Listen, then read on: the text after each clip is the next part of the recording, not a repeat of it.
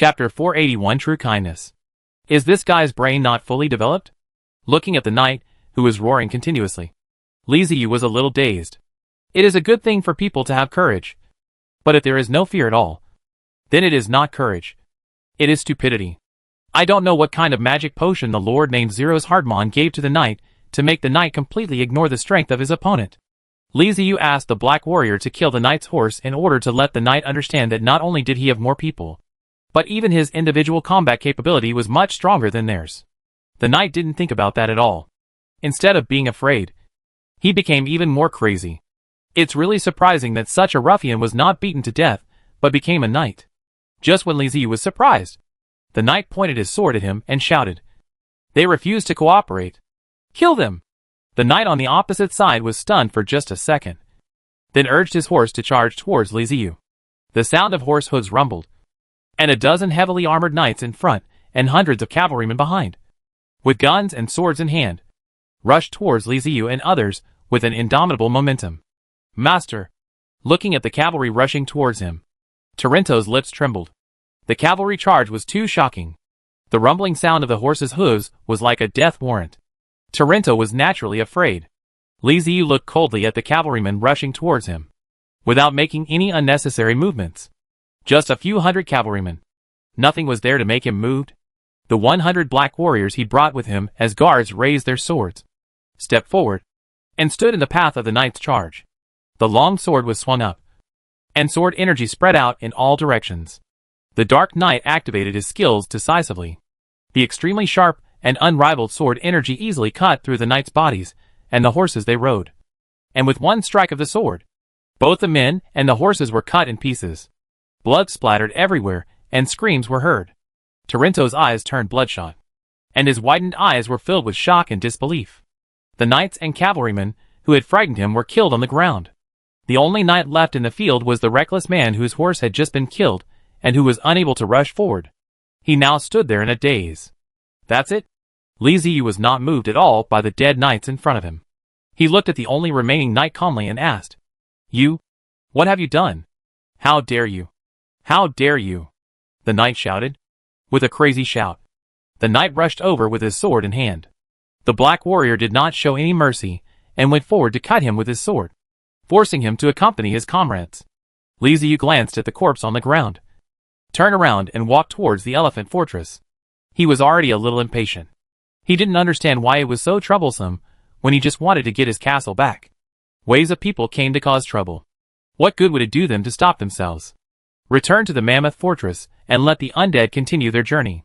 Tarento could see that Li Ziyu was not in a good mood. Having just witnessed the ferocity of the undead, he did not dare to step forward and quietly hit aside. The undead team continued on their journey, much faster than before. After 2 days of walking, the undead team was stopped again, standing in front of the window of the elephant fortress and looking out. You can see large groups of soldiers. At a rough glance, there are about 20,000 of them. Flags were raised one after another, proving the identity of the army. Where are these coming from? Li Ziyu looked at them for a long time. Since he didn't know much about the other world, he couldn't tell which forces these flags represented. He didn't understand, but Tarento did. He stood beside Li Ziyu and watched for a while, and his face turned ugly. Most of these flags belong to teams from various cities in Lord Zealous Hardmon's territory, and some are mercenary teams. The army in front of him could be said to be the vast majority of the troops under Lord Zealous Hardmon. Such a big fuss was made, which meant that Lord Hardman had not been idle these days. If you think about it, Lord Hardman had probably started making preparations not long after he and his companions set out. Master, these teams are from various cities, Tarento said solemnly. Li Ziyu looked at Tarento in surprise, thought for a moment and asked, Do you know how many cities there are? Is the team from Suasan Mountain City among them? Tarento looked for a while and shook his head. I didn't see any teams from Suasan Mountain City. It seems that not all cities have sent teams. They didn't send any because the distance is too far and the teams haven't arrived yet. Interesting. I don't quite understand why Lord Hardman has to come to trouble me, Li Ziyu said with a slight frown. This may be because Lord Hardman does not like the Holy Corpse. He is not a believer, Tarento said tactfully. Lord Hardman's current behavior is not that he dislikes the Holy Corpse, but that he seems to have a grudge against the Holy Corpse. More than 20,000 warriors from the kingdom of Leon lined up, each of them strong. They were drawn from various cities. And this was also the Leon kingdom's usual way of fighting. Although noble knights are the lowest level of nobles, they are indeed powerful military nobles. The kingdom of Leon will grant noble knights fiefs, in addition to paying the prescribed taxes on time. The population, food, and income in the fiefdom will all belong to the noble knights. They will use the money to arm themselves, recruit subordinates, and when necessary, respond to the decree of the kingdom of Leon, and gather to form an army. Every city in the kingdom of Leon has several knight subordinates. According to regulations, each subordinate must have at least 4 cavalry attendants and 10 infantrymen. When the kingdom needs it, the knights need to form a team of at least 15 people. 15 people is the minimum limit. And it is really only this number that will be punished by the kingdom of Leon, as it is due to poor management. Among the 20,000 men mobilized by Lord Hardman, a full 5,000 were cavalry and attendant cavalry, which was a very formidable fighting force. The heavy cavalry is at the front. They are composed of noble knights from various cities, and are the core combat force. Behind the heavy cavalry is the light cavalry composed of attendant cavalry. After the heavy cavalry successfully charges, they will follow closely behind, expand the heavy cavalry's achievements, and tear apart the enemy's troops. The cavalry was followed by a large number of infantry. Lord Zealous Hardman was a young man of only 17 or 18 years old. He inherited the title of his father, Old Hardman, and obtained a huge territory. Because he was young and full of energy, he ignored many traditions, and tried every means to change them, including the legend of the Holy Corpse. In his opinion, the legend of the Holy Corpse was worthless, and should be abandoned. In other words, old things should be discarded so that we can make progress. The reason why the wilderness is dangerous, and people cannot leave the city is because people have not made progress. If they had made progress, they would have discovered that the wilderness is not as dangerous as people imagine, and that humans can completely overcome the wilderness. Just like him. He once led more than 200 people to hunt down blood-sucking monsters. And he succeeded, although he only killed one and lost more than 30 people. It didn't matter. It was a victory. So when the news from Sandborg City reached Pingdu City, saying that some holy corpse had appeared in the world, it immediately aroused Hardman's disgust. What holy corpse? There is no holy corpse at all. They are all monsters. And monsters should all be destroyed. Just as Torrento thought. Hardman had already begun to gather the team shortly after the Undead team left Sundberg. At this time, he finally stopped the Undead group before they left his territory. It was a close call. If they had been allowed to pass the border, Hardman would have been helpless. A lord cannot send troops to other lords' territories at will, as that would cause unnecessary disputes and arouse the vigilance of the kingdom of Leon, which would be regarded as a rebellious intention. But he still succeeded and stopped the other party before him. He was wearing armor passed down from his ancestors, riding the tall horse he had raised since childhood, with a wide cloak draped behind him. And he really looked heroic and extraordinary, gazing at the Undead Legion from afar, facing a group of strange skeletons he had never seen before. The young and energetic Lord Hardman had no fear at all, just like he often taught his knights. Fear is a symbol of cowardice, and as nobles of the kingdom of Leon, they should not be afraid of anything because they are the strongest. He rode a tall horse and paced slowly in front of the battle formation, reviewing his troops. My warriors. No need to fear. No need to panic. They're just a bunch of scary-looking monsters. Under the protection of the sacred kingdom of Leon, we will be invincible. We will not fail because we are brave enough. Let the enemy see how brave we are. The young lord shouted with all his might. And some of the warriors in the crowd, who were directly under Lord Hardman, quickly raised their weapons and responded loudly. Once someone takes the lead, the others will know what to do, and they will have to follow Lord Hardman's words regardless of whether they believe in them or not. The crowd burst into shouts one after another, and their morale was high. Seeing this, Hardman revealed a smug smile on his face hidden by the visor. He was very satisfied with what he had just said. He must have become very tall in the eyes of these soldiers, and must have played a very good motivating role. A lord should be like him, not afraid of any monster, and dare to declare war on monsters. What's the point of hiding weakly in the city and living a mediocre life? After boosting morale, Hardman felt that the other party must have heard their shouts and must be afraid. Well, as a noble, he needed to be merciful and should give the other party the last mercy. He sent out a team of cavalry and asked them to pass on the message that the so-called Lord of the Holy Corpse was allowed to surrender. As long as he accepted the punishment obediently, the battle would not have to start, and both sides would not suffer any losses or casualties. Oh, I am so kind. I am the epitome of nobility. Hardman was completely intoxicated as he watched the knights riding their horses towards the ranks of the dead. It seems like someone is coming. Let's go and take a look, Li Ziyu said to Torrento, when he saw a group of knights coming from the opposing team from afar. The two men brought the Black Warrior to the space between the two armies and met the knight who came to deliver the message. Several knights sat on their horses, looking down at Li Ziyu and Torrento. These two people looked very ordinary, but the black heavily armored warriors behind them seemed to be quite powerful. However, as everyone knows, cavalry is naturally strong against infantry, so the knights are not afraid of the black warriors. They said arrogantly, "We represent the ruler of this place, Lord Hardman, to deliver a message." Li Ziyu looked at the knights and wanted to order the black warriors to kill their horses, but he held back in the end. He wanted to hear what the other party had to say. So he said, "Go ahead." The knight was very dissatisfied with the attitude of the young man in front of him. He frowned, glared at Li Ziyu fiercely, and said with a look of almsgiving, "The merciful Lord Hardman said that as long as the so-called owner of the Holy Corpse is handed over, and he is punished and cleansed of his sins, there will be no need to fight anymore, and no one will die as a result." Li Ziyu rubbed his face, pointed to the knight, and ordered, "Let him come down and talk to me." He felt really stupid. Why did he expect the other party to say something else? These guys really couldn't produce ivory from a dog's mouth.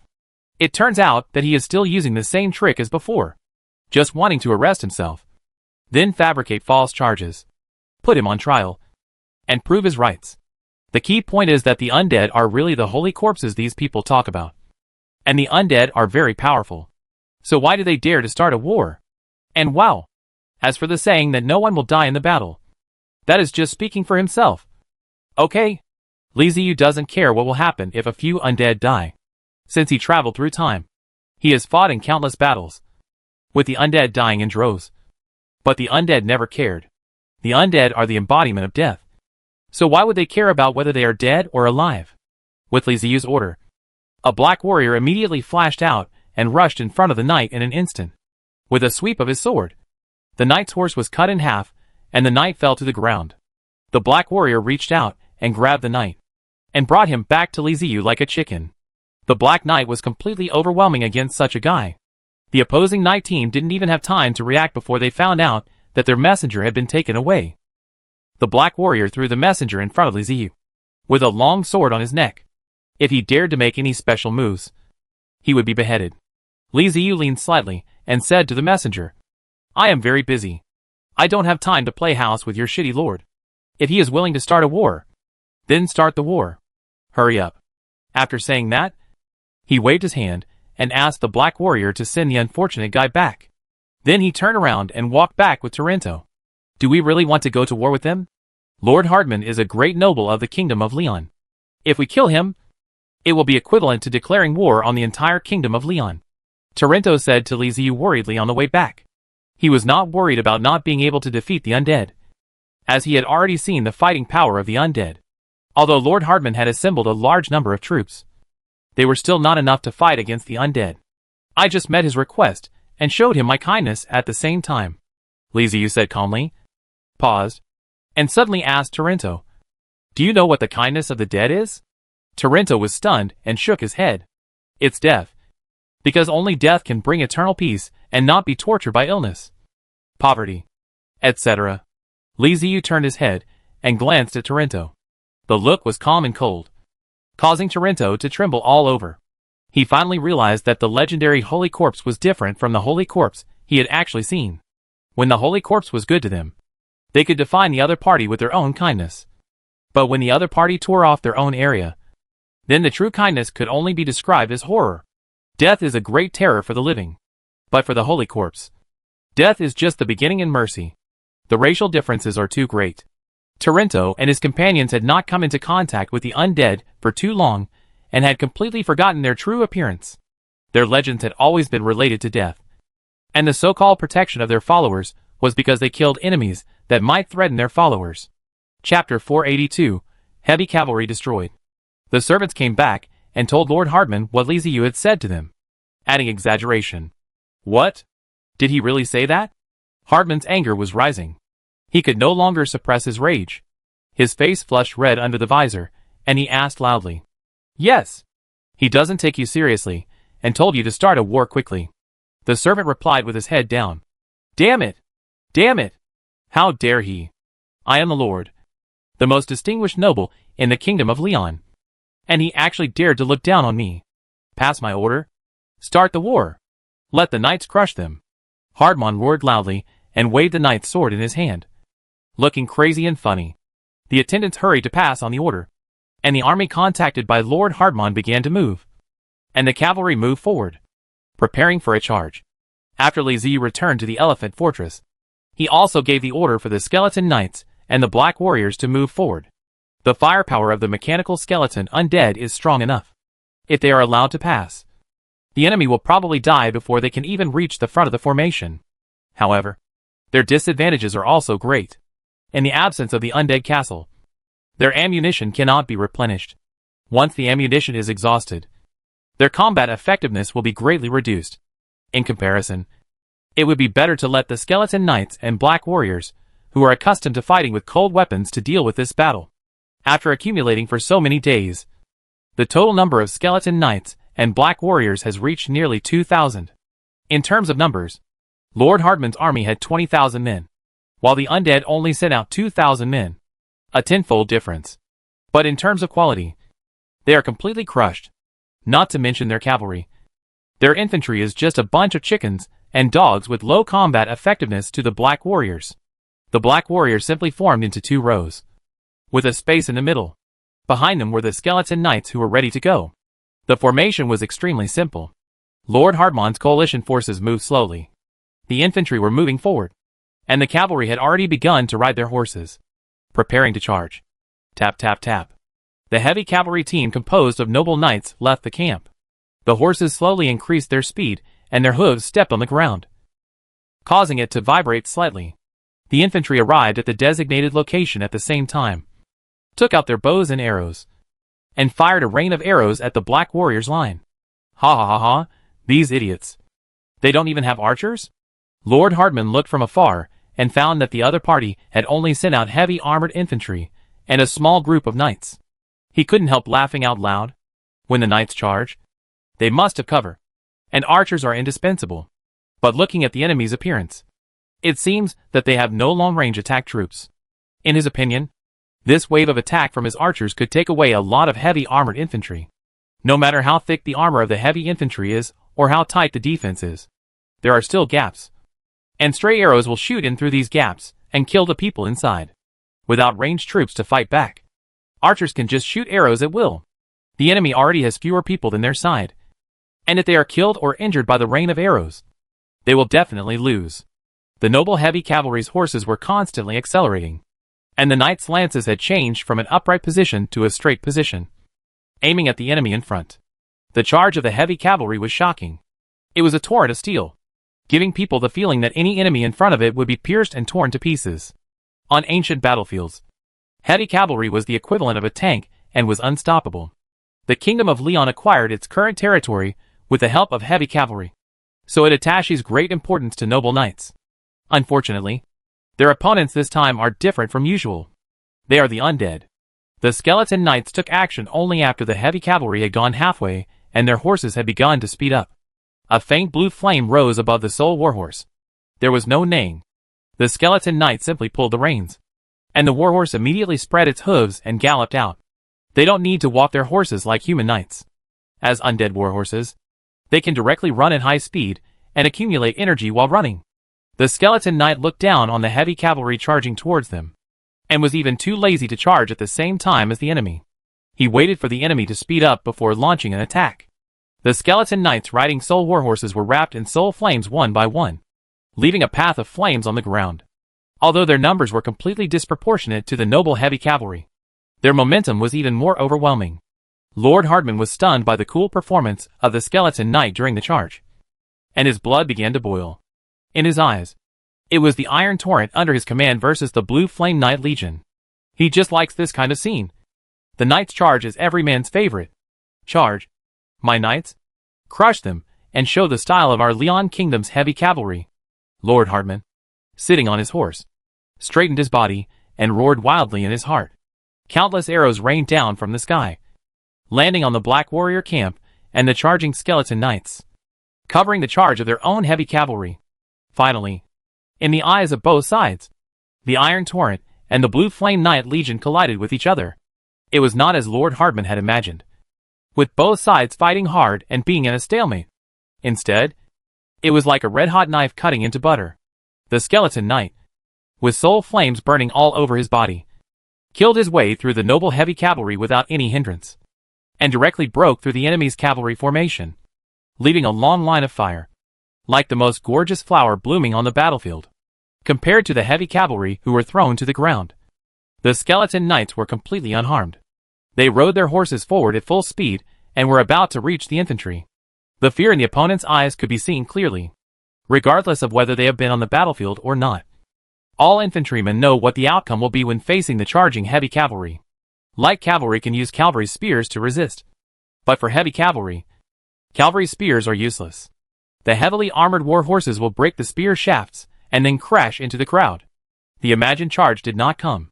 The skeleton knights circled in front of the infantry formation, turned their horses around, spread out in a straight line, accelerated again, and actually chased after the heavy cavalry, who were still charging forward. What are they doing? Why are they doing this? Hartman kept taking a deep breath and muttering in confusion. He was already surprised enough by the skeleton knights' easy breakthrough of the heavy cavalry charge formation. After that, the opponent did not slow down but rushed towards the infantry, apparently intending to break through the infantry camp as well. It was normal for him to think this way.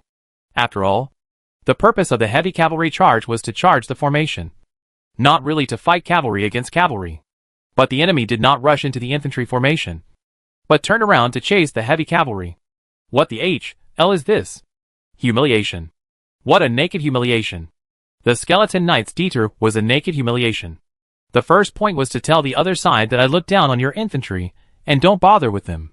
The second point was to tell the other side that your cavalry is shit. Even if I increase the speed to the fastest, I can still catch up with them. After the heavy cavalry picked up speed, it was not slow at all, and it was already approaching the Black Warriors. But the skeleton knights were chasing them from their origin.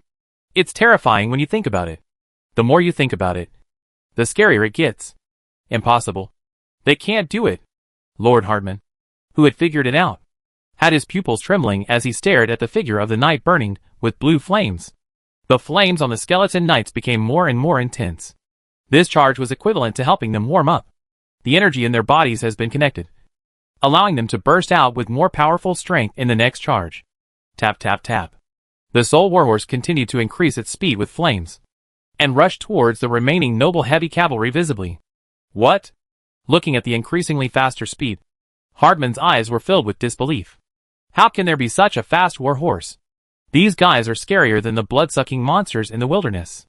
The charging heavy cavalry also heard the sound of horse hooves behind them. A few of them turned around curiously, and saw blue flames rushing towards them. Oh my god! The heavy cavalry couldn't believe their eyes. I must have seen it wrong. Those burning cavalrymen actually caught up with them, and were getting closer and closer to them. The noble heavy cavalry ran hard, trying to rush into the Black Knight camp, but were caught up by the skeleton knights when they were still 40 or 50 meters away from the Black Knights. The blue flames covered the sky and the earth, submerging the noble heavy cavalry. The cavalry were like ice cubes that had touched the flames and were melting quickly. This time no one could escape. Before the death of the noble heavy cavalry, he did not forget to look at the Black Warriors. The Black Warriors stood firmly in place, holding their swords upside down in both hands, with the tips of their swords touching the ground. No one made any unnecessary movements. They didn't even pick up their weapons. And they weren't worried at all that we were coming? Huh. It turns out that the clowns are us. The noble heavy cavalry finally realized it before they died. But it was too late. The city coalition forces on Hardmon's side were all stunned. Was the heavy cavalry team composed of noble knights finished? Total destruction? All gone. Wasn't everything that just happened a dream? Even the archer forgot to continue shooting arrows, and just held a bow with a silly expression on his face. The enemy's numbers far outnumbered them. And the heavy cavalry team that was formed by the joint efforts of so many cities was easily wiped out in just 2 charges. Nothing like this has ever happened. The Kingdom of Leon would suffer defeats on the battlefield. But never before had its heavy cavalry been dealt with so easily. Those are the ace troops. The real ace troops. The backbone of the Kingdom of Leon in every battle. The annihilation of the ace troops made the troops under Lord Hardman feel a chill in their hearts. Looking at the team in front of them, whose number was far smaller than their own, a thought came to their mind. Is this really a team we can defeat? Not to mention the soldiers. Even Lord Hardman had this doubt. For the first time, he doubted his idea of annihilating the enemy. Because of the long distance, he could have a panoramic view of the whole situation from above and see everything more clearly. He understood better than anyone else how his heavy cavalry was defeated. And he understood better how terrifying the flaming cavalry was.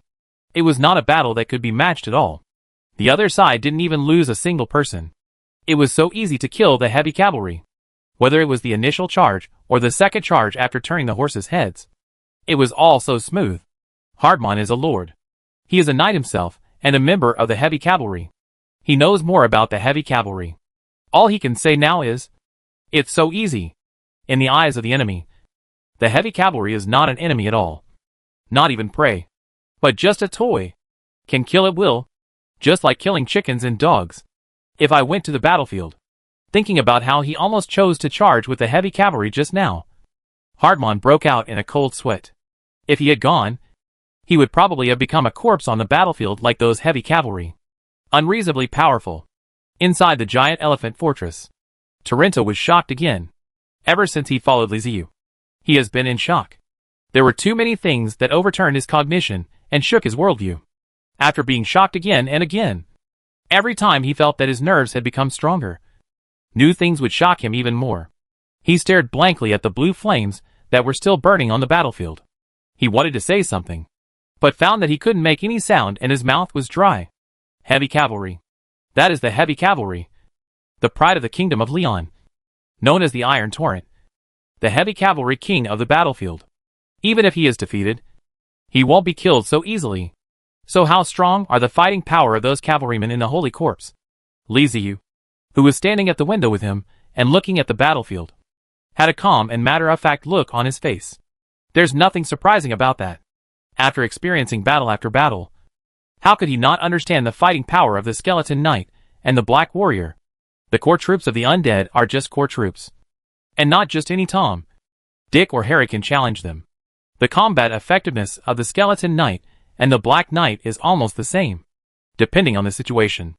In this world, the Byron Vampire, who is very powerful and terrifying in the eyes of the people, can be easily killed by the Black Knight in a one-on-one fight. How can a mere heavy cavalry defeat the Skeleton Knight? When Liziu was chatting with Torrento, he once tried to speculate the combat effectiveness of this world. The heavy cavalry alone could not compete with the Byron Vampire. The confrontation mentioned here is a head-on battle, which does not involve the Byron Vampire flying and using their unique combat skills. It is simply a charge by the cavalry towards a Byron Vampire falling to the ground. And the two sides fight head-on. Don't underestimate the Byron Vampires. Without the suppression of the temple's energy, their physique and strength are far beyond that of humans, and they are not weak at all. In a one-on-one fight, the heavy cavalry would most likely be defeated and then torn to pieces by the Byron Vampire. In a head-on confrontation, it would take a charge by 2 or 3 heavy cavalrymen to defeat the Byron Vampire. If the Byron Vampire flies, then it will not only require heavy cavalry, but also a large number of other types of troops to cooperate with it.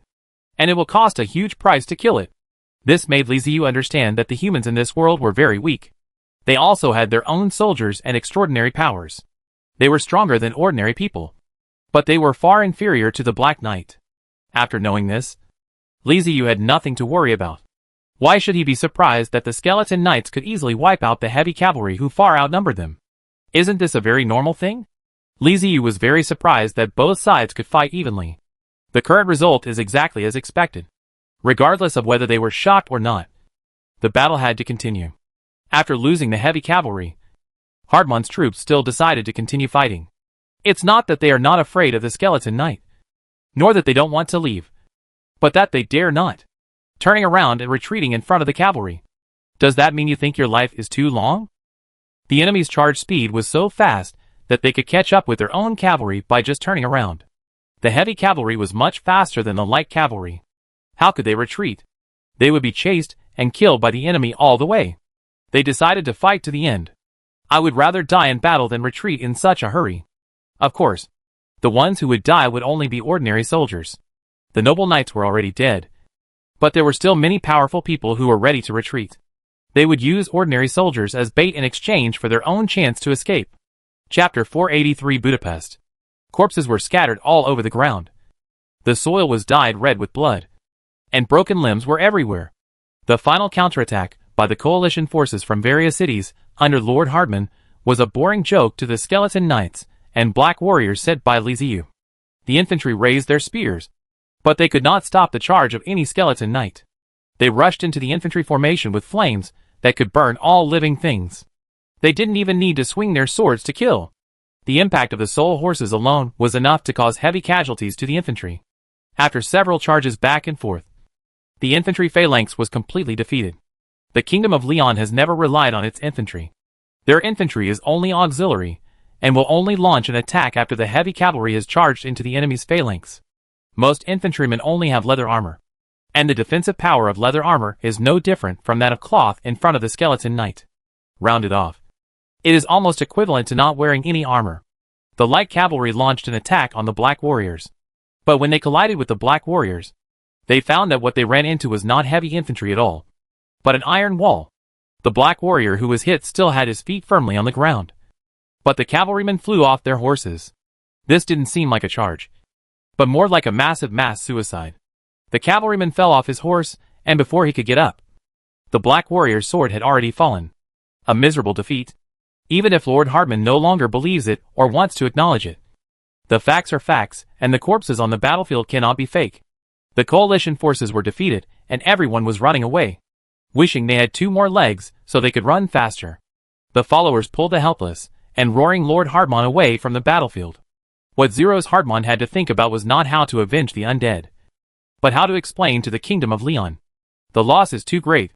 In this battle, almost half of the combat power in Hardman's territory was thrown into it.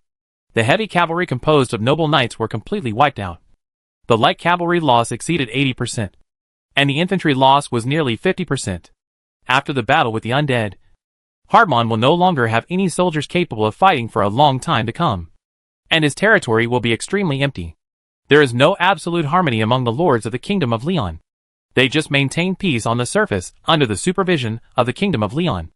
Once anyone reveals a flaw, the others will divide it up without hesitation, and all the land will be taken away. Never doubt the greed of the nobles. Declaring war on the undead was entirely Hardman's own decision, and the high-ranking officials of the Kingdom of Leon were completely unaware of this matter. With such heavy losses in this situation, Hardman would immediately lose the protection of the Leon Kingdom's top leaders. Even if other noble lords launched a fight for his territory, the Leon Kingdom's top leaders would not intervene to help him. He launched a war without reporting it in advance. And not only that, he also failed. Isn't this lord a waste? The Kingdom of Leon will not keep useless people. Hardman's headaches are yet to come. He will soon be bidden back and see the ugliness of human nature. He will understand that all the politeness is superficial. When those people take off their masks, their faces will be more terrifying than the undead. He will lose everything, including his life. What a waste. Li Ziyu looked at the battlefield and shook his head. With so many corpses, if the castle of the undead was there, he could easily create a new batch of undead. Unfortunately, the castle was not with him, and so many materials were wasted. How shameful. Let's go. Destination Budapest.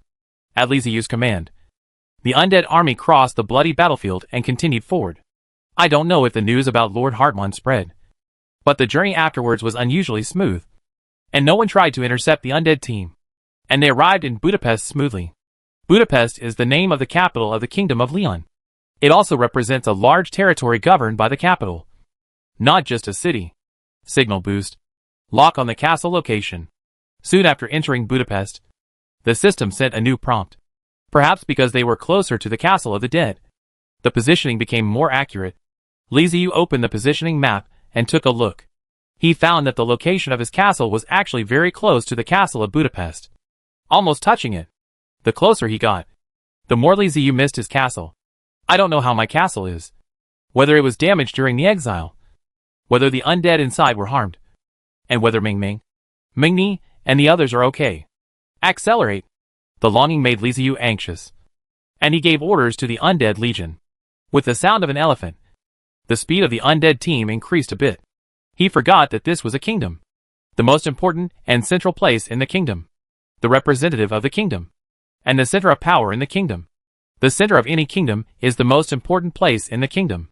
What will happen when an army comes to this center without any prior notice and just wipes out most of the troops under a lord and all the elite troops under the lord? Of course, they were treated as enemies. Lord Hardman's failure was so serious that it could not be hidden or covered up.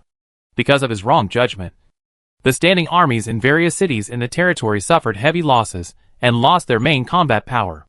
Their ability to resist wilderness monsters was greatly reduced. And the city lords fell into panic. They assembled their troops in response to the lord's order. But they went and didn't come back. Are they trying to kill themselves? Logically speaking, this failure had nothing to do with them. After all, it was the lord's order. And they were just obeying and executing the order. The lord obeyed the kingdom. And such a large-scale assembly must have been the kingdom's request. It doesn't matter if the kingdom is defeated. There will be a certain amount of compensation, which can make up for the losses to some extent. But after waiting for 2 days, there was no news about compensation. And the city lords were dissatisfied. We have paid so much. Why shouldn't we get compensation? Fail? What does that have to do with us? We are not in charge. It was precisely because of this dissatisfaction that the mayors of various cities began to take the initiative to inquire about the news. It would have been fine if they hadn't inquired. But after inquiring, the city lords were confused. It turned out that it was not the kingdom that ordered the assembly, but the decision of the newly appointed idiot lord himself. He issued the assembly order privately, ordering each city to send troops. And then, lost. No wonder there is no compensation. Even if Lord Hardman had a lot of money, he couldn't afford to compensate for the losses of so many cities in his territory. It would be useless even if he invested his entire family. This is not the thing that scares the city lord the most. What scares them the most is the attitude of the royal capital. Even though they are the lords of the cities in Lord Hardman's territory, they are also lords of the kingdom. The kingdom did not issue any orders, but privately followed the lord's orders, assembled troops, and even lost all the troops. This is a serious crime no matter how you look at it. Assembling without permission is equivalent to treason, and destroying the troops is also a serious crime. With these two crimes added together, how can he still be alive? My goodness. Just to deal with Li Ziyu and the undead, Hardman directly sent many lords and their families in his territory to the guillotine and the gallows. The city lords finally came to their senses. They could not take the blame and could not bear the consequences. Hardman did not dare to say a word, but they had to speak up. They could not die with their lord. So the city lords wrote a letter to the capital with one voice, reporting the matter. They were determined to exchange their lives for the lives of their lords. And they wanted to clear themselves of all charges, and push the young Lord Hardman to the forefront. It was because of these letters that Budapest learned that an extremely powerful team was heading towards them. How to deal with Hardman and the city lords in his territory is not the primary issue. The primary issue is how to stop Li Ziyu's undead. Also, they need to know what the purpose of this team is, why they are heading to the royal capital, and whether they are going to go to war with the Kingdom of Leon? No matter what. Assembling the troops first is what must be done. When Li Ziyu led his undead team into Budapest, their whereabouts were exposed, and the royal capital immediately sent a large army to intercept them. Li Ziyu was anxious about his undead castle and ordered his troops to speed up. But he ran head-on into the Budapest Legion that came to intercept him. Budapest, where the royal family of the Kingdom of Leon is located, naturally has the three most elite legions in the entire Kingdom of Leon: the Leon Guards Knights, the Leon Royal Knights, and the Leon Heavy Armored Sword Infantry. The total number of the three elite legions is 7,000, including 2,000 Leon Guards Knights, 2,000 Leon Royal Knights, and 3,000 Leon Heavy Armored Sword Infantry. In addition to the three elite legions, the noble cavalry around Budapest were also summoned to form a cavalry regiment of 5,000 people, and an infantry regiment of nearly 20,000 people. Although time was tight, the Kingdom of Leon had always considered what to do if the enemy reached its base camp. It acted extremely quickly and assembled a team of more than 32,000 people to intercept Li Ziyu and the Undead Legion. At the same time, they had already given orders to the surrounding lords to gather troops and provide support. At this time, the two territories around the Kingdom of Leon each gathered more than 20,000 people, converging towards the main force of Leon. Once they joined forces, the total strength of Leon would reach 70,000. Li Ziyu felt a headache when he saw the main force of Budapest blocking the way. What on earth are these guys trying to do? Why are they running to stop me one after another? How big a grudge do they have? I just want to get my undead castle back. Ace Legion. Lord. Master. These are legions directly under the royal family. Looking out the window, the bright armor worn by the knights, plus the large flags fluttering in the wind, made Torrento recognize their identities instantly. He couldn't help but remind Li Ziyu with trembling lips. As a native of the Kingdom of Leon, he must be familiar with the military structure of his country, and he also understands the powerful combat capability of the Royal Army. That is a high-end combat force that is completely on a different level from the temporary legion summoned by Hardmon. It is the real Ace Legion of the Kingdom of Leon. The basic structure of other legions is composed of noble cavalry, attendant infantry, and serf soldiers under the city. Except that the noble cavalry is heavy cavalry with good combat effectiveness, and the attendant cavalry will accompany the noble cavalry since childhood and also have certain combat effectiveness. The attendant infantry and serf soldiers have almost no combat effectiveness. Even the noble cavalry and attendant cavalry were not professional soldiers. Although they would learn combat skills, they also had to spend a lot of time managing their fiefdoms. They could not go without food, and they also had to consider whether the farmers in the fiefdoms could have enough to eat. The population and income in the fiefdoms were directly related to the equipment and strength of the noble cavalry. The army assembled in this way does have combat effectiveness, but it is assembled temporarily after all, and there is still a big gap between it and a real professional regular army. But the Ace Legion under the royal family is different. They are not those noble knights, but a real professional legion. They do not engage in production and do not need to manage fiefdoms. All their needs are provided by the royal family and the Kingdom of Leon. Their combat effectiveness is completely overwhelming, even though the three Ace Legions only have 7,000 people in total. When a real fight breaks out, the legions temporarily assembled from other territories will simply be no match for them. The Ace army usually appears at critical moments on the battlefield to turn the tide of battle. Unexpectedly, this time the three Ace Legions were dispatched together to deal with the Undead Legion. Torrento's heart was trembling. Not really. Really not. Why do this? How come even the most elite Ace troops were dispatched? We really didn't do anything. It's not our fault. Torrento followed them all the way, from the initial attack by Jonathan Sunbird to the later attack by Faye and Hardman. In fact, it was not their fault. Li Ziyu's counterattack was completely passive, and his original goal was just to reach the royal capital Budapest. The road was blocked. Although Li Ziyu was anxious, he did not go crazy and launch an attack directly, although he really had the ability to destroy the legion in front of him now. With BUG-level troops such as the Colossus Fortress, the Nether Colossus, and the Psychic Colossus Cavalry, plus a group of undead, he is fully confident that he can easily defeat the opponent. Li Ziyu is a reasonable person after all. He plans to give the other party a chance and listen to what the other party really means. If the other party insists on starting a war, it will not be too late to start a war. Sure enough, after the undead team stopped, a team of knights ran towards them with flags in hand. Li Ziyu and Torrento came out of the Elephant Fortress, left the team under the protection of the Black Knight, and came to the center of the battlefield to meet these knights. The cavalrymen acting as messengers were not as arrogant as the messengers sent by Hardmon. Seeing that the other party was not riding a horse, the leading knight immediately got off his horse, stuck the flag in his hand into the ground, walked forward a few steps, and looked at Li Ziyu calmly.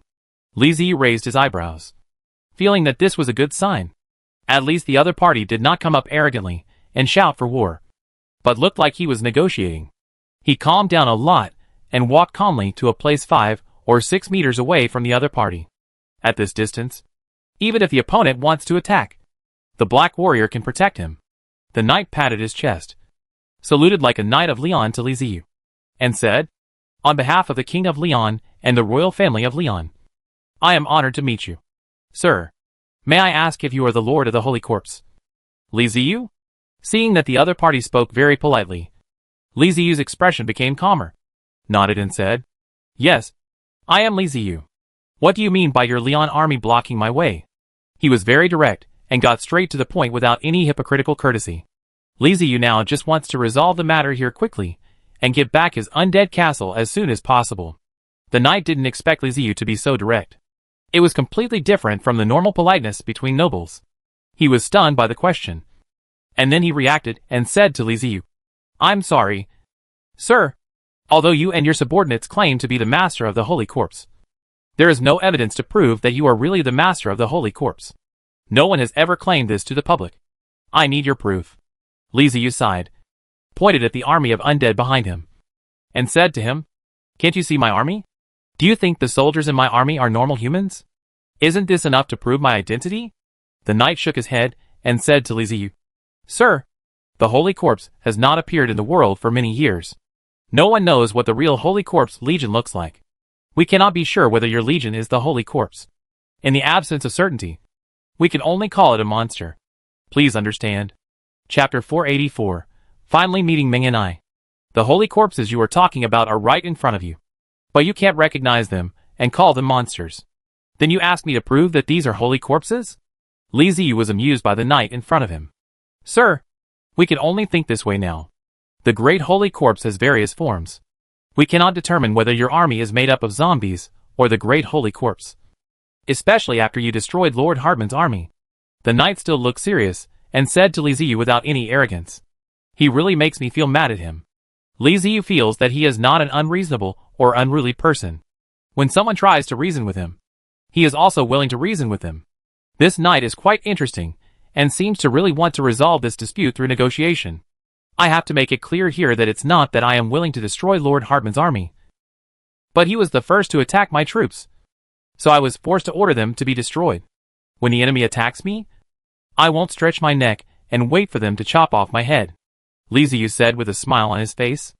"I understand what you said, but you shouldn't have brought your team into the royal territory of Budapest without issuing a statement. This is a provocation to us. It means you want to go to war with us.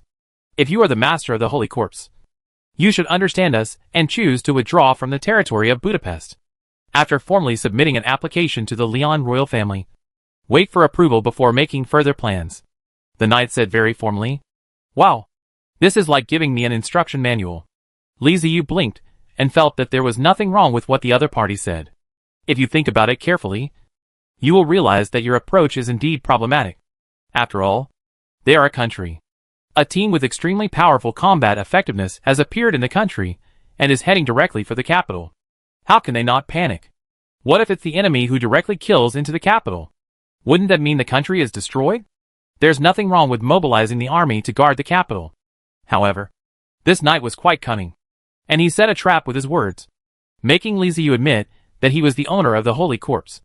In the eyes of the people of the Kingdom of Leon, the Holy Corpse is the guardian of the kingdom. If Li Ziyu is the owner of the Holy Corpse, he is also the guardian of the Kingdom of Leon. He should understand the actions of the Leon royal family. He should withdraw his troops, and do as the knight said. But there is something wrong here. That is, the undead are not the guardians of the Kingdom of Leon, but the masters of the Kingdom of Leon, precisely because of the existence of dependents. The dead would build buildings such as the Temple of the Dead and the Prayer Cemetery to protect their dependents. Dependents, to put it bluntly, are servants. The relationship is not one of equality, but one of superiors and subordinates. If the Kingdom of Leon determined that Li Ziyu was the master of the Holy Corpse, and that his team was composed of holy corpses, then what they should do is not to send someone to notify the withdrawal of the troops, but to open the country's doors, roll out the carpet, and welcome their master home with the most grand etiquette. Oh, this is the knight's second language trap. The other party denied his identity again, using uncertainty to deny it. I was careless. I didn't expect that this knight looked so righteous, and was really good at playing word games. Are you a member of the Leon royal family? Li Ziyu suddenly asked, tilting his head and looking at the knight with interest. Ah, yes. I am the 13th prince of the Kingdom of Leon. The knight was startled by the sudden question, and then answered honestly. Has your royal family told you what the Holy Corpse is, and what it represents? Li Ziyu asked with a raised eyebrow. The 13th prince was silent for a moment, a puzzled look on his face. Even if he didn't say anything, Li Ziyu could tell from his expression that the other party really didn't know. Of course, it is not ruled out that he is pretending. Your royal family should have some heirlooms, such as jewelry, rings, necklaces, bracelets, etc. Li Ziyu changed the subject and asked a question that made Prince 13 even more confused. The 13th prince thought seriously for a while, frowned and said, "What does this have to do with the withdrawal we mentioned? Don't you want me to prove my identity as the owner of the holy corpse? Then tell me, do you have any ancestral jewelry on you?" Li Ziyu asked continuously with a strange smile on his face. "Yes, but I don't have it with me," said the 13th prince. "That's such a pity. I missed another opportunity to prove my identity." Li Ziyu spread his hands.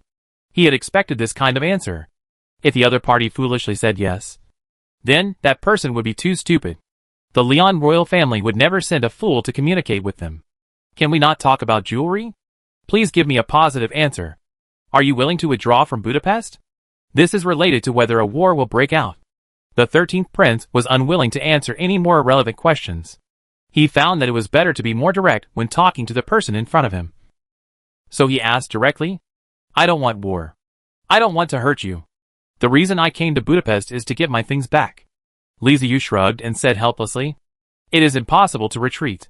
He ran from Sunderborg to Budapest, and the system had already locked onto the location of the castle of the Undead. Li Ziyu was eager to get back his castle of the Undead, so it was naturally impossible for him to retreat at this critical moment. If the Lian royal family is desperate and insists on going to war with him at this time, trying to force him to retreat and thus affect his search for the castle of the Undead, then he doesn't mind going to war. What an ace legion. It is nothing but trash in front of his Undead legion.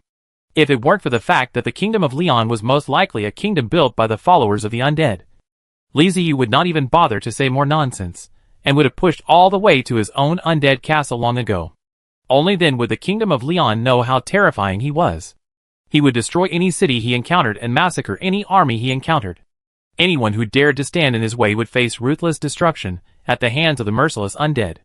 What do you want to get back from the royal family? Why don't you tell me? Instead of starting a war, it is better to live in peace. The 13th prince heard an opportunity in Li Ziyu's words and said quickly. Originally, the 13th prince had nothing to do with leading the Ace Legion of the Kingdom of Lian. He was too gentle and not iron-blooded enough to completely control the Ace Legion. The commander of the Ace Legion had always been his brother. After analyzing the Undead Legion, the think tank of the Kingdom of Corian came to a not-so-good conclusion. The Undead Legion's combat effectiveness is very strong. And even if the Ace Legion can win, it will suffer heavy losses. This is obviously not what the Lian royal family wants to see. In addition to appearing on the battlefield against foreign enemies, the Ace Legion is also used to intimidate the lords in the Kingdom of Lian. Many lords were not as submissive as they seemed. They were always thinking about overthrowing the royal family of Lian and ascending the throne themselves. The reason why no one took action and the Kingdom of Lian was able to maintain long-term stability was because the Lian royal family held the three most powerful Ace Legions in the entire kingdom, suppressing other lords from making the slightest move. As long as the three legions are still there, it will be impossible for them to capture Budapest quickly. If they fail to capture Budapest quickly, they will face attacks from the royalist troops from all directions. If the war with the Undead causes the Ace Legion to suffer heavy losses, it will be in big trouble. Even if they can defeat the Undead, they will still have to face those lords with ulterior motives. The Kingdom of Lian will fall into turmoil, forming a chain reaction. Not only will the lords rebel, but the enemy countries will also launch attacks, which may drag the Kingdom of Lian into the abyss. Since they were unwilling to go to war with the Undead, they had no choice but to take another approach and negotiate. First, send out the three Ace Legions to tell the Undead that we are powerful and are not afraid of you. Then send out the gentle 13th prince. He is well-mannered and speaks in an organized manner, making him very suitable to be a negotiator at this time. When the 13th prince came, the first task given by the royal family was to persuade the Lord of the Holy Corpse to withdraw his troops. If that was not possible, then they would do the next best thing and delay the other party as long as possible, so as to wait for the arrival of the royal reinforcements. By then, they could attack from multiple sides, and their chances of winning would be greatly increased. So when Li Ziyu stated his purpose, Prince 13 immediately seized the opportunity. "I'm here to take back my castle," Li Ziyu said calmly, leaving Prince 13 dumbfounded. "Please say it again." I didn't hear clearly what you wanted to take back. The 13th prince didn't quite believe his ears and asked again. I said, I'm here to take back my castle. Li Ziyu repeated. The 13th prince looked at Li Ziyu as if he was a madman. What he said was too unreasonable. You said you wanted to take other things. Even for a woman. And the 13th prince felt that he could completely understand it. But he couldn't understand taking back the castle at all. This is Budapest. The core of the kingdom of Leon, and the center of all power. You come here and say you want to take back a castle? The joke was too big and Prince 13 couldn't take it. Please respect yourself. This is Budapest. The capital of the kingdom of Leon. Only members of the royal family of Leon can own a castle here. Not even a lord can own a castle here. Every castle in Budapest has its own owner. But none of them is you. The 13th prince took a deep breath and said seriously. Are you sure? Li Ziyu looked at the 13th prince with interest and said slowly. But I am sure that my castle is in Budapest. And it is near your capital. The distance should not be too far. It appeared about a month ago. Think about it carefully. The castle that appeared a month ago? Could it be that someone built a new castle and gave it to the person in front of him who claimed to be the owner of the holy corpse? No. It's not possible. The 13th prince quickly rejected the idea. Building a castle is not an easy task. The kingdom of Leon built castles using ancient methods and had strict systems. The main building material of the castle was thick, solid stone bars. A large number of stone bars were needed to build a castle. It was a huge project, and there must have been rumors among the royal family. He couldn't have been unaware of it.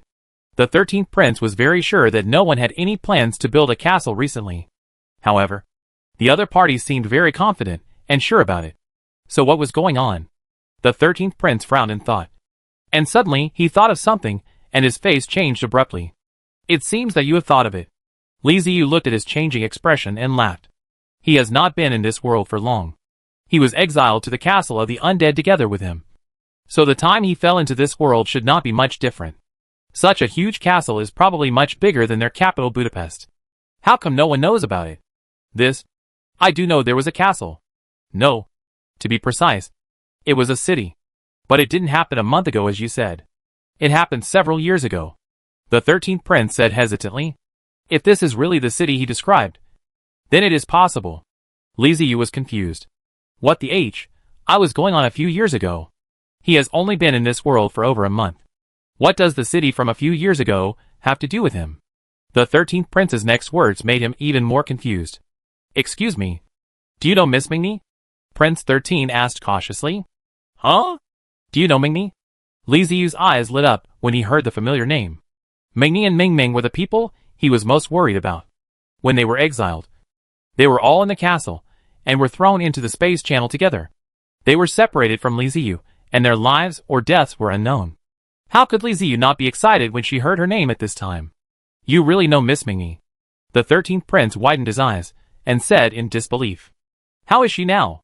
Is she okay? Li Ziyu asked back excitedly. Miss Mingni is doing well. She is waiting for you. The 13th prince breathed a sigh of relief. Calmed down and said, I understand. You must be the great, godlike man that Miss Mingni mentioned. This made me blush a little. So Mingni is great. Like a god to replace my name? You don't even know my name. Li Ziyu pondered secretly. I will report back to the royal family. Please don't get excited. Just wait here patiently. The 13th prince performed a knight salute to Li Ziyu again. And without giving him a chance to speak again, he mounted his horse and rode back with a group of knights. Leaving Li Ziyu bewildered, he turned his head to look at Taranto, waved his hand and said, Let's go. Let's go back and wait for news. There are still some things he hasn't figured out. But everything else matches up. Except the timing. Although he has only been here for more than a month. The 13th prince said that Ming and I and the castle of the dead appeared several years ago. The time difference is a bit scary. After thinking about it for a while, he could only explain this matter by saying that the space channel affected time during exile. The systems were severely damaged at the time. And exile was really terrifying. After waiting for about 3 or 4 hours, Li Ziyu was already getting impatient and was wondering if Prince 13 was playing a trick on him when there was finally movement from the kingdom of Leon. There was another group of knights. But this time, they did not come on horseback. Instead, they escorted a gorgeous carriage and arrived in front of the two armies, Li Ziyu and Taranto. with a group of black warriors, met the 13th prince again. The 13th prince was standing on the side of the luxurious carriage. When he saw Li Ziyu coming, he opened the door and asked the people inside to get out. When he saw the person coming down, Li Ziyu smiled. That was the person he had been worried about for a long time. Ming and I with her cat standing upright.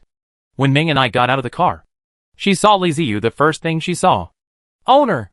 The cat girl cried out softly, ignoring the 13th prince beside her, and rushed towards Li Ziyu as fast as lightning, and threw herself into his arms like a tired bird returning to its nest. Li Ziyu hugged Meng Ni's slender waist, turned her around in his arms, and then put her down, holding her face and looking at her carefully. Bright eyes, white teeth, skin as white as snow, pinched the face. Well, not thin. Quite good, master. At this moment, Meng Ni's eyes were full of Li Ziyu. Others were no longer within her consideration. It had been several years. Several years had passed in a flash. God knows how panicked she was when she woke up from her coma and couldn't find Li Ziyu anywhere. For so many years, she has been afraid that she will never see Li Ziyu again. Today, the person she had been thinking about day and night suddenly appeared before her, making her feel like she was dreaming. Chapter 485 Arrival in Advance. Good. Li Ziyu gently touched Meng Ni's head and pinched her long ears out of habit, causing her to squint her eyes. The familiar movements and familiar feelings almost made Meng and I cry. Over the years, she had only dreamed of those familiar movements. It's really you. It's really you. Right? I'm not dreaming this time. Right? Meng and I asked pitifully, holding Li Ziyu's hand. Of course it's me. You're not dreaming. Li Ziyu smiled and gently embraced the girl who had lost her sense of security. He looked up at the 13th prince, who was looking surprised, and nodded slightly. Ahem. The 13th prince coughed lightly. Ming and I was disturbed, and then she remembered that she was in front of two armies. Her cheeks felt hot. But she still did not leave Li Ziyu's arms. She put her face against Li Ziyu's chest, listening to his heartbeat. And she calmed down. The 13th prince raised the big flag in his hand and waved it gently. And the ace troops gathered by the kingdom of Leon moved, not to launch an attack, but to withdraw. Since it has been confirmed that Li Ziyu is the person Ming and I has been waiting for, there is no need to continue the confrontation. The 13th prince put down the flag, walked towards Li Ziyu, and said softly, "This is not the place to talk. Please come with me to Budapest, and your army can also enter the city together." Li Ziyu glanced at Ming and I in his arms, and saw that she gave him a reassuring look. So he smiled and nodded to the 13th prince. The army of the dead set out again, heading for Budapest. When he could see the towering city walls of Budapest, Li Ziyu saw a familiar building. It was the castle of the dead that he had been longing for. It's bigger than Budapest. The capital of the kingdom of Leon is facing Li Ziyu in front, and the castle of the dead is behind it. So it is easy to compare. Li Ziyu also overestimated Budapest. The castle of the dead is not only bigger than Budapest, but also much bigger. Comparing the two, it is easy to think that the castle of the dead is the real capital. The undead marched into the capital in a mighty procession, and were warmly welcomed by the residents of Budapest. This is something Li Ziyu didn't expect. The city gates were completely open, and both sides of the main road were filled with people waving flowers and small flags in their hands, looking at the undead legion with curiosity and surprise in their eyes. Petals and colorful confetti were constantly falling from the sky, and the atmosphere was filled with joy everywhere. What's going on? Li Ziyu hugged Meng and I, looked at the people below, and asked Meng and I in his arms, puzzled. Because we are popular. Meng and I snuggled in Li Ziyu's arms, enjoying the long-lost embrace. She was as lazy as a cat basking in the sun, and said a little confusedly, "Why? When I led the team here, even their ace army was dispatched." Li Ziyu gently pinched Meng Ni's ear and continued to ask, "Maybe it's because the undead have wiped out all the monsters in this wilderness." Meng and I yawned, twisted her body, changed into a more comfortable posture and whispered, "Huh? You are in charge?" Li Ziyu asked in surprise. He did give Meng and I a little power to command the undead, but it was only limited to within the castle. Once outside the castle, her orders would be ineffective. Meng and I made a sweet and innocent sound, and said in a soft and sticky tone, "The monsters came here on their own and wanted to attack the castle, but they were no match for the undead and were killed. Then the undead rushed out and reportedly killed all the monsters outside. Li Ziyu rubbed his eyebrows, and he figured out who did it. It is highly likely that it was done by the dark skeleton Cold Ball and his gang, who were carrying skeletons with alien patterns. Only these guys are disobedient. Other undead will not leave the castle without their orders. Only Cold Ball and his gang would act stealthily. They once sneaked out and created an army of skeletons with alien patterns. But judging by the appearance of the residents of Budapest, the result is quite good. What Li Ziyu didn't know was that the reason why everything went smoothly after Ming and I came was also thanks to Meitio. Their sweeping of the wilderness really frightened the Budapest royal family. The vast number of undead, almost covering the entire earth, swept in all directions and eliminated every hostile monster. The terrifying fighting power they displayed made everyone huddle in the city and tremble in fear. Even the 3 legions did not dare to show their heads, for fear of being swept away by those guys who were more brutal than monsters. After sweeping the wilderness and making sure it was safe, Cold Ball returned to the castle with the undead and lay dormant. This made the Leon royal family in Budapest dare not even think about attacking the castle. They only dared to make friends with them and not offend them. I can't beat him. I absolutely can't beat him. The think tank has calculated that even if all the strength of the entire kingdom of Leon was gathered, it would be useless in front of those guys and would be easily killed. If they want to attack the city, they can fill the entire Budapest with their numbers. They couldn't imagine how such a huge city that looked so serious and gloomy could hide so many monsters. That's right. In the eyes of the Leon royal family, the undead, Byron vampires, and zombies are all monsters. The only thing that made the Leon royal family feel at ease was that the undead did not attack the city. They stayed in the castle honestly.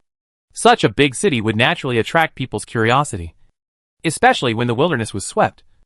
Monsters and magical beasts were almost all dead, and only some wild beasts were left. The wild was no longer dangerous, and the explorers turned their attention to the castle of the undead. The Leon royal family has issued a strict order that no one is allowed to approach the castle of the dead at will. But for explorers who love adventure by nature, this ban will only make them more curious and unable to control their desire to explore. So finally one day, a group of explorers broke through the royal blockade, sneaked into the castle of the dead, and met Ming and I. Of course, the explorers would probably never know that when they were trying to approach the castle, the undead had already discovered them. If it weren't for Meng Ni's order, they would have died long ago and would not have been able to climb the castle at all. Meng Ni's idea was very simple. She didn't dare to leave the castle at will, but she needed someone to help her find Li Ziyu. So she needed to find a way. She took advantage of the explorers and, after some minor setbacks, finally got in touch with the Leon royal family. The two sides reached an agreement on the condition of non-interference in each other, temporary protection of Budapest, and help in finding Li Ziyu. On one hand, the Leon royal family felt that if they could get Meng Ni's full support, then the whole world would belong to the Leon kingdom. On the other hand, they were grateful that if it weren't for this group of explorers, they didn't know how long they would have to live in fear. The Leon royal family did look for Li Ziyu, but they searched for 2 whole years and found nothing. They didn't even see a single hair, so they had no choice but to give up. During these 2 years, Meng Ni and the Leon royal family got along quite well. After all, Cold Ball and the undead under his command created a clean territory for the Leon royal family. Without monsters and warcraft, the Leon royal family has more land to use, which is a great thing.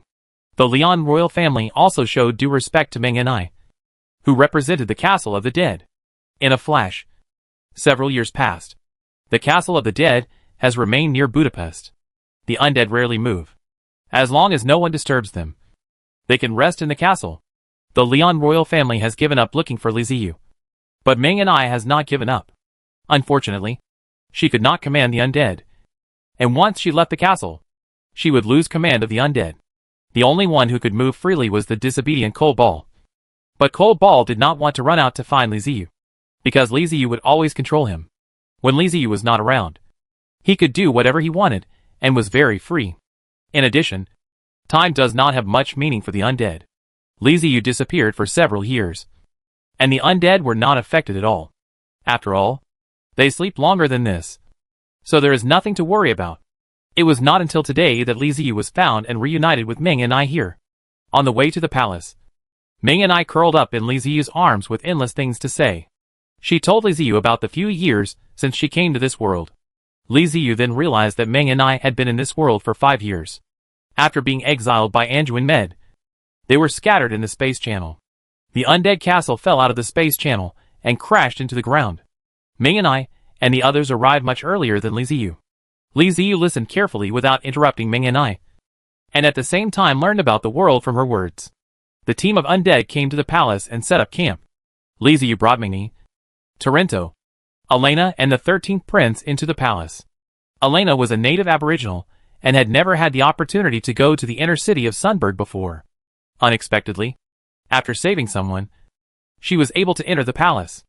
This made her extremely excited and curious about everything she saw. According to legend, the palace of Leon was built of gold and decorated with countless gems. It was extremely luxurious and filled with all kinds of wheat, meat, and precious furs. Even a brick removed from the ground would be priceless. When Elena actually arrived at the royal palace of Leon, she found that the legend was wrong.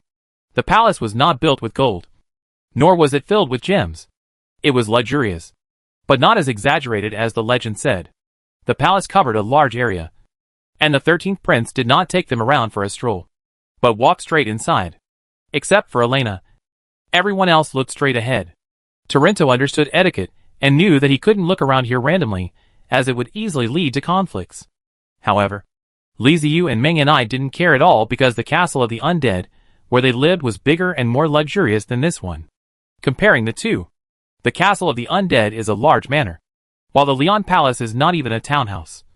So Li Ziyu naturally would not look around. The 13th prince brought them to a side hall, where the royal family of the kingdom of Leon had already been waiting. There were more than a dozen people, led by an old man with a long white beard and a crown. "Father, our guest has arrived, the great lord of the undead. This is King Arino of our kingdom of Leon." Prince 13 introduced them to both parties.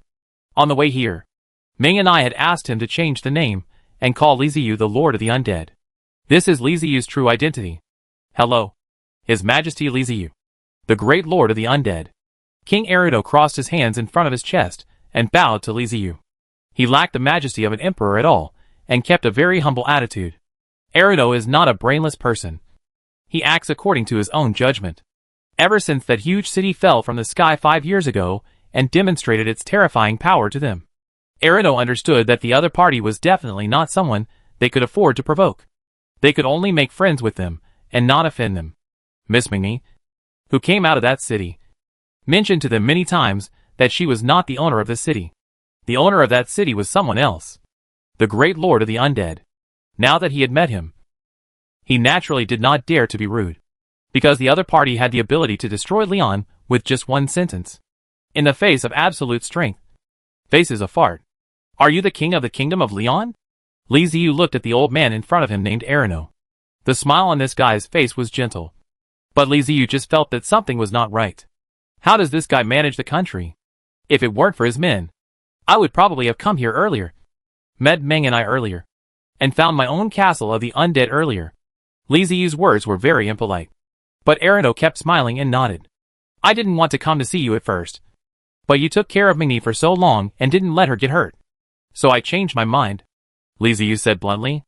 If it weren't for his relationship with Meng and I, he really wouldn't want to come to see King Leon.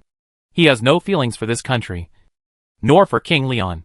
In Li Ziyu's eyes, the overall strength of the kingdom of Leon is not even as strong as the 3 malignant coalition forces in the wilderness. What is there to see? It was Meng and I who told him that the Leon royal family treated her well, so Li Ziyu came to meet them reluctantly. "Ms. Mingni is a kind person. I am very grateful that you are willing to come to see me." Arino first praised Mingni, and then said respectfully. As soon as he said this, Li Ziyu narrowed his eyes. "No, that's wrong. Too respectful." Even though Cole Ball and the alien skeletons with the marks of his men gave Arino a great shock, it would not make him like this. His respect obviously did not come simply from the military force on his side, but also from something else. "If you have anything to say, just say it. I don't have much time to waste here," Li Ziyu said, staring into Arano's eyes. Arino nodded and gave a look to the people around him. The people in the hall immediately dispersed, leaving a space. It was obvious that King Arino of Leon had something to say to Li Ziyu alone. Li Ziyu glanced at the people who were dispersing, not caring much, and signaled Erino that he could speak. Excuse me. Are you really the master of the Holy Corpse? Erino asked softly after everyone had dispersed, and made sure that his next words would not be heard by others. You can understand it this way. What you call the Holy Corpse is called the Undead in my words. I am the Lord of the Undead. But the Undead I control is only one of the many branches of the Undead. Li Ziyu did not fool Erino, and told the truth. After hearing this, Erino slowly raised his hand. He had 3 gemstone rings on his hand. When his palm approached Li Ziyu, the ring on his ring finger began to emit a faint light, and Erino could feel the warmth coming from the ring. It's true. Really great master. Erino suddenly burst into tears, and knelt down to Li Ziyu. Li Ziyu looked at him silently, and when he turned around again, all the royal members around him were already kneeling on the ground. Even the 13th prince, who brought him here, also knelt on the ground obediently. You want to see me just to confirm whether I am the Lord of the Undead? Li Ziyu felt that this matter was very meaningless. What does it matter if I am their master or not? Nothing can be changed. After he finds his castle of the dead, he will have to think about how to return to his previous world and break away from this place. Kingdom of Leon. Your people, pay homage to the great master. Erino bowed deeply. Chapter 486 returned to the castle. Looking at Erino, who was kneeling before him with no manners of a king at all, Li Ziyu curled the corners of his mouth. I thought the Leon royal family had forgotten their history and abandoned their identities as undead followers. But I didn't expect that they still remembered it. Not only did they remember it, they also took the initiative to surrender. This made Li Ziyu feel very satisfied. Okay. Get up. Li Ziyu nodded and raised his hand slightly, signaling all the royal members around him to stand up. Although the other royal members lowered their heads, their eyes were on Erino, who was kneeling in front of Li Ziyu. Erino was the king, and if he didn't stand up, how could others dare to stand up? After getting Li Ziyu's consent, Erino carefully got up from the ground and stood in front of Li Ziyu with his head down, as honest as a child who had just been caught by his parents and got 0 points in the test. Other cities have forgotten their identities, but your royal family still remembers it. That's good. Very good, Li Ziyu said softly. Master, this is the fault of our royal family. Please punish us. Erino said humbly. There is no Leon kingdom in this world itself. They all came to this world with the undead and settled here, in order to allow them to survive better. The undead first cleared the monsters in the wilderness, and built temples, cemeteries, and other facilities for them before leaving. After the undead left, the original followers united together to protect themselves, which led to the current kingdom of Leon. The first generations of the kingdom of Leon were the most loyal followers of the dead. They knew their own identities, and were extremely respectful to the dead. The temples and cemeteries at that time were extremely glorious.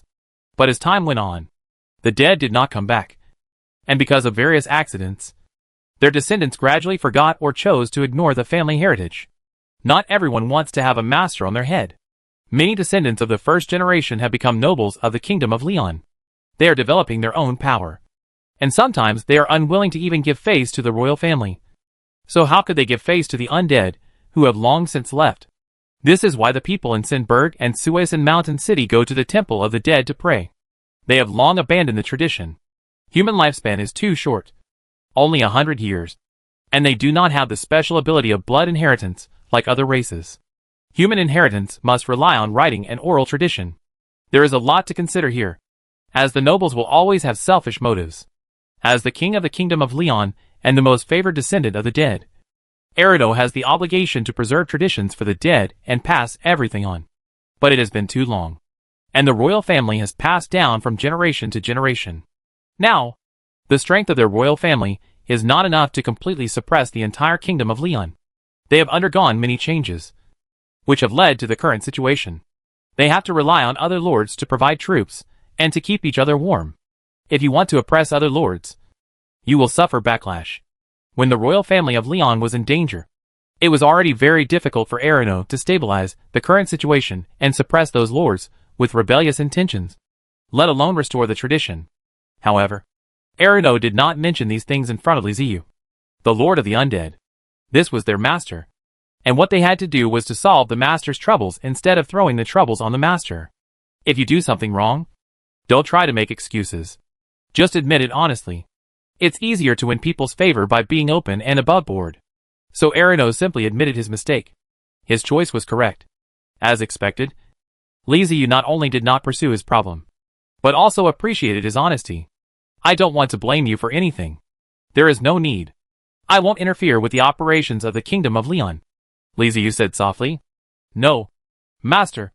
Please don't give up on us. Don't abandon us again. We have waited too long.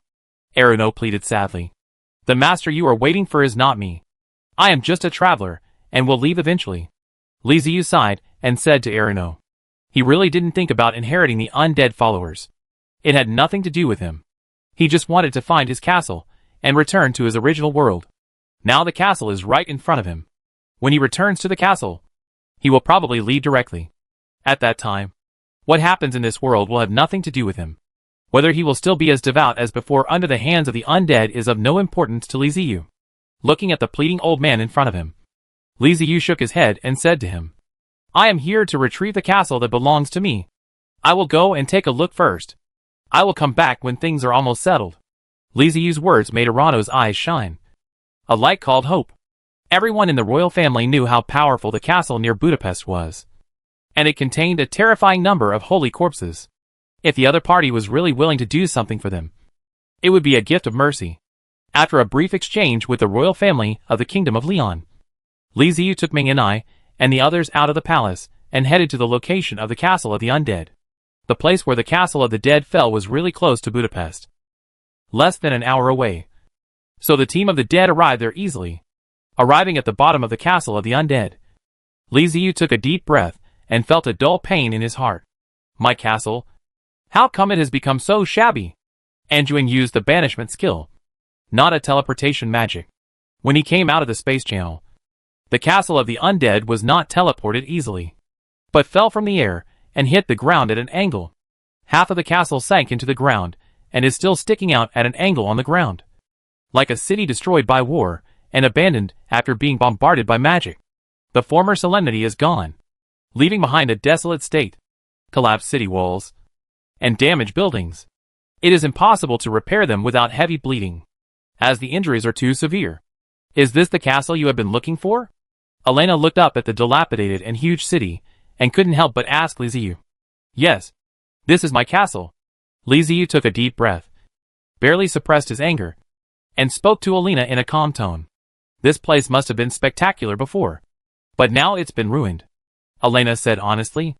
These words hit Li Ziyu right in the lungs, making it difficult for him to breathe. He glared at Elena unhappily. Well said. Don't say it again next time. Ming and I looked at Elena curiously, not understanding how she dared to talk to Li Ziyu like that. Wasn't she afraid? On the way here, it was Mingni who was telling Li Ziyu about her experiences. Li Ziyu did not tell her about her experiences in detail, so Mingni still doesn't know what is going on between Elena and Torrento. Ming and I knew what the castle of the undead looked like in the past. It was obvious how angry Li Ziyu would be when it became what it is now. But at this time, Elena dared to poke his lungs, and Li Ziyu didn't beat her to death on the spot, which showed that her identity was not simple. At least she was an existence that Li Ziyu was willing to tolerate. Enter the city. Li Ziyu gritted his teeth and spit out 2 words from between his teeth. Damn the Medes. Damn Anjuin. Sooner or later, I will go to your world. I will destroy you. Let you experience the wrath of the undead. And let you understand that provoking the undead is your most unwise choice. The ranks of the undead chose their path and climbed to their homeland. As Li Ziyu climbed up the castle of the undead, the entire castle suddenly came alive. Clusters of soul fire burned, and endless undead revived, silently staring at their king. We are back. Our king. Welcome back. Our king. Countless subtle soul fluctuations were transmitted in the air, flashing across Li Ziyu's mind. They were the expectations and joy of the dead. Li Ziyu came down from the giant elephant fortress and walked towards the castle in silence. At this time, the castle no longer stood tall, but lying on the ground, like a fallen giant. Reconnect to the castle of the dead. Conducting testing. Detected that the undead castle was severely damaged. Started the compensation agreement. Compensation repair. Do you want to start repairing the castle of the dead now? Yes/no. Before Li Ziyu took a few steps, a system prompt sounded in his mind. and a look of surprise immediately appeared on his face. Oh boy! The system fixed it for me? This is great. It saves so much resources at once. Is there any need to hesitate whether to repair it now? Of course. Repair it now. Li Ziyu nodded yes without hesitation. Repair of the castle of the dead has begun. Progress is 1%. The damage to the undead castle was too severe this time. Even if the system activated the compensation agreement to repair it, it would take some time. But since the system promised to repair it, Li Ziyu didn't have to worry. It would definitely be repaired and restored to its previous appearance, giving him a castle as intact as before. It's time to go home and visit. The group walked towards the gate, which was open. After entering the castle, Li Ziyu found that the place had been cleaned up. It should be done by the undead under the command of Meng and I. And in the castle, someone was waiting for Li Ziyu's return. Meng, Bepta, Gulajeli, Damanlevsky, and a group of ghosts floating in the air. Welcome home, Meng called in a clear voice. 5 years later, Meng has grown up. She has now grown into a beautiful cat girl with a pretty face and a youthful aura. They are all here. Li Ziyu looked at the people in front of him with emotion. For him, it was only a month. But for them, 5 years had passed. We haven't seen each other for 5 years. And everyone is still doing well. That's good. That's good. Li Ziyu opened her arms to everyone and said with a smile, I'm back. Meng screamed and rushed towards Li Ziyu, crashing into his arms, followed closely by Gulajeli. As for Bepta and Damanlevsky, they had no intention of coming over. But they also had smiles on their faces. They have always firmly believed that Li Ziyu must still be alive, and will not die so easily. Sooner or later, he will come back. After waiting for 5 years, they finally waited for Li Ziyu to come back.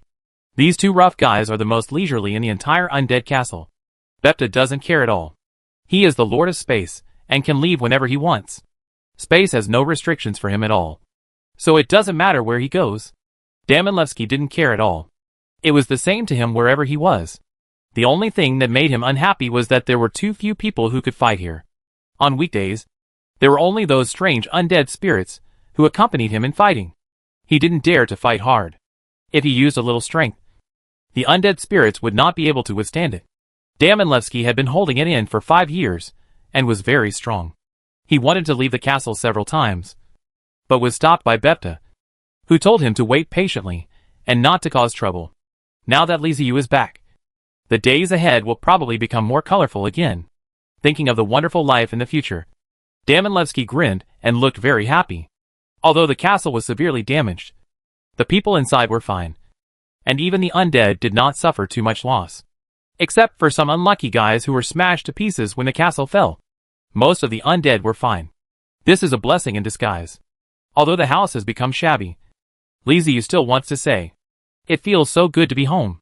When I got home, there were naturally many things to do, such as taking a look around the bedroom that Meng decorated herself and cleaned every day, or hosting a banquet and having a good meal. During the banquet, Li Ziyu introduced Elena and Torrento to everyone. Everyone expressed warm welcome to the two people joining. Although the system is repairing the undead castle, most of the functions in the castle can be used, and the food in the warehouse can naturally be used, thanks to the fact that the warehouse is system produced. Its ability to preserve freshness is absolutely first-rate. Even after 5 years, the various delicious ingredients inside show no signs of spoilage. The happiest person at the banquet was Elena. She had never seen a buffet before. All kinds of delicious food that she had never seen before, even food she could never dream of, were served on the table one after another. After she finished eating, there was more food. As long as she could eat, she could keep eating. For Elena, this was like heaven. While eating delicious food, everyone chatted and laughed with each other, and the atmosphere was very harmonious. Torrento didn't expect that his master would be willing to introduce him to others. He was flattered for a moment, and a little nervous at the banquet. But he relaxed after Damanlevsky made him drink a lot of wine. They told each other about their experiences during this period, especially what Li Ziyu had experienced. And they listened carefully. When Li Ziyu said that he had only been in this world for more than a month, everyone suddenly realized why they had spent 5 years searching for Li Ziyu, and still couldn't find him. It turned out that he didn't exist in this world at all. No one mentioned the castle, and silently ignored the topic. There's no point in mentioning it, as long as they are not really stupid. They could always find some strange things that make them understand that the castle and Li Ziyu have some special connection. And this is not a simple city. Li Ziyu will find a way to fix it. If he can't fix it, then there's no point in them asking. After the banquet, Li Ziyu drank some wine and felt a little dizzy. Ming and I helped him to the bedroom to rest. Ming and I lay beside Li Ziyu, staring at him with her eyes wide open. Looking at his profile, she felt extremely at peace in her heart. But Li Ziyu's mind was on the system. The damage to the castle was indeed too severe, and it would take more than a month for the system to repair it. That is to say, even if you want to leave this world, it will take a month. In that case, use this time to learn a little about the world. Li Ziyu thought of King Erino of Leon. He could use this month to get in touch with the king. After all, the other party was a member of the Undead. Although he was not signed by him, he was still a member of the Undead. It would be bad to do nothing. Well, let's go and have a look tomorrow. By the way, there are Torrento and Elena. I have to think about how to accommodate these two people. When the time comes, I will ask them if they are willing to follow me and stay here. Chapter 487 Take a Tour. Since crossing to the other world, Li Ziyu has hardly ever left the castle of the Undead. The castle is bound to him. It is not only his foundation, but also his life. After coming to this world and experiencing nearly 2 months of fear, Li Ziyu finally let go of his worries and experienced safety and comfort again until he returned to the castle, being surrounded by endless undead. For other people, that is fear itself, not to mention sleeping. Even moving a little would be afraid of disturbing the undead. But for Li Ziyu, it is simply the greatest safety in the world. It makes him believe that no one can approach him quietly and send him to death. This night was the most comfortable sleep I had in nearly 2 months. I slept deeply and didn't even have any dreams. A familiar place, a familiar bed, and a familiar person sleeping beside me. When Li Ziyu opened his eyes again, he felt full of energy, as if his body was awakened and revitalized. I got up from the bed, walked to the window, and looked at the scenery outside. Well, it was still messy and not very beautiful. The sun has risen in the sky. I checked the time in the system, and it is already 9:30. The bedroom door was carefully pushed open. Li Ziyu turned around and saw Mingni poking her little head in to take a look. When she saw Li Ziyu, Mingni's eyes immediately curved up, and she smiled into crescent shapes. Pushing the door open, Ming and I came in with a basin of warm water in her hand. Master, you get up? I'll help you wash up. Ming and I got up earlier than Li Ziyu. When she got up, Li Ziyu was still sleeping soundly, so she didn't disturb him.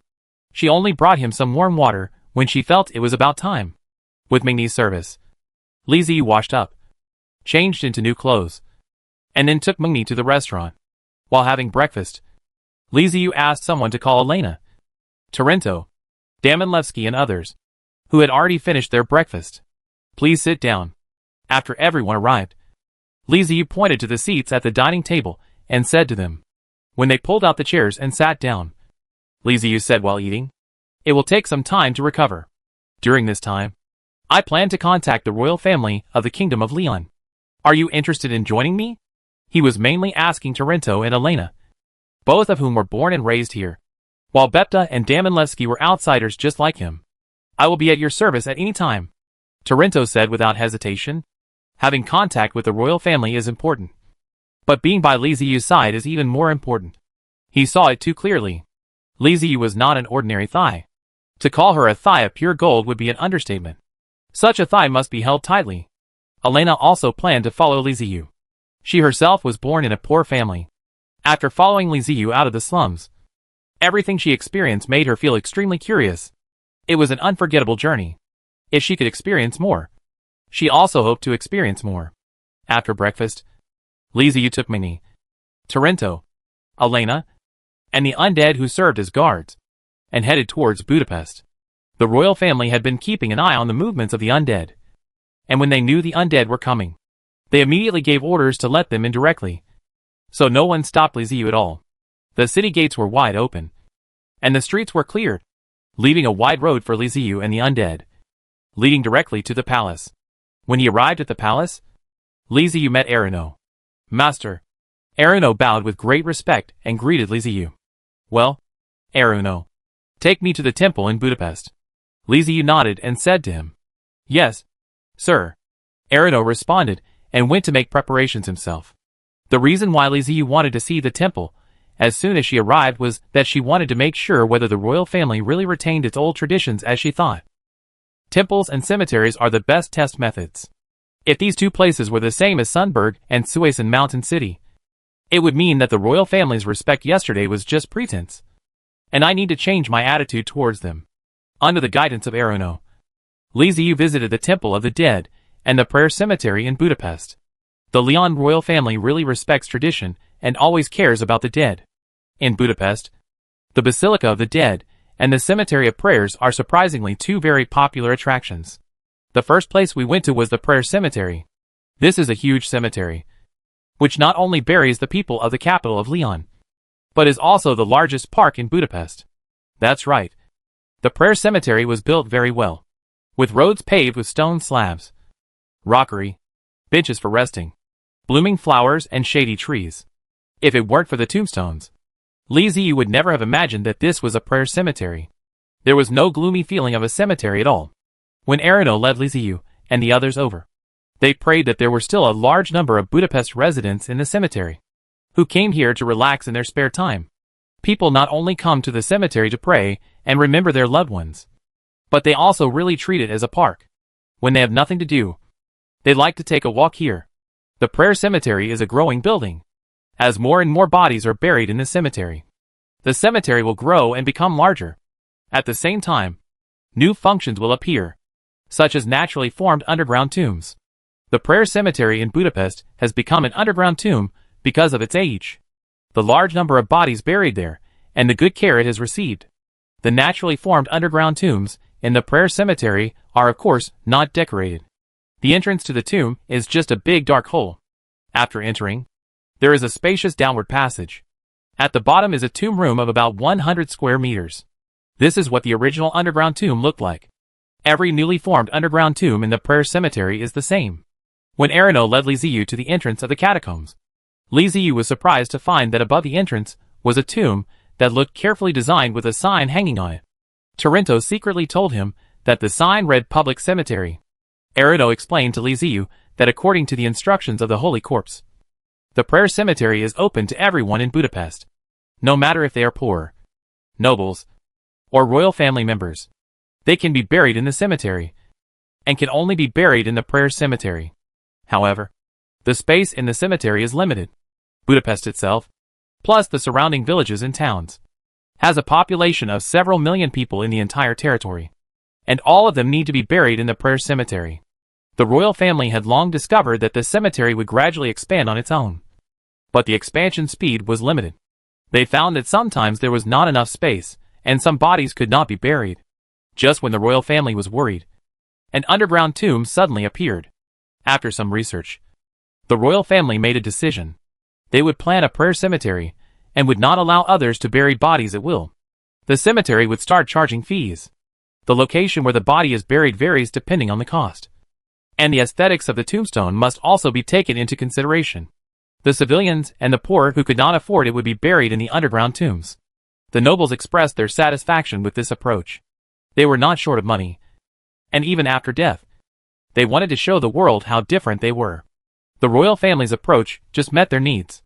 Not only that, in order to show off their nobility, the nobles would often spend a lot of money to try to occupy more space and make their tombs bigger than others. The royal family had no choice but to order that the size of all tombs must comply with regulations. The size of the tomb was set, so the nobles could only work on the tombstones.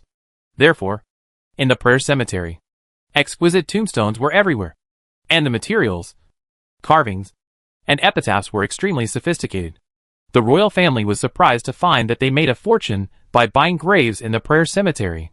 After some research, the royal family decided to take out the money and reinvest it in the cemetery to make it look more beautiful. This is how the current park-like prayer cemetery came into being, which is what Li Ziyu saw. Li Ziyu was greatly surprised after listening to Arano's explanation, and felt that the Leon royal family really had something, and was very business-minded. It was the first time that Li Ziyu saw a catacomb. The prayer cemetery he had set up in the wilderness was only a short time old, and not many people were buried there, so there were no catacombs. Li Ziyu was quite curious and planned to go in and take a look. Eruno naturally agreed and accompanied Li Ziyu into the public cemetery. The passage leading downwards has been repaired and has stone stairs. There are special oil lamps on both sides that are always lit, making the entire passage exceptionally bright. However, the walls on both sides of the passage are filled with coffins, forming a coffin wall. Judging from the decay of the wood and the weathering of the stone, these coffins must have been there for a very long time. Follow the stone steps down to reach the tomb chamber. There are also a large number of oil lamps that are always lit in the tomb, making it very bright. The surrounding walls were actually made of human bones, with skulls piled up to form the walls. Even with the lighting of oil lamps, people still felt cold and scared. It was the first time that Elena saw such a scene. She was so frightened that her face turned pale. She subconsciously grabbed the corner of Li Ziyu's clothes. Not to mention that she was a little girl. Even Torinto's face looked bad. The sight of those white bones really didn't look good. Li Ziyu and Meng and I, on the other hand, didn't feel anything, but were visiting with great interest. Meng and I had seen what the castle of the dead looked like before. At that time, it was made entirely of white bones, and it was much more terrifying than here. However, after getting familiar with it, she didn't feel anything special about it. On the contrary, here, the walls are made of human skulls, and they are arranged very neatly, which looks somewhat strange. The wall of skulls reminded Li Ziyu of a place in his previous life, called the Bone Hall, also known as the Skull Tomb, which was a very famous place in his previous life. Before traveling through time, he had never been there, and had only seen photos of it on the internet. He didn't expect to see it after arriving in the other world. Li Ziyu walked inside while looking around. All he saw were walls made of bones. There was no telling how many people were buried there. Eruno consciously acted as a tour guide. It turned out that as the number of corpses continued to increase, the area of the underground tomb was also rapidly expanding, with a large number of passages leading to various tombs. The new corpses will be placed in the innermost tomb. The corpses buried in the underground tomb will not decay as badly as the corpses outside, and they will not emit a foul smell. The corpses in the underground tomb will gradually shrivel as if they were dried by the wind, and their muscles will disappear. They will become skin and bones, and finally even their skin will disappear. During this process, no smell will be emitted. When the flesh and skin have disappeared and only a skeleton remains, special people will come to collect it, transport it to the front tomb chamber, and stack it neatly to form the wall of skulls they see. According to Eruno, there are 3 types of underground tombs. The first type is composed of skeletons, known as the skeleton wall. The second type is composed of skin and bones mummies, known as the mummy forest. The third type is composed of corpses that have just been buried and are waiting to be dried. The underground tomb is very large and seems to have spatial energy inside. It is much larger than the prayer cemetery outside. The passages are interconnected and there are many tombs. It will probably take a long time to walk around in it. After visiting the forest of mummies, Li Ziyu lost interest in going any further and planned to visit the Temple of the Dead. The prayer cemetery gave Li Ziyu a surprise, and so did the Temple of the Dead. The Temple of the Dead in Budapest is simply a huge palace, and its luxury is comparable to that of the royal palace of Leon. There were people constantly coming in and out of the temple. They were the ones going there to pray. They may not believe in anything. They just go to pray simply. Just like those people who went to the temple in their previous lives. They may not really believe in gods and Buddhas, but when they have a wish or something they can't get over, they like to go to worship for comfort. Such people can contribute little power of faith, and they are not even considered believers of the undead. The more sincere people are, the more power of faith they contribute, and vice versa. Although each person's contribution is small, the number of people is large. If the quality is not enough, the quantity can be made up. With a sufficient number of people, the Temple of the Dead can also gain a lot of power of faith. Over the years, it has developed into what it is today. You are very honest and did not deceive me. I am very satisfied. Looking at the Temple of the Dead in Budapest, Li Ziyu praised. Yes, this is what we should do. It is not worthy of praise. Eruno bowed in fear. Let's go and see this Temple of the Dead. Li Ziyu took the lead and walked into the Temple of the Dead. Their group was too conspicuous, especially after someone recognized King Eruno of Leon. They all knelt down immediately. Li Ziyu walked through the crowd and entered the temple. Just after entering the hall, before they could walk in, They saw a group of people in hooded gray robes coming from a distance, like ghosts, and stopping in front of them. The leader took off his hood. Ah! The appearance under the hood scared Elena, and she couldn't help but exclaim. The man was bald with a black skull mark on his forehead. His skin was gray. His eyes were closed. His eyelids were sewn shut. And his lips and ears were cut off. Li Ziyu turned his head to look at Erino and asked in confusion. What crime did he commit, and why was he punished like this? No. He is not a sinner. Erino quickly denied. Li Ziyu became confused. If he wasn't a sinner, then what was he? If he wasn't a sinner, why would he be in such a state? It was too miserable. Before he could ask any more questions, the miserable-looking man stepped forward and stood in front of Li Ziyu. He crossed his hands in front of his chest, saluted, and said softly, Great Master, you have finally returned here. Your humble servant has been waiting for your appearance. Forehead. Erino came close to Li Ziyu and whispered, Master, they are your most loyal servants. The priests of the temple. Holy Corpse priest? Li Ziyu remembered that Taranto had once told him that there were several giants in the city, among whom was the Holy Corpse priest. It seemed that they were the ones.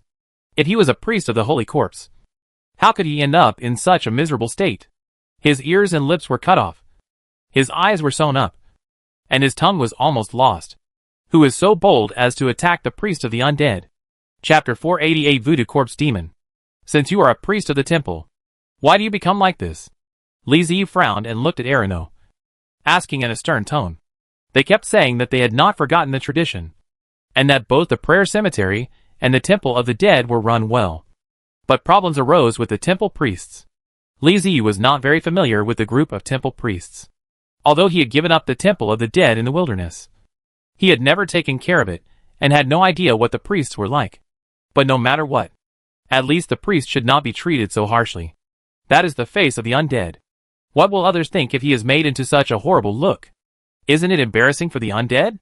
No. No. No. Master, you misunderstood. We dare not attack the Holy Corpse priests. Their appearance has nothing to do with us. Erino didn't dare to take the blame and waved his hands repeatedly. If it wasn't you who did it, could it be that they did it themselves? Li Ziyu said very dissatisfiedly. Great Master, it is true that we became like this voluntarily. Before Erino could open his mouth to defend himself, the Holy Corpse priest spoke first. Huh? Erino breathed a sigh of relief and looked at the Holy Corpse priest with gratitude. This lord was very satisfied with the visit to the prayer cemetery before. But after seeing the Holy Corpse priest just now, Erino obviously felt that something was wrong. He could feel the anger emanating from Li Ziyu. If the Holy Corpse priest didn't speak, the anger would probably fall on him. The Holy Corpse priests are a very special group in Budapest. They only serve the temple, and do not even listen to the royal family. As the king, they cannot order the Holy Corpse priests to do anything. They are a group of people who can communicate directly with the Holy Corpse, and are blessed by the Holy Corpse and possess powerful power. Then explain to me why you have become like this. Li Ziyu coughed lightly, and asked the Holy Corpse priest in front of him in confusion. We are priests of Voodoo Corpse demons. After undergoing the sacrificial ceremony, we will become like this. The Holy Corpse priest explained softly. Li Ziyu was stunned, his eyes a little confused. He didn't know what a Voodoo Corpse demon was, although he doesn't understand. He can ask. The Dark Warrior and the others should know. Right? In the Soul Network, Li Ziyu asked her own questions. Sure enough, the undead know the undead best. Although the Black Warrior was created by the system, there are indeed some inherited things in the soul fire. Soon, an undead spirit answered Li Ziyu's question. Voodoo Corpse demon is one of the branches of the undead. Specifically, it is the undead branch under the Lich branch. The tribe is very small, and the number of people is not large. Liches are also a large group among the undead, and they are mainly known for various magics. While Voodoo Corpse demons are good at black magic, witchcraft and poison. Unlike normal liches, Voodoo Corpses do not have things like life boxes, and will not hide their hearts. But they are good at making voodoo dolls. Different types of voodoo dolls have different functions. Some are used to save lives, such as substitute voodoo dolls, death substitute voodoo dolls, and so on. Li Ziyu had never come into contact with Voodoo Corpses before, and didn't know much about this branch of the undead. He asked about the appearance of Voodoo Corpses. The answer obtained basically matched the Holy Corpse priest in front of him. He had a bald head, with black magic codes tattooed from forehead to top of head. No eyebrows. And his eyeballs were taken out. His eyelids were sealed with threads transformed by poison and witchcraft. Usually, when a voodoo corpse demon opened its eyes, it was time to release its ultimate killer move. Voodoo corpses may perform horrific black magic or store potent poisons in their eye sockets. The ears, noses, and lips will all be cut off. The Black Warriors don't know why they are cut off. Anyway, in the Soul Fire inheritance, they look like this. It is almost the same as the Holy Corpse priest, with the biggest difference being that the voodoo corpse demons are already undead. They have no breath of life and are in the form of mummies, while the Holy Corpse priest in front of them is alive and can clearly feel the breath of life. Shit. Turns out I misunderstood Arano. After Liziu got the answer, she felt a little embarrassed. It is obvious that the voodoo corpse demon is trying to make its priest look like itself. Or the Holy Corpse priest wants to become the same as his master. So after the sacrifice, they become ghosts that look similar to the voodoo corpse demon. Suddenly, Liziu thought of something and asked curiously, "You know that your master is a voodoo corpse demon? Why don't you call them holy corpses? We are priests.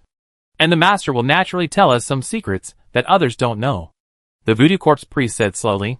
Although he looks scary, his voice is very gentle and nice to hear. If you ignore his appearance, there is absolutely no problem for him to be a voice broadcaster. Then why do you call me master as soon as you see me? Do you think I'm a voodoo corpse? Liziu asked curiously. If the other party really answers yes, then he is truly blind and completely blind. No matter what, Liziu doesn't look like a voodoo corpse demon. After all, he is still a human being. Logically, the other party should not know his identity. No, you are not a voodoo corpse. But I can feel the aura of the Holy Corpse on you. Combined with what King Leon told us, you are at least a Holy Corpse Lord. Or even a king. We are flattered by your coming. The voodoo corpse priest said slowly. Ha ha ha. Okay. Very good. You are good at talking. Liziu laughed, very satisfied with the words of the voodoo corpse demon priest. And then said, "Then let me tell you. I do control a large number of undead. The holy corpses you mentioned. I don't know if I can be considered a king. And I don't know if I am a lord among the undead. But at worst I am a controller. I am the controller of the skeleton undead clan." Liziu. This time, he did not say that he was the lord of the undead. The other party was a genuine undead subordinate priest. Completely different from someone like him, who had just changed careers halfway. It would be easy to get slapped in the face if he showed off in front of a priest. The other party probably knew more than he did. After hearing what Liziu said, the voodoo corpse demon priest immediately took 2 steps back. The priests following him also stepped back, bowed respectfully, and shouted, "Welcome to the ruler of the skeleton undead clan. The voodoo corpse demon priests pay you the highest respects. Okay, everyone, get up." Liziu waved his hand, asking the voodoo corpse demon priests to get up quickly and stop performing the grand ceremony.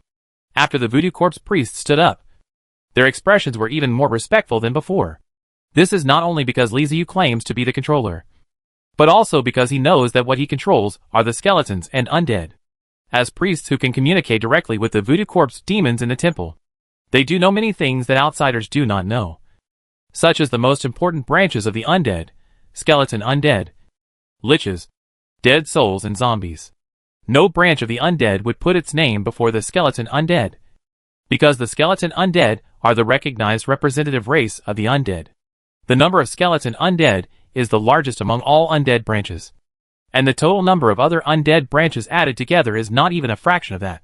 Although most of the skeleton undead are extremely low level, and their intelligence is not as good as that of wild beasts, the number base is there. Even if there is a high-level undead among tens of thousands of low-level undead, the number of their masters is more than that of other branch races. Any branch of the undead will respect the skeleton undead, not to mention the voodoo corpses, which are a branch of the lich. They have emphasized early on that if you encounter the skeleton undead, you must never provoke them. It is very easy to identify the skeleton undead. If there is a skeleton frame and a ball of fire in its head, it is definitely a skeleton undead. After all, Liziu looked like a human, with a strong aura of the undead. However, it was impossible to tell what branch of the undead he was from the aura. It was not until he said it himself that the Voodoo Corp's demon priest realized that the other party was an existence that absolutely needed to be treated with the utmost respect. So, this is a Voodoo Corp's demon's temple of the dead? Li Ziyu asked. He originally thought that the temple of the dead was exclusive to the skeleton undead. Until he saw the ghost temple in Sunberg and the Lich temple in Suisun Mountain City. And then he realized that the temple of the dead was shared by all the undead. And that every branch of the undead had its own temple. This showed that the undead were far more harmonious than he had imagined. And that many technologies might be shared. Many of the mechanical technologies he developed have the shadow of the Lich. Yes, great master of the skeleton undead. This is indeed a Voodoo Corp's temple. The Voodoo Corp's priest answered honestly. Li Ziyu looked around and asked him. I think the prayer cemetery and the temple of the dead are both very good. Compared with other cities, this place is much stronger. So, are the guardian guards and heroes here still there? Have they fallen into a deep sleep like the ones in the temples of other cities? Speaking of this, the Voodoo Corp's priests all puffed out their chests and said with great pride, Our Voodoo guardians and the heroic spirits of the city are all safe. They will always protect Budapest. Compared to other cities, the Voodoo Corp's priests are indeed proud. And although they should be so, they appear even more noble when compared to their peers. After all, most of the priests in other cities are now in name only. Who asked the guardian guards in other cities? And the city British spirit fell asleep. Who made the nobles in other cities so greedy? As far as they know, in more than 80% of the temples in the Kingdom of Leon, the guardians and heroic spirits are in a dormant stage. There are only a few cities that have guardians and heroic spirits that are not dormant and still have combat capabilities. Most cities have given up their traditions, abandoned the teachings of the Holy Corpse, and even do not recognize the Holy Corpse. They have degenerated into heretics and traitors. These guys will be liquidated sooner or later. Li Ziyu nodded and said to the Voodoo Corp's demon priest, Let's go. Take me to see them. The Voodoo Corp's priest had no objection to this request. He nodded in agreement and turned around to take Li Ziyu into the special secret realm of the temple. But this time, except Li Ziyu, no one else can follow. Because that is a place only the undead and their priest followers can enter. The place where the guardian guards and heroic spirits in the Voodoo Corp's temple are located is in a special hall, which should be a hall opened up by utilizing spatial abilities. This hall is very large, with many pillars standing upright. There are a lot of carvings on these pillars, which are pictures of guardians and heroes fighting for Budapest. It was not carved by Voodoo Corp's priests, but was formed naturally, and is an autonomous function of the temple. It should be formed by extracting a large number of memories of guardians and heroes. The picture is colorful and dark, but people can understand what the picture is about at a glance. Just like looking at a photo. Vivid and lifelike. There was a black magic circle drawn on the ground, with faint traces of herbs, poisonous insects, animal teeth, etc. In the center of the magic circle was a large pool with clear and transparent liquid rippling in it.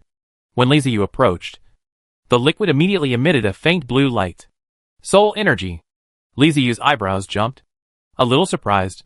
The Voodoo Corp's temple is quite wealthy, storing so much soul energy. Such a big pool is already thick enough to form a liquid, which shows how rich the people are. The light in the hall comes from a golden sphere like the sun above the soul energy pool. It is condensed from the collected power of faith. Compared with Suisun Mountain City, this place is much stronger, with the soul energy pool as the core. There are many mummy-like figures standing.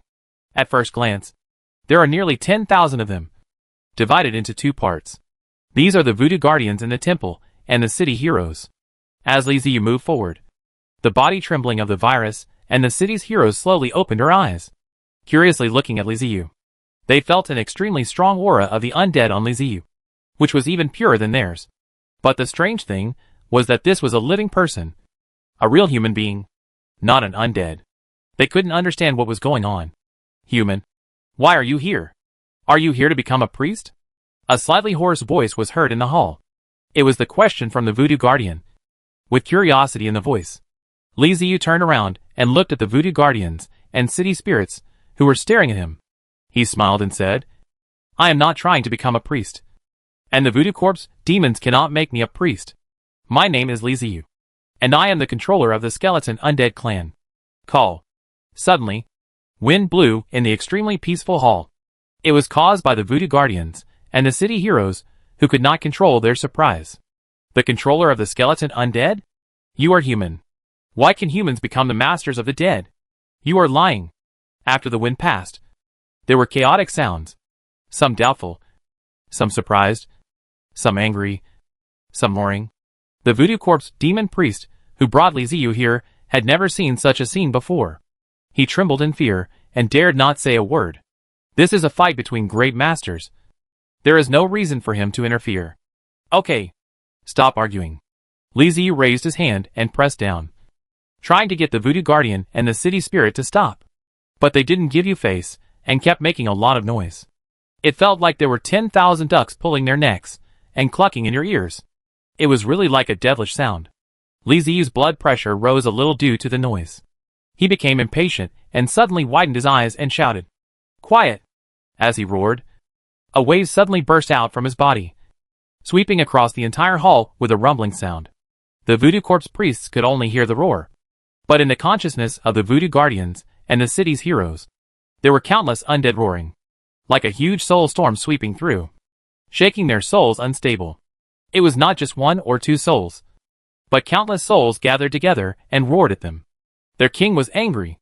All the Voodoo Guardians and city heroes fell silent instantly.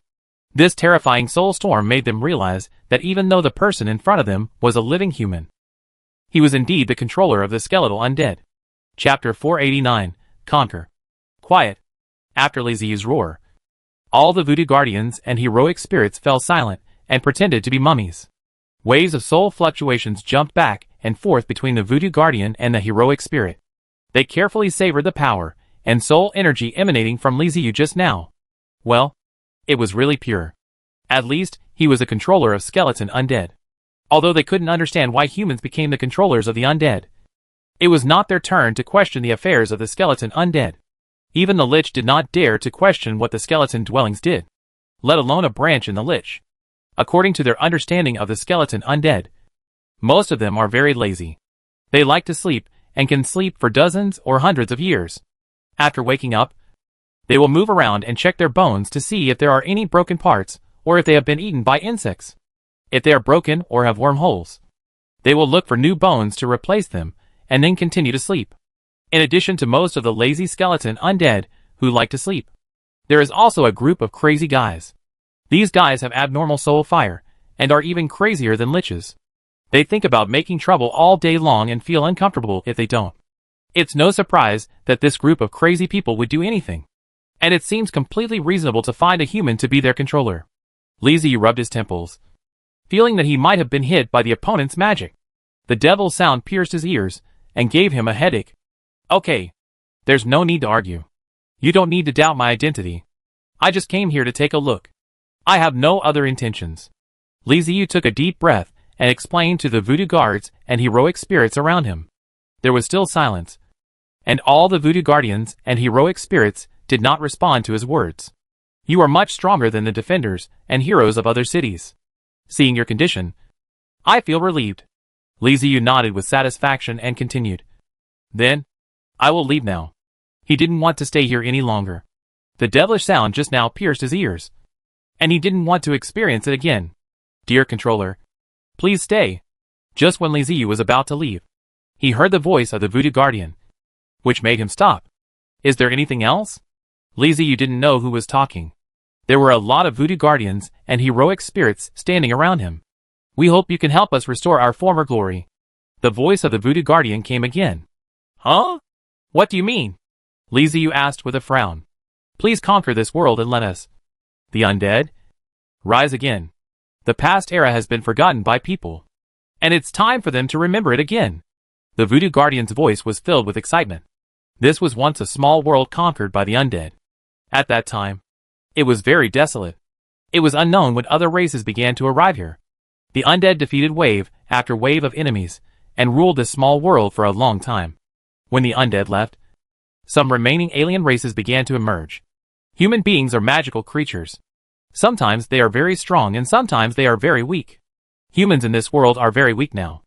Their short lifespan has caused a lot of history to be lost in the long river of time. They even no longer respect the undead and dare not go out to fight alien races bravely. They can only hide in the walls and survive. They really bring shame to the undead race. Voodoo guardians and heroic spirits were born later. They can also be considered undead. And because they are undead offshoots of the Lich, they are born with wisdom that is no less than that of humans and know a lot of history. They saw the appearance of humans and felt angry and helpless. The dangerous wasteland and various monsters were nothing in front of the undead. As the relatives of the undead, why shouldn't they dare to fight? They want to sweep the world again and show the majesty of the undead. But they are not real undead after all, and their scope of activities is limited, so they cannot fulfill such ambitions. Now, a skeleton undead controller finally appeared before them, making them realize that the opportunity had come. As long as this controller was willing to take action, this small world would return to the control of the undead. Liches are different from skeleton undead. They are not willing to be lonely. They will pursue power, truth, and the mysteries of magic. Anyway, they will definitely not sleep all day and wait for their bones to rot. Although the Voodoo Guardian is restricted by the Temple of the Dead and does not have a large range of activities, it has obviously inherited this characteristic of the Lich. It is very dissatisfied with the current situation and wants to change everything, subvert everything, and let the world return to the time when the undead ruled. Li Ziyu was in deep thought. Li Ziyu pondered. Li Ziyu thought, and then blinked his eyes, feeling that this request didn't seem too difficult to accomplish. If all the powers in this world were like the kingdom of Leon, and if all the monsters in this world were like those Byron vampires, then it would indeed not be difficult to accomplish. I have received your request. I will consider it. I will give you a reply before I leave, Li Ziyu said calmly, and then left the secret temple. He didn't notice that after he said this, the Voodoo Guardians, heroic spirits, and Voodoo Corpse priests were all shaking with excitement. After coming out of the secret realm, Li Ziyu and Eruno went to the palace again and had a secret talk. Li Ziyu carefully inquired about the power system of this world. This is just a small world. In Eruno's consciousness, this world has only this one continent, and the rest of the world is covered by sea water. In other words, conquering this continent is equivalent to conquering the entire world. Li Ziyu did not simply believe his words, but took Torrento to the royal library, where he found ancient records. After reading many records, they all explained one thing: the level of military power in this world is not high. There are not many extraordinary powers, and there is really only one continent. In that case, Li Ziyu feels that he can help the Voodoo Guardians of the temple fulfill their wish to conquer the world. It's quite exciting when you think about it. The Castle of the Dead still needs about a month to be repaired, which is enough time for him to do many things. Back in the castle, Li Ziyu gave the order for the undead to attack and sweep across the world. That day, the residents of Budapest saw a natural disaster. We don't know what happened, nor do we know who angered the god of death. His anger caused countless corpses to resurrect and walk out of the huge black city. Their number is incalculable. This is the revelation of the god of death, and also the punishment of God. Anyone who does not believe in God will be sentenced to death. I can't describe what I saw. On the city wall, I saw countless skeletons of all kinds. There was no end. They came out of the castle that suddenly appeared several years ago. It was like a white ocean covering the land and surging in all directions. It was as if a hole had been broken in the ground and the sea water was gushing out, as if it was going to drown everything. The anger of the gods will bring down white tides. The murderous intent of the gods will bring down death. And all the impurities in the world will be purified. When the god of death comes here, the other gods will eventually become a joke. There are a lot of records about that day in Budapest's later books. But people in later generations could never imagine what people saw that day, and what the scene was like that could make so many books record almost the same thing. The words god of death and white tide appear repeatedly. People in later generations cannot figure out what these two words represent, but they can read from the lines the fear and shock in people's hearts at that time. Li Ziyu had no idea what kind of shock he had brought to the residents of Budapest. To him, this was just a very routine attack. Well, he had done it many times before. Unknowingly, the number of undead in the Castle of the Dead has reached a daunting level. With just one command, tens of millions of undead will swarm out, standing on the top of the castle and looking out. It is indeed spectacular. The Castle of the Undead is like a spring, and the undead are like water gushing out of the spring. Standing on the city wall, you can see the shocking scene. King Eruno suddenly climbed onto the city wall today. The soldiers were confused and puzzled. The moment they saw the undead appear, they finally understood why the king came. There are countless undead all over the world. What they have to do is I come. I see. I conquer. The time is tight, and the task is heavy. Anyone who stands in their way will be an enemy, and will be eliminated. Li Ziyu only gave them 15 days. After 15 days, the undead will set out to return to the castle of the undead. In a month's round trip, the castle of the undead will be almost repaired. By then, they will have to think about how to leave this world. Li Ziyu didn't know how far he could conquer, but he would leave a team of undead to continue to be responsible for the affairs here. The undead set off in a mighty procession. There is indeed not only one kingdom, Leon, on this continent. In addition to the kingdom of Leon, there are 3 other kingdoms, 2 of which border the kingdom of Leon. The kingdom of Puffy, close to Budapest, was the first to suffer. The undead entered the kingdom of Puffy in a completely unreasonable manner. When the skeleton knights arrived in front of the cities, they announced loudly to the confused eyes of the soldiers guarding the cities, "You have been conquered. This place will be under the jurisdiction of the undead. Lay down your weapons, open the city gates, and welcome the arrival of the undead. Do not resist. If you obey, you will not be attacked." The soldiers guarding the city were almost amused. Are these knights crazy? You came here so suddenly and talked nonsense. Did you sleep too much last night? They stood on the city wall, laughing unscrupulously. This is a border city. Soldiers go to the wilderness to fight monsters and warcraft from time to time. They also take up swords and go to the battlefield when there is friction with the kingdom of Leon. They are all veterans, and will not be scared by a few words. Veterans who have been tempered by battles from time to time have a bravery that new recruits do not have. The skeleton knights were too lazy to pay attention to the soldiers on the city wall. Their mission was to notify them, if the other party listened to them, laid down their weapons, and opened the city gates, the subsequent undead would take over the city, and would not attack them. If you don't listen to them, that doesn't matter. Countless undead will choose to attack the city and flood it. Those who don't resist can survive, but those who resist will all be doomed. There are only 15 days in total, so of course they have to expand their results as much as possible, and not get delayed in any city. Seeing the skeleton knight leave, the soldiers on the city wall laughed even louder. They didn't take the skeleton knight seriously at all.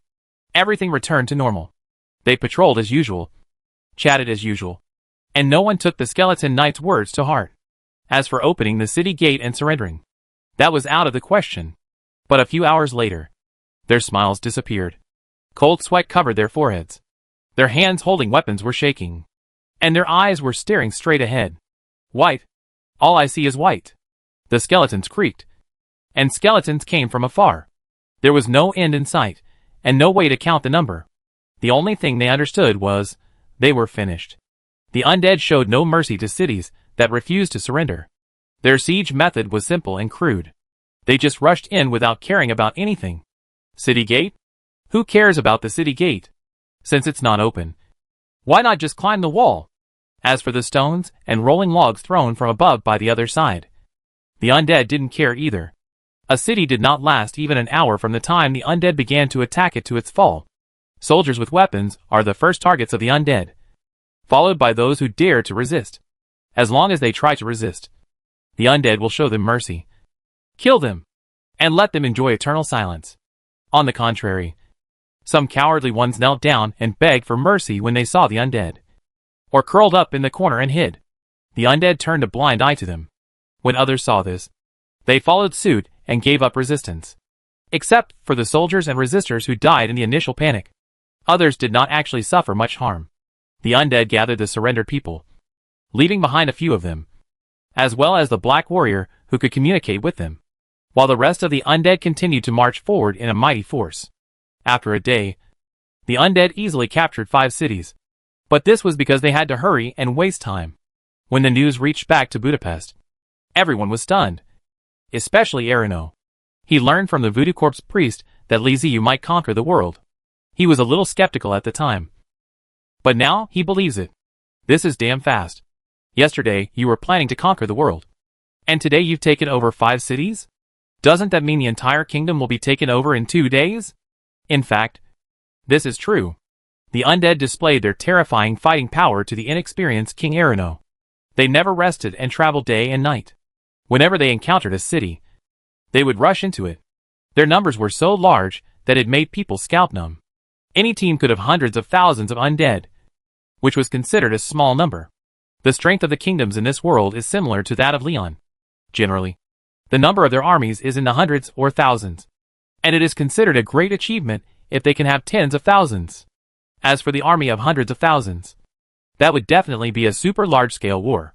But when it comes to the undead, tens of thousands of people? Hundreds of thousands of people? Who are they looking down on? The smallest battles involve attacks by hundreds of thousands of undead. Who can bear this?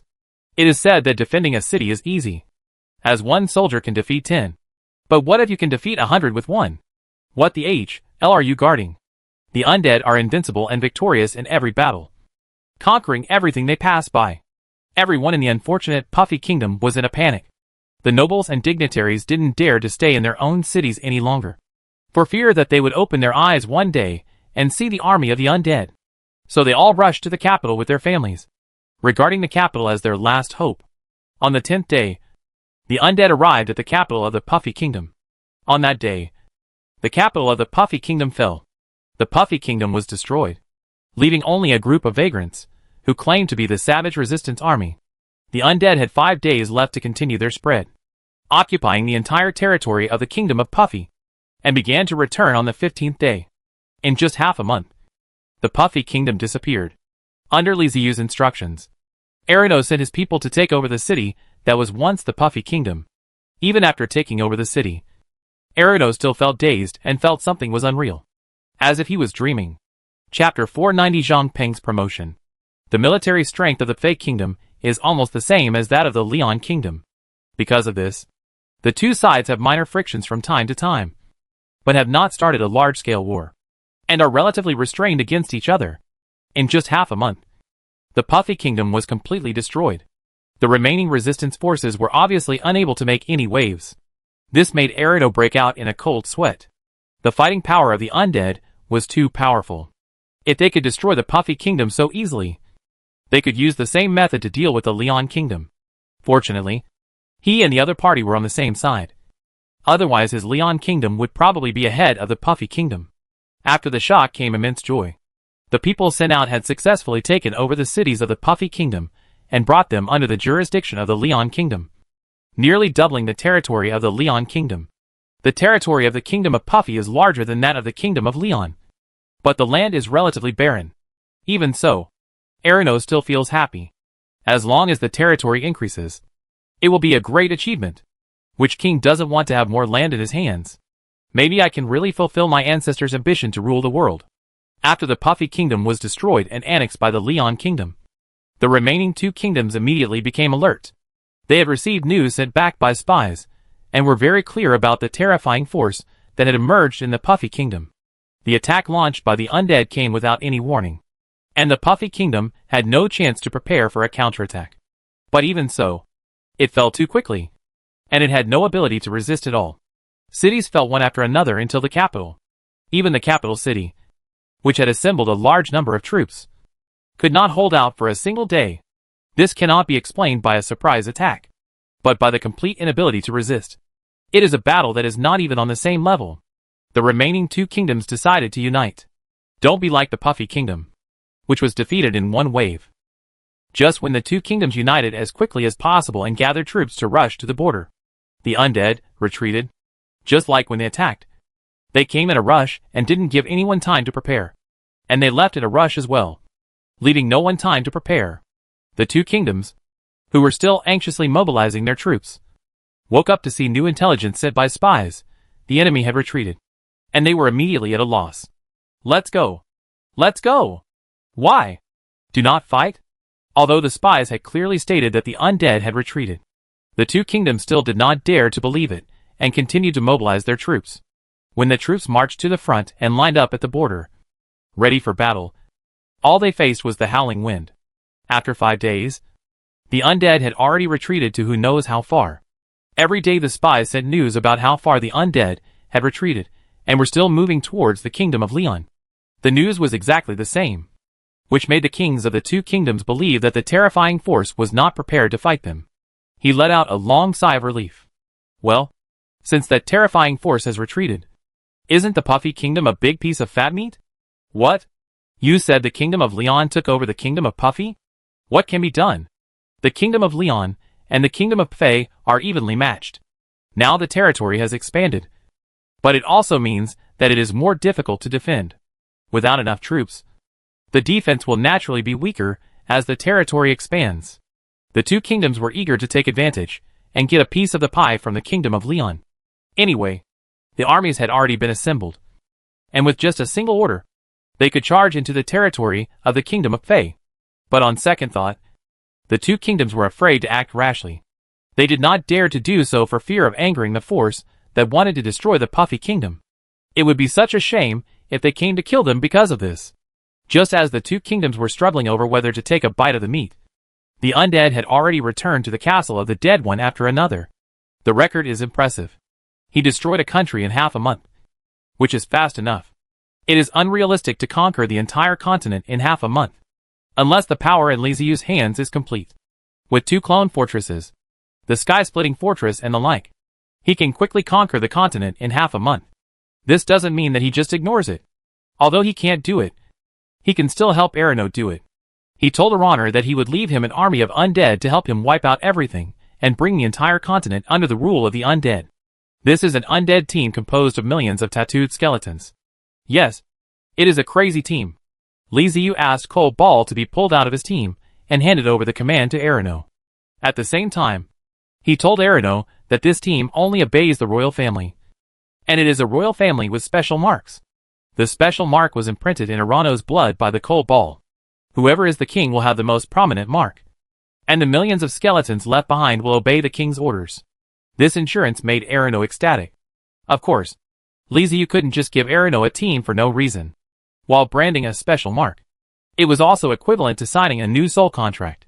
The royal family that Arano belonged to must serve the undead wholeheartedly and make the temple and cemetery better. Anyone who disrespects the undead will be regarded as an enemy. It must also be promoted in the Kingdom of Leon to bring everyone back under the rule of the undead. If Arano or his descendants betray the soul contract, not only will they be punished by the contract and their souls will be destroyed and they will die, but the tattooed skeleton legion will be liberated and will no longer obey any orders. And all life in this world that disrespects the undead will be eliminated. The soul contract seemed very harsh and terrifying. But Arano had no objection. Instead, he thought it was normal, and was not worried. He himself was a believer in the dead, and had always considered himself a relative of the dead. When Li Ziyu arrived, he obeyed without any hesitation. He felt that his children would be able to do it as well. Isn't this equivalent to getting an army of 1 million people for free? Moreover, he is not responsible for the equipment and weapons of his team. They don't need to eat and have no consumption. But their combat effectiveness is terrifyingly strong. Where can you find such a beautiful thing? Only a fool would refuse it. After all the undead returned and everything was arranged, the time was almost up, and the system finally sent new news to Li Ziyu. Friendly reminder: the compensation agreement has been completed and your castle has been repaired. The repaired undead castle stood on the earth again, completely restored to its original appearance, without any sign of damage. It still has to be the system. So awesome. Li Ziyu checked around and sighed sincerely. Now all I have to do is find a way to return to my original world. He was planning to ask Bepta to see if there was any solution. But then, he received a new system alert. Compensation agreement, line correction. Due to special reasons, the system has failed, which has caused you a bad experience.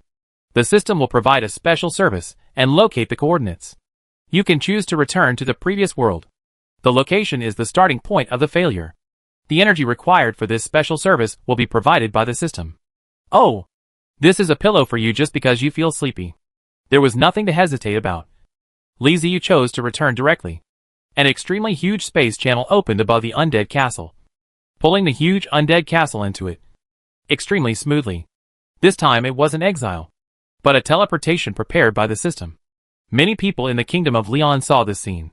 A black hole appeared in the sky, and an extremely thick beam of light shone down from the black hole. The huge city slowly rose and gradually entered the black hole. It was rumored in later generations, the Kingdom of God came to the world, and the god representing death appeared before us. He showed us his power, and those who refused to believe in him were destroyed. He warned the world and told it who the real master was. He left behind guardians, and returned to the realm of God with his kingdom. Neither Elena nor Torrento followed Liziu away, but stayed in their original world. This was a decision they made after careful consideration, and Liziu also asked for their opinions. After going through so much with Liziu, it's natural for the two of them to have some benefits. The two people signed a new soul contract with Liziu and enjoyed the right of asylum for the undead in the kingdom of Leon. Erido promised Torrento that he would become the prince of the kingdom of Leon and his family would be hereditary prince. Torrento also promised that his family would never betray the kingdom of Leon and would become the most steadfast ally and shield of the kingdom of Leon. Elena was originally born in a poor family, but she saved Liziu and became Liziu's savior. She is closer to Liziu than Torrento. After learning this, a runner named Elena the princess of the kingdom of Leon, a hereditary title. Liziu gave Elena the title of Saint of the Dead. With these two buffs, Elena completely escaped from poverty and officially became the most powerful super noble in the kingdom of Leon. After settling the two people, Liziu could return to his original world with peace of mind.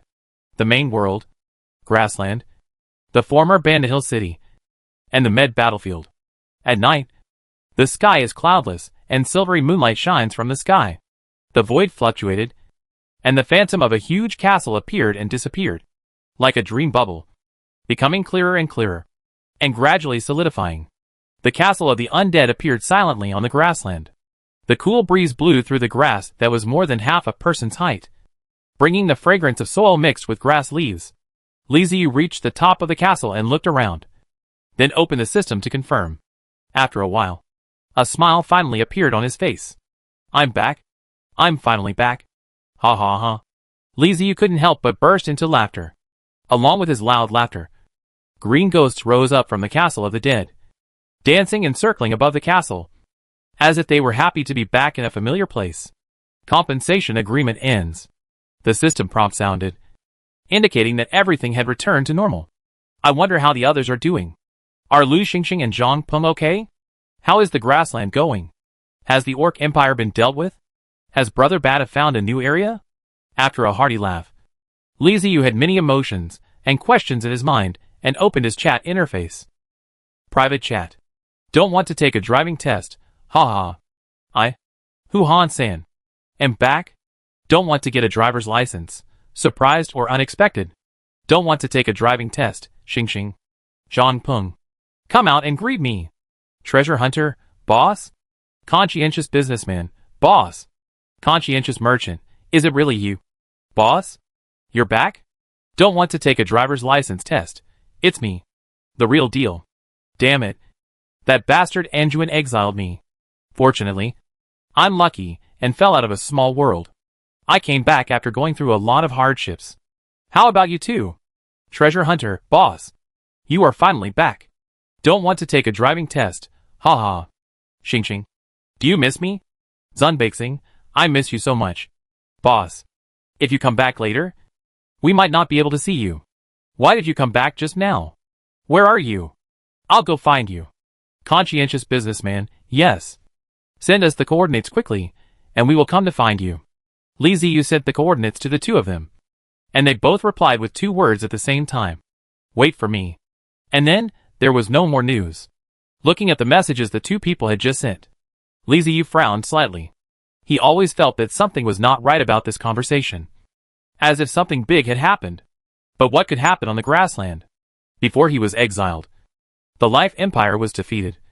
The Medes were defeated, and the Orc Empire was severely damaged. Logically, they would have surrendered to him, and there would be no problem with Batubu and the Wasteland Travelers Alliance. Everyone had signed a contract, and it was impossible for them to betray him. Logically speaking, nothing serious should happen to Lu Xingxing and Zhang Peng.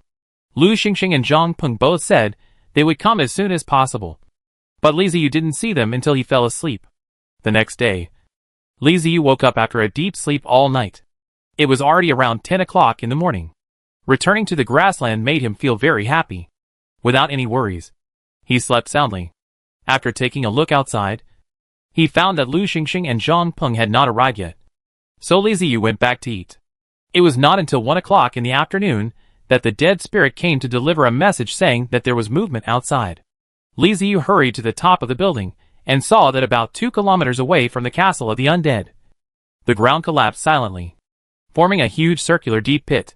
Looking at the area of the hole, it was only 2 circles smaller than the castle of the undead.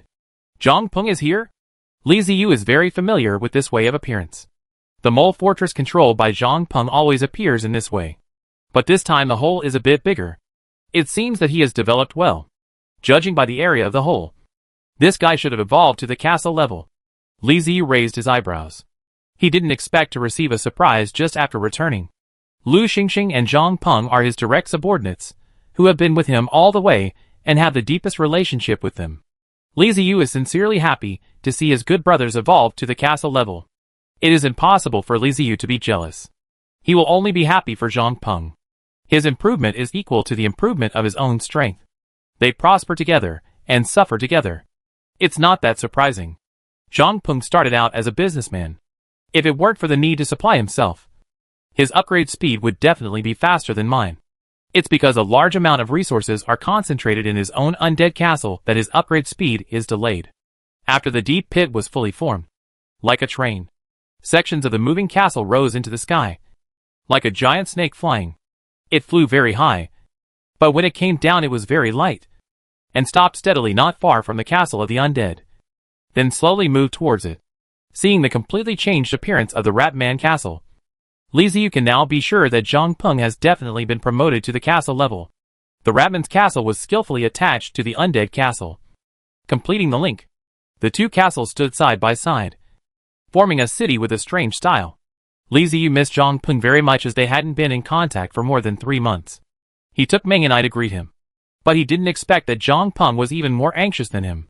As soon as he arrived at the door, Zhang Peng rushed over and hugged Li Ziyu. Hey, this is not right. Peng, I haven't seen you for a while. How come your orientation has changed? Let me tell you, I'm not interested in you.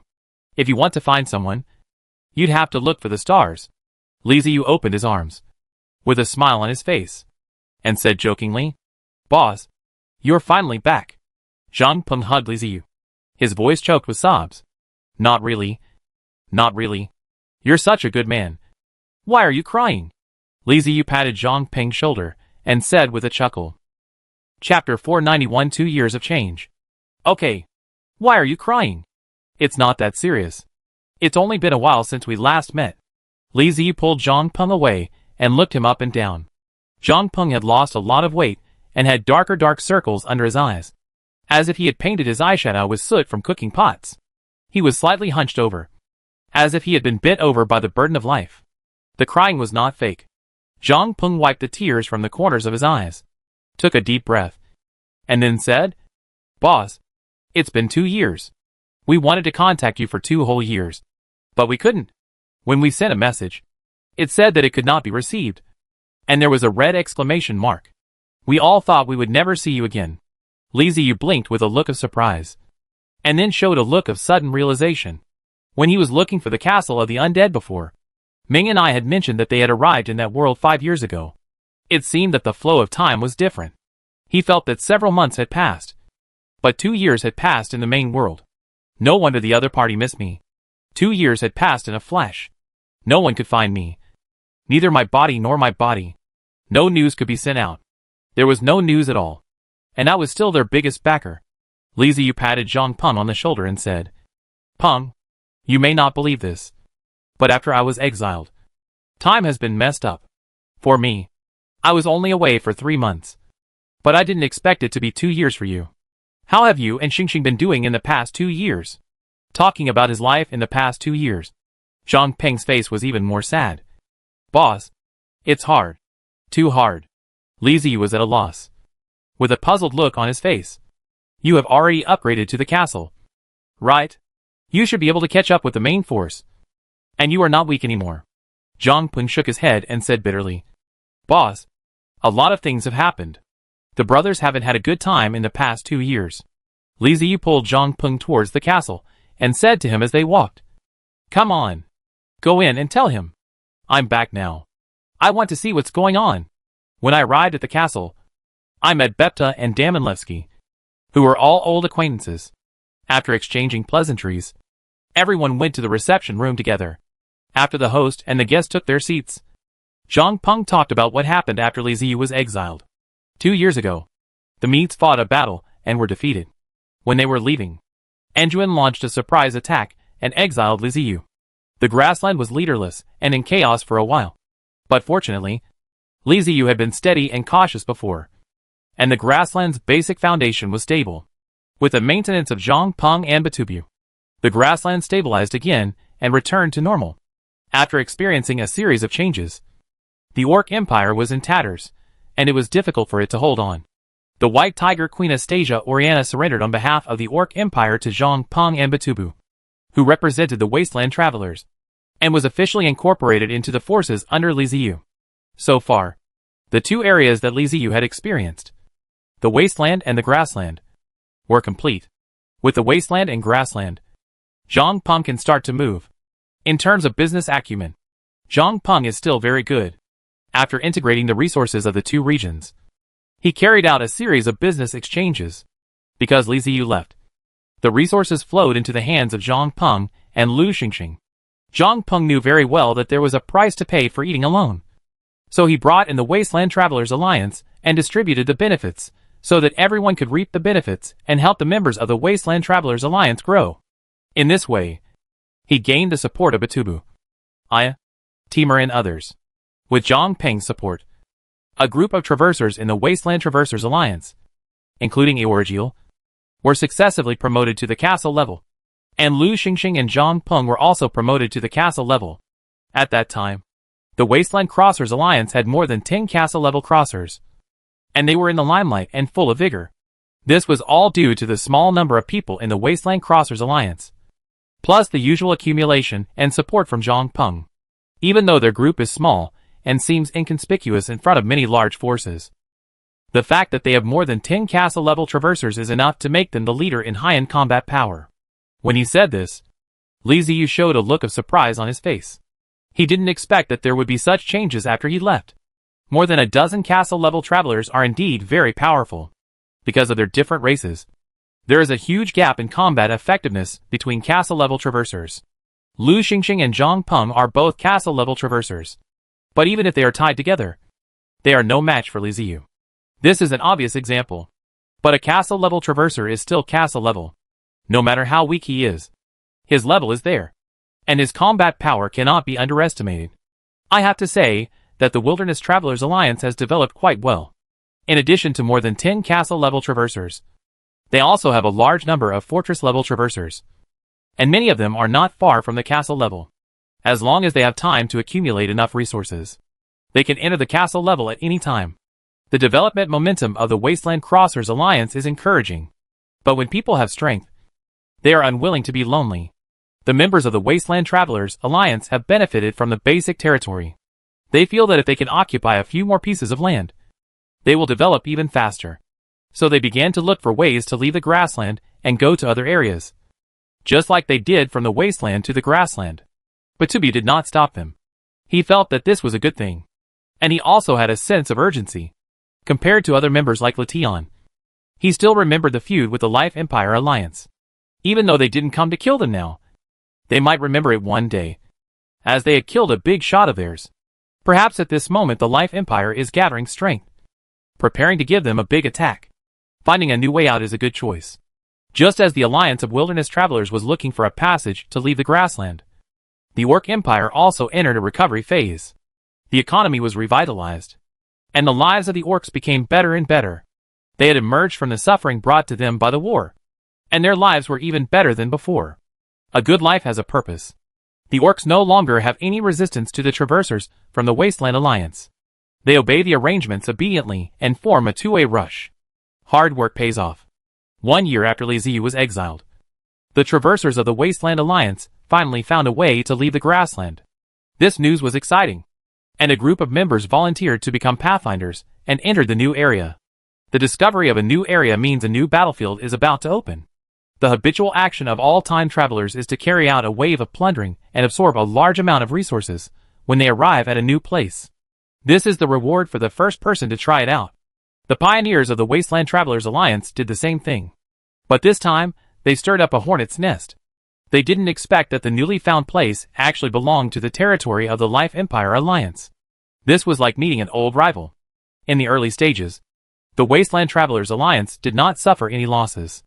Instead, it caught the Life Empire Alliance off guard and robbed them of a lot of their resources. After the Life Empire Alliance reacted, the battle began. The Time Travelers have a system, and their growth rate cannot be measured by common sense. It is different every day. After a year, the Life Empire is much stronger than the last time it came to the grassland. However, because the Life Empire Alliance is accustomed to fighting on multiple fronts, its combat power is not concentrated, which gives the Wasteland Traveler Alliance an opportunity. They have more castle-level travelers than the other side. After knowing that the area was the territory of the Life Empire Alliance, Batubu simply ordered that the area should not be occupied, but only plundered. They would rob and run, and destroy any lone traversers from the Life Empire. They would plunder resources frantically and engage in a tug-of-war. When the enemy came, they would retreat. And when the enemy retreated, they would advance. Their main target was the indigenous people of that area. His strategy was useful. Defense is always harder than offense. The Life Empire tasted what it felt like when they were causing chaos on the grassland. More and more members of the Life Empire Alliance were sent to this area to hunt down and intercept the members of the Wasteland Travelers Alliance, trying to eliminate them. However, after failing in the early stages, the members of the Wasteland Travelers Alliance did obtain a lot of resources and grew again. This resulted in that although their numbers were small, their quality was much higher than that of the Life Empire. With the addition of a dozen castle-level travelers, they were really thriving. If things continue to develop in this way, perhaps all members of the Wasteland Travelers Alliance will be able to advance to the castle level. After several months, a piece of news suddenly came that the Life Empire and the Sun God Guild joined forces to launch a surprise attack on the Dark Creature Society, a large organization composed of werewolf lords and vampire lords, and killed several of the Dark Creature Society's top castle-level traversers, causing the Dark Creature Society to suffer heavy losses. Taking advantage of the opponent's heavy losses, the Life Empire and the Sun God Guild simultaneously launched a general attack on the Dark Creature's secret society, forcing the opponent to retreat step by step and continuously lose their territory. To be honest, the Dark Creature Secret Society is not a weak organization. On the contrary, they are a large organization with many members. In addition to the dominant werewolf and vampire lords, there are also black magician lords, siren lords, and various dark creature lords. The main feature is their strong personal combat power. Under normal circumstances, even if the Life Empire and the Sun God Guild joined forces, it would be difficult to hunt down the top castle-level traverser of such a large organization. But they succeeded. The Wilderness Travelers Alliance is currently at war with the Life Empire, which makes Batubu very concerned about this news. He carefully collected intelligence and found out something horrifying. The president of the Sun God Guild has broken through the castle level and entered the next stage. No wonder he was able to kill the leader of the Dark Creature's secret society. It turned out that he was able to crush them. This is really terrifying. The Life Empire and the Sun God Guild are currently in a honeymoon period. If I bring people with me to stir up trouble behind the scenes and attract their attention, I will be in trouble. When Batubu realized this and wanted to ask his members to withdraw from the newly discovered area, it was too late. The Life Empire had made a comeback and not only repelled the Wilderness Travelers Alliance, but also invaded the grassland. Just a few months before Li Ziyu came back, they had been fighting with the travelers from the Life Empire Alliance. For castle-level travelers had fallen, and the fortress-level travelers suffered heavy casualties. The grassland had once again become a huge battlefield, and travelers from the Life Empire Alliance were constantly entering the grassland, plundering and attacking. Offense and defense are easy to deal with. And now it is the turn of the Wasteland Traveler Alliance to have a headache, as it is difficult to defend. Just at this time, Li Ziyu came back, which was like timely help. They had waited for 2 years, and finally waited for the boss to return. After listening to Zhang Peng's words, Li Ziyu was very moved. He didn't expect that the past 2 years were so exciting. He asked Zhang Peng curiously, "What is the next level of the castle?" It's no wonder that Li Ziyu was curious. He originally thought that the castle level was the highest level, but he didn't expect that he could continue to rise. He didn't even know how to break through the castle level. Zhang Peng was silent for a moment, then slowly uttered 2 words. God's Kingdom. Li Ziyu nodded and said, "It's a very impressive name. Do you know how to get promoted? I don't seem to see any introduction to the Kingdom of God in the system." Zhang Peng shook his head. He knew that Li Ziyu would definitely ask, and he had already prepared an answer. He said to Li Ziyu, "I have collected information from all aspects. Under normal circumstances, the castle is indeed top level. After upgrading to the highest level, almost no one can break through. The leaders of several large organizations have long been top-level castles, and no one has been able to break through. They all thought that this was the end. It wasn't until the president of the Sun God Guild suddenly broke through and was promoted to the Kingdom of God that everyone realized there was a higher level beyond the castle. But up to now, no one knows how to ascend to the Kingdom of God. The only person who has become a traverser at the Kingdom of God level is the president of the Sun God Guild." Zhang Peng explained it very carefully, and Li Ziyu listened attentively. "It doesn't matter if you have no clue now. All castle-level traversers will pay attention to the matter of being promoted to the Kingdom of God. It is not easy to keep the secret, and there will always be people who will help them find out the news. Pay more attention to this. If you have any information in this regard, tell me as soon as possible." Okay. Tell me about the current situation on the grassland. Now that I'm back, I can't just let those guys from the Life Empire mess around. This is my grassland." Li Ziyu's expression turned fierce and he said, "You want to snatch something from me? Are you ready to have your hands chopped off?" Zhang Peng then talked about the situation of the Life Empire on the grassland. This time, the Life Empire's attack was a large-scale one. Not only were there a large number of fortress-level traversers, but there were also quite a few castle-level traversers, with the number estimated to be nearly 20. After hearing this, Li Ziyu grinned. He seemed to smell a large amount of resources. As long as he could take down these guys from the Life Empire, his combat effectiveness would be much stronger. After Zhang Peng finished speaking, Li Ziyu nodded and said to him, "I understand. I'll take care of it. Well, I just came back and don't want to think about those things. When Xingxing comes, we'll have a good reunion. I miss you guys so much." Zhang Peng smiled and nodded. While the two were waiting, the system sent them new messages at the same time. Private chat. Treasure Hunter, boss. Peng. Come quickly. I'll send you the coordinates. I've encountered the castle level of the Life Empire. Conscientious businessman. Don't want to take a driving test. Since you are here, why do you need to bring any gifts? Can you hold on? Let's go there now. Treasure Hunter, boss. I'm no longer at the fortress level. I'm at the castle level. I can still hold on for a while. Come quickly. Don't want to get a driver's license. Okay. Li Ziyu and Zhang Peng looked at each other and smiled. The Undead Castle is now connected to the Ratman Castle, with the Undead Castle being the main one. So as long as Li Ziyu takes action, the Ratman Castle will naturally follow. After the coordinates were set, the Castle of the Dead was activated. I seem to have forgotten something. Oh, by the way, where is my fortress clone? Li Ziyu slapped his head and realized that he had forgotten to summon his fortress clone and the sky-splitting fortress when he came back. While operating the Castle of the Undead, Li Ziyu issued a summons in the system to call back his clone and the sky-splitting fortress. Soon he got a response. The fortress clone and the sky-splitting fortress were on their way back. Halfway through the journey, Zhang Peng returned to his own Moman Castle, drove the castle out of the Undead Castle, and went underground. The capabilities of his castle on the ground were limited, so the underground was his main battlefield. Chapter 492. Kill one person first. After Zhang Peng's Moman Castle broke away from the Undead Castle, Li Ziyu released the Eye of the Undead and let it rush to the battlefield first. The Eyes of the Undead were originally used for reconnaissance. They were extremely fast, had a long range of vision, and could detect enemy situations from the air.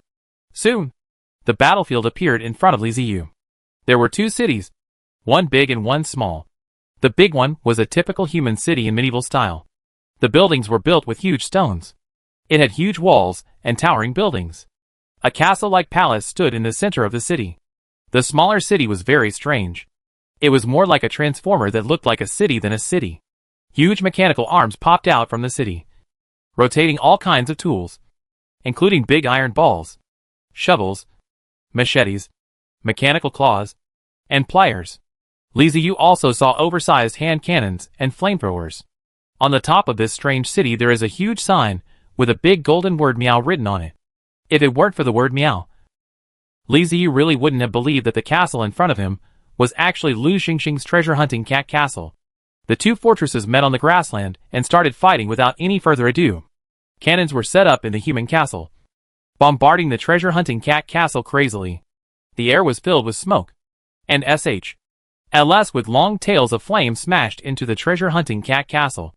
The treasure-hunting cat castle was like a brainless, reckless man, with mechanical arms rotating all kinds of tools and weapons, charging straight towards the human castle. When it got close, it rotated its mechanical arms to hammer together.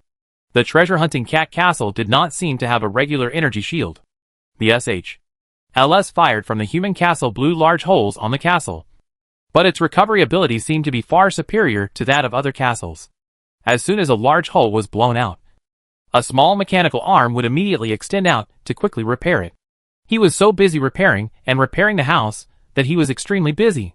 Not to mention, the bravery of the treasure-hunting cat people actually scared the human castle on the opposite side. They didn't dare to get close and fight head-on. Instead, the battlefield became a battle where the treasure-hunting cat people's castle was chasing the human castle. Private chat. Don't want to take a driver's license test at Conscientious Merchant. Oh my god. Did I see it wrong? The castle of the stars is chasing and beating people? Is he so domineering now? Treasure hunter, when you meet someone after 3 days, you should look at him with new eyes. Boss, it's been 2 years.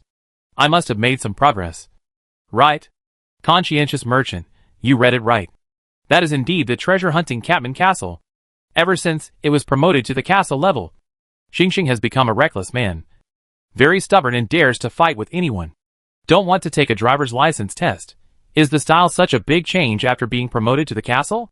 Conscientious businessman, are you surprised? Treasure hunter, ha ha ha. You're shocked. Don't want to take a driving test. Yes. I feel like he's so powerful. He doesn't even need our help. Right? Conscientious businessman, how about we just watch the fight? Treasure hunter, no. Boss, you can't leave me alone. I can't handle it alone. Don't want to take a driving test. I see you chasing someone and beating them. It doesn't look like you can't handle it. Treasure hunter, boss. I was wrong. I won't brag anymore. Please forgive me this time. Conscientious businessman, phew. Spineless. But the apology is very sincere. Don't want to take a driving test, haha. Okay. I won't tease you anymore. I'll be there soon. While chatting casually in the system and teasing Lu Xingxing, the speed of the undead castle did not slow down at all, and it quickly moved towards the battlefield. Prepare the main guns. Aim at the human fortress. For the first attack, use the psychic explosive bomb. And for the second attack, use the spear of the red spider lily. While chatting, Li Ziyu gave orders to the undead. The fist of annihilation entered the charging stage, and would launch an attack as soon as it came into range. Where is my fortress clone? Why hasn't he come yet? Li Ziyu came to the window, looked around for a while, and checked the system. The psychic fortress clone, the intelligent undead, was still quite far away. This was his trump card that he had always kept hidden and never showed to others. The mechanical fortress clones, the iron skeleton and the sky-splitting fortress, were speeding up to come over. But it would take some time. It was estimated that they would not arrive until the undead castle joined the battle. It's a bit of a pity. If the Iron Skull and the sky-splitting fortress could attack together with him, the effectiveness of the battle would be greatly improved. By the way, isn't the firepower on the undead castle a bit weak now? Although there are powerful weapons like the dust bomb, they cannot be used as conventional weapons.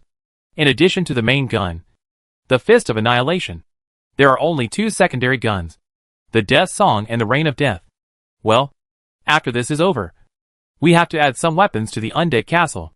Although it won't be as fully armed as the Iron Skull. It can't be just these few weapons. 2 castles chasing each other can now be seen.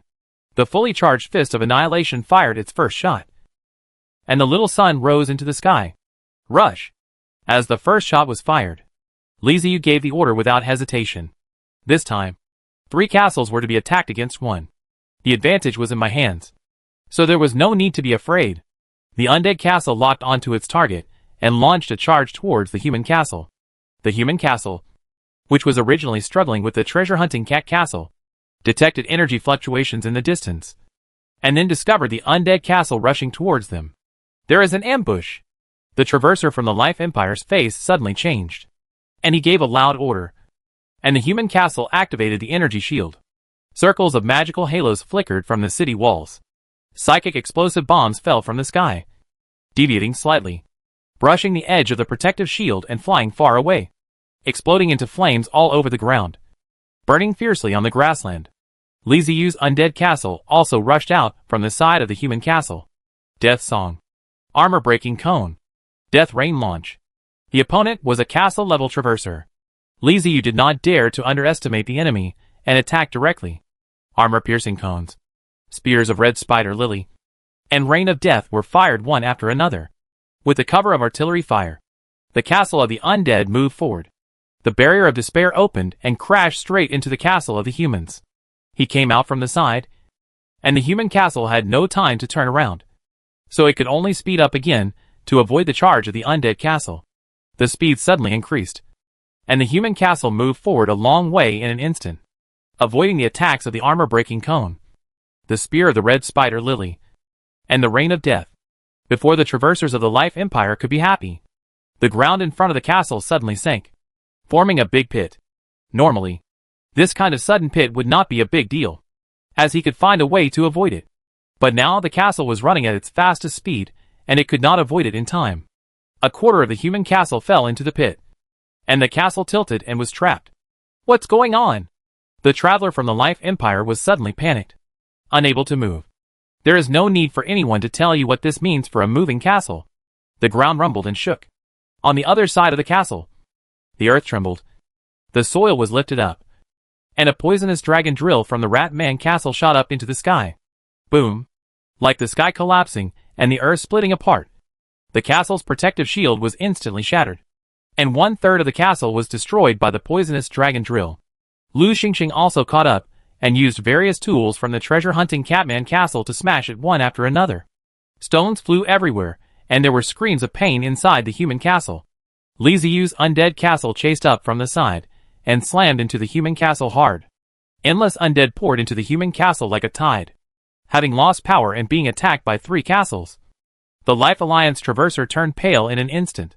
I thought he was hunting for grassland travelers, but I didn't expect that the other party was cunning and treacherous, and actually set a trap for me to fall into. When the undead castle, the gopher castle, and the treasure-hunting cat castle turned their guns and aimed at the tilted main building of the human castle, and began to attack madly and unscrupulously, the Life Empire traversers knew that it was over. Completely over. 3 castles bombarded 1 castle recklessly, and that castle was seriously damaged. The outcome can be imagined. After the human castle held out for an hour, the main building of the castle was blown to pieces, announcing the demise of a castle-level traverser. Li Ziyu, Zhang Peng and Lu Xingxing each sent out their own men to collect resources. The 3 of them cooperated very well, and the entire battlefield was in perfect order, especially since the number of undead was so huge and frightening. Cleaning up the battlefield was a piece of cake. The 3 of them have a harmonious relationship, and will not have conflicts over resources. The resources in a castle are very rich, and dismantling them can bring a huge fortune.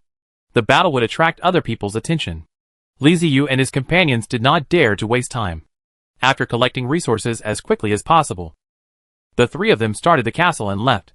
Not long after the 3 left, someone found the battle site. It was a traverser from the Life Alliance. After checking, he found that someone from his own alliance had died. He was so angry that he jumped to his feet. But the enemy had already left, so he did not dare to pursue them without authorization. They ran a long way and found a place according to Zhang Peng's instructions, and the 3 of them settled down. The 3 castles were connected, and Zhang Peng and Lu Xingxing came out to enter the dead castle. Boss, I miss you so much. As soon as they met, Lu Xingxing rushed over, hugged Li Ziyu and laughed.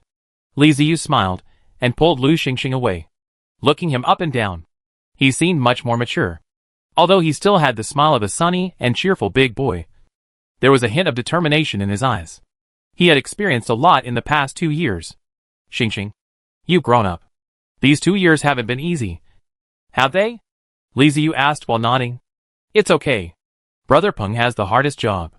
Resource allocation depends entirely on him. Without him, I wouldn't be able to enter the castle level. Lu Xingxing grinned, revealing a mouthful of white teeth. Let's go in and sit down and talk. Li Ziyu made way and took Zhang Peng and Lu Xingxing into the castle of the undead. Lu Xingxing and Zhang Peng are no longer the fortress level they used to be. They are now on the same level as Li Ziyu. But they still regard Li Ziyu as the boss and still respect him and listen to him. A lot of things have happened since they last met for 2 years. And the three of them have endless things to talk about. Especially Lu Xingxing. This kid has always been under the care of Li Ziyu. But Li Ziyu disappeared for 2 years. Although Lu Xingxing has grown a lot in these 2 years. Without Li Ziyu, he still lacks confidence even if he has reached the castle level. Seeing Li Ziyu again, Lu Xingxing felt very cordial and never stopped talking. He wanted to tell Li Ziyu everything that had happened in the past 2 years, including his happy and unhappy moments, the dangers he had encountered, and the great deeds he had done. What he said was much more detailed than Zhang Peng, allowing Li Ziyu to understand more clearly what had happened during the 2 years of his exile. But whether it was Lu Xingxing or Zhang Peng, the meaning behind their words was the same. They were bullied by the Life Empire Alliance. And the most important thing was to regroup, drive the traversers of the Life Empire Alliance out of the grassland, and restore the environment of the grassland, so that they would have the resources to improve themselves. The three of them were talking. And before they knew it, it was late at night. Li Ziyu asked Zhang Peng and Lu Xingxing to go to bed first. Lu Xingxing was reluctant to leave and didn't want to go to bed. Li Ziyu couldn't help but roll his eyes and said, "What do you want to do if you don't want to sleep? We are still chatting by candlelight. I'm back now. Don't worry. I'll take care of everything. Now go to bed." Even after being scolded, Lu Xingxing was not angry at all. Instead, he responded with a smile and ran away happily. Familiar feeling. Familiar taste. Nothing wrong. It's definitely the boss. Li Ziyu returned to the bedroom, but was not sleepy at all. He stood by the window, looking at the moonlight outside, and kept thinking about what Lu Xingxing and Zhang Peng had told him today. What Zhang Peng said was more like condensed intelligence. What Lu Xingxing said was a lot and very diverse, all of which were his own experiences. But combining what the two said, he could get more. It is certain that the Life Empire Alliance must be driven away. The grassland is already in our hands. It has been ravaged by them for too long. Enough is enough. It is time to clean them out. That's the first thing. The second thing is how to advance to the kingdom of God. The castle level is overwhelming against the fortress level. And the fortress level is difficult to contend with.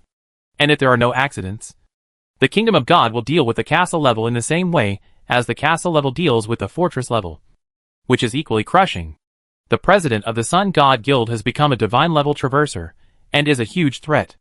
I finally upgraded to the castle level, and just felt a little safe. But now it's gone again. Li Ziyu sighed, and a soft body pressed against him. Ming and I wrapped her arms around his waist and said, "Master, it's late at night. If there is anything, we should think about it tomorrow." Li Ziyu turned around, and the moonlight shone through the window onto Meng Ni's face, making her skin glow fluorescently. "Okay." After responding, Li Ziyu picked up Meng and I and walked towards his big bed. No words were spoken that night. At dawn the next day, Li Ziyu washed and changed clothes with the help of Meng and I, and went to the restaurant for breakfast. Zhang Peng and Lu Xingxing came over panting, and sat down next to Li Ziyu to eat breakfast with him. I thought about it yesterday. The matter of the kingdom of God is of utmost importance. Peng, we must hurry up on this matter. I will contact Brother Bata today, and meet him as soon as possible to discuss how to deal with the people from the Life Empire. They can steal our things on the grassland. So can we also regard them as our resource supply station? Li Ziyu talked to Zhang Peng and Lu Xingxing while eating. The two listened in silence, pondering what the boss said. The boss had just returned and he started thinking about how to deal with the Life Empire Alliance. The main boss was right. They thought so too. Danger always comes with opportunity. The enemy's invasion of the grassland caused them a lot of trouble. Plundering and fighting everywhere, destroying the business environment of the grassland and causing a reduction in resource income. But at the same time, if they could hunt the travelers from the Life Empire, the resources obtained would be enough to make up for their plundered resources. After dinner, the three of them moved to the living room. Private chat. Don't want to take a driving test, Brother Batu. I'm back. The free-flying eagle, brotherly? Don't want to take a driving test, well, that's me. The free-flying eagle, damn. When did you come back? Where are you? I'll find you. Don't want to take the driving test. I came back yesterday and I'm a little tired. So I contacted you today. I'll send you the coordinates. Free-flying eagle, good? After notifying Batubu, Li Ziyu turned his head and looked towards the center of the living room, where there was a huge table, and on top of it was an equally huge and lifelike grassland sand table. This was brought by Lu Xingxing. It is a sand table of the grassland area, made using the system, and can best grasp the grassland conditions. Chapter 493 Grassland Sand Table. Lu Xingxing put a lot of effort into making the grassland sand table. It includes the terrain direction, river veins, known nomadic tribes and their activity ranges, paths, cities of the Orc Empire, etc. Not only those on the ground, but also those underground.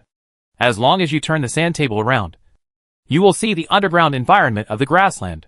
The veins below are even more intricate. That is the underground passage network created by Zhang Peng. The sand table can also be connected to the system for real-time updates. But Lu Xingxing cannot do it because his detection methods are not enough for him to monitor everything. Li Ziyu can. However, he can release a large number of undead eyes to monitor the movements of the grassland, and then use the system to update the movements on the grassland to the sand table. Isn't this just like having a god's perspective? Li Ziyu looked at the sand table and couldn't help but marvel. From a god's perspective, that is a chess player playing a big game with the world as chess pieces, seeking to conquer the world. Li Ziyu cannot be a chess player. He himself is also on the chessboard, which means he has already penetrated deeply into the game, and he can be killed in a spectacular way. Li Ziyu has begun to release the eyes of the undead in the castle. Intelligence is extremely important at all times. The battlefield is not about fighting and killing. It is a war of intelligence. The sand table has been connected to the system, and information is constantly coming in to update the movements on the sand table. Symbols that look like chess pieces appear on the sand table. These chess pieces were preset by Lu Xingxing in advance. Each of them represents something. Some represent caravans. Some represent the army. And the most important thing is that they represent the mobile city of the Traverser. There are quite a few time travelers sent by the Life Empire Alliance, and nearly 40 mobile cities have appeared on the sand table. The system will not give the level of the mobile city, but it will display the size of the city area in proportion on the sand table. Through the city area, you can also roughly know the level of the Traverser's mobile city. According to common sense, the larger the city, the higher the level. Castle-level cities are mostly larger than fortress-level cities, and much larger. Of course, mobile cities can expand their area. It is not ruled out that some people will try their best to expand the city area and reach the castle level from fortress level. But it is enough. Li Ziyu has never thought about fighting the opponent head-on. The grassland is his second base camp. Zhang Peng, Lu Xingxing, and the members of the Time Travelers Alliance have been operating here for 2 years. They must have a deeper understanding of the grassland than the Time Travelers of the Life Empire Alliance. In addition, with Lu Xingxing's sand table and a god's perspective, there is no need to fight head-on. Of course, they have to fight in a group. After receiving the message from Li Ziyu, Batubu rushed to the coordinate point and soon reunited with Li Ziyu. Ha ha ha, brother Batu. Long time no see. As soon as they met, Li Ziyu laughed, opened her arms, gave Batubu a big hug and exchanged pleasantries. Batubu was equally excited and gave Li Ziyu a bear hug. Brotherly, you made me so worried. It's been 2 years. Where have you been? I thought you would never come back. Li Ziyu waved his hands and said to Batubu with a look of regret, don't mention it. That damn Anduin tricked me and exiled me. Fortunately, I was lucky enough not to be caught in the turbulence of space and fell into a small world. It took a long time to get back here. Let's go in first and talk about it after we get in. Li Ziyu pulled Batubu into the castle. The two talked as they walked and came to the reception hall. As soon as he entered the hall, Batubu saw the huge sand table placed in the center and was stunned. He walked quickly forward, walked around the sand table twice, then looked at Li Ziyu in astonishment, swallowing his saliva and saying, Brotherly, is this a grassland sand table? It's too detailed. The people on it can move. How did you make this? Li Ziyu laughed, put his arm around Lu Xingxing's shoulders, walked over to Batubu and said, The sand table is Xingxing's return gift to me. How about it? Are you envious? How can you not be envious? Such a detailed sand table that can be updated in real time is a great thing. Even the system cannot give them such a thing. When all the information and intelligence are mastered, the battle will be easier. If he had such a sand table before, the current situation would not have happened. Would he still let the Life Empire run around like a dog? The situation is obviously the opposite. And it is their Wasteland Traveler Alliance that is chasing the travelers from the Life Empire. He looked at Lu Xingxing resentfully and said, Xingxing, you are so mean. You have such a good thing. Why didn't you take it out earlier? Why are you hiding it from me? Faced with the resentful look of a muscular man, Lu Xingxing shuddered, spread his hands aggrievedly, and looked at Li Ziyu. Li Ziyu explained to Batubuha, Brother Batu, you don't have to blame Xingxing for this. It's not that he didn't take it out. The reason why the sand table can be updated in real time is because of me. He doesn't have the means to make the sand table updated in real time. The sand table you see now is made by the joint efforts of our two castles. In fact, Batubu was just saying that. He had a lot of contact with Lu Xingxing and Zhang Peng in the past 2 years. If there really was such a good thing as a sand table, Lu Xingxing would have taken it out long ago. The reason why Batubu was so sure was that after the Life Empire invaded the grassland, Lu Xingxing had indeed experienced several fierce battles and almost died. If he had a sand table, even if he didn't take it out, he would have to use it. But he was still ambushed, which means that he didn't have such a thing as a sand table before. Li Ziyu patted Batubu and Lu Xingxing on the shoulders and signaled Zhang Peng with his eyes.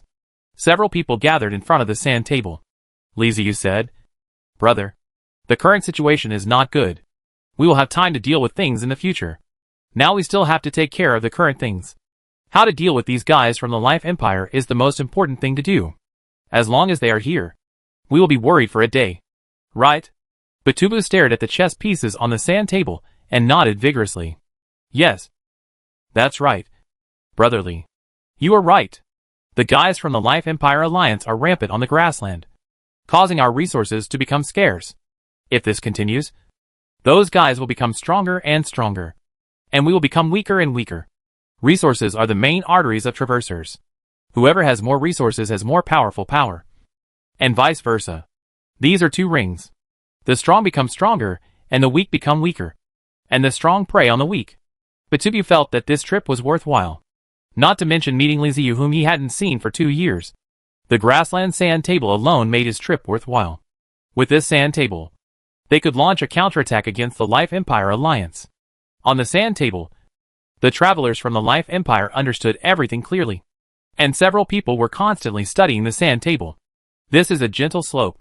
We can hide for a while and see where he is going. He will pass by here sooner or later. If we suddenly rush out, it will be no problem to capture a fortress. I recommend the underground warfare. Zhang Peng has the advantage. Guerrilla warfare is fine. We have a sandbox. But they don't? Are there coordinates on the sand table? It's a bit difficult without them. Let me take a look. Yes. The system can provide the coordinates. The more they studied, the more excited they became. They found that there were so many possible ways to fight. If the Life Empire didn't have a sandbox, they would be in big trouble this time. Let's try it first. Let me take a look. This one, I remember it, is a fortress. Let me check the coordinates nearby and I'll send someone over. After discussing for a long time, Batubu decided to do a test to see if the effect of the sand table is really as he expected. Pointing to a chess piece on the sand table, Li Ziyu took a look and nodded. He identified several ambush locations on the sand table, retrieved the coordinates from the system, and told Batubu. After receiving the coordinates, Batubu immediately found nearby alliance members on the sand table and arranged an ambush for them. There are 3 ambush points in total, with 3 fortresses arranged in a triangle around the path that the Life Empire's traversers must pass through. The 3 alliance members who received the news from Batubu were a little confused. They didn't know why Batubu asked them to get to the coordinate point as quickly as possible. But in the past 2 years, if Batubu hadn't been fighting with the travelers from the Life Empire and stopping their encirclement and suppression again and again, they, the Wasteland travelers, would have been defeated long ago. So the 3 alliance members subconsciously chose to believe it. On the sand table, the fortresses of the 3 alliance members took action and moved towards the coordinate point. Arriving at the coordinate point before the traversers from the Life Empire. Private chat. Silver Alliance, Brother Batu. I've arrived at the coordinates you sent me. But there's nothing here. Drunk and look at the light. Hey. Do you also receive the news of Brother Batu? Silver Alliance. I am following the coordinates sent by Brother Batu. Where are you? White Robe Drunkard at Silver Alliance at Drunk and Lamplight watching. I have also been to the coordinates sent by Brother Batu. But I don't see you too. At Free Flying Eagle. Brother. What's going on? Free Flying Eagle, stop looking. The three of you are at different coordinates. Soon a Life Empire Traverser Fortress will pass between you. According to my speculation.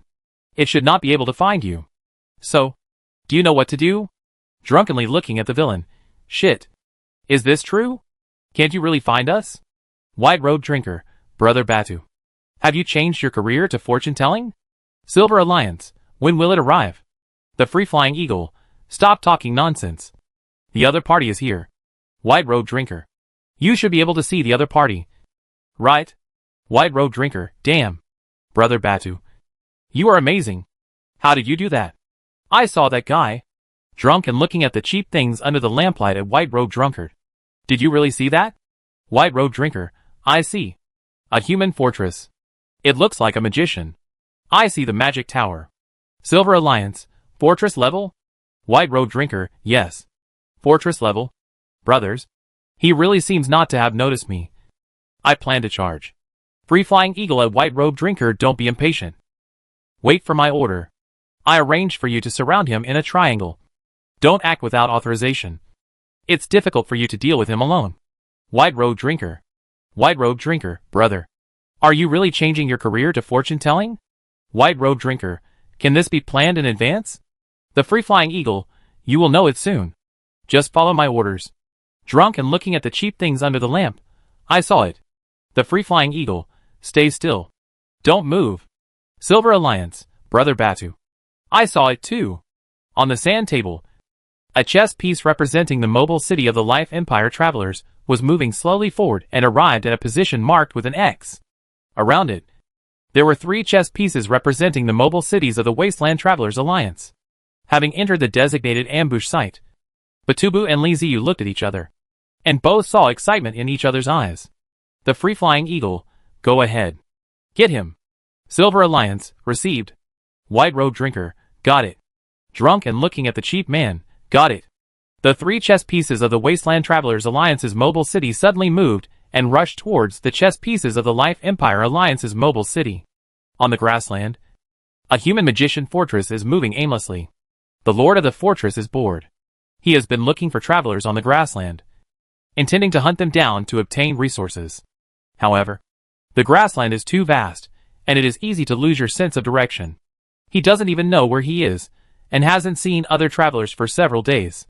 The alarm suddenly sounded, and a message came from the magic tower that they found a mobile city rushing towards them. And it was not a member of the Alliance. Not a member of the Alliance? The traverser from the Life Empire jumped up, an expression of excitement on his face. Here they come. Finally here. Rushing up to die.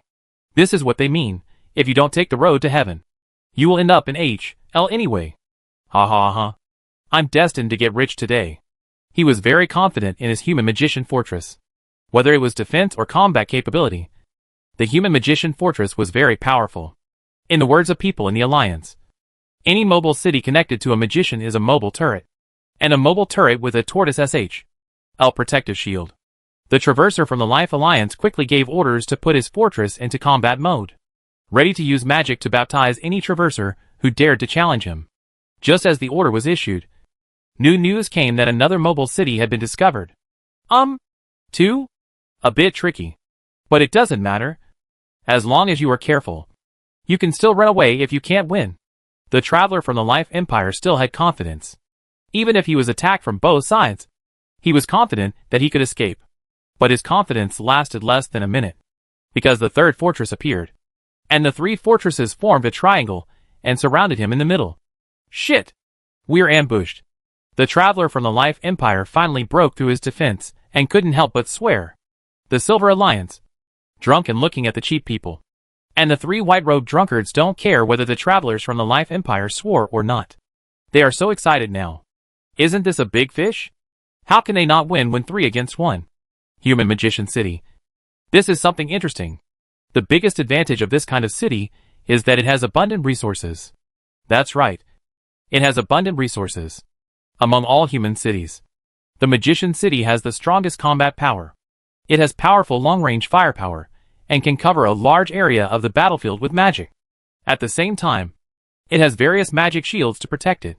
It can fight, resist, and run. If a wasteland traveler encounters it alone, it will be almost impossible to defeat it. But dangers are accompanied by opportunities. The mobile cities of human magicians have always been synonymous with wealth. As long as you can take them down, the resources you get from the fortress are equivalent to the resources of half a castle. You can definitely make a fortune. The 3 members of the Wasteland Alliance formed a triangle and pressed forward directly, attacking the Life Empire's mobile fortress crazily, with a completely unreasonable attitude.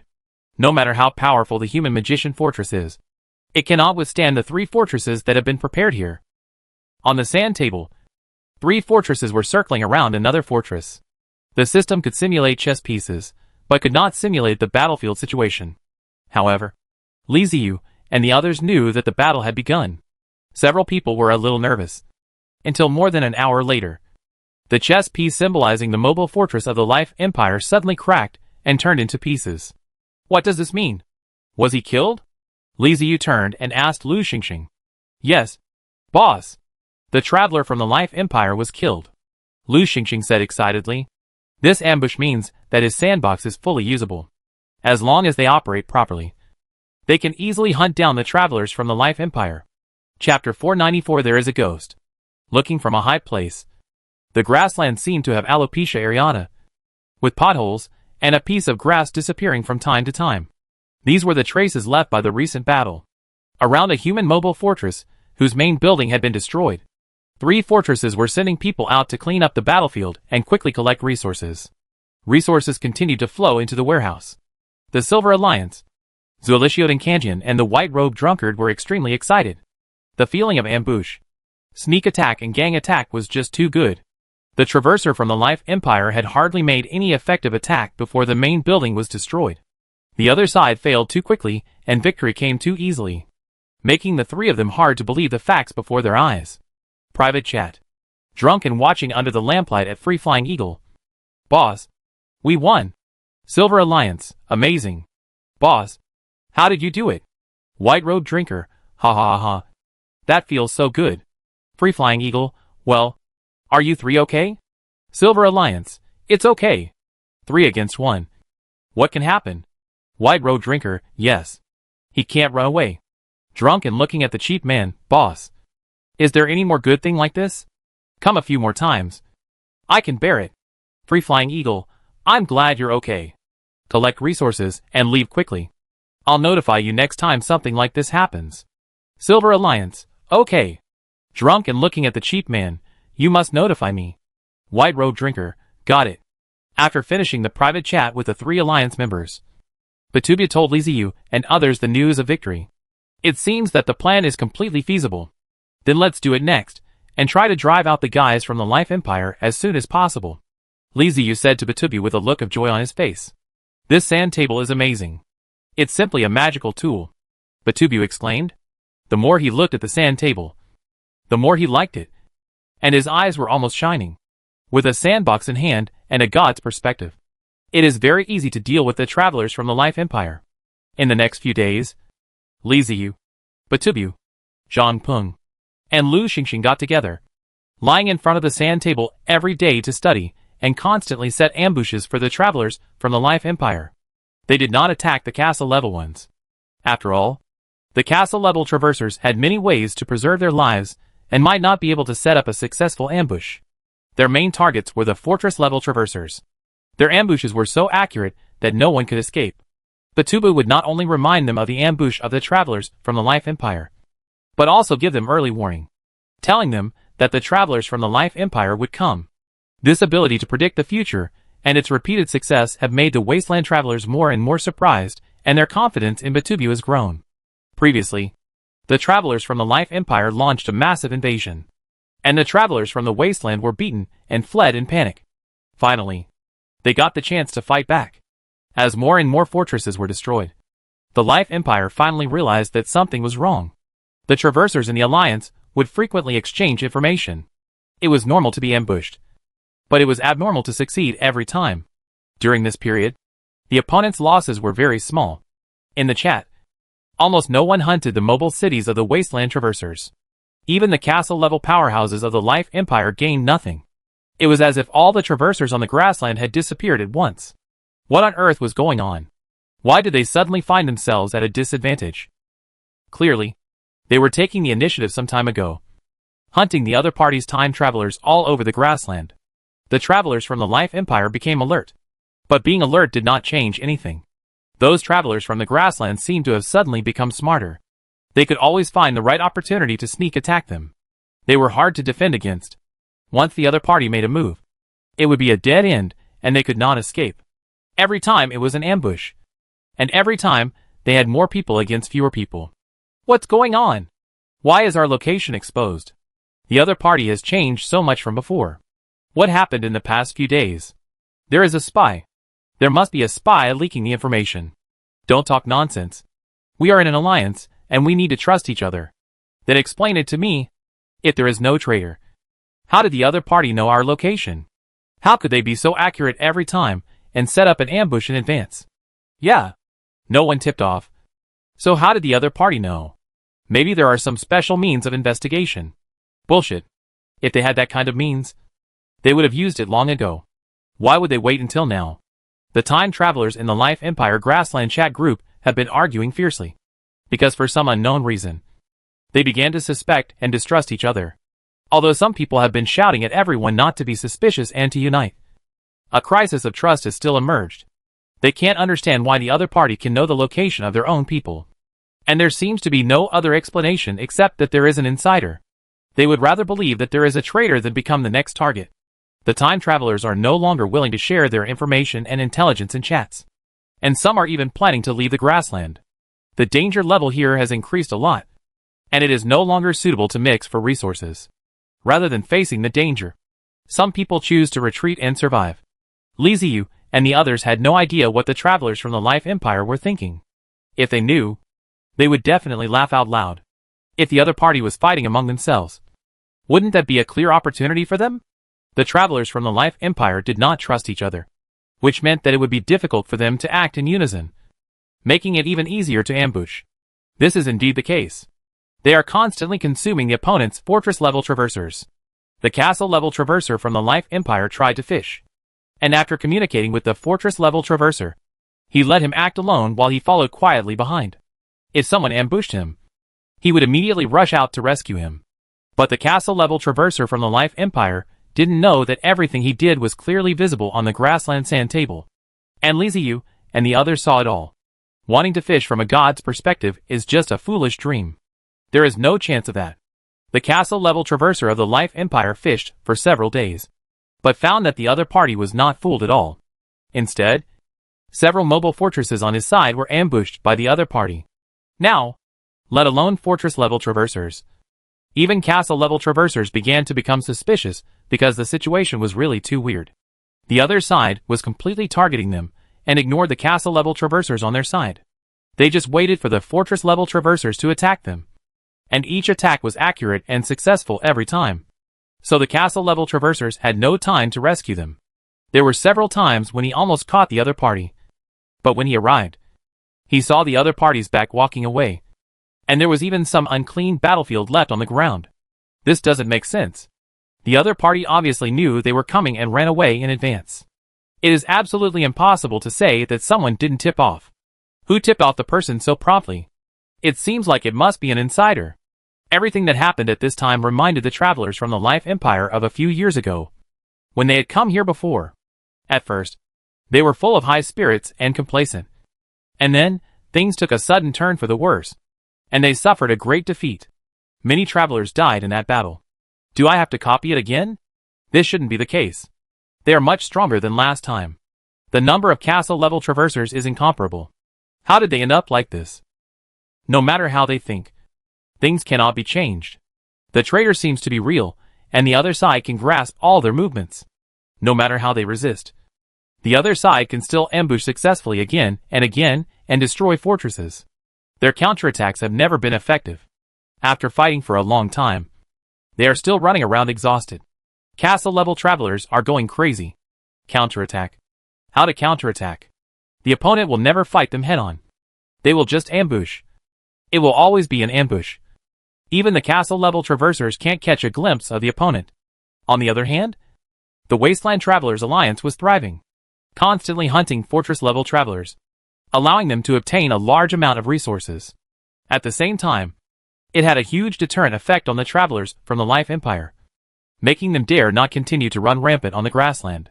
The Wasteland Travelers were very proud of themselves. The balance of victory slowly shifted.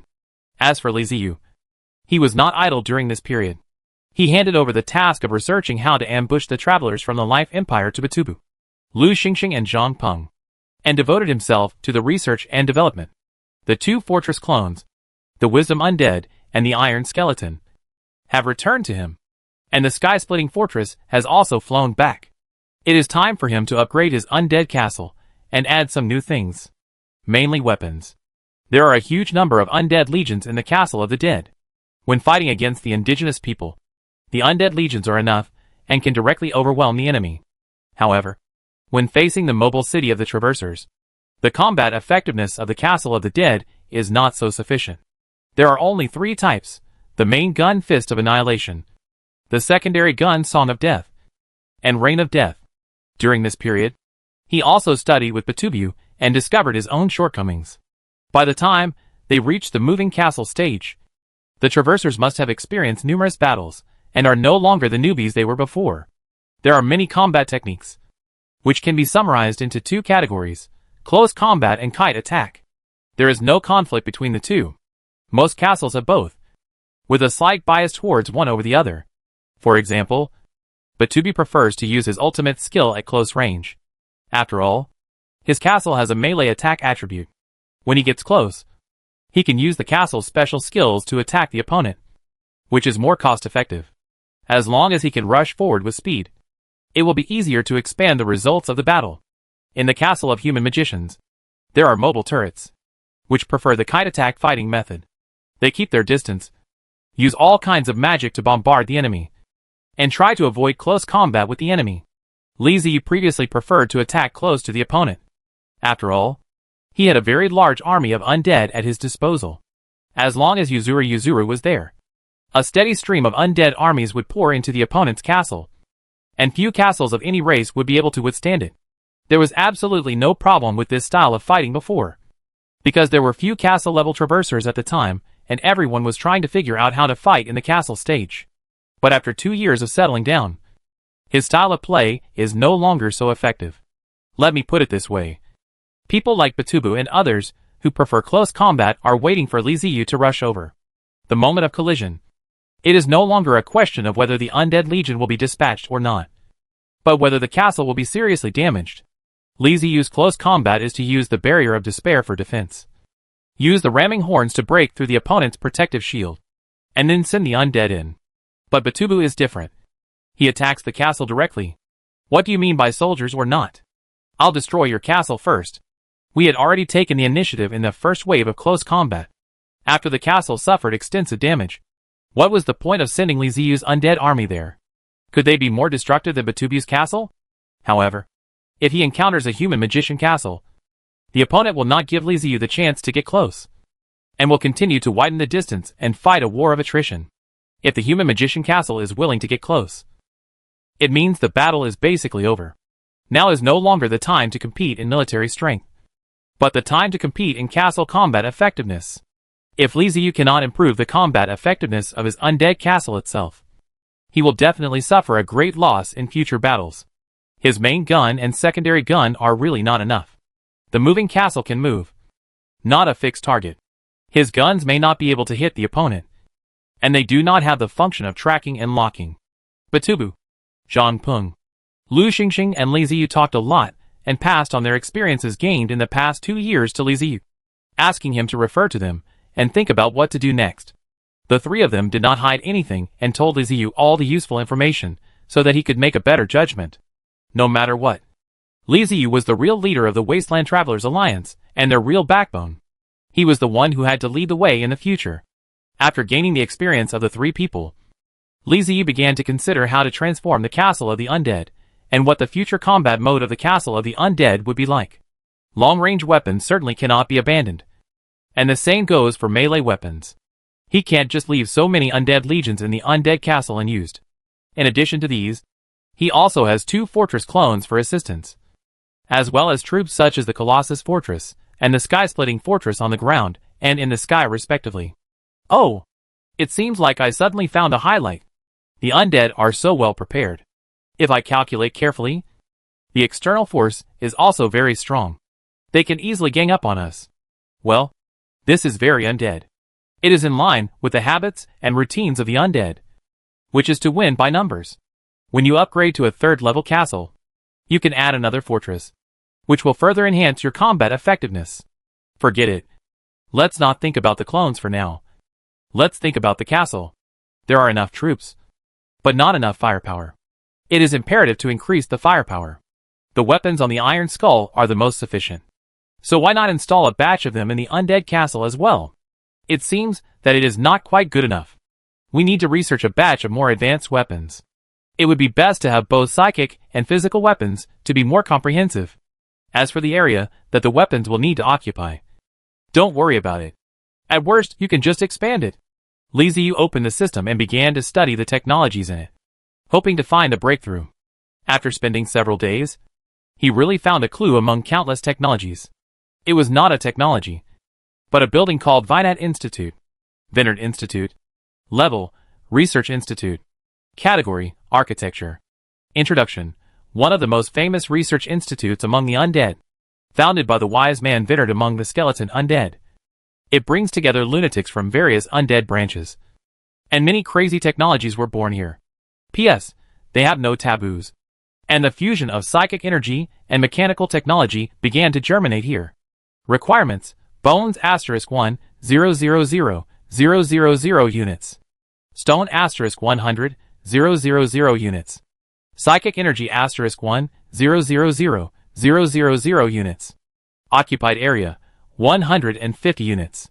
The most crucial sentence comes from the last sentence in the introduction. The fusion of psychic power and mechanical technology. The breakthrough point that Li Ziyu had been looking for a long time finally appeared in front of him. Li Ziyu is extremely looking forward to what kind of terrifying power can be unleashed if psychic energy and machinery can be combined together. Finally finding a breakthrough, Li Ziyu immediately chose to build a new building. Chapter 495 New Weapons. The main body of the Vinat Institute is a semi-underground building in the shape of a U-shaped building. This is where the crazy undead inventors in the Institute are located. In addition to the main building, there are also a series of experimental sites and a tall stone statue. The stone statue is about 7 or 8 meters tall, with its hands on its hips. It has all kinds of strange equipment installed on its body, with gears and pipes exposed, and looks like a bald skeleton undead in the style of steampunk. Li Ziyu approached curiously, and saw an inscription on the base of the statue written in the language of the dead, emitting soul fluctuations. The inscription introduced that the owner of the statue was Vinat, who founded the Research Institute. The inscription highly praised Vinat, describing him as a great pioneer and the first undead wise man who wanted to combine psychic power and mechanical technology. The corners of Li Ziyu's mouth twitched. He didn't expect that there was such a narcissistic guy among the undead. Not only did he name the institute after himself, he also erected a statue of himself in the institute and even engraved an inscription. The system just copied it. Absolutely. Li Ziyu didn't know whether Vinat's ideas were ahead of their time or whether he was a great pioneer. But he knew that after the construction of the Vinat Research Institute, many new technologies were indeed unlocked, which meant that weapons combining psychic power and mechanical technology became possible. The skeleton undead are the largest branch of the undead, and they have the largest population. Although the skeleton undead are lazy most of the time and like to hide and sleep, it does not mean that they don't care about anything. Therefore, there are various factions and branches among the skeleton undead. In technology, there are 3 main factions: psychic, mechanical, and biochemical. Each of the 3 factions has its most loyal supporters, and they cannot stand each other and often belittle each other. The psychic department feels that they are the most important. Psychic power is not only a powerful force, not only a kind of energy, but also the foundation of the undead. Developing psychic power is the future of the undead, while machinery is a heresy, an auxiliary product, and something that is not worthy of being on the table. The mechanical undead feel that the psychic undead are all old antiques, whose skulls have probably been damaged by bugs, and who don't know how to make progress. They don't deny that psychic powers are good, but machines are not bad either. Can bones be as hard as metal? As for the biochemical department, they have no right to speak. We are skeleton undead.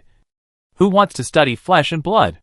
If mechanical technology is not worthy of being mentioned, then the biochemical department is pure heresy. Only skeleton undead whose soul fire is broken would study it. After all, the skeleton undead themselves cannot use this stuff. It is studied for other branches, and it does no good to themselves. There are many undead like Vinard. They neither agree with the psychic system nor the mechanical system. They feel that all powers should be integrated.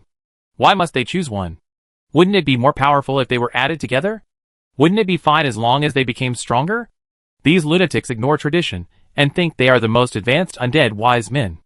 Lizzie, you didn't know the history of the undead. But the Vinard Research Institute was indeed one of the earliest research institutes of the undead that wanted to integrate psychic technology and mechanical technology. Many integrated technologies were born from this institute. In the Research Institute, the most basic technology is called Spirit Jar, which is a technology that must be lit up. Lizzie, you did not hesitate and directly consumed resources to light it up. And a new item appeared. Spirit Jar. Category, Storage. R&D requirements, Vinard Research Institute. Psychic energy * 2,000 units. Copper ingot * 3,000 units. Introduction. The first technological product developed by Vinard Research Institute. Based on the concept of using psychic energy to replace other energy sources. They made a container that can store soul energy by using magic metal and undead runes. Each soul tank can store 100 units of soul energy. P.S. Simply put, it is the most basic psychic battery. And it is disposable. Manufacturing requirements. Soul energy * 1,000 units. Psychic bone * 4 pieces. Magic copper metal * 20 units. Mechanical connection interface * 2 pieces. Psychic crystal sheet * 4 pieces. Lizzie, you did not choose to make the spirit jar. He felt that the cost-effectiveness of this thing was too low. It required 1,000 units of soul energy to make it. But only 100 units of soul energy were stored in it, which was equivalent to consuming 900 units of soul energy in vain. It was a huge loss. This very important core basic technology will surely evolve step by step in the future. After being upgraded for several generations, it will be more cost-effective and will play a greater role. I took a look at the picture of the spirit jar. There was a metal capsule-like thing on it, with 4 transparent crystal pieces. Blue energy could be seen flashing inside. There were 2 interfaces at the upper and lower ends of the metal capsule. It was simple and crude. The spirit jar is the first and most important step for a group of crazy undead sages such as Vinard to explore the combination of psychic energy and machinery. From the perspective of Lizzie, a time traveler, they have grasped the key point that the foundation of everything is energy. The mechanical technology of the undead tends to be steampunk technology, full of retro feel. Whether it is soul energy, magic energy, or other energy, they do not use it directly, but use conversion methods to transform other energy into strange steam energy. What Vinard did was to give up the transformation and use soul energy directly. That's one small step for undead. One giant leap for undead technology. No conversion means reduced losses and cost savings. Although the first technology unlocked does not need to be manufactured, Lizzie is very satisfied with it. It means that a good start has been made, and he is very interested in the next technology.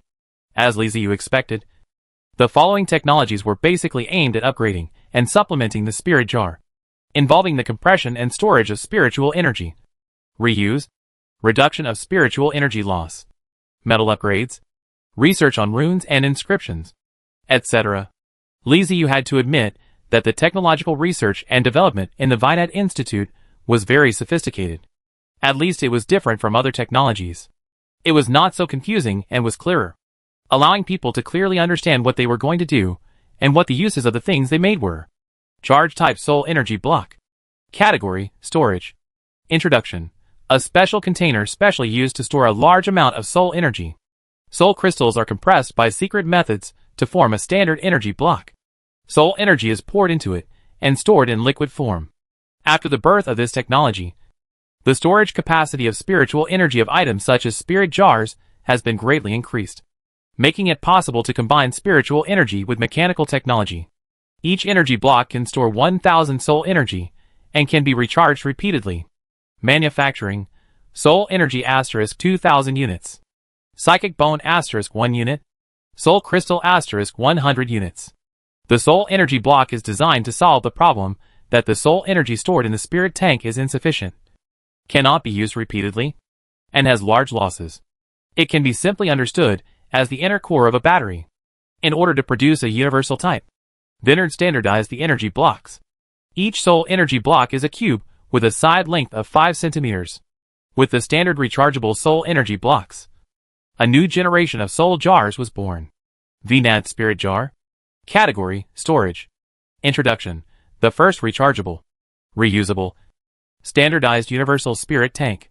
The design follows the original capsule-shaped spirit tank, retaining 4 observation windows. In addition to the 2 interfaces, 8 small replaceable connectors are reserved for adapting to new equipment. Put 4 groups of 20 soul energy blocks in the Vinard spirit tank, which can store 20,000 units of soul energy at a time. Manufacturing: soul energy blocks * 20. Energy block standard racks * 4.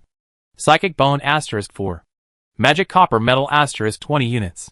In less than an hour, Li Ziyu clicked through the system and consumed resources to unlock a bunch of technologies. He successfully walked the path that Vinyl and other undead took more than 200 years to walk, and successfully created the first standardized good thing: the Vinyl Spirit Jar. A Vinad Spirit Jar can store a full 20,000 units of soul energy. This storage capacity is truly terrifying, and it can be recharged repeatedly, which raises its value to a new level. With the Vinad Spirit Jar, the research direction of the Institute began to move towards formal war. Li Ziyu knew it would be like this. They are skeletons and the undead. What can one expect from their lives? The ultimate purpose of researching these technologies is to gain an advantage on the battlefield. The first item produced by the Vinard Institute for use in warfare was psychic replacement bones, which started from the most basic aspects of the skeleton undead. As we all know, the skeleton undead are made up of 2 parts: soul fire and bones. The extinguishing of the soul fire means the skeleton undead is finished, but the broken bones have little effect on them. After replacing new bones, they can still be a brave man. Li Ziyu had never been to the real world of the dead. The low-level skeleton undead in this world were so strange and bizarre. There were all kinds of them. They were used to building new ones when their bones were broken, just like playing with building blocks. It was very casual, and it was totally different from the human skeletons he summoned through the system. The psychic replacement bones created by the Vinard Institute are made from the most basic skeletons of the skeletal undead. They crush the bones into powder, then remix them, add metal components, and then carve runes to form standard bones specifically for replacement. In addition to the standard psychic replacement bones, they also offer energy-based ones, which embed blocks of soul energy into the bones to power replacement bones throughout the body. This is equivalent to a major upgrade for the most common skeleton undead. From the outside, they are still ordinary skeleton undead. Nothing special. But when it comes to battle, it can be found that these skeleton undead with psychic replacement bones have faster speed, more powerful strength, and harder bones. Li Ziyu raised his eyebrows as he looked at the psychic replacement bones. As for whether this thing was good or not, he felt it was quite good. It completely changed the weak skeleton undead, giving them combat capabilities and making them more difficult to be killed. But it's unnecessary. Real numbers are not necessary.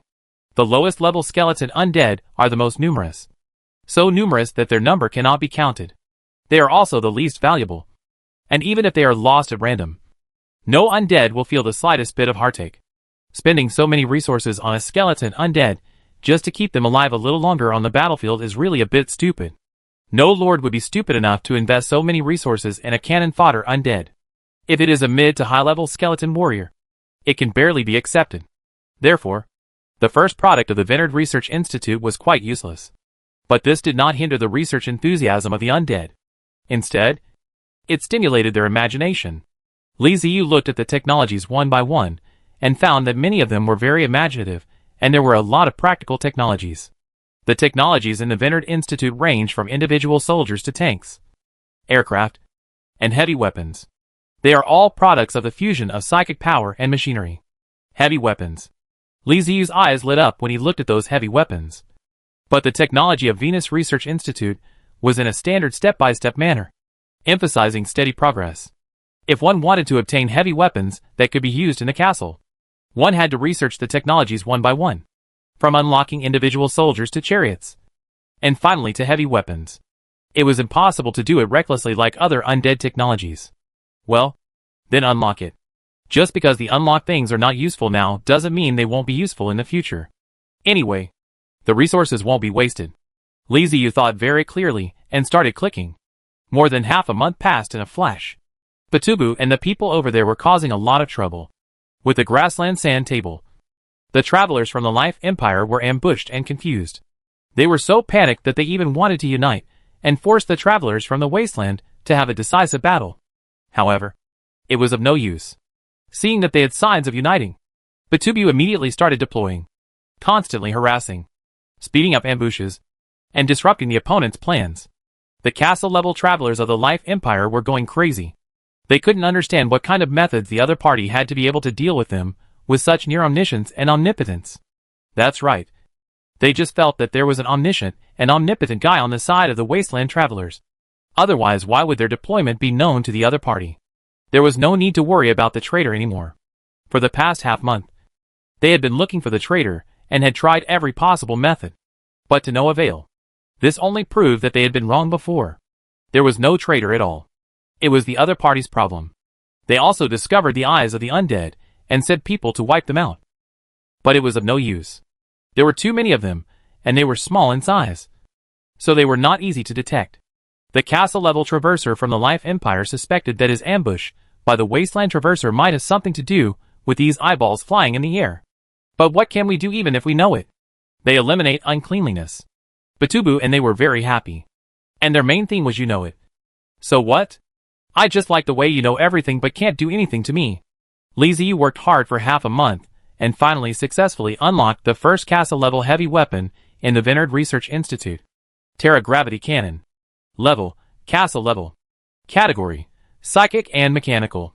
Ammunition, Gravity Energy Bullet. Introduction, a psychic mechanical cannon designed and manufactured by the Vineyard Institute. The attack method is to enhance the gravity of a local area and use the super high gravity to crush the enemy. It is inspired by large-scale gravity magic. If you have enough Terra Gravity Cannons, you can easily turn an area into a super gravity area. Even if you can't destroy the enemy instantly, you can greatly reduce the enemy's speed. It's easier to hit a fixed target than a moving target. Each gravity energy bomb will consume a Vineyard Spirit can PS. The super gravity area created by the gravity energy bomb does not distinguish between enemies and friends. Don't rush in foolishly. Requirements: Magical Copper Metal * 10, 000 units. Psychic Core * 10. Soul Energy * 500 units. Occupied Area, 4 units. It's actually a control-type weapon. I like it. After reading the introduction of the Terra Gravity Cannon, Li Ziyu was immediately delighted. The battle between the moving castles is a battle of mutual attrition, which is different from the normal battle on land. Instead, it is more like a naval battle. It is normal to miss the attack or be dodged by the enemy. Weapons like the Terra Gravity Cannon are very valuable because they can restrict the enemy's movement, as long as the enemy's speed slows down. It means it will be easier to hit. This thing needs to be built.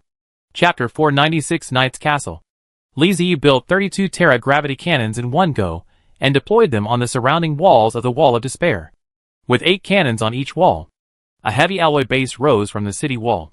The Terra Gravity Cannon was built rapidly, and soon appeared in front of Li Ziyu. Different from the mechanical technology weapons deployed on the Iron Skull, the Terra Gravity Cannon lacks the steampunk style, and has a more technological feel. The barrel is 8 meters long, and is not cylindrical, but a flat trapezoid. There are 10 Undead Spirit tanks behind each Terra Gravity Cannon, 2 of which are installed in the barrel, and the remaining 8 are spare tanks used as energy drives. 4 tanks are placed in the control box.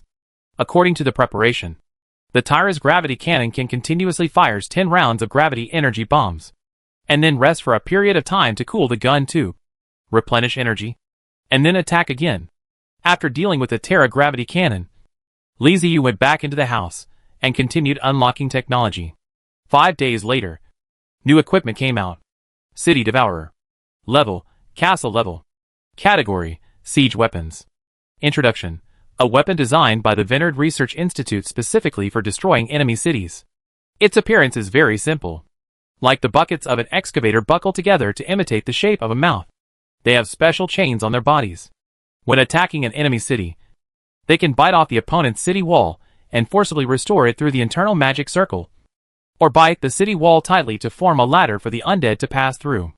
Requirements: 20 Vinad spirit tanks, 5 psionic cores, 100,000 units of special alloy. Occupied area, 10 units.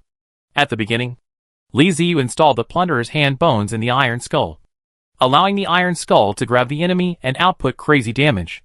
The City Devourer is equivalent to an upgraded version of the Plunderer's hand bones, which is more effective. It can not only hold the enemy, but also devour the enemy's city and convert it into energy and resources. The big mouth of the urban swallow is covered with various spiritual patterns. What is swallowed by it will be transformed into useful things, and the remaining residues will be abandoned. After installing the Terra gravity cannon and the City Devourer on the castle, Li Ziyu wanted to keep up the good work and continue to come up with some good things. But Batubu came over and told him that it was time for him and the others to take their turn. The effect of the grassland sand table has been verified to be surprisingly good. During this period of time, under the command of Batubu and them, the Wasteland Alliance Traversers can fight wherever they point and win wherever they fight. The Life Empire Traversers are suffering. The Fortress-level Traversers have suffered heavy losses, and the Wasteland Alliance Traversers have made a fortune. As a result, Batubu couldn't sit still. He just watched his subordinates reap the benefits while he could only command beside the sand table. Although according to the rules, after each battle, the participating alliance members would hand over 2 or 3 layers of resources. How could that little bit of resources satisfy Batubu, Zhang Peng, Lu Xingxing and others? The castle is their goal. The resources that can get a castle can get far more than the fortress. If the grassland sandbox is reliable, they are fully capable of ambush the castle just like they ambushed the fortress. When Batu and Li Ziyu were found, Li Ziyu was not surprised. He knew Batu and couldn't help it sooner or later. Brother Batu, I thought you would come to me earlier. Li Ziyu understood Batubu's purpose and couldn't help laughing. Brother Li, do you agree? Batubu asked when he saw this. What's the difference? I also need resources. It's time to let those guys from the Life Empire know that the grassland is not something they can mess around with. Li Ziyu restrained his smile and said with his eyes lowered, no matter what level you reach, resources are indispensable. On the contrary, the higher the level, the more resources you need. Various buildings and weapons all require resources. Even every time you fire a cannon, you are burning resources. The higher the level, the more severe the competition becomes. However, further research is needed on how to do it. The Life Empire Alliance is a force mainly composed of human lords, elf lords, and dwarf lords. In the Life Empire, these 3 races have the most lords. From Li Ziyu's understanding of the Life Empire Alliance, the number of castle-level traversal human lords in the Life Empire is the largest, but they are also the weakest individually. Castle-level dwarf lords are much stronger than human lords, and the most powerful are the elf lords, with the smallest number. Castle-level human lords have a variety of military types and cities of different appearances. Their individual combat power is weaker than that of other races, but their real strength lies in alliance and tactics, because their military types and creations are stronger than those of other races. Human lords can come up with more tricks and tactics. The individual combat power of a dwarf lord is much stronger than that of a human lord. There are very few purely magical castles among their castles. Instead, most of them are castles that are attacked by pure force. The only weakness of the dwarves is magic. The dwarf race, no matter which branch it is good at smelting and forging metals. Their soldiers are extremely well equipped. At the castle level, they have a large number of mechanical weapons, cannons, tanks, and heavy beasts. The heavy cannons on top of the castle are also very powerful. In terms of physical combat, they have a great advantage. Moreover, dwarves have natural allies. It has been said in the forum that when dwarves reach the fortress level, goblin technology will appear. However, most of the dwarves' goblin allies are goblins, who are not good at magic. In the words summarized by the guys in the forum, they are the abandoned pawns of the goblins. People often confuse goblins with goblins. The two look somewhat similar, but are fundamentally different. Goblins are a dirty and inferior race with low intelligence, meanness, and a mind full of reproductive desire. Goblins are a civilized race with powerful magical powers. They have their own strict social structure and pay attention to rules, laws, and contracts. Their level of civilization is even not inferior to that of elves. And they love peace. The magical abilities of goblins are innate. They have extremely strong magical talents and growth cycles. People always say that elves have long lives. But in fact, the lifespan of goblins is not shorter than that of elves.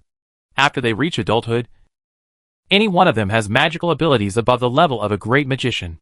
As the tribe grows, there will always be some alternative existences. When a goblin is born and is found to have no magical abilities, the goblins will believe that he has been cursed by the god of magic and is an ominous existence. So he will be abandoned. The vast majority of goblins are peace-loving. But these goblins who cannot use magic are different. Although they have the same high intelligence, they love fighting more. And the feeling of killing on the battlefield makes them feel satisfied. It is unknown when these abandoned goblins formed a deep alliance with the dwarves, and even settled in the dwarf society and lived with the dwarves. Therefore, after the dwarf lords reach the fortress level, goblin technology and goblins will appear in their troops. The goblins, who lost their magical abilities, instead gained powerful mechanical manufacturing capabilities. In the research and development of machinery, the goblins' active thinking often makes them more powerful than the dwarves. So a large part of the dwarves' mechanical technology was invented by the goblins. The combination of dwarves and goblins has dramatically increased their combat effectiveness, completely surpassing the ability of human lords to fight alone. They can even fight back and forth with the elven lords without being at a disadvantage. Among the traversers of the Life Empire Alliance, the elf lord is undoubtedly the strongest individual fighter, not to mention the time-traveling lords. Even in other worlds, elves are one of the most powerful races. Although their numbers are small, they possess high intelligence, highly developed civilization and society. They also love nature, life and history, and possess terrifying magical abilities. The elves, archers, and magicians are extremely famous and are representatives of power. Under the halo of the two, people often overlook their smelting and forging skills, and forget that their melee heavy infantry regiments are also terrifyingly powerful. The castle-level elf lord has super long-range firepower, whether it is physical or magical, from the sky or underground, all-around long-range strikes. If it is combined with the tree people, it will be like adding wings to a tiger. Among the traversers sent to the grassland by the Life Empire this time, the largest number are human lords. And there are also dwarves and elves, but in smaller numbers. Li Ziyu and Batuba discussed with them, and decided not to confront the dwarves and elves, but to start from the lone human castle. After all, they did not have the confidence to get rid of the dwarves and elves in a short period of time. And they were not absolutely sure even if they joined forces. Rather than taking risks, it is better to choose the easy option. Human castles are also castles, and they also have plenty of resources. There are 13 human castles observed on the sand table, 4 of which are purely magic castles. Li Ziyu also decided to give up on this type of castle because the opponent has many ways to save their lives, and it is not easy to defeat them. Among the remaining 9 castles, Li Ziyu and Batuba discussed and chose a knight castle. The reason why he chose the knight's castle was naturally because he was weak. That's right. It's weak. The human castle that focuses on knights has the advantage at the fortress level. After all, the strongest human soldier is the knight. They are naturally strong in the early stage and can produce knights in the early stage, which of course gives them an advantage. But starting from the fortress level, the knight's combat effectiveness began to weaken. After all, everyone has realized the benefits of mobile cities. If you want to use knights to charge, the effect can be imagined. This is what Batubi told Iziyu. His hydroxyl slave castle is also a castle of the human branch, so he has a deep understanding of it. But his castle is more different. Unlike a normal castle, the castle has powerful combat power. But the knight castle of normal humans is not so lucky. A normal knight's castle is built with huge stones and metals. It looks quite luxurious in appearance, as if the castle was covered with knight's armor, and has excellent physical defense capabilities. In fact, it is true. The defense is very strong. But it is only physical defense. The knight's castle is completely a turtle SH.L. Its long-range attack capability is almost zero. It is good at accelerating from a distance, and then crashing into the opponent. Well, it is simply using the hardness of its own castle to gamble on the hardness of the opponent's castle. It can be said that at the castle level, human knights have been weakened to the extreme, and any distinctive racial castle can bully them. As long as the knight's castle loses its power, and is prevented from charging, the knight's castle can only passively take the beating, and will not have the ability to resist. Although the defense of Batubu's hydroxyl slave castle is not as good as that of the knight castle, he has stone horses that can be used to break through. When it reaches the castle level, although it has been weakened a lot, it still has combat capability. The knight's castle is a piece of fat meat. It has low combat power, and is easy to attack. After defeating it, you can often obtain a large amount of metal resources. It's a very good goal. Li Ziyu and Batuba discussed with them briefly, and then set a target. They observed the selected castle on the sand table. They planned to kill the enemy with one blow, and not engage in a war of attrition, to avoid attracting the enemy's reinforcements. Because of the hunting activities during this period, the people of the Life Empire Alliance have become frightened birds. Even the castle-level strongmen have begun to take precautions. But they can't resist the grassland sand table in Li Ziyu's hands. Through the sand table, Li Ziyu and his team worked out a hunting plan. The people participating in the operation this time were Li Ziyu, Zhang Peng, Lu Xingxing, and Batubu. On the green grassland, as usual, the human knight castle is moving slowly. The lord ID of this human knight castle is the armored warrior. The armored warrior has been having a headache recently. Several of his fortress-level traversers have been ambushed and killed by the enemy. Every time he arrives at the battlefield, they have been cleaned up. He also tries to catch up, but the enemy always manages to avoid him, as if they could predict the future. He is a very straightforward person, and doesn't like such conspiracies and intrigues. He likes face-to-face fighting, which is the battlefield for real men. He wanted to vent his anger, and after searching for a long time, he couldn't find any enemies or traversers. So he attacked the indigenous people. He had just plundered a small city in the Orc Empire 2 days ago. But this could not reveal the resentment in his heart. The Iron Warrior was now in the bedroom making love with several Orc women, venting his frustration. At the critical moment, his night castle suddenly shook violently, and the Iron Warrior accidentally fell off the bed. Damn! What's going on? The armored warrior got up and roared loudly. While shouting, he walked to the window and looked out. Hearing a shout, the guard at the door opened the door and came in, ignoring the orc lying on the bed, and said to the armored warrior, "My lord, our castle seems to be trapped by something. This is a grassland. Anything can." The armored warrior turned his head to look at the guard, and felt something was wrong when he was halfway through his words. This is a castle, not a car. What kind of pit can trap such a big castle? Could it be that the castle has entered the swamp? Feeling something was wrong, the armored warrior quickly opened the system to check the current situation of the castle. Seeing this, he gasped in shock. The entire bottom of the castle had sunk into the ground. Trap. 2 words popped up in the armored warrior's mind. A pit big enough to trap a castle would not appear out of nowhere on the grassland. Even if there was, it would definitely be discovered. This is a castle, which is equivalent to a huge city. Realizing the trap, the armored warrior immediately broke out in a cold sweat. The night castle had lost its speed, and couldn't even climb out of the hole. Wasn't this just a sitting duck in the eyes of others? Report to the lord. There are traces of a mobile city in the distance, coming towards us. Just as the armored warrior cried out that something was wrong, the guard hurriedly ran in and said, the armored warrior's face suddenly changed. Looking out through the window, he could see that the sky in the distance seemed to be stained black by ink. Dark clouds covered the sunlight, and the pitch-black sky spread towards him. A scene of the end of the world. And under the gloomy sky, there was a huge castle coming towards him. Prepare for battle. Quick! Just as he was giving orders to his men, a cannonball as big as a small sun fell from the sky and hit the building of the knight's castle, exploding with a loud bang, and flames that burned the soul splashed. Chapter 497, The Knight's Destruction. The psychic explosive bomb exploded in the knight's castle, causing little damage to the castle building, but causing great damage to the knights and warriors inside. A raging flame burned in the castle, and the warriors in the castle screamed and wailed. There were firemen running everywhere on the streets.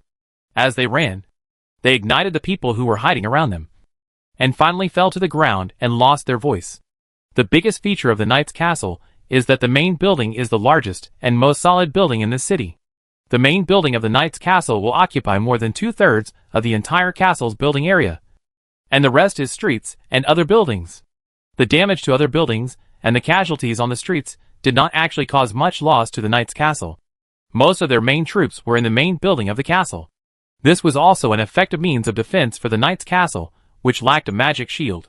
The armored warrior ignored the screaming civilians on the street below, but looked anxiously at the huge monster rushing towards his castle in the distance. Here they come.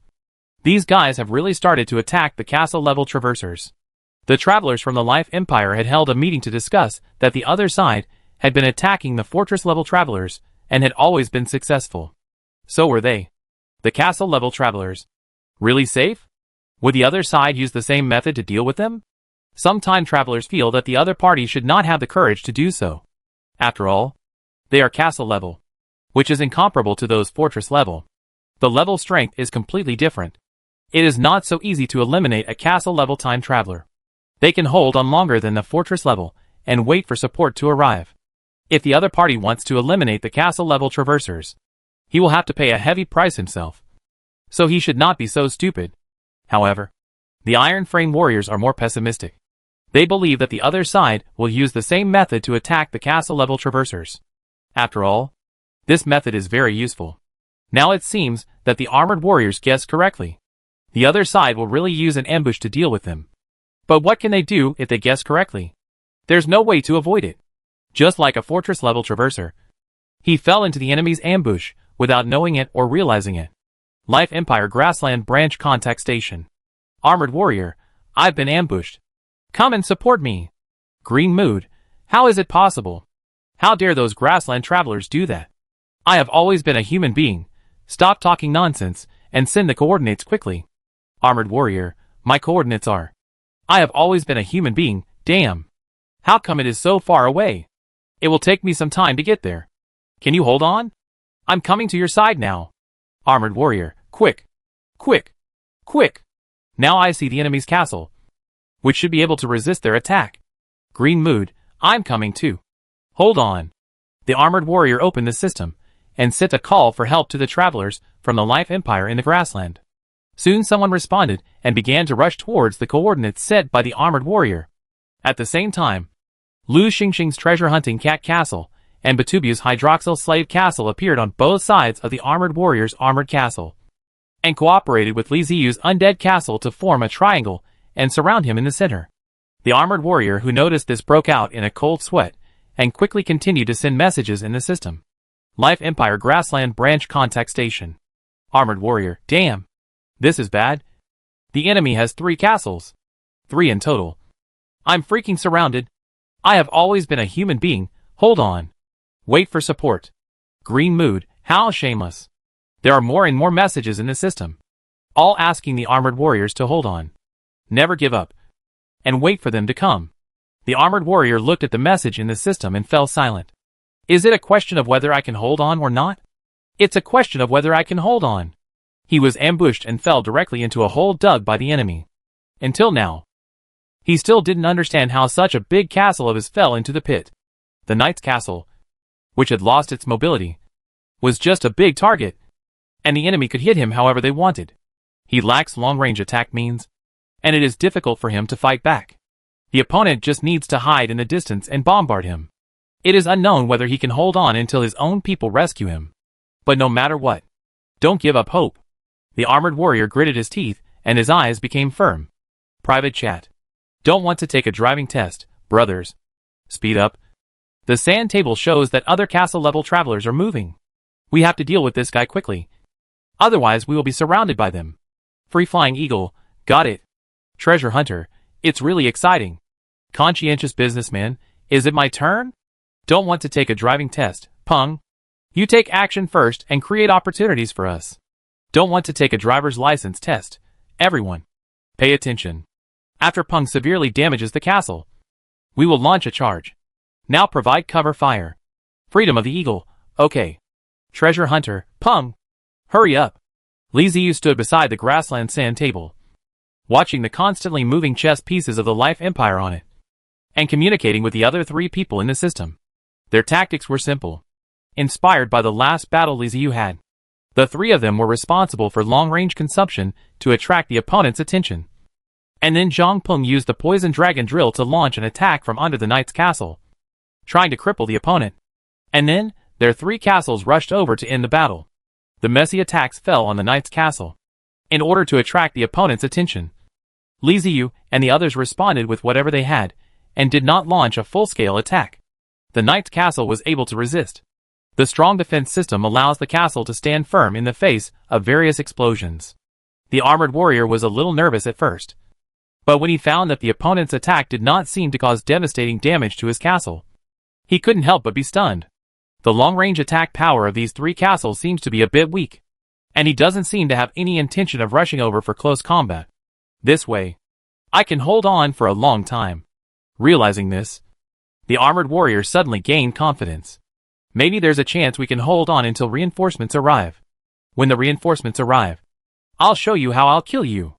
Thinking of this, he opened the system and sent a message, asking the reinforcements to come faster, and he would find a way to delay the enemy.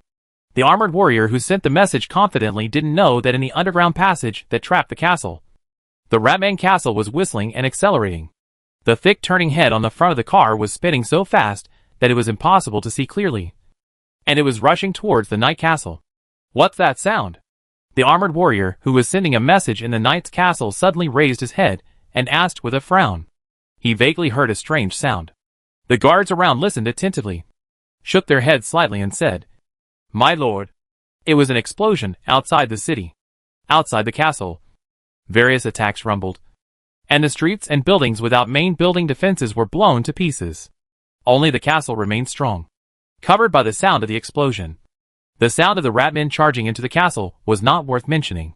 The armored warrior thought that what the guard said seemed to make sense, so he simply ignored it and continued to communicate with his partners in the system. Boom! Amid the loud bangs of mountains collapsing and the earth splitting, the knight's castle shook violently, as if it had encountered a high-intensity earthquake. The armored warrior lost his balance and fell to the ground. Stones and dust fell from above his head, and he quickly covered his head. After a few seconds, the armored warrior lying on the ground slowly turned his head and looked around. He saw several white cracks on the wall. What's going on? What happened? Guards! The armored warrior didn't dare to stand up and shouted loudly, "My lord, we've been attacked, and the enemy is coming from underground." The bedroom door was pushed open, and the guard ran in staggeringly, shouting loudly, "What's the situation? Have we suffered heavy damage?" Seeing the guards, the armored warrior dared to get up from the ground and asked with a grim face as he stood up. Only now did he understand that the other 3 castles were just harassment, and the real attack came from underground. The guard was silent. He didn't know the current situation of the castle, and hadn't reported yet. The attack from underground just now came too suddenly. They had no means of protection at all, and were hit hard. It was only thanks to the strong physical defense of the knight's castle that the main building of the castle would have collapsed. Seeing that the guard didn't say anything, the armored warrior muttered to himself, "Waste." Opened his own system, and checked the damage to the castle. You don't know until you see it. The armored warrior was shocked, and took a breath of cold air. The previous attack almost pierced through the castle. What is underground? The armored warrior was terrified and wanted to send someone down to check. But he felt it was useless because this kind of attack could not be stopped by a knight. Just as he was thinking about what to do, the second attack came. After the loud noise, the main building of the knight's castle began to shake, as if it would collapse at any time. The armored warrior didn't care about anything else and quickly laid down. This time he was not as lucky as last time, seeing that he failed to break through the defense of the knight's castle the first time. Zhang Peng went at full speed the second time and crashed into the same place as last time. The castle was broken, and the Ratman's castle rose into the sky. A flying dragon in the sky? Batubi muttered to himself in astonishment as he looked at the Ratman castle rising straight into the sky. Poison dragon drill. Lu Xingxing shouted excitedly. Attack! Li Ziyu had no mood to admire the heroic appearance of the Ratman castle, and directly sent a message to his companions in the system. Start the urban Vidress. The city devourer that had just been installed on the Undead castle was activated, and several huge big mouths with thick metal hinges were shot towards the Knight Castle. The serrated big mouth opened and closed, biting the main building of the Knight's castle and refusing to let go. Pull, at Liziu's command. The hinge started moving, carrying the castle quickly towards the Knight's castle. At the same time, the barrier of despair was activated, and the ramming horn popped out, aiming at the main building of the castle. Boom! Dust was flying. Boulders were flying. The castle of the undead opened wide, and the thick and long horns directly pierced through the main building of the Knight's castle. The undead poured into the Knight's castle from the castle of the undead like a flood. What's going on? The armored warrior was so frightened by the continuous shaking of the castle that his heart was about to jump out, and he asked in panic. But no one could get back to him at this time, and the guards didn't know what was happening outside. But everyone knew that it was definitely not a good thing. After the undead castle crashed into the Knight Castle, Lu Xingxing's treasure hunting cat castle started up, and he rushed towards the Knight Fortress with all kinds of oversized tools, aiming at the main building and firing crazily. On the other side, a stone horse with a metallic luster pulled the golden horde with a rumbling sound, like a charging chariot. Castle skills. Horse stepping on flying swallow. The stone horse raised its hooves high and stomped hard on the castle, immediately making the main building of the Knight's castle tilt. The four castles attacked the Knight's castle with all their strength, and even the Knight's castle, which was known for its physical defense, could not withstand it. After only holding out for less than an hour, the main building of the Knight's castle collapsed and turned into ruins. The armored warriors let out shrill screams and died instantly as the main building of the castle collapsed. Private chat. Conscientious businessman, done. Treasure hunter, kill it. Kill it. The free-flying eagle, brotherly. How much time do we have left? Don't want to take a driving test, go faster. You should be in time. After taking a look at the sand table, Liziu roughly calculated the time and said to his companions in the system.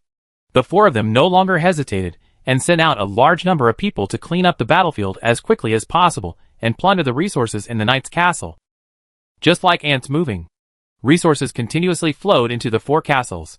Just as they guessed, there are a large number of metal resources in the Knight's castle. Various metals are piled up like mountains. The Knight profession requires a large amount of metal to make armor and improve the Knight's combat effectiveness. So metal resources are always stored in the warehouse of the Knight's castle. Liziu's performance as the undead was particularly outstanding. There were simply too many undead, and he spared no effort to transport them back. After the four of them quickly emptied the castle, they retreated immediately. On the sand table, the castle of the Life Empire was converging in this direction from all directions. Liziu stared at the sand table and kept turning the castle, hiding in the opponent's blind spot, and sneaking away where the opponent could not find him. The castles of the other three people simply followed behind the undead castle, and they followed suit, and were not discovered by the people of the Life Empire. Private chat. Don't want to take a driving test, okay.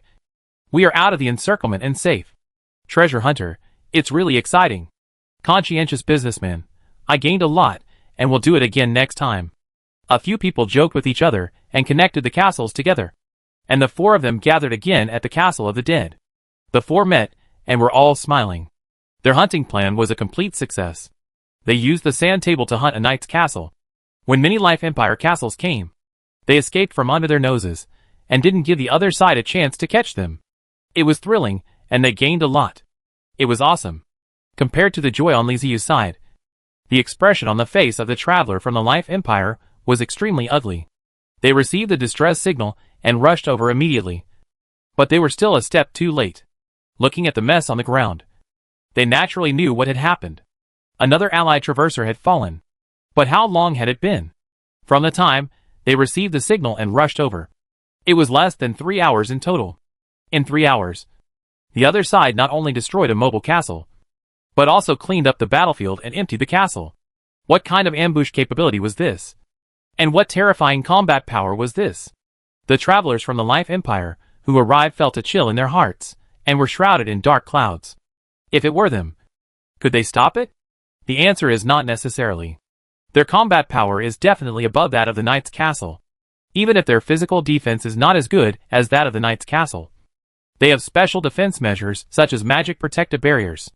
But what if they fall into a carefully laid trap? Will it end up like the Knight's castle? The The deep hole in the ground told him that the enemy was the first to control the movement of the knight's castle. The moving castle has lost its ability to move and has become a sitting duck. Except for magic castles that have special abilities to move away instantly. It is a question whether other castles can escape from such a big pit. More importantly, they came from all directions, but did not find any enemy. This was even more terrifying. How did the enemy leave? Did they leave before they arrived? Why didn't they notice them at all? Chapter 498 Request for Help. The destruction of the knight's castle was just the beginning. After the knight's castle, Li Ziyu and Batubu led the Wasteland Travelers to formally launch a counterattack against the Life Empire Alliance. All the castle-level traversers were eliminated, and they hunted down the traversers from the Life Empire, turning from defense to offense. The eyes of the undead, the grassland sand table, plus the underground passage that Zhang Peng had spent several years digging under the grassland, and the help of the Orc Empire on the grassland. The advantages were so great that the traversers of the Life Empire could not make up for it. And no matter how they struggled, it was of no avail. A month after the hunt began, the travelers from the Life Empire finally couldn't hold on any longer and began to withdraw from the grassland. This was another great victory for the Orc Empire and the Wasteland Travelers. They once again defeated the Life Empire Travelers in the grassland. This huge organization had failed twice in the grassland. After the Life Empire withdrew, peace once again came to the grassland. Although no one knew how long this peace would last. Even the orcs on the grassland understand that the world is no longer the same as it used to be. The peace of the past is gone, and they may be dragged into war at any time. The bloodiness of the grassland orcs was aroused, and their once warlike side began to awaken. The orcs began to prepare for war spontaneously, ready to meet the next invasion at any time. After being discovered by travelers from the grassland, and then experiencing the invasion of the Life Empire Alliance and the Medes, the orcs finally refused to sit idly by and wait for death, and they decided to rise up in resistance. They were able to accept the rule of the undead and their allies because of a series of policies designated by Li Ziyu and a good business environment created by Zhang Peng, which allowed the orcs to gain real benefits and made their lives better. They recognized it. If the Life Empire came up with the intention of plundering and conquering by force, the orcs would naturally not treat them well. After driving away the travelers from the Life Empire Alliance, Li Ziyu officially appeared in front of the Wasteland Travelers and announced his return to the forces in the grassland in a high-profile manner. He was like a stabilizing force. Every time he appeared, victory was always accompanying him. When the various forces on the grassland knew that the former Lord of the Undead had returned again, they cheered loudly. Without the interference of the travelers from the Life Empire, the grassland quickly returned to stability. The undead caravans once again moved continuously on the grassland. A large amount of goods were sold and transferred everywhere every day, making the grassland full of vitality again. Li Ziyu went to see the White Tiger Empress Astasia Oriana again. After experiencing the invasion of the Life Empire, the White Tiger Empress was exhausted physically and mentally. She no longer had the energy to manage the Orc Empire. She needed a strong support, and that person was the Lord of the Undead Li Ziyu. She voluntarily dedicated herself to Li Ziyu, and her dowry was the entire Orc Empire. Li Ziyu now has two areas under his control, namely the Wasteland and the Grassland, which provide him with a steady supply of resources. After defeating the travelers from the Life Empire, several travelers from the Wasteland Travelers were promoted to the castle level one after another, making the Wasteland Travelers Alliance even more powerful. Zhang Peng did not forget what Li Ziyu asked him to pay attention to, and asked around about how the president of the Sun God Guild was promoted to the level of the Kingdom of God. Li Ziyu had nothing to do, so he focused on developing new weapons. The Vinad Research Institute gave him a big surprise, with so many good things in it. More than 10 days after driving the travelers from the Life Empire out of the grassland, Li Ziyu suddenly received a message. Private chat. The man behind the scenes, save me. Looking at the message that suddenly appeared, Li Ziyu took a long time to react before he remembered who this was. That was a few years ago, when the Life Empire invaded the grassland for the first time. The person behind the scenes fought alongside him, and called on several other castle-level traversers to participate in a decisive battle during the Life Empire's first invasion. ID, the person behind the scenes, the Lord of the Puppet Castle. His real name is Lin Yuyu. We haven't been in touch for all these years. I didn't expect that when we just got in touch. It was a message asking for help. Remembering that the other party was a teammate fighting side by side, Li Ziyu no longer hesitated and sent a message to the other party. Don't want to take a driving test. What's wrong? What happened? The person behind the scenes, I've been invaded. And I can't stop it anymore. Don't want to get a driver's license. Where are you? The person behind the scenes, forget it. You probably can't make it in time. The enemy has already invaded my main building. I may have to say goodbye this time. Li Ziyu thought of the girl, who was about 16 or 17 years old, wearing a pair of thick black glasses, and was only about 1.6 meters tall. He couldn't help but frowning. The other party's statement clearly meant that she had given up resistance. That's not right. I remember she was very strong. How come she looked like she was about to die when she contacted me? Don't want to take a driver's license test. Have you contacted the others? Rose Fairy. Steel Heart. Cinnabar Pigeon Blood. Aren't they with you? What's going on? The person behind the scenes. It's too late.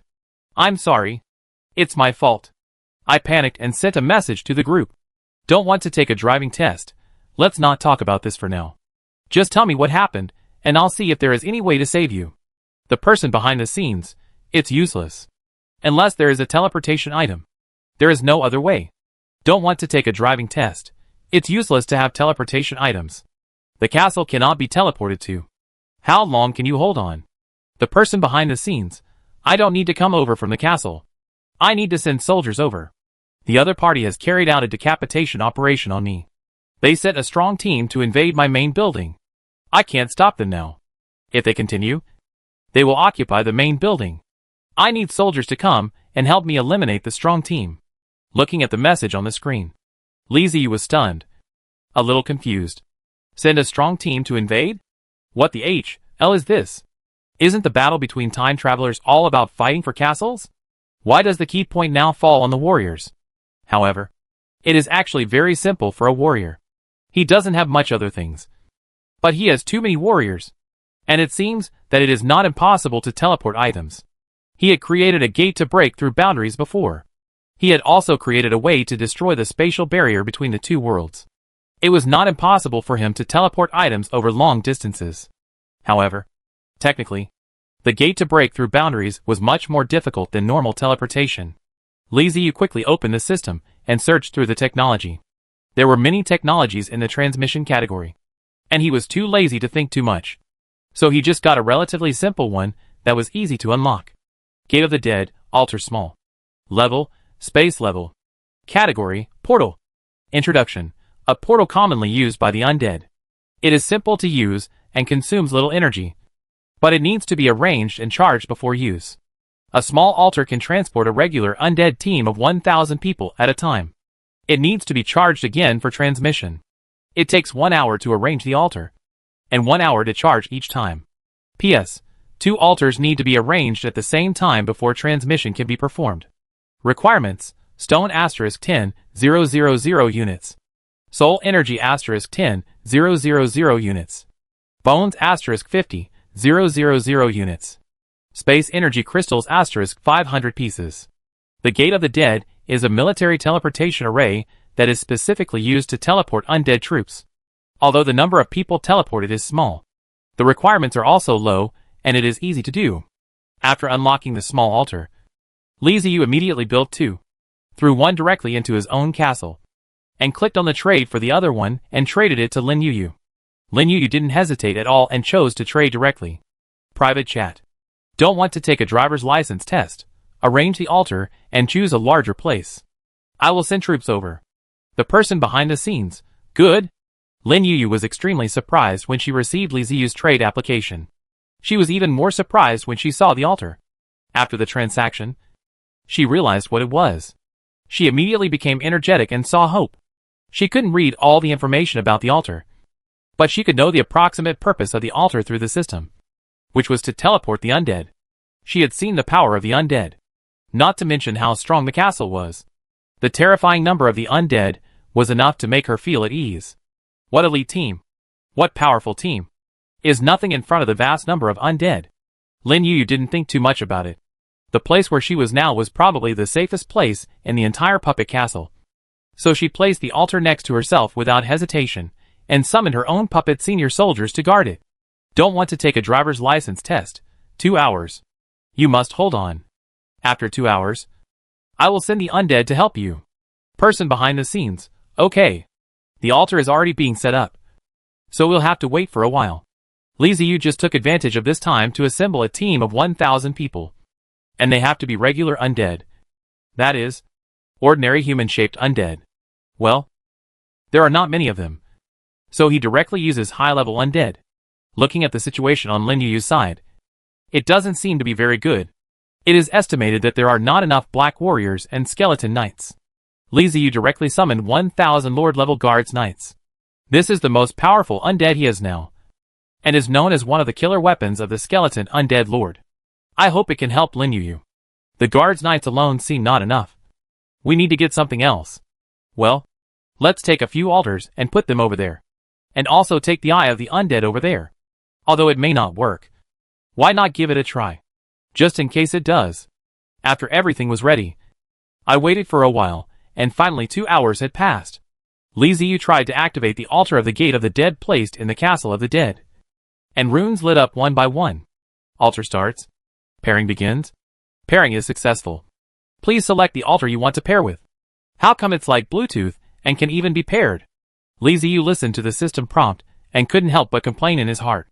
There were no other altars arranged. The only altars open at this time were one on Lin Yuyu's side, and one on his side. Li Ziyu chose to pair up without hesitation. A black vortex appeared above the altar, growing larger and larger until it formed a 4-meter-high black hole. Faint shrill howling sounds could be heard from inside. This was the Gate of the Dead. Action! Li Ziyu gave orders to the guard knight, who had been prepared under the altar. The 3-meter-tall guard knight, wearing tattered armor and holding a rusty metal sword, stepped forward silently, stepped onto the altar, and walked into the portal. Their figures disappeared silently. Private chat. Don't want to take a driver's license test. Transmission started. Are you okay over there? The person behind the scenes. The opponent hasn't hit me yet. But it will be soon. And it will be just in time. The person behind the scenes, I see. They are coming. Don't want to take a driving test. Okay. I will teleport a total of 1,000 people over there. They will set up a new altar. So just guard it first. The person behind the scenes, I understand. Li Ziyu finished communicating with Lin Yuyu, and wanted to connect to the eye of the undead over there, to see what was happening, but was prompted that the connection could not be made due to the long distance. Oh! It is true. It is impossible to exploit such a bug. Li Ziyu sighed. Marionette Castle. Main building. In the spacious hall, countless transparent silk threads hung down from the sky.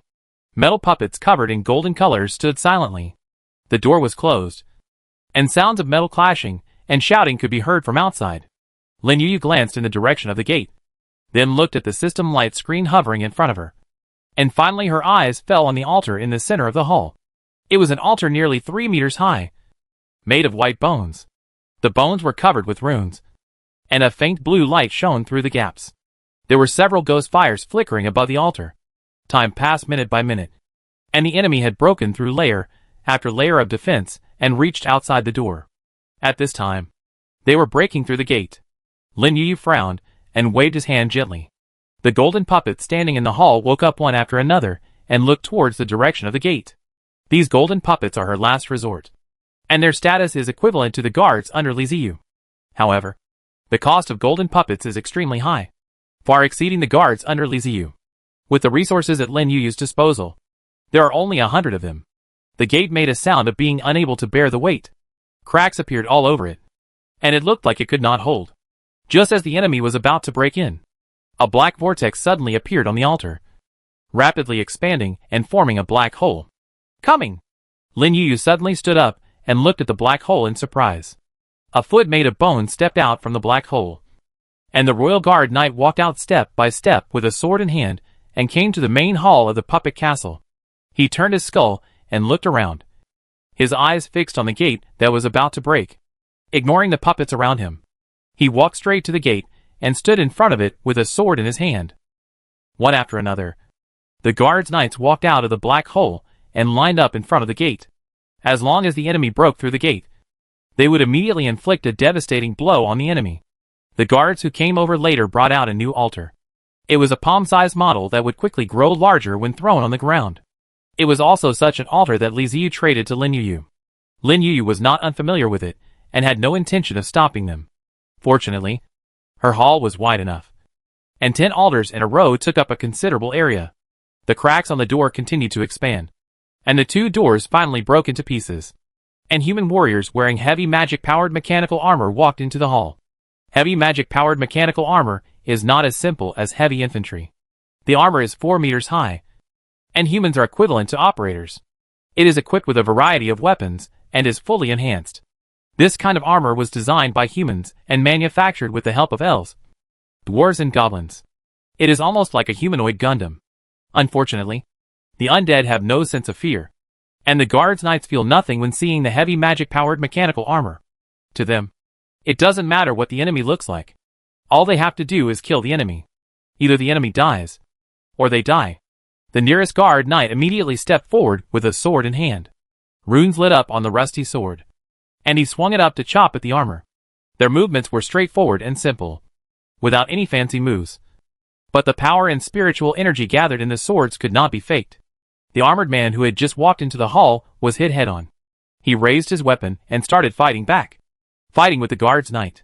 The armored man was equipped with all kinds of weapons, and it was really difficult for the guard's knight to suppress him.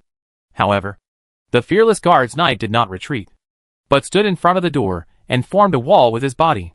Chapter 499 New Tactics. The battle between the guard's knights and the heavy armored humans was a stalemate. One side was trying desperately to break in, while the other side was blocking the way and refusing to let anyone in. Lin Yu was sweating profusely as she watched from behind, fearing that the night guards would not be able to hold on, and those guys, who looked like those in science fiction movies, would rush in. Then her last hope would be gone. The Lord is indeed bound to the mobile city. The Lord will not die unless the main building of the city is destroyed. However, it takes time for the Lord to die and be resurrected. During the period of the Lord's death, the opponent is fully capable of attacking the leaderless castle main building and destroying it, making it impossible for the Lord to be resurrected. That's what decapitation is for. The heavy armored humans are very powerful, and their armor is thick enough, so it is extremely difficult for even the guards to kill them. In order to kill one heavy armored human, more than 10 guards are needed. The only advantage is that the number of heavy armored humans is not large, and the number of guards far exceeds the number of heavy armored humans sent to behead them, so they can still hold on. The Eye of the Undead could not be used, and even the Soul Network was disconnected. Li Ziyu was completely in the dark and had no idea about the situation in the puppet castle. He had to rely on Lin Yu to send him messages to find out what was going on. They blocked the entrance and fought for 2 hours, delaying the time until the new altar was activated. More guards knights came out of the portal, swords in hand, and joined the battle. With the support, the guards knights began to fight back, and the heavily armored humans gradually could not hold on and were pushed out of the door. Looking at the hall filled with countless undead, Lin Yu breathed a sigh of relief. He was safe for the time being and had escaped a disaster. The most powerful aspect of her puppet castle lies in its layout and ambush. It is inferior to other castles in head-on confrontation. Unexpectedly, she was not careful enough, and the enemy seized the opportunity and sent an elite team to decapitate her. She was almost doomed. Fortunately, she has an ally like Li Ziyu. Otherwise she might not be able to escape this time. But she was also quite surprised. How long had it been since she could contact the Lord of the Undead? 2 years? 3 years? After parting with Li Ziyu and leaving the grassland, Lin Yu tried to contact Li Ziyu, but the system showed that the other party is not in the service area. At that time, Lin Yu was almost defeated. She didn't expect that even after traveling through time, the system still had the trick of the other party is not in the service area. She really couldn't figure out where Li Ziyu went to get such a prompt. After several contacts, the response was the same, and Lin Yu gradually gave up contacting Li Ziyu. When she was in danger this time, she sent a distress signal to her comrades, and everyone responded. Unfortunately, distant water could not quench immediate thirst. Instead, the missing person Li Ziyu actually appeared and helped her out. It was really unexpected. Shadowless Alliance Private Chat. Little Rose Fairy, Sister Yu. How are you? Are you okay? Are you there? Please reply to me. I am very scared. I hope nothing happens to you. Little Rose Fairy, hold on. Sister Yu. I'll be there now. Cinnabar Pigeon Blood, hold on. Don't fight him head on. Wait until we come over. The person behind the scenes. I'm sorry to have worried everyone. But everything is fine for now. Rose Fairy. I was scared to death. Are you okay? Cinnabar Pigeon Blood. Look carefully. Everything is fine for now. We still have to go over there. Ironheart. That's right. Little Rose Fairy. I'm not wrong. Lee Windy. I told you not to make trouble. Or I'll beat you up when we meet.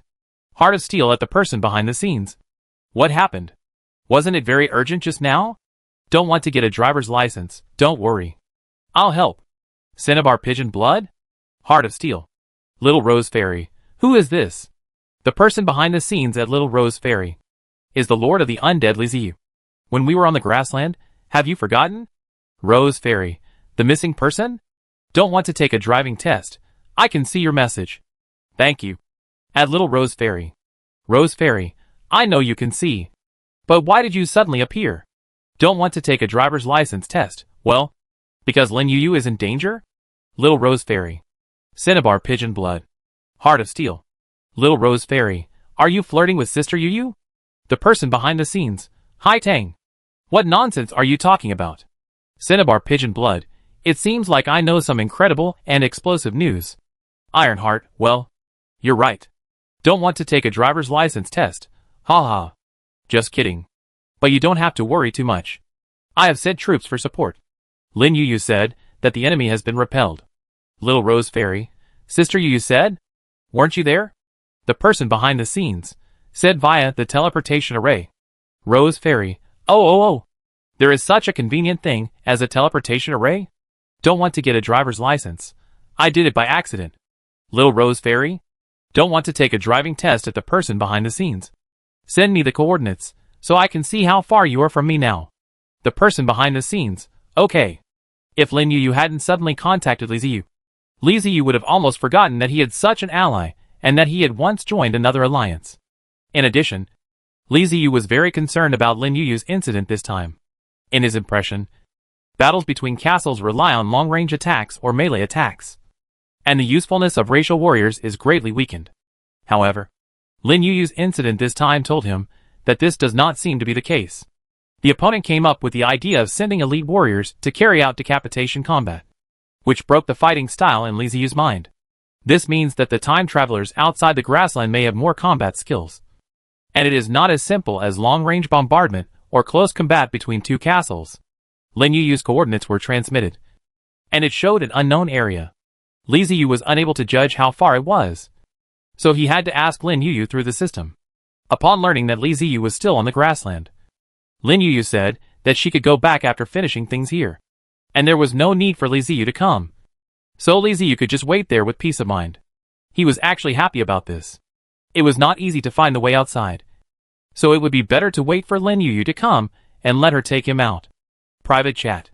Don't want to take a driving test at Free Flying Eagle. At Conscientious Businessman. There is a technique of sending elite troops to decapitate. Do you know it? Free Flying Eagle. What's the point of beheading? The Lord will be resurrected.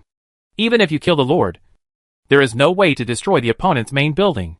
Conscientious Businessman. I seem to have seen it in the forum. Wait. Let me look for it. Don't want to take a driver's license test. I am also wondering about this. How is this fighting method used? What will happen if you kill the Lord? Conscientious Merchant. I found it. There really is such a fighting method. It is to send an elite team to kill the enemy leader, and then carry out internal sabotage to let the enemy fall into chaos. Then rush out of the castle and destroy the enemy's castle when they are unprepared. Don't want to take a driver's license test. Send me the forum message. Soon. Li Ziyu received a message from Zhang Peng. When he clicked on it, he saw that it was not a battle report, but a post about thinking and exploration. The poster said that he found that after upgrading to the castle, the usefulness of the racial warriors under his command was greatly reduced. Every time a war broke out, it was a battle between castles, and it had nothing to do with racial soldiers. However, there was still a large amount of racial soldier technology in the technology, and he couldn't understand why. If racial warriors are useless in the later stages, then why would technology to improve them appear? The system shouldn't do such a boring thing. Which means that in later wars, racial soldiers still play a huge role, even greater than the castle itself. It is impossible that they are just used to collect equipment. Each race's mobile city has its own special means of attack. But in fact, the characteristics of the race itself are the most critical, especially when it comes to the soldiers of that race. So he thought of the decapitation operation. If he sent elite troops to sneak into the enemy's castle and behead the enemy's leader, if the troops were good enough and strong enough, he would not even need to send out the castle, and could achieve the goal of defeating the enemy by relying only on ethnic warriors. There are many comments under this post, most of which say that the poster is daydreaming and having a lot of nonsense. No matter how strong the individual capabilities of the ethnic warriors are, they cannot destroy the main building. So his idea is simply impossible. Now it seems that the OP's idea is not only valid, but some people have already started to apply it. Li Ziyu began to think about the pros and cons of the decapitation tactic and the difficulty of using it. The more he thought about it, the more it seemed feasible. Not only was it feasible, but it was better than a castle confrontation. The castle is too large, and even if it could be moved, it would be easily discovered. The reason why they were able to defeat the traversers from the Life Empire Alliance on the grassland this time was because of the grassland sandbox, plus the home advantage, which allowed them to drive the opponent away while constantly ambushing them. But this cannot be done in another area. The opponent will not give him so much time to operate, will not give Lu Xingxing time to explore the map, will not give Zhang Peng time to dig tunnels underground, and will not let him Li Ziyu wander around in his own territory unscrupulously. Therefore, this method of defeating the traversers of the Life Empire cannot be copied. He will eventually leave the grassland and go to a new area. Although the grassland and wasteland can provide him with resources, time waits for no one, and he needs to obtain more. Then when you go to other areas, you will definitely encounter time travelers, and you have to figure out in advance how to fight them. Every battle between castles is a grand scene. The resources consumed are enormous, and the outcome is hard to predict. It is too unskilled to fight with such a reckless approach. The less you can do, the better. The decapitation tactic gave Li Ziyu an inspiration and allowed him to see more possibilities. Just like what the poster said, there are still many technologies for racial warriors, and there are countless types of troops in the undead technology that he has not unlocked. Who knows what kind of troops are included here? The Castle of the Dead is essentially just a huge city, and the main building is just a tall and sturdy building. Do modern people need to set up cannons to destroy a building? If you provide enough detonators and explosives, do you think he can bring down the building by himself? Therefore, with the presence of special troops, it is not impossible to send racial warriors to destroy a moving castle, although it is more difficult. As he thought about it, Li Ziyu realized that the outside world might have evolved into a completely new combat mode. This mode of battle is more secretive than castle against castle, consumes less energy, yields greater rewards, is easier to succeed, and is more difficult to defend. In view of the special nature of the undead, this combat mode does not cause much damage to the undead castle. After all, the undead castle can be called a living castle. The undead have turned into walls and floors, plus the life detection function. If an elite team is sent over, they will probably be discovered before they even reach the castle. However, this method of dispatching combat teams is very useful for Lu Xingxing, Zhang Peng, Batubu and others, and they are easy to be fooled. Wasteland Crossing Alliance Group. Don't want to take a driving test at Conscientious Merchant. Forward the forum post to them. This trick is a bit cruel. Conscientious Businessman, okay. Treasure Hunter, let me see what's going on. Free Flying Eagle, does decapitation really work? I am ugly but gentle, boss. I am here. What is this? It's over if you act recklessly. After Li Ziyu sensed the crisis, he immediately asked Zhang Peng to share the post to the Alliance group so that others could see it. It is better for everyone to know about this matter, so as not to suffer a great loss from it. Li Ziyu has already regarded the people of the Wasteland Travelers Alliance as his companions, and he does not want any problems to occur to his companions. Wasteland Crossing Alliance Group. I am ugly but gentle. Can I still fight like this? Can I succeed? As long as the man is there, the tower will remain. You will most likely not be able to use this trick against the boss's undead castle. But if the boss's undead use this trick against you, the chances of success will be very high. I am ugly but gentle, although I admit that the boss is very strong. I don't agree with what you said. Why can't I beat the boss? But the boss can beat me? The tower is there. You've seen the boss's castle, right? Do you think your troops can get there quietly? The undead are very sensitive. I am ugly but gentle. What you said makes sense. I have no way to refute it. It's all over if you act recklessly. Why can't the soldiers in my castle defeat the elite troops sent here? The tower is there as long as the people are there, because the other side sent elite troops. I'm ugly but gentle, ha ha ha ha. Free Flying Eagle, since Brotherly has brought it up, we should take it seriously. Think about it. I want to go and meet Brotherly, the Free Flying Eagle, and I don't want to get a driver's license. Do you have time? Don't want to take a driving test. Yes. Come over. When Batubu arrived, Lu Xingxing and Zhang Peng had already arrived. When Li Ziyu brought up this matter, the two of them immediately took it seriously and drove over in the castle. Their familiarity with Li Ziyu meant that they didn't even bother to ask questions like whether he had time. Batubu and followed the guidance of the undead to the reception room of the main building. The grassland sand table that had performed great service was still placed in the middle of the living room. Li Ziyu was standing in front of a whiteboard, writing and drawing with a pen, while discussing something with Lu Xingxing and Zhang Peng.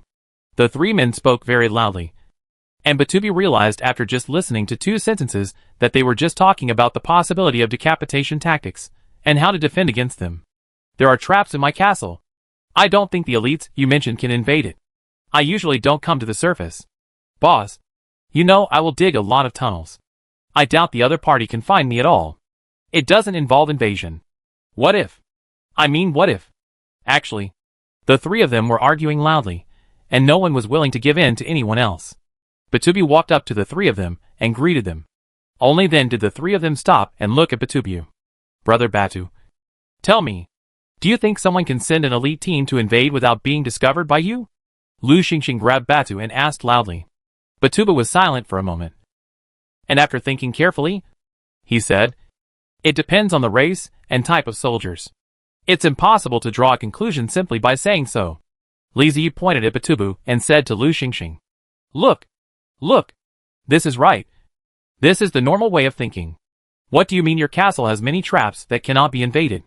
Why do you think so beautifully? Otherwise, let's try and see if my undead can invade your treasure-hunting cat castle. Chapter 500 Actual Combat Exercise. Seeing Li Ziyu and Lu Xingxing fighting like 2 kids, Zhang Peng and Batubu looked at each other and saw helplessness in each other's eyes. They were so grown-ups, yet they were still doing this. However, Li Ziyu's words reminded Batubu and Zhang Peng that there was no point in arguing like this. They might as well give it a try. If Li Ziyu could really invade Lu Xingxing's castle, it would mean that this method of fighting was really feasible. In the future, they might really need another fighting method, or they need to think about how to defend against this fighting method in the future. Zhang Peng stretched out his hand between Li Ziyu and Lu Xingxing, separating them, and said to them, Why don't you two give it a try and see if this method works? After he said that, Li Ziyu also reacted and nodded. That's right. Let's give it a try. Xingxing, you defend and I'll attack. Lu Xingxing rolled his eyes, thought quickly, and said to Li Ziyu, You can't use the sandbox I gave you. You can't cheat. Li Ziyu rolled his eyes and said to him, Of course I won't cheat. Everything will go according to normal. I won't use sandboxes or anything like that. I'll do it all by myself. I'll give you 3 days to prepare. Then I'll start looking for you and try to invade. How about that? Zhang Peng and Batubu both nodded. This was a good opportunity, and could be treated as a formal exercise. Batubu said, This exercise is of great significance. I feel it can be shared with others in the alliance. Zhang Peng glanced at Batubu and shook his head. Not good. He didn't explain why it was bad. Batubu was stunned for a moment. Then he reacted, shut his mouth and said no more. Although this is just an exercise, how Li Ziyu invades and how Lu Xingxing defends may reveal some of their cards. And no one wants to expose their cards to others. They wanted to test whether this fighting method would work, not put themselves in the sight of the wasteland travelers. With Zhang Peng's reminder, Batubu reacted immediately. The matter was settled, and Lu Xingxing was given 3 days to prepare. During these 3 days, Li Ziyu would not monitor him and would allow him to hide. Lu Xingxing was very excited and regarded this exercise as an interesting game of hide-and-seek. What invasion was this? If he didn't hide during these 3 days, the boss wouldn't be able to find him. 3 days passed in a flash, and it was the early morning of the 4th day. Li Ziyu got up as usual, washed up with the help of Ming and I, and then went to the dining room to have breakfast. During these 3 days, Zhang Peng and Batubu followed Li Ziyu. On the one hand, they were curious about the results of the exercise and wanted to observe the whole process. On the other hand, they wanted to supervise Li Ziyu for fear that he would take out the sand table to cheat. Under the supervision of the two, Li Ziyu did nothing, as if he had taken a 3-day vacation. He did not go to the living room where the sand table was located, and even the eyes of the undead in the grassland were taken back. At the dining table, Zhang Peng and Batubu were having breakfast. When they saw Li Ziyu coming over, they quickly waved for him to sit down. After Li Ziyu sat down and Mingni brought him food, Batubu asked excitedly, "Brother Li, it's the 4th day. We can start today." Li Ziyu picked up the warm milk and took a sip, then nodded gently. "Well, we can start now. No rush." After saying this, he lowered his head and ate breakfast as usual. But Zhang Peng and Batubu didn't know that at the moment he lowered his head, an order had been issued in the Soul Network to restart the Eye of the Undead. Countless eyeballs flew out of the castle of the Undead and flew to all parts of the grassland. The sand table cannot be used, but the Eye of the Undead can be used, because the Eye of the Undead is a type of soldier that the Undead race already has. And under normal circumstances, it is a means of reconnaissance used by Li Ziyu. After he finished his meal, a large number of Wind Rangers set out from the castle and rushed to various places, in order to create the most realistic simulation exercise environment. Zhang Peng, Batubu and the Wasteland Travelers Alliance will not provide any help to Li Ziyu, and he has to rely entirely on himself to fight. After the Eye of the Dead and the Wind Ranger set off, Li Ziyu activated the Castle of the Dead and wandered aimlessly on the grassland. Zhang Peng and Batubu were not in a hurry. Lu Xingxing had 3 days to hide, so they should at least give Li Ziyu more time to find him. Finding someone is more difficult than hiding them. The grassland is so large that there are too many places to hide, especially Lu Xingxing's treasure-hunting cat castle, which is vast and smaller than a normal castle. In addition, Lu Xingxing is familiar with the grassland environment, so it is not easy to find the person hiding. However, what surprised Zhang Peng and Batubu was that just after noon, Li Ziyu told them that Lu Xingxing's location had been locked. Batubu looked bewildered, while Zhang Peng asked, "Where did this guy hide? How could we find him so quickly?" Li Ziyu chuckled and said, "This kid is quite smart. He didn't hide in one place, but was circling around us on the grassland. If I didn't have the eyes of the dead, it would be hard to find him." Batubu slapped his thigh and said angrily, "Give him 3 days for nothing. Why is he just wandering around on the grassland?" Zhang Peng thought about it and shook his head, then said to Batabuha, "No, Xingxing's approach is very smart." Batabuha asked in confusion, "He didn't hide, but just wandered around on the grassland. Is that smart?" Zhang Peng nodded and said, "Yes. Think about it. Who would hide their moving castle at a remote place just to prevent others from finding them? It's common for people to wander around to compete for resources, right?" Without waiting for Batubu to speak, Zhang Peng continued, "Also, hiding means stopping, which makes it easier for others to get close to us. Since we have the ability to move, it will be difficult for the enemy to get close to us if we move. Right?" After Zhang Peng's detailed explanation, Batubu immediately felt that it made sense. After all, this was an exercise, not a real game. There seemed to be little point in hiding. After all, other time travelers would not stay in one place for a long time for no reason, but would move from time to time, or would always be on the move. In this way, the simulation becomes more realistic. Li Ziyu's undead eyes have discovered Lu Xingxing, but he did not rush to attack. Instead, he observed the movements of the treasure-hunting cat castle from a distance. At this time, the treasure-hunting cat castle was just like other castles, wandering around the grassland in disorder. Zhang Peng and Batubu brought their synchronized brains, and Li Ziyu gave them temporary permissions so that they could share the images they could see. When one undead eye discovers Lu Xingxing, more undead eyes will swarm over, hiding in the air and observing the castle below. The two can switch at will to observe the eyes of the undead in the treasure-hunting cat castle and watch the real-time scene. As for what Li Ziyu will do, they can't see it, because Li Ziyu has already entered the Soul Network to deploy troops. These are the most confidential information that cannot be seen by Zhang Peng and others.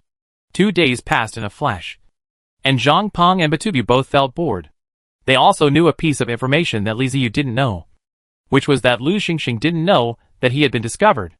Lu Xingxing once sent a private message to the two of them, saying that he was very bored and asked them whether Li Ziyu had found him.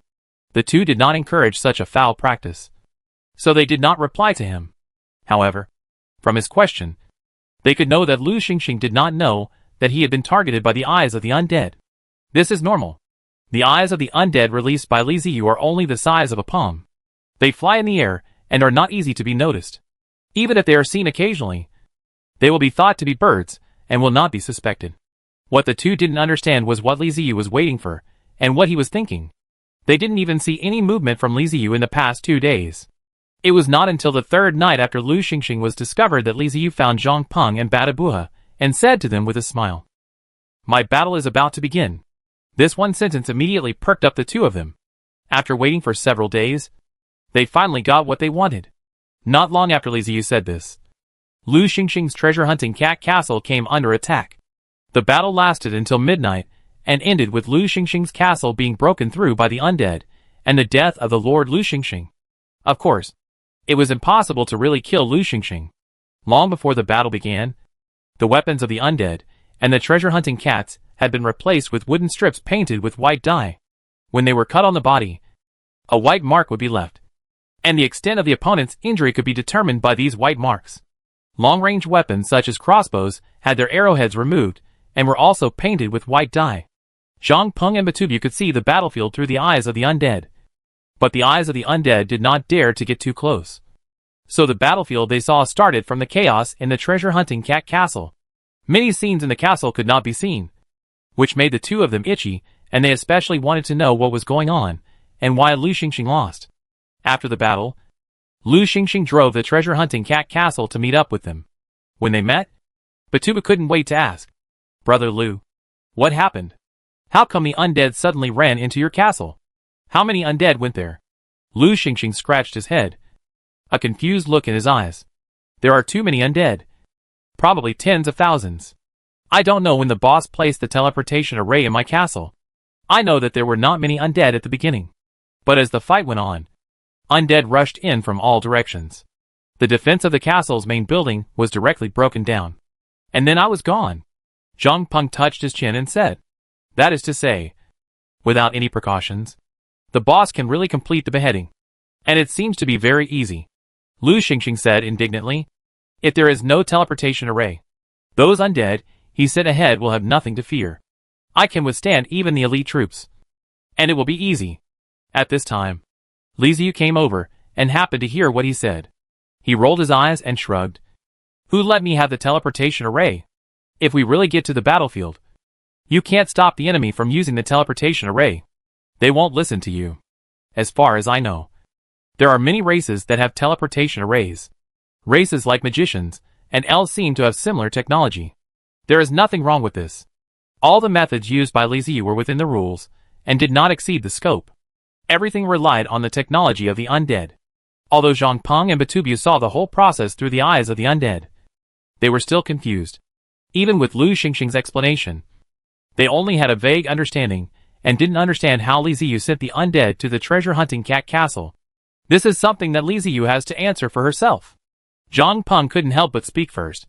"Boss, tell us what's going on. I really don't understand." This exercise really opened his eyes. It was like a street magic trick.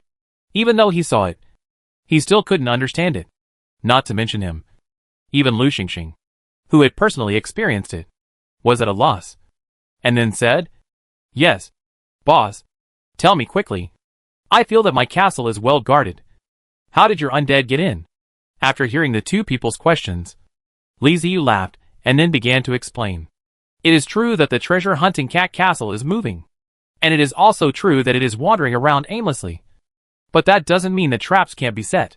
No matter how small the treasure-hunting cat castle is, it is still a city. And a very large city at that. Even if it is a disorderly movement, it still takes time to turn. And the turning distance is very large. This gives Li Ziyu the opportunity to judge where he will go next. Through this judgment, Li Ziyu can let the skeleton knight or the wind ranger send the guard knight to the path that the treasure-hunting cat man must take. As long as the movement is fast enough and the target is small enough, it will be difficult for the other party to detect it. After all, the treasure-hunting cats are not undead, and they have no way of detecting all life breaths.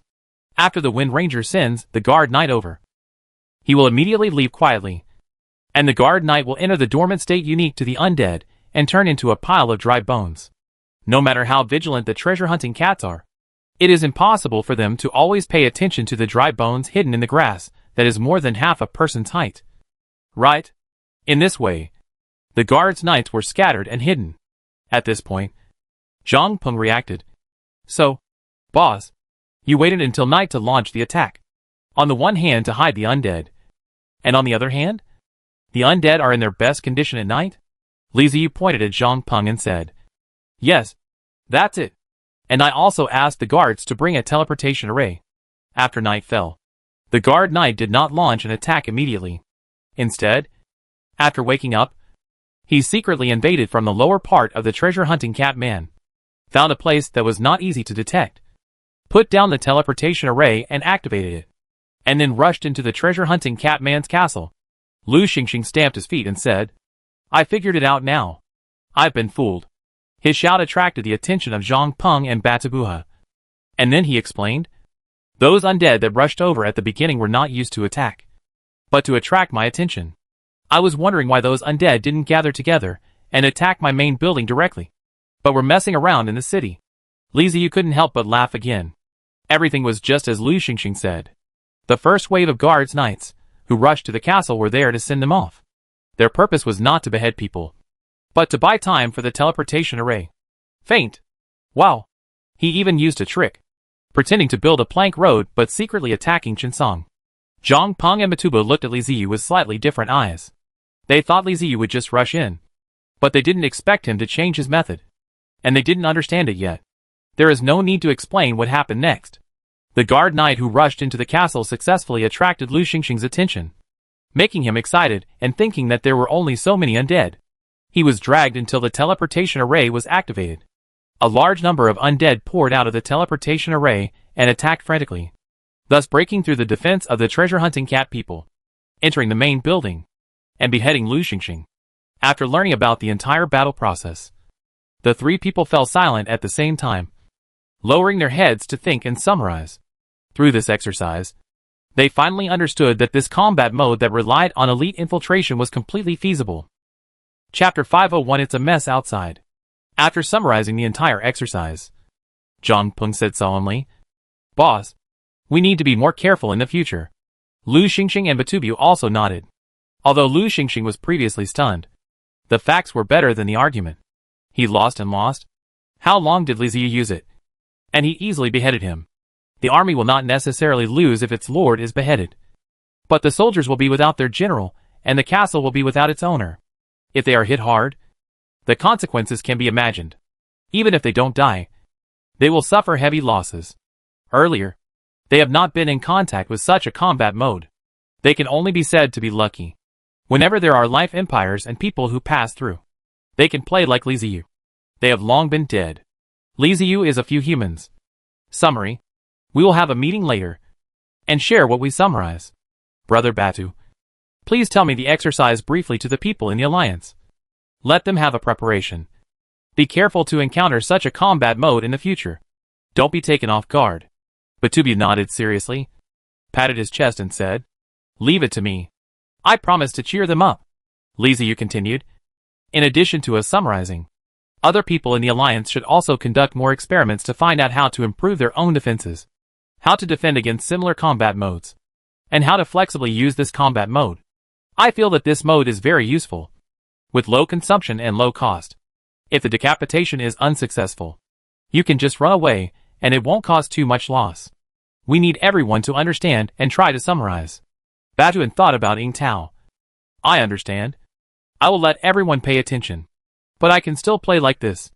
In fact, if it wasn't for Lin Yuyu's for help this time, Li Ziyu would not think that the war could fight like this. Just when most people gave up the racial warrior, and instead devoted themselves to fighting with the castle and the castle, someone had a different approach and made a similar way of attack. Once this fighting style spreads, it is conceivable that everyone will use it and imitate it. After all, compared with fighting between castles, the investment in this fighting method is too small. It is a typical fighting mode with small investment and high returns. Who doesn't like it? How much does it cost to build an elite force? How much does the cannon LS in the castle cost? After a battle between castles, there are enough resources for hundreds of elite troops. It is easy to tell who is superior and who is inferior. There is no need to think about it. Li Ziyu and a few others agreed to make a summary tomorrow. And then they went to bed. The exercise has a great touch of Batu. Unlike Li Ziyu, he is the person who truly manages the Wistel Cross Alliance. Although he has no name of the league, he has the fact that he is the leader and cannot be called the leader. But he can be called a big housekeeper. Li Ziyu could go to sleep. But he couldn't sleep anymore. This kind of sending brothers knew earlier and could prepare earlier. So after returning to the bedroom, he briefly sorted out the battle report overnight and sent it to the Alliance group. After Badab sent out the 2 battle reports, he went to bed. But the Alliance group was in an uproar, as there were always night owls who could see it. The next morning, Li Ziyu got up from the bed, panting. Ming and I brought him warm water, asked him to wash up, and helped him put on his clothes. Stretching a lazy waist and holding Mingni's waist, Li Ziyu said with a smile, "Mingni, I will do less and I will do it. And I won't wear clothes." Mingni's eyebrows curved and she said softly, "Then don't be without me. Let me always be by your side." The gentle catwoman made Li Ziyu very satisfied. She kissed her forehead and took her to the restaurant for dinner. As soon as I entered the restaurant, I heard Lu Xingxing yelling, "Boss, you finally got up. Check the chat group. It's going crazy." Li Ziyu looked at Lu Xingxing in surprise, came and sat down at the dining table. And while Meng and I went to get him food, he opened the group chat in the system. Wasteland Crossing Alliance group. Piku, damn.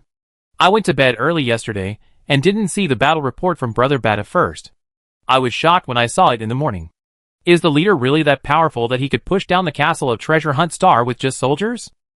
20-3 North Latitude, that's the castle level. If you say it, you can kill it. Let us be a small fortress level. It's scary. Drunk to pick the lights to see, I will never doubt the strength of the big brothers. The surname of Zhengzheng, you should not doubt the war report. But consider what to do if you encounter this situation. Big Brother Bata said, "Let us study more." Silver Alliance, the above answer is right. The big brothers are really worried about us. They have already conducted the drill. What is there to doubt? The castle level ones are so easily breached when they are completely unprepared, let alone as fortress level ones. Piku, I'm not saying that I don't trust the big brothers, but I feel scared. If Big Brother Bata doesn't tell us, I don't dare to think about what will happen to me if they push me directly. Starting from yesterday, the members of Batu and the release of the battle report has started the discussion mode. Some people even plan to test it in person. Li Ziyu rarely pays attention to the dynamics in the league. Today, I was surprised to discover the atmosphere in the Wasteland Cross Alliance was very good. Everyone was familiar with each other. It was easy to talk about. Think of it.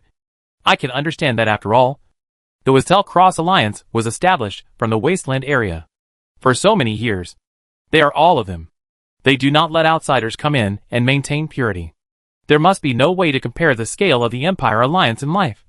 But in terms of cohesion, it far exceeds the Empire Alliance of life. Because it is so large, everyone is unfamiliar with each other. In addition, the upper levels are scheming for resources, which affects the people below. There are many factions within the organization, and it is normal for them to play tricks on each other and hide their intentions. This kind of thing is much less in the Wistel Crossing League. Everyone has come to fight together in these years, and there are many times of fighting side by side. There are feelings between each other. They also understand that it is difficult to live in a different world. So everyone's relationship is closer and closer. The atmosphere is great. The messages keep flooding the screen, and it feels like I can't keep up.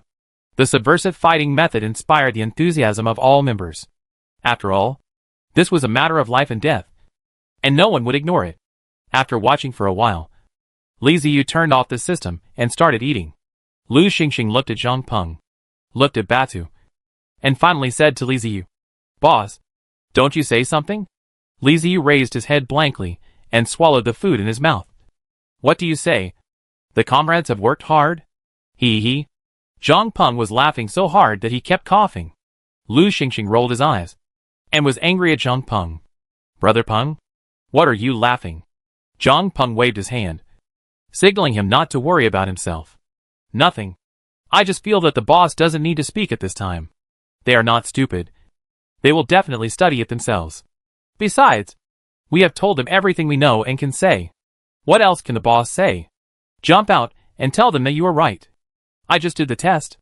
Lu Xingxing was speechless. Li Ziyu knocked on the table and said to them, "Okay.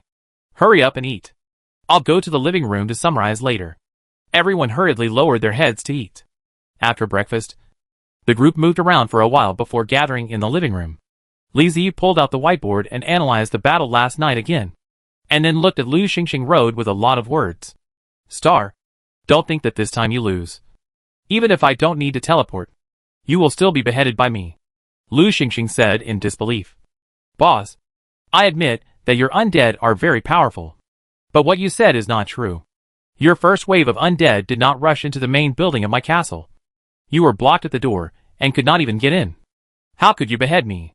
Zheng Peng and Baden nodded. They saw it through the eyes of the undead last night. Indeed, the batch of undeads on the castle at the beginning were stopped at the door of the castle and failed to break through. Li Ziyu didn't care about it. He stretched his index finger and said to Lu Xingxing, No, you're wrong. I didn't say that my undead was beheading. I said you would still be beheaded. Do you forget that there are 2 people under my hand?" "There are 2 people?" Lu Xingxing, Zhang Peng and Batu, and also showed an inexplicable look at the same time. They did not understand the meaning of Li Ziyu. Seeing that they didn't understand, Li Ziyu had to clap his hands, and 2 people walked in from outside. Seeing these 2 people, Lu Xingxing suddenly understood. It was not someone else. One was the Void Lord Beta, and the other was the hero of the hero. They really forgot about these 2 people. If it was the 2 of them, the words of Li Ziyu were really wrong. Even if there was no teleportation array, they could still complete the beheading of Lu Xingxing. These 2 are the existence of the 8 classics of 8 classics, both of which have super powerful single combat effectiveness. As a hero, Damirevsky does not need to explain the single combat power. Human-shaped missiles are so fighting. As long as he is sent to the castle, maybe he can disassemble the opponent's main building with his bare hands. Although Beta's personal combat effectiveness is weaker than Demelsky, the personal combat effectiveness cannot be underestimated. It should not be a problem to break through the defense line and enter the main building. After entering, the void creature comes, and beheading will become easy. After all, he is a void lord with soldiers and generals under his command. Just because he likes to fight alone doesn't mean he won't use the void creatures under his command. Li Ziyu gestured to the 2 of them, and then said to Lu Xingxing, Zhang Peng and the others, "I am reminding you that I know Damanlevsky and Bepta, and I can get them to help me do things. Which means that other travelers may also have similar people and power hidden in their hands. Don't just think about defending against their own soldiers and horses. You need to consider more." The 3 of them looked stern and nodded quickly. Ever since that exercise, the Wasteland Traveler Alliance has had one more thing to do, which is to conduct experiments and exercises to test their own defense capabilities, and think about how to use their own soldiers to carry out beheadings. A few days passed in a flash, and one day Li Ziyu welcomed his friends, Lin Yuyu and 3 others. Having not seen each other for a long time, they were naturally happy to see each other, and had a big feast. Lin Yuyu toasted frequently at the banquet. She was able to survive this time thanks to Li Ziyu.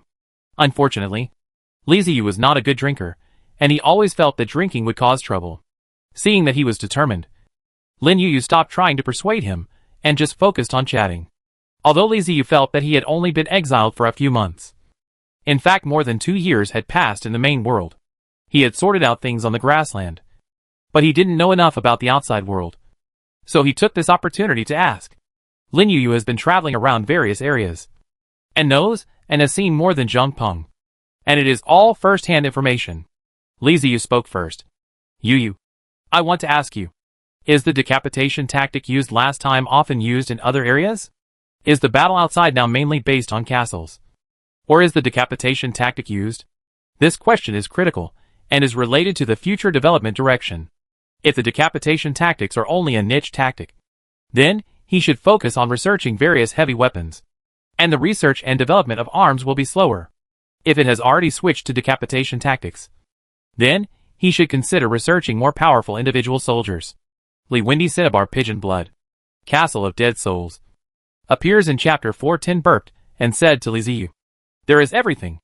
No order of priority. The situation outside is already in disarray. And they will do anything to win. As long as they can win, they will use any tactics." Li Wendy and his friends, like Lin Yuyu, were running around everywhere. They had experienced a lot in the past 2 years, and had been in danger several times, almost dying.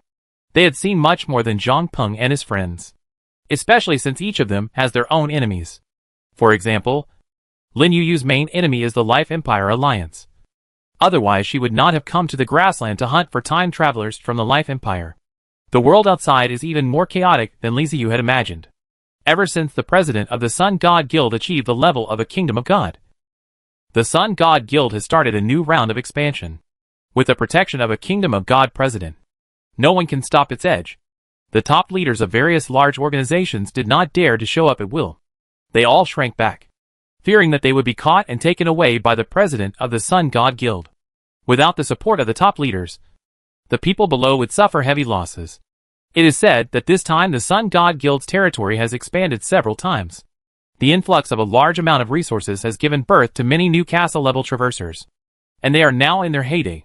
Recently there have been rumors that the Sun God Guild is showing signs of fatigue. It seems that this is because it expanded too aggressively. The territory is too large to manage.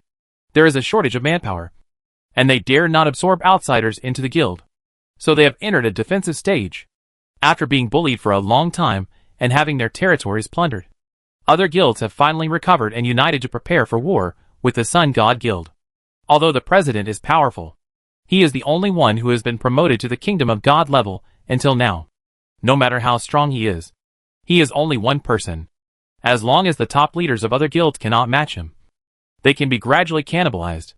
A wave of powerful expansion by the Sun God Guild completely disrupted the external environment, and everything was in chaos. Many areas had become ruins under the ravages of war. Everyone present had solemn expressions on their faces when they heard this. They knew the situation outside was chaotic, but they had not expected it to be so chaotic. Li Ziyu nodded after hearing this, and then asked, "Do you still want to go out? If not, just stay on the grassland." As soon as she asked, Lin Yuyu said, "No, we still have to go out. We have our own things to do." Li Ziyu thought for a moment and said, "Yuyu, the Life Empire launched another attack on the grassland some time ago, but we repelled it. This time I plan to leave with you to see the outside world and see what those guys are up to." Lin Yuyu's eyes lit up and said, "Great. This is really good news. Does it have anything to do with your alliance?" Li Ziyu looked at Batubu and smiled. "Don't worry. It's okay. They are my strongest supporters, and they will come over after I stabilize outside. I will go and find out how to advance to the Kingdom of God level." At this point, Lin Yuyu and Li Wendy looked at each other, nodded, and said to Li Ziyu, "I know the key to promotion to the Kingdom of God level." Chapter 502 The Key to Advancement. As soon as these words came out, they immediately attracted the attention of everyone present. Li Ziyu looked at Lin Yuyu with curiosity and asked, "How do you know the secret of being promoted to the Kingdom of God?" The members of the Shadowless Alliance looked at each other and smiled smugly. Li Wendy said proudly, "We travel around and don't stay in one place. Naturally, we know some secrets. There is no secret in the world that can be concealed forever. The president of the Sun God Guild has been promoted to the Kingdom of God for so long, so some news will always spread." Sun Lei nodded and added, "It is true that the president of the Sun God Guild has overwhelmed all the members. His reputation makes the guild look very united. But the people below have not lost their enterprising spirit. Who doesn't want to go further?" Batabuha asked impatiently. "What is the key to advancement to the Kingdom of God?" This is the issue that Li Ziyu and others are most concerned about. A long time has passed since the president of the Sun God Guild was promoted to the level of the Kingdom of God. But since him, there has been no second traverser who has been promoted to the level of the Kingdom of God. This shows that promotion to the level of the Kingdom of God is definitely not something that can be achieved simply by accumulating resources. Among the traversers, there are many who are stuck at the castle level. These strong men often have a huge amount of resources in their hands. If they could be promoted to the Kingdom of God level with the resources, these people would have upgraded long ago. And it would not be just the president of the Sun God Guild. In the other world, the one with the biggest fist is king. The stronger you are, the higher your status will be, and the resources you will obtain will increase exponentially. Looking at the anxious people, Lin Yu said in a deep voice. It's a rule. Or a law. I don't know what it is called specifically. But it is indeed this kind of thing. This sentence was indeed somewhat unexpected. Li Ziyu and Lu Xingxing blinked, suspecting that they had heard it wrong. Rule? Law? What is that? Aren't rules and regulations all set by humans? How are they related to promotion? I can't understand. Li Ziyu smacked his lips and asked hesitantly. Yu, are you serious? Laws and rules. This stuff is too mysterious. Li Wendy rolled his eyes and interrupted. Don't you think time travel is not fantasy? The undead in your hand, and the dead soul in my hand. Which one is not fantasy? Haven't you accepted it? Zhao Haidang sneered and said.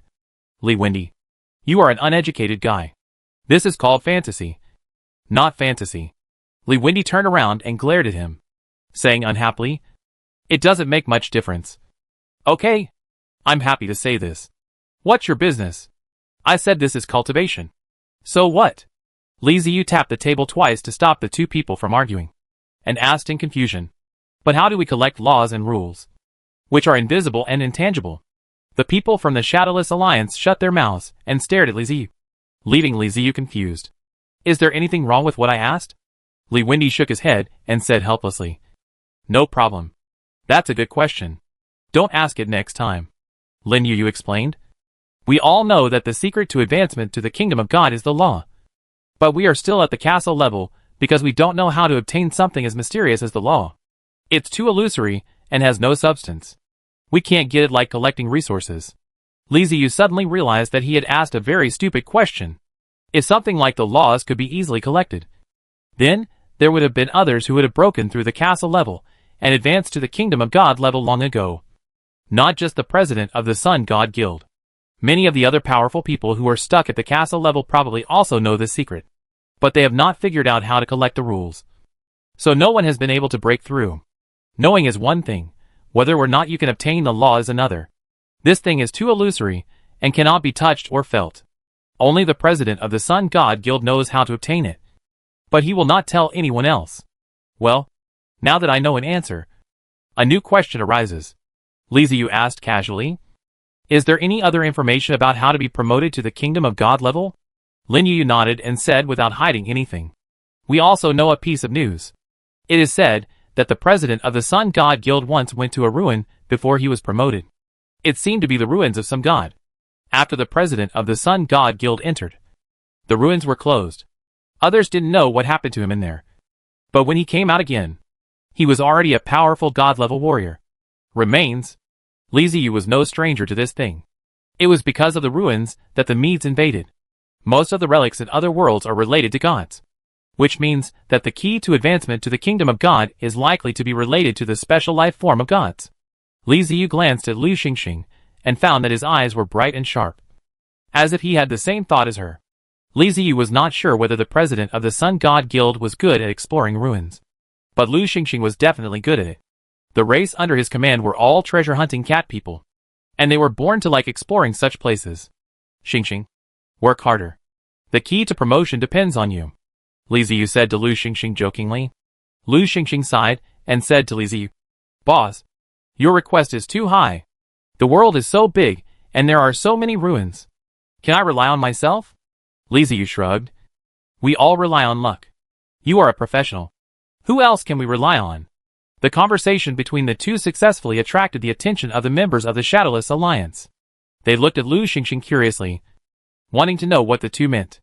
Li Ziyu explained with a smile. Xingxing's people are treasure-hunting cat people, and they are good at this kind of thing.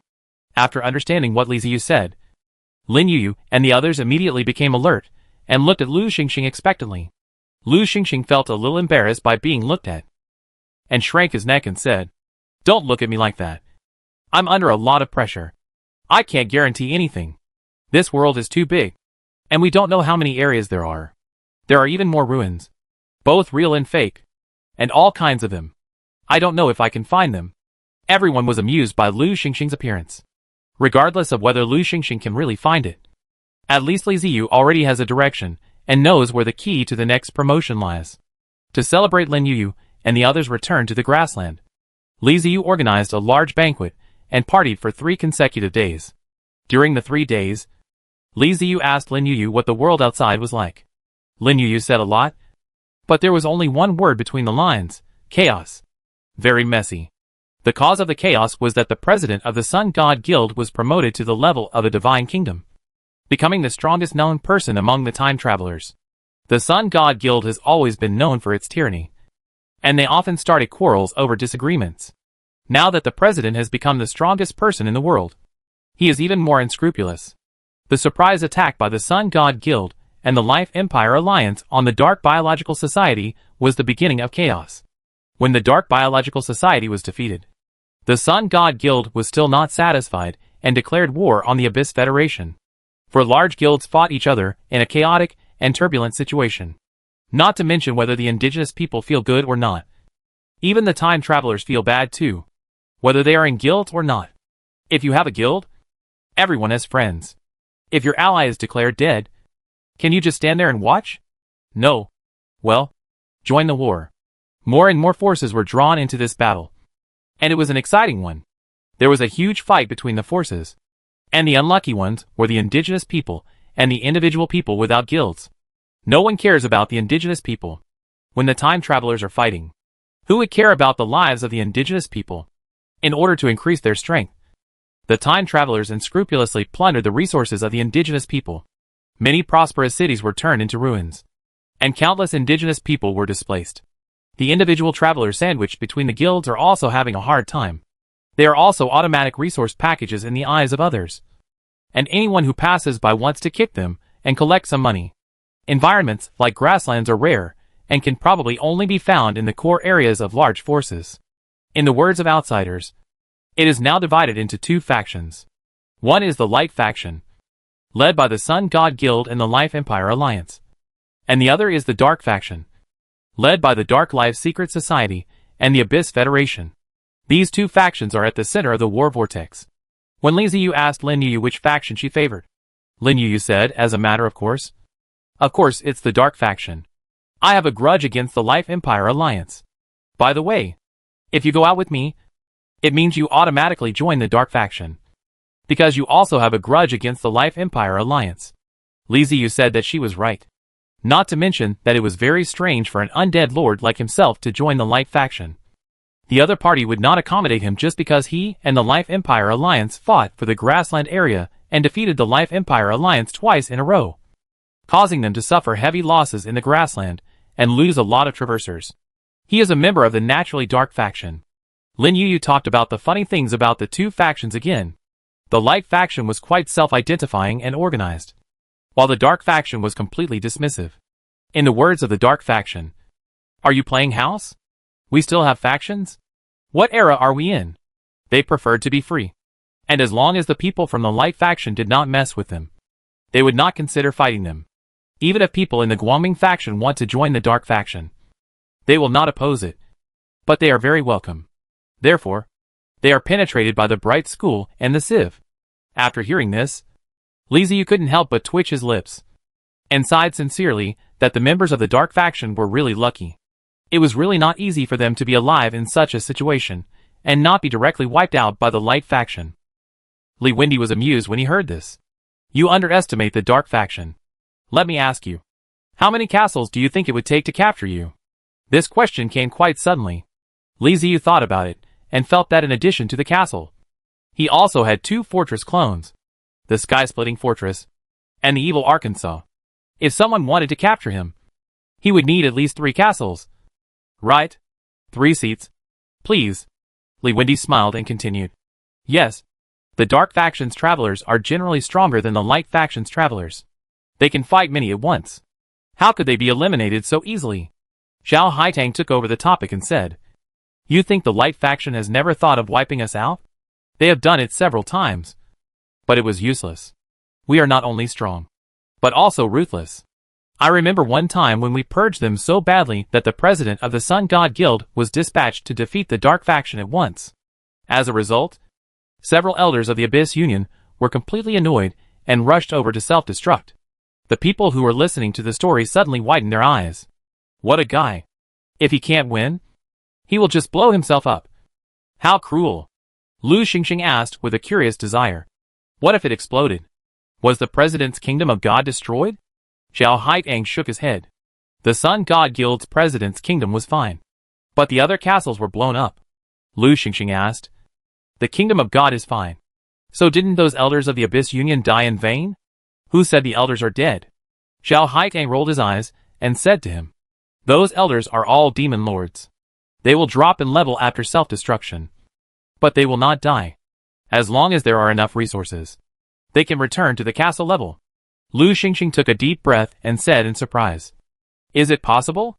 If you can't win, you can just self-destruct. It will just be a waste of resources anyway.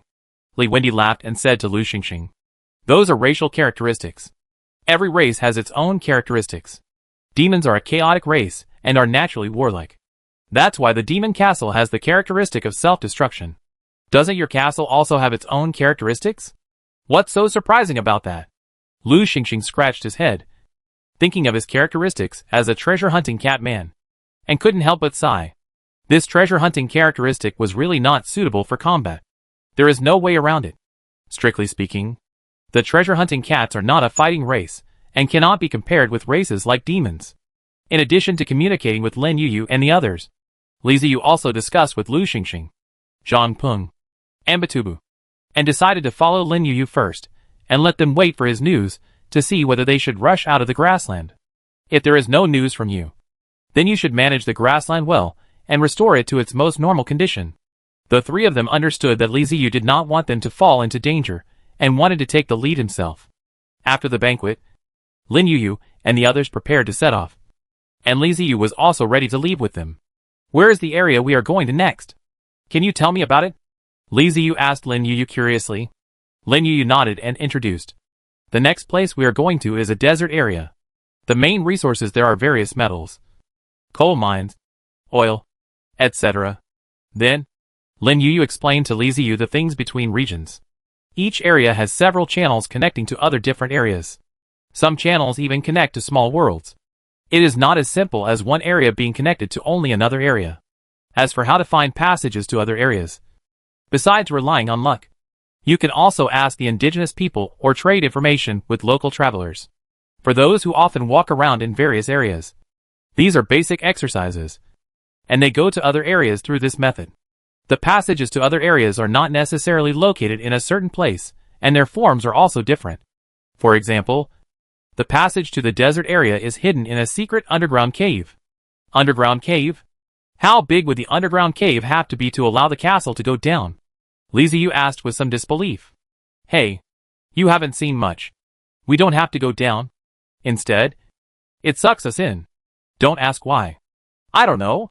It might be magic, Li Wendy explained with a grin.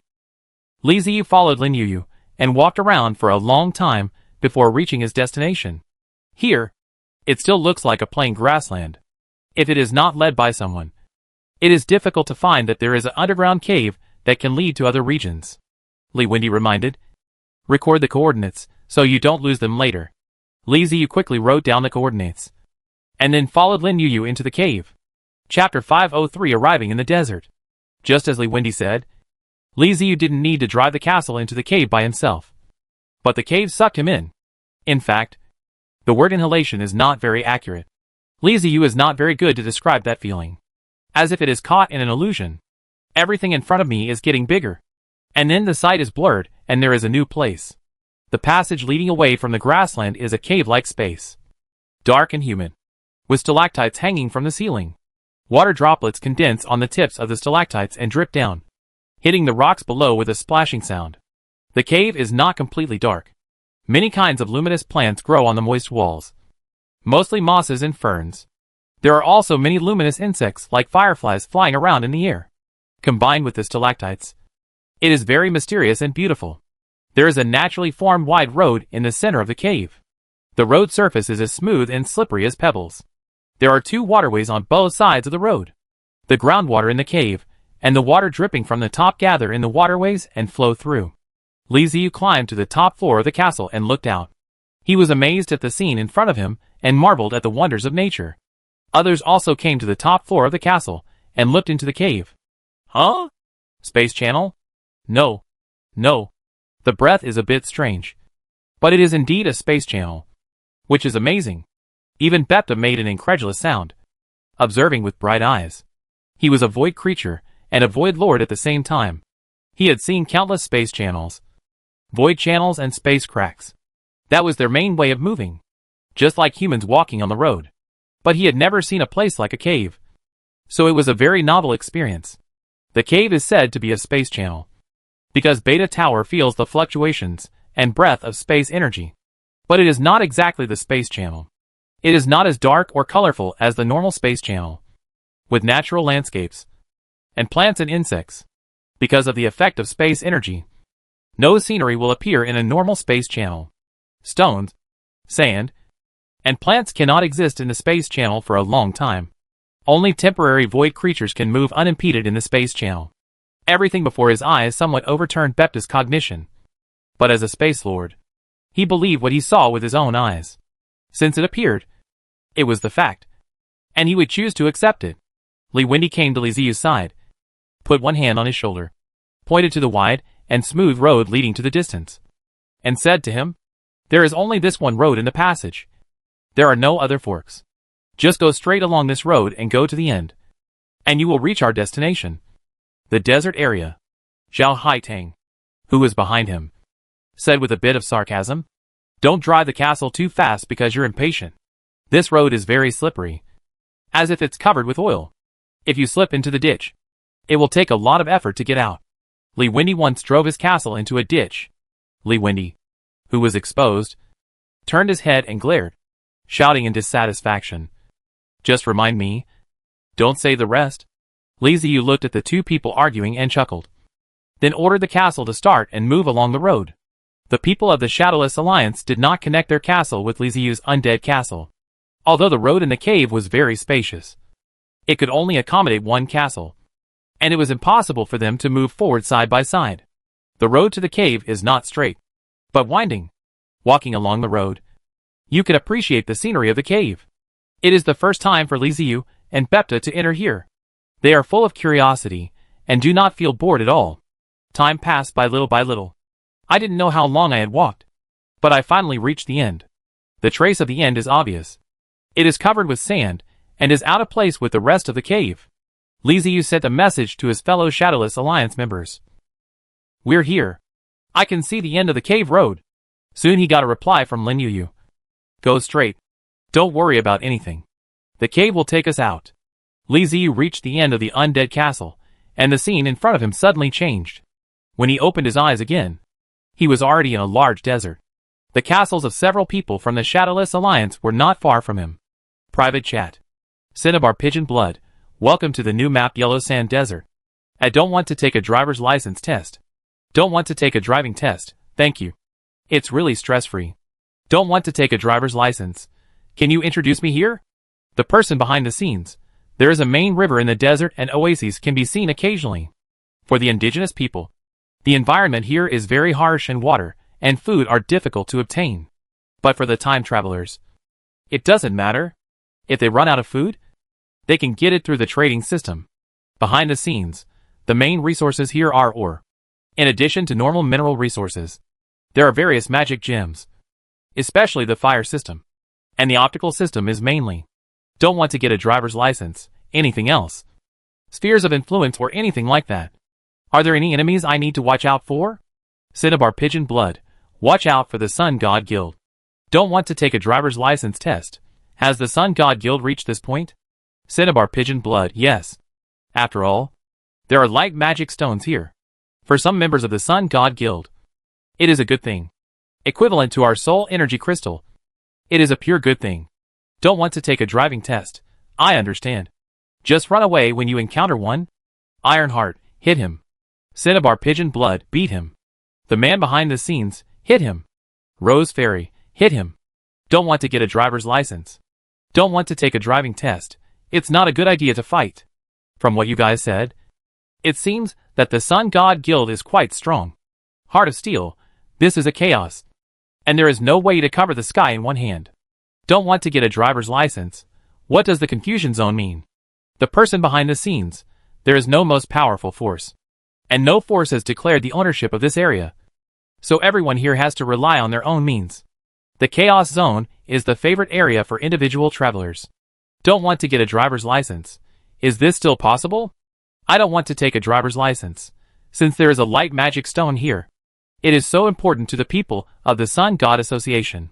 Why don't they come to grab? Cinnabar Pigeon Blood. Because the travelers in the desert area are more sturdy. They dare to fight, regardless of life and death.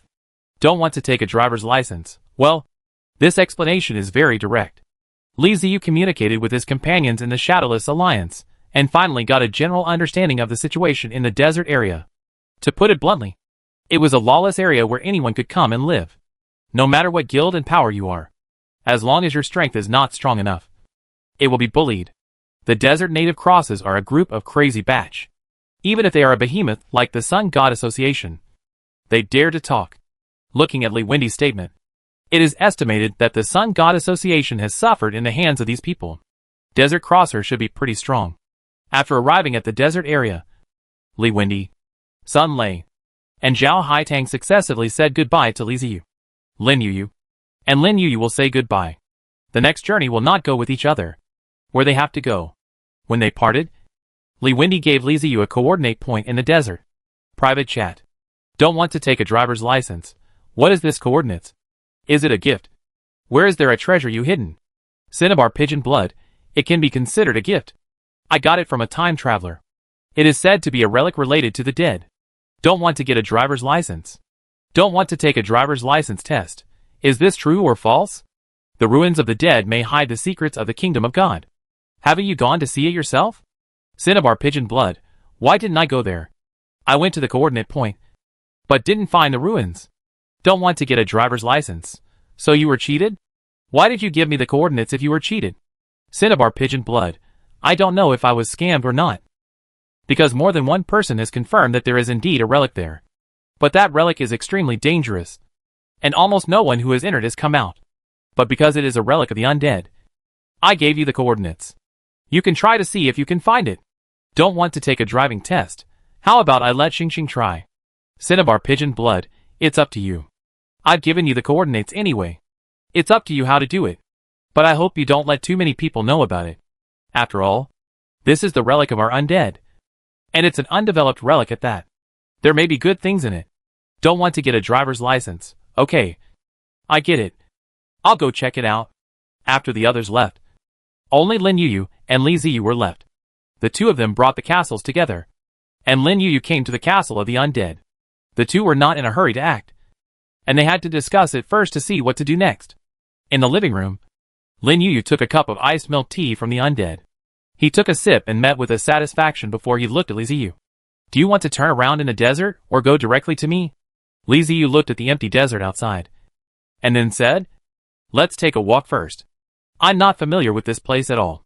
It would be nice to experience the desert style. By the way, where are you going?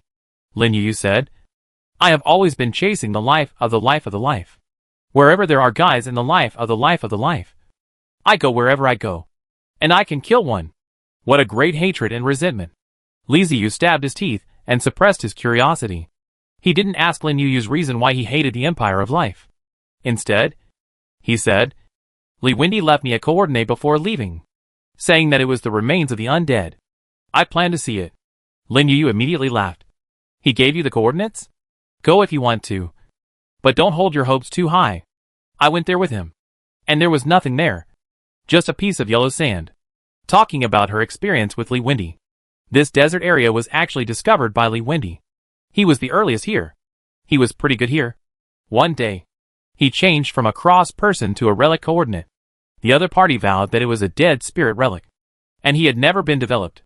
There must be good things in it. As the Lord of Dead Souls, how could you not be tempted when hearing this?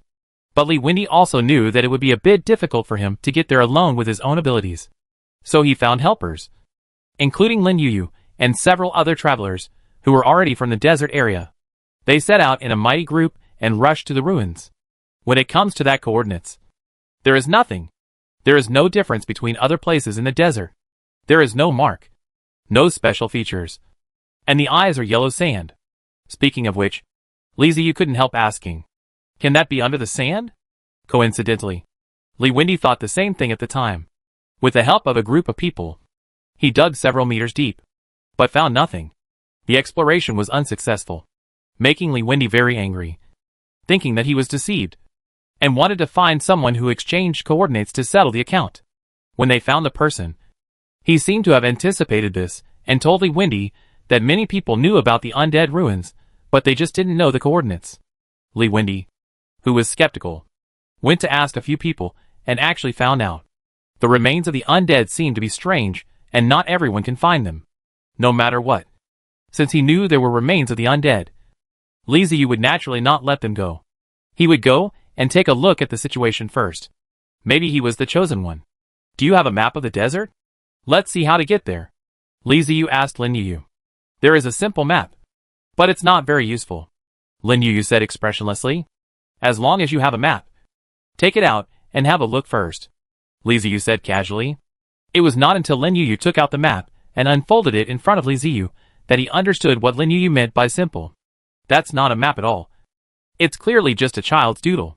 On a square piece of animal skin paper, 2 lines were drawn from the upper right corner to the lower left corner, dividing the animal skin paper into 2 parts. Each part was marked with patterns of several cities. Li Ziyu looked at it a few times, and couldn't help asking Lin Yuyu, "Are you sure you are not wrong? This is a map of the desert area?" Lin Yuyu continued to remain expressionless and nodded. "Yes, that's right. This is the map of the desert area." Li Ziyu scratched his head and pointed at the 2 lines in the middle and asked Lin Yuyu, "What is this? Chuha and Han World? It's the Sorrow River." After a pause, Lin Yuyu continued to explain. "It's the only big river in the desert area. It's the holy river and the mother river in the eyes of the desert natives. Well, Sorrow River is the mother river, and there is no need to explain the graffiti-like patterns on both sides. It must be a famous city in the desert area. But what can we tell from this map? If we follow the map, we will definitely get lost in the desert." Li Ziyu looked at Lin Yuyu silently. "Is there only this map? Is there any details?" "There is no way to use this map." Lin Yuyu shook his head, and he took away the map from Li Ziyu. At this moment, Li Ziyu missed Lu Xingxing very much. If Xingxing were still alive, he could build a sand table model just like the grassland sand table. Unfortunately, what is the situation on the desert is not good. Li Ziyu does not want him to run over. Since there are no maps, you can only use the old method to have the Seoul base station. As long as there are enough Seoul base stations, and you can communicate at any time, you don't have to worry about getting lost in the desert. It is difficult to find landmarks in the desert, and it is also a lawless area. So we can only use the Seoul base station to lock the direction. Li Wendy talked to him. Even in the desert, even the coordinates will lose their direction, which is easier to get lost than the grassland. And because it is a different world, there is no way to use the means of stargazing. If you want to locate in the desert, you can only use your own means. Li Ziyu dropped the Seoul base station at the passage of the passage. Because it was a desert, Li Ziyu directly buried the Seoul base station under the sand. The sand would not interfere with the transmission of the soul energy, even if it could be used normally. A black warrior composed of 10,000 people was arranged around the Seoul base station, allowing them to be in a dormant state to protect the Seoul base station. The desert area is a no man's land, so he dare not just leave a Seoul base station. If it is discovered and demolished, it will be a troublesome matter. In addition to the black warriors, he also buried 4 altars for teleportation. If someone attacks the Seoul base station here, he will also send troops. There are also monuments and spires of the dead, all of which are placed under the yellow sand. After doing this, Li Ziyu left with peace of mind and Lin Yuyu, and moved towards the coordinate direction. Chapter 504, Big Sand Storm. Ah, desert. You are all dirt, golden and dazzling. Under the huge parasol, on the bone lounge chair, Li Ziyu was holding a cup of fruity juice and yelled boringly. He was lying on the side of his side. Lying on the side of Lin Yuyu, Mingni, Bataba, Demevsky and Guli Jili. It is more boring in the desert than Li Ziyu's imagination. When you are on the grassland, you look at a green color. Anyway, it makes people feel comfortable. After traveling in the desert for only an hour, Li Ziyu had a question in his mind. What were those off-road enthusiasts who always wanted to cross the desert thinking in their previous life? Were they just pursuing excitement? What scenery was there to see in the desert? It was too boring. In order to pass the boring desert journey, Li Ziyu simply set up a parasol and a lounge chair on the top of the castle, inviting everyone to come to the top of the building to rest and chat by the way. Even if the sun is shy, the sun in the desert is too poisonous. It is not dark in the light bath in the desert. It is beautiful. After the sun is sunny, it seems like it was baked. Li Ziyu doesn't like this kind of environment. He turned his head and looked at Lin Yuyu around him. Yuyu, the desert is so boring. How did you pass the time in the desert? Lin Yuyu looked at the parasol above his head and said calmly, the desert is not boring. But you haven't seen interesting things yet. As soon as he heard this, Li Ziyu suddenly came and asked, Talking. There are interesting things in the desert. Not to mention him. Even Bepta and Damanlevsky looked at Lin Yuyu with curious eyes. Butat is okay. He is a spatial lord. He has been to the desert. But he doesn't like the desert. The reason is similar to Li Ziyu. There is no beauty and boring. Damanlevsky's sensory of the desert is extremely poor.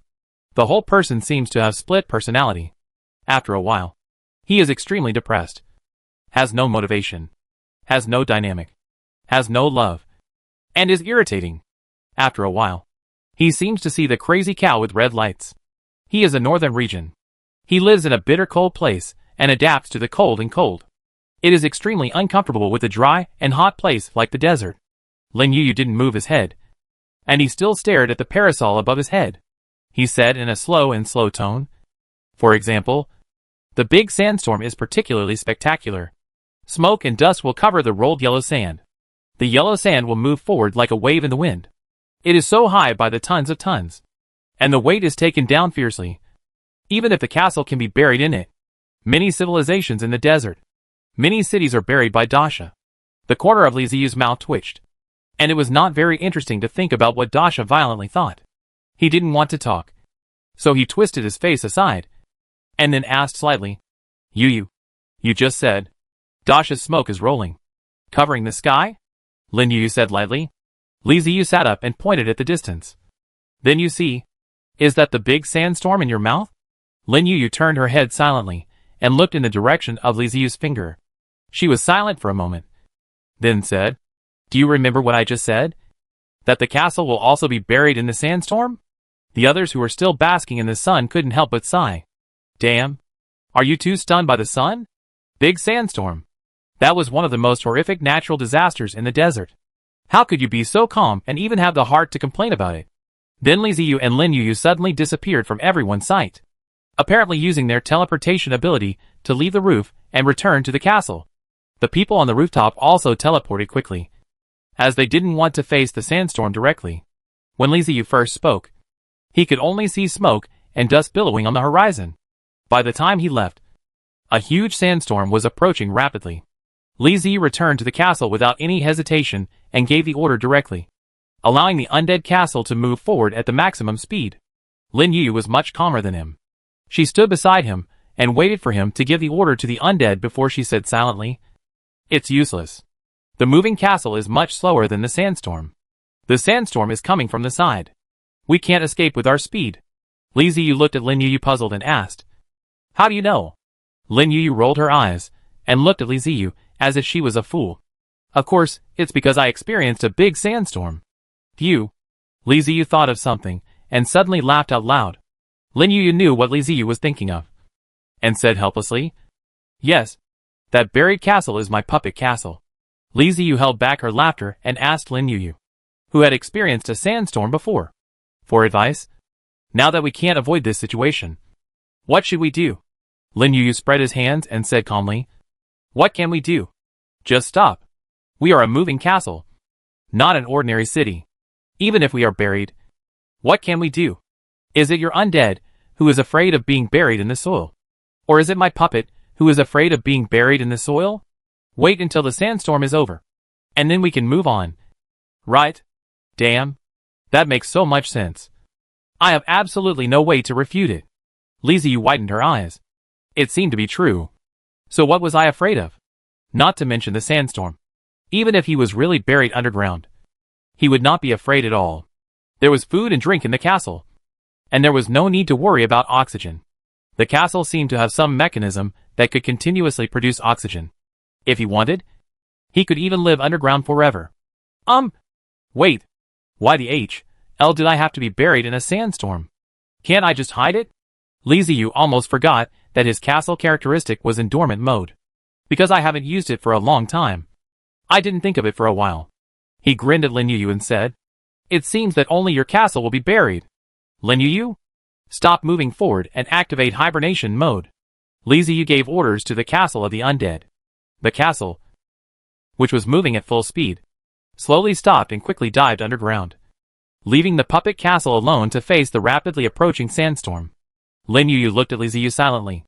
"If I could beat you, I would kill you right now." Li Ziyu shrugged. "This is the characteristic of my castle. Can you blame me?" Just as the two were arguing, Ming and I and the others came back. "It's okay. Don't worry. It's nothing. It's just a big sandstorm. Let's go eat something and leave after the sandstorm passes." Li Ziyu greeted everyone and took them to the restaurant for dinner. While eating, Li Ziyu opened the eyes of the undead and observed the situation outside. The first thing that caught my eye was endless dust, covering the sky and the sun. The world suddenly became dark, as if someone had suddenly turned off the lights. Immediately following was a wall of sand like a wave, pushing forward under the push of the strong wind. Although she knew there would be no danger, Li Ziyu still marveled at the power of nature. The sandstorm lasted for more than 2 hours before it passed over Li Ziyu's head. The terrifying sand wall filled up everything, making Li Ziyu understand why the scenery of the desert always remains the same. With natural disasters, like severe sandstorms, it is difficult for cities and oases to exist. After waiting for a few more hours, the smoke and dust cleared. The world became clear again, and the sun shone again. Then Li Ziyu ordered to end the hibernation mode. The flat desert suddenly surged, and some huge monster was about to emerge from the ground. Crash! Rustle! A huge undead castle rose from the ground, and fine sand slid down the walls.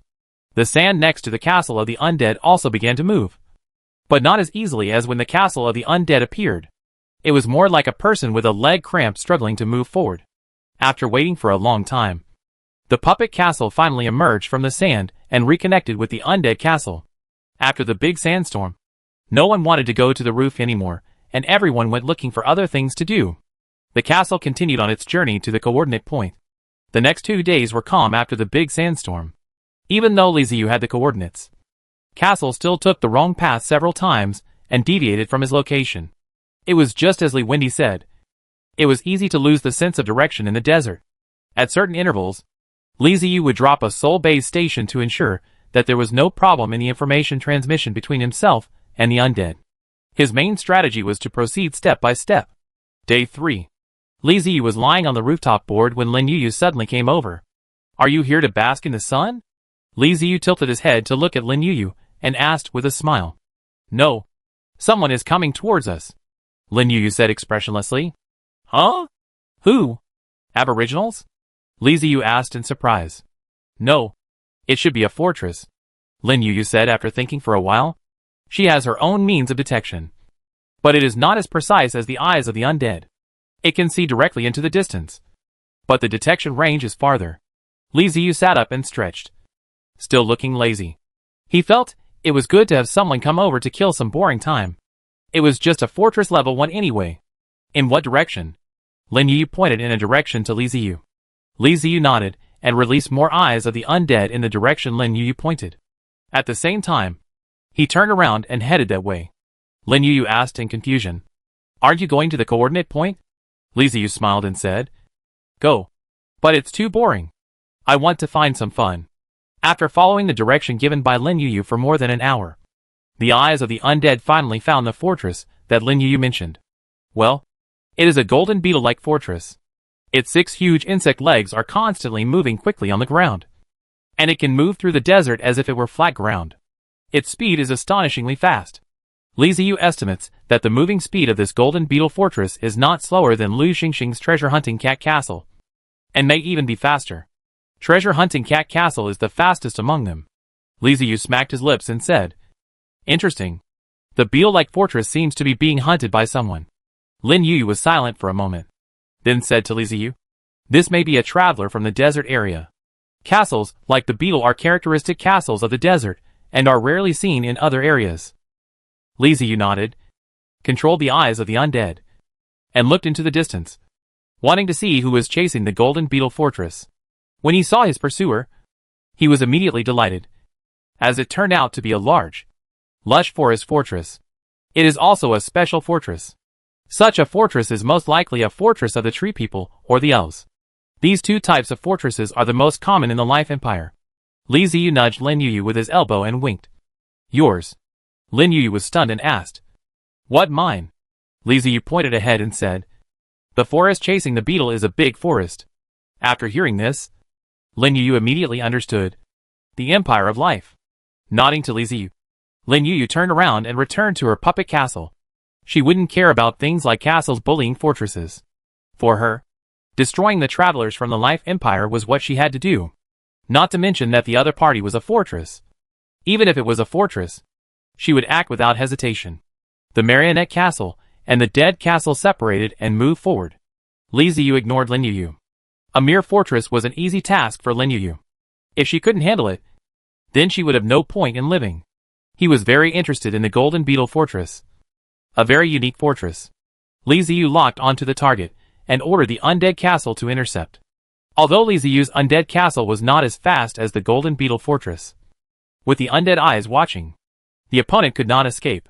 What surprised Li Ziyu was that just as he approached the opponent's fortress suddenly turned around and actually tried to escape. Oh! This fortress has something special. Not only can it spot me from a distance, but it can also turn so smoothly. It's quite interesting.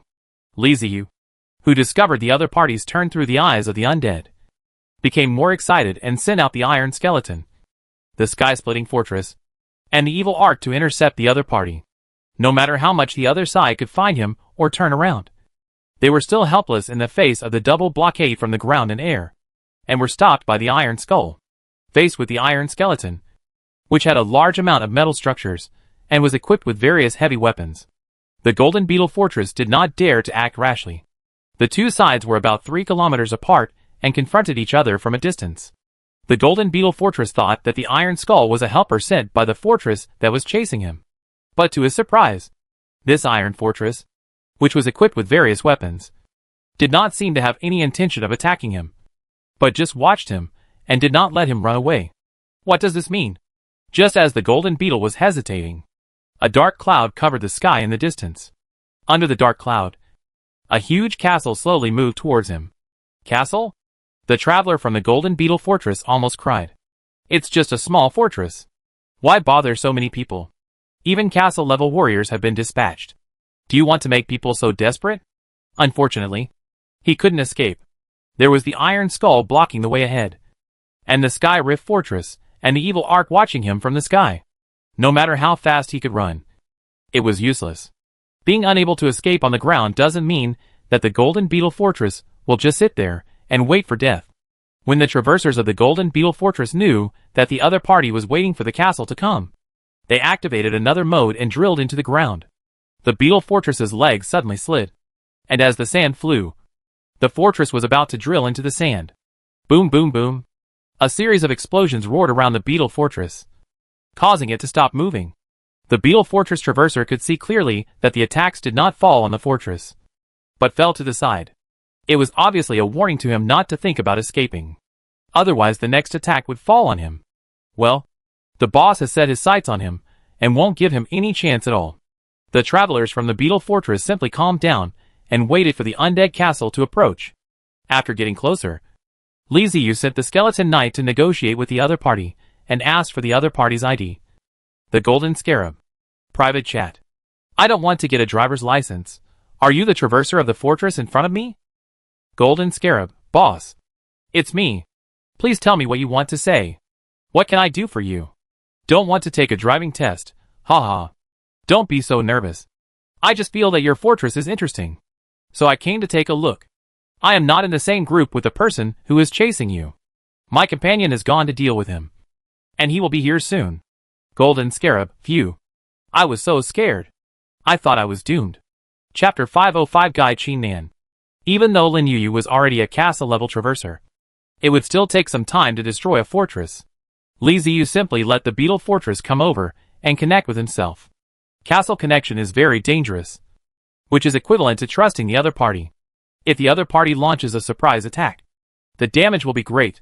However, Li Ziyu, a castle-level traversalist, will not be timid when facing a fortress-level traversalist. His countless undead are not vegetarians. Faced with a huge undead castle, the golden scarab did not dare to refuse and came over obediently, allowing its fortress to connect with the undead castle. There is no need to guess whether the other party has ill intentions towards him. There is absolutely no need to guess. He is at the mercy of others. If the other party really wants to kill him, it is not difficult.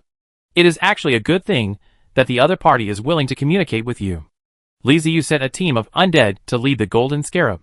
The process went extremely smoothly. The other party had no intention of resisting at all. They obediently followed the undead to the main building of the castle, and were led by the undead to the reception room. Li Ziyu had been waiting in the reception room for a long time, sitting leisurely on a large bone chair waiting for the other party to come over, holding a glass of iced fruit juice in his hand, with Bepta and Damanlevsky standing beside him, like door gods on the left and right. The golden scarab is a young man with short hair and wheat-colored skin. He is not very tall, about 1.65 meters.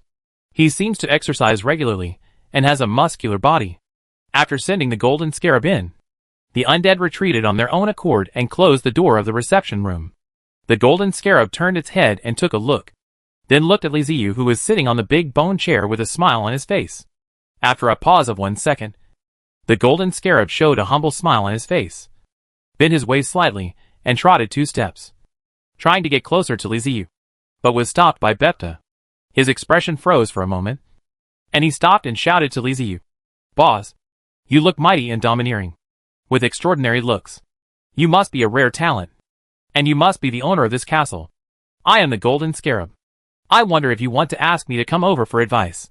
Li Ziyu raised his eyebrows, chuckled and said, "What do you have with you?" The undead that were just sent to guide the creatures had not only the task of guiding them, but also the task of observing them. When the golden scarab came out of the fortress, he was not accompanied by any soldiers or warriors. He was alone and looked quite lonely. But in fact, the undead found many soul auras in him. This is very strange. It is just one person. So why does he have so much soul energy? There is only one possibility, that the other party is carrying something that allows him to hide the troops under his command. In view of the shape of the opponent's fortress, Li Ziyu suspected that the race possessed by the golden scarab was most likely Insectman, or directly the Zerg. Sure enough, when the golden scarab heard what Li Ziyu said, his face changed, and then he said with a smile, "Boss, don't be ridiculous. Look at what I'm wearing. How can I hide anything? It's impossible." Li Ziyu looked at the golden scarab calmly without saying a word, realizing that something was wrong. Damanlevsky took a step forward and stood in front of Li Ziyu, his eyes lowered, staring at the young man in front of him like a ferocious beast. Damanlevsky's eyes were so oppressive that cold sweat broke out on the golden scarab's forehead. It was a feeling that if there was any movement, it would be killed directly, and there was no hope of survival. It was even more frightening than seeing those skeletons just now. After a few seconds, Li Ziyu slowly said, "If you are trying to be petty and think that if you get close to me, you can kill me with the things hidden on your body, then you are kind of wishful thinking." These words made the golden scarab tremble. He finally realized that he had been seen through by the other party, but he couldn't figure out how the other party saw through him. The golden scarab smiled bitterly and said to Li Ziyu, "Boss, I have no ill intentions. You should leave me something to defend myself. I am very scared of you." Li Ziyu leaned back and said lazily, "It's useless. You don't need to consider self-defense. If I want to kill you, you can't run away, and you can't resist. If I don't want to kill you, your self-defense items are useless. Hand them over. Why bother?" The golden scarab lowered his head and thought for a while, then sighed and opened his mouth. A coin-sized golden beetle crawled out of his mouth and fell to the ground. Soon the second, the third, and more beetles crawled out of his mouth. After a while, there were more than 100 beetles crawling on the ground. Li Ziyu's mouth twitched and his brows furrowed. He was very confused. Isn't it disgusting that the other party hid the beetles in his stomach? No. How did he manage to hide so many beetles in his stomach? There are about 100 beetles. All of them are pretty big. Hiding them all in the stomach. How big must the stomach be? when the last beetle crawled out of his mouth and no more beetles appeared. The undead sent a message to tell Li Ziyu that the only soul breath left on the golden scarab was his. Li Ziyu nodded and said to the golden scarab, "Stand up and let me see." The golden scarab looked up blankly, stood up straight, and lifted up the hurdle vest he was wearing according to Li Ziyu's instructions.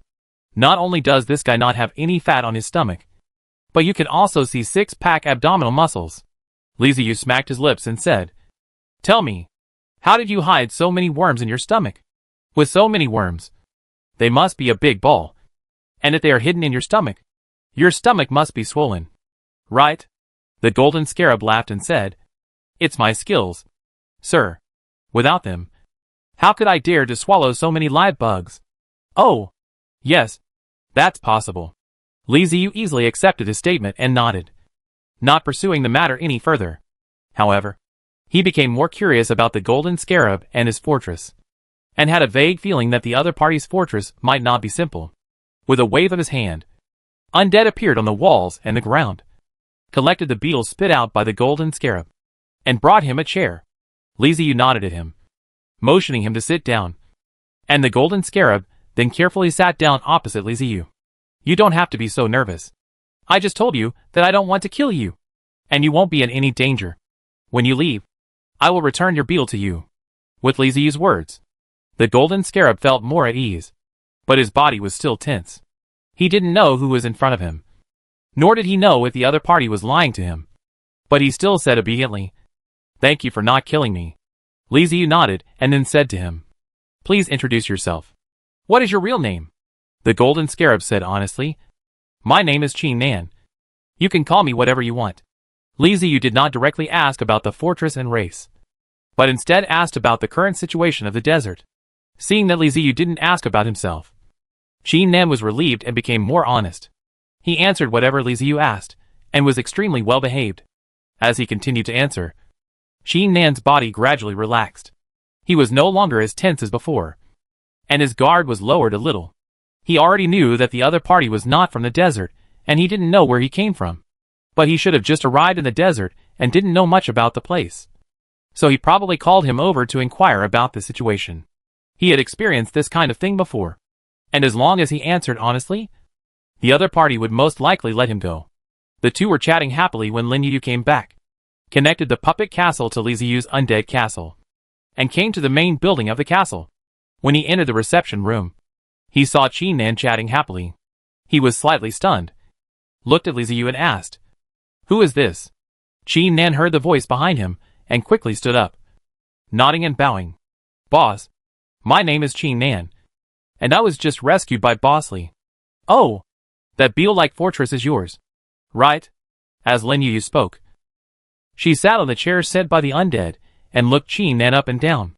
Qin Nan said respectfully, "Yes, I'm sorry to have embarrassed you, sir." Lin Yu shook her head and said seriously, "The quality of your fortress is very high.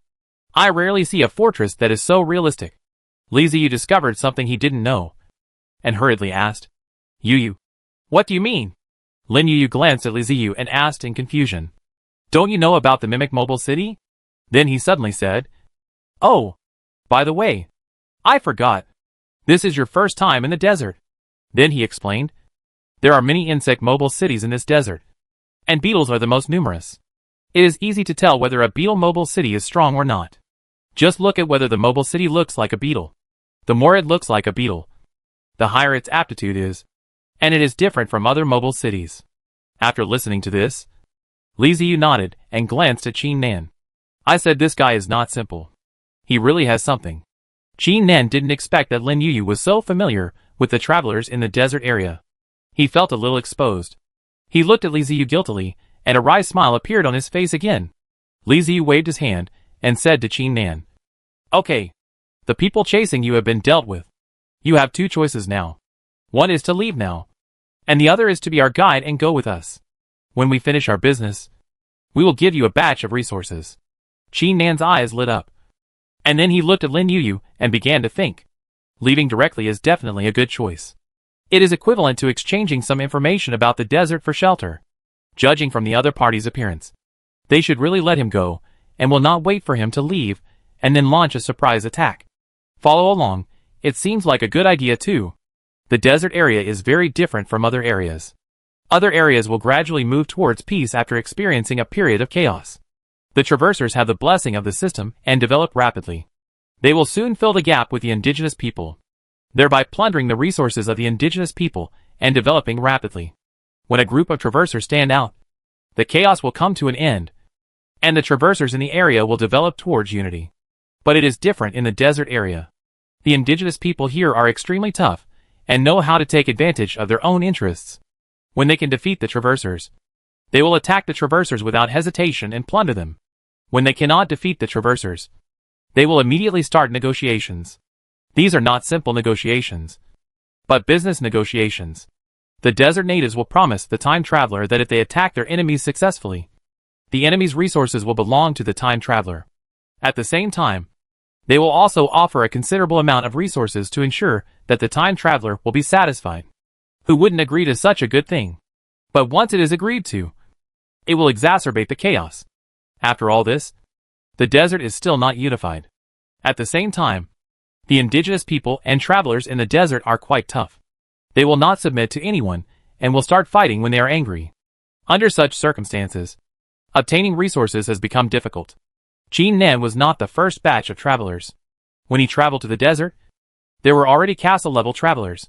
He was only a small fortress-level traveler, so he lived very cautiously. Even after being upgraded to a fortress-level traveler, he did not dare to act recklessly. It was so difficult to obtain resources in the desert that after reaching the fortress level, he could hardly make any progress. When Li Ziyu proposed that the guide give him some resources, he was really tempted.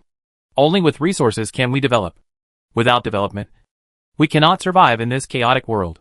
Reason told Qin Nan that he should not trust anyone. This was not the peaceful past life, but a chaotic alien world. He should choose to lead directly.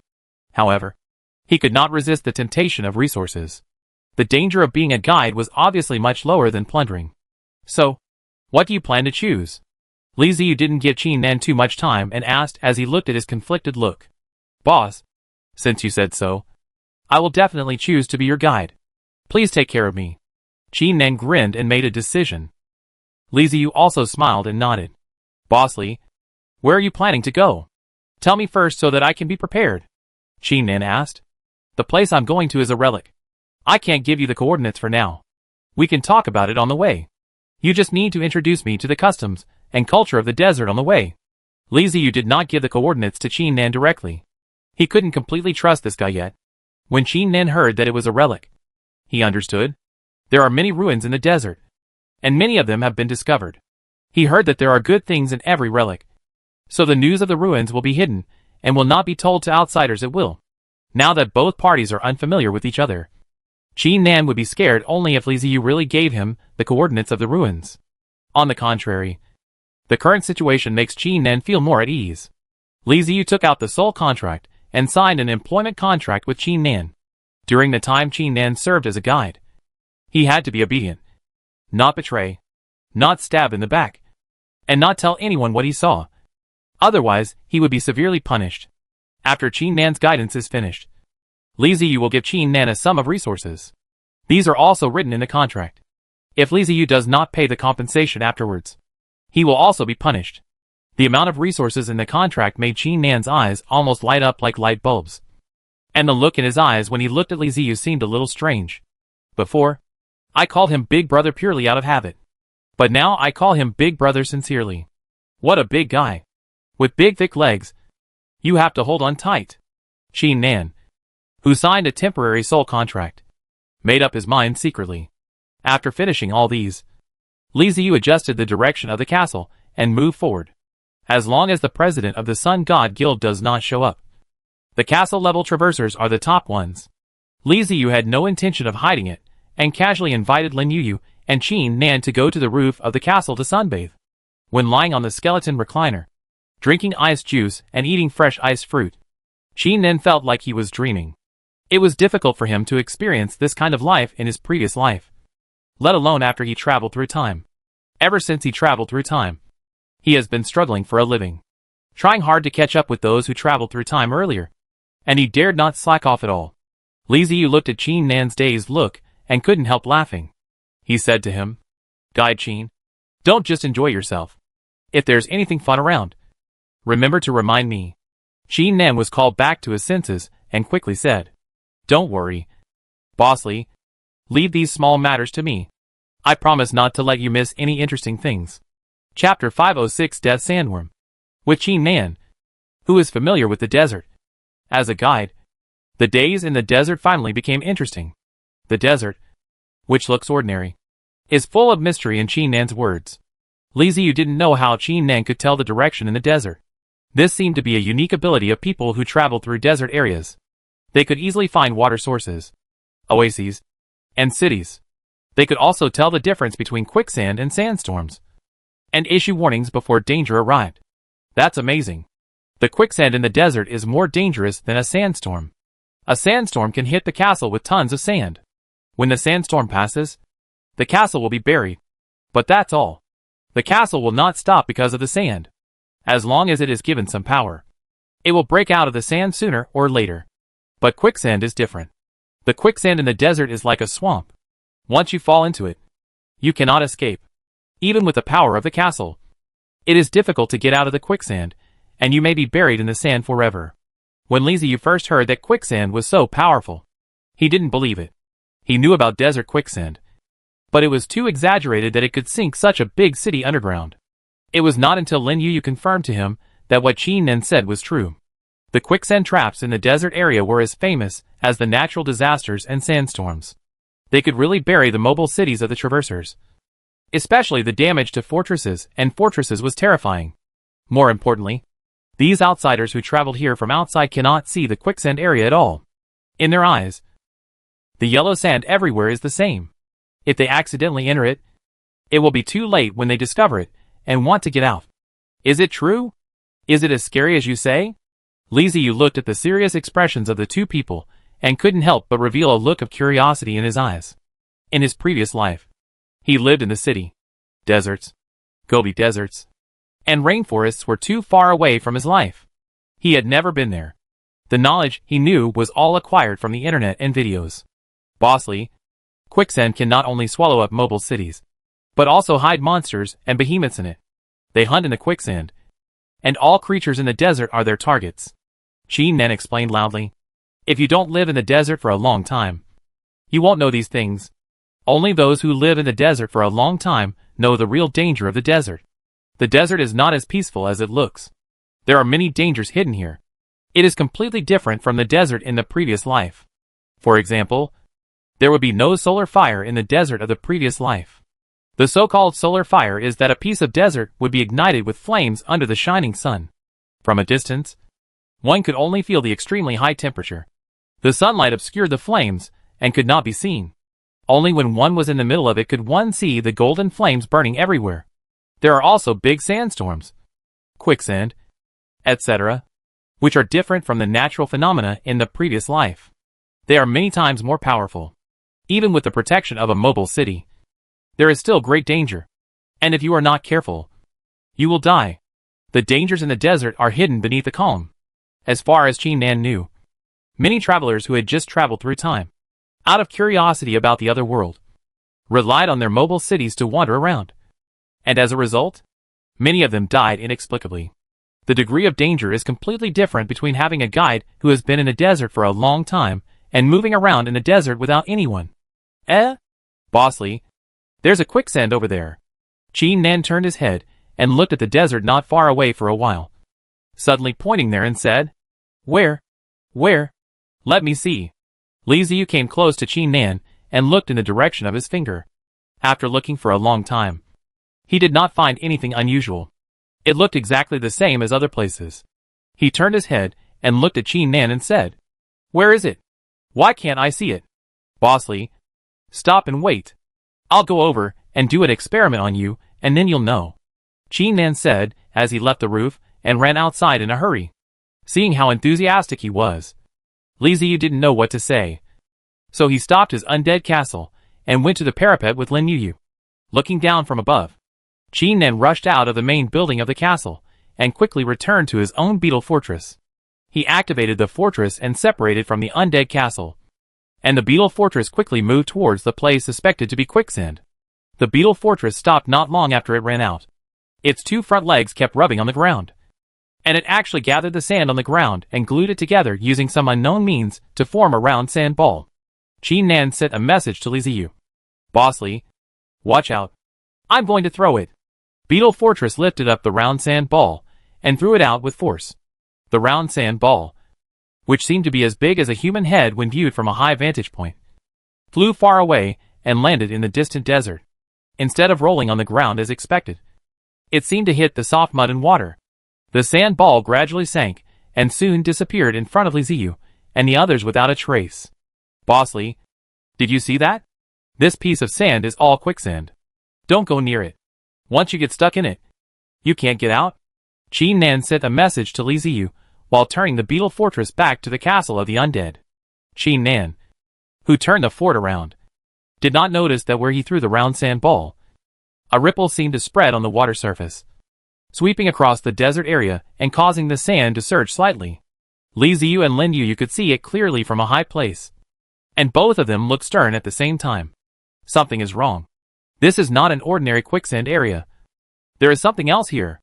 Li Ziyu remembered what Qin Nan said before, that the horror of the quicksand zone is not just the quicksand itself, but that there may be monsters, behemoths and other things hidden in it. The quicksand in front of him might hide something. Sure enough, under Li Ziyu's gaze, a sandbag suddenly rose up in the quicksand area and rushed towards Qin Nan's beetle fortress silently but at an alarming speed. Careful. When Qin Nan saw the message Li Ziyu sent him, his mind was full of question marks, and he couldn't react to what Li Ziyu meant. Then he saw a fortress separated from the undead castle and rushed towards him quickly. He also saw various cannons erected on the fortress. Hack off the street. Are you betraying me? Qin Nan screamed, quickly opened the system, and sent a message to Li Ziyu. Bossly, you don't keep your word. Are you going to kill me to silence me? While sending the message, he controlled his beetle fortress, turned around and ran to the side, while not forgetting to pay attention to the iron skeleton fortress rushing towards him. What surprised him was that the gun barrel of the iron skull showed no sign of turning, and continued to move straight forward, passing behind him. What the hell is going on? Isn't it aimed at me? Qin Nan was stunned for a moment, as if he suddenly remembered something, and suddenly turned his head to look behind him. At the quicksand area, I saw a sandbag arched in the quicksand and rushed towards the steel skull. The yellow sand collapsed in the air. A huge figure broke the sand and rushed out. Zhang Kai opened a circle of spiral teeth and bit the steel skull. Boom boom boom. Da-da-da. In an instant, artillery fire roared. Countless ammunition poured out, and Qin Nan vaguely heard the hearty laughter. Explosions and thick smoke enveloped the monster that rushed out of the quicksand. The iron skeleton was firing its ammunition and moving quickly. Apparently, the undead discovered that their first wave of attacks did not kill the monster. Bang! Death sandworm? Qin Nan couldn't help but screaming as he watched the monster rushing out from the quicksand. Half of it outside, and half of it remaining inside, being swayed constantly by the blows of the iron skeleton. After the exclamation, he felt fear and relief. And at the same time he realized that Li Ziyu had just sent him a message, asking him to be careful, and had also sent a fortress, not to kill him, but to rescue him in case he discovered any danger. It's a misunderstanding. Bossly, I'm sorry. It's my fault. I admit my mistake. I misunderstood you. Please be magnanimous, and don't hold it against me. Qin Nan was very decisive. While retreating, he opened the system and sent a message to Li Ziyu. Okay. Come back. News about Li Ziyu spread quickly. Just now, he reminded Qin Nan to send out the iron undead. He was stunned when he received the message from Qin Nan. He clearly said people to rescue him. So why was his kindness taken for granted? But after thinking about it, I realized that the other party must not have seen something following him. So he misunderstood. Since it was a misunderstanding, I just needed to explain it clearly. What I had to do now was to kill the monster that came out of the quicksand. However, the monster in the quicksand had a tenacious vitality that was beyond expectations. Ever since Li Ziyu was promoted to the fortress level, the various monsters in the wasteland have posed almost no pressure to him. So in Li Ziyu's mind, the only threat that monsters can pose is to fortress-level traversers. A sneak attack may pose some threat to the fortress, but as long as they react in time, it is still easy to kill the monsters. The Iron Skull is not a simple fortress, but a physical super war fortress built by Li Ziyu and armed to the teeth. Not to mention facing fortresses of the same level. It has considerable lethality even against castles. Sending a fortress like this to deal with the monsters is a piece of cake. But the fact is, the Iron Skeleton has already launched 3 waves of attacks in a row. And the monster is still alive. Not only is it alive, it can also fight back, forcing the Iron Skeleton to move and attack at the same time. A monster that can withstand the output of the Iron Skeleton? It's so hacking outrageous. This is a monster, not a castle. Moreover, Li Ziyu did not see any magical energy surging from the monster, which means that the opponent did not activate any magic shield or anything like that, and was simply relying on the toughness of his body to resist. He used his body to withstand the fierce bombardment of various artillery pieces, and even resisted 3 waves, giving Li Ziyu the feeling of a plane and tank fighting Godzilla. Qin Nan was obedient, especially after he knew that there was a death sandworm behind him. He ordered the Beetle Fortress to speed up, return to the Undead Castle, connect with the Undead Castle, and hurry to the roof of the Undead main building. Bossly, Qin Nan stood obediently in front of Li Ziyu, with his head lowered, looking like he was wrong and would accept being beaten and scolded. This is one of Qin Nan's strengths. He is direct, straightforward, and he will admit his mistakes. He knows very well that being direct is more useful than evading responsibility. As the saying goes, you must stand at attention when you are beaten. Li Ziyu waved his hand, indicating that he didn't care. Then he put his arm around his shoulders and pulled him to the battlement, pointed at the monster that was surrounded by artillery fire and asked, "Tell me, what is that thing?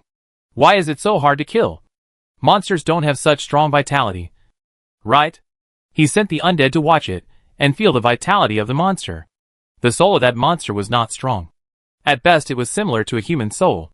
But the strange thing was that its vitality was terrifyingly strong. And that terrifying vitality spread throughout its body, even wrapping up its soul. In other words, attacking the soul directly is useless, as the opponent's vitality will continuously nourish the soul while resisting soul attacks. Apart from the tree people and elves, Li Ziyu has never seen a creature with such strong vitality.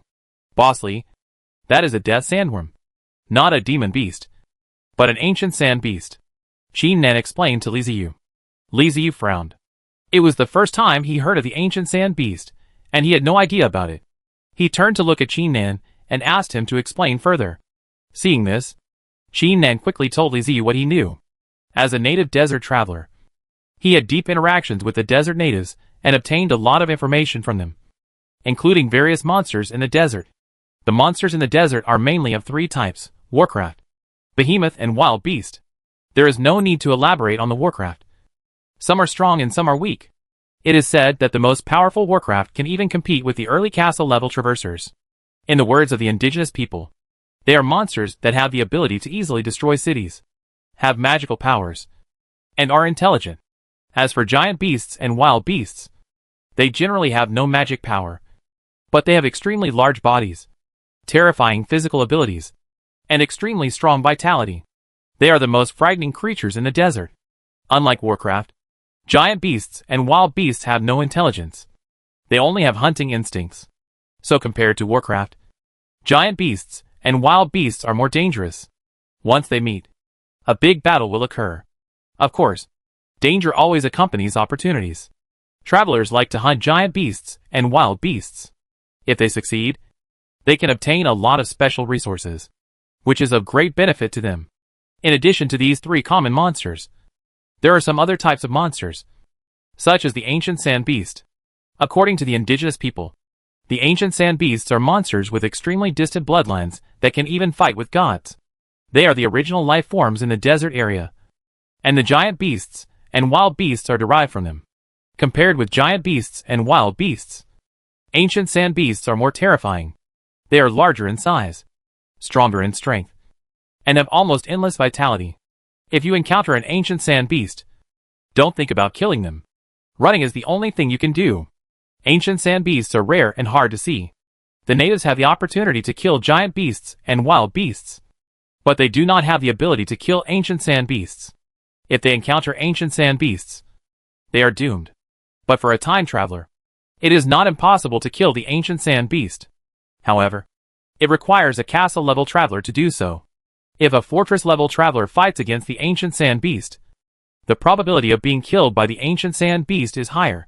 Qin Nen never thought that he just went to explain to Li Ziyu what the desert quicksand zone was. But he actually let out an ancient sand beast. Fortunately, Li Ziyu discovered it in advance and sent support. Otherwise he might have been dead. If he had known this, he would never have taken it with him. The death sandworm, a famous ancient sand beast, looks very much like the legendary death worm in the previous life. It is a huge monster that can reach a length of more than 10 or 20 meters. Like many desert monsters, they like to hide underground, approach their prey silently, and then attack them. Once they target you, you will often be swallowed before you even have a chance to react. After listening to Qin Nan's introduction, Li Ziyu sighed. It was really like a battle with Godzilla. No wonder it could withstand the bombardment of the Iron Skull. It turned out to be the top predator in the desert. The Iron Skull's attacks are mainly physical, and the death sandworm is obviously highly immune to such attacks. But now that we know what the opponent is, it will be easy to deal with. Prepare the Fist of Annihilation and use the psychic explosive bombs. Li Ziyu ordered the Undead Castle. Chapter 507, Channel Bone Worm. If physical attacks have no effect, then just change. How can a mighty undead being bullied by a mere bug like you? Let me show you what it means to be burned in flames. The psychic explosive bomb has been used as basic ammunition until now, so it naturally has its merits. Apart from other things, the fact that the psychic explosive bomb has miraculous effects on enemies with powerful life energy is enough to make Li Ziyu not give up this basic ammunition easily. When facing the elders of the Life Empire Alliance, the Traverser with the Treeman Castle had a green head, and the psychic explosive bomb played a big role. If there hadn't been the psychic explosive bomb, it would have been unknown whether the green area above the head could have been eliminated. The death sandworm can withstand the continuous bombardment of the Iron Skull. But can it withstand the continued burning of the spiritual fire after the explosion of the psychic explosive bomb? The fuel for the burning of spiritual fire is life energy. Li Ziyu doesn't believe that the death sandworm can ignore such an attack. After the Fist of Annihilation was fully charged, Li Ziyu immediately ordered the artillery to fire. He was not afraid of not being able to shoot the death sandworm, not to mention its huge body. Half of it was buried in the sand, and the other half on the ground was restrained by the Iron Skull. It had not noticed him at all. It was like shooting at a fixed target.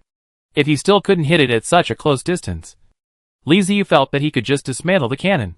The psychic explosive bomb transformed into a small sun falling from the sky, hitting the death sandworm and exploding with a loud bang. The power of the explosion had no effect on the death sandworm. It had thick skin and tough flesh, and it didn't care even when the iron skeleton was at full power. It also didn't care about the explosion of the psychic explosive bomb.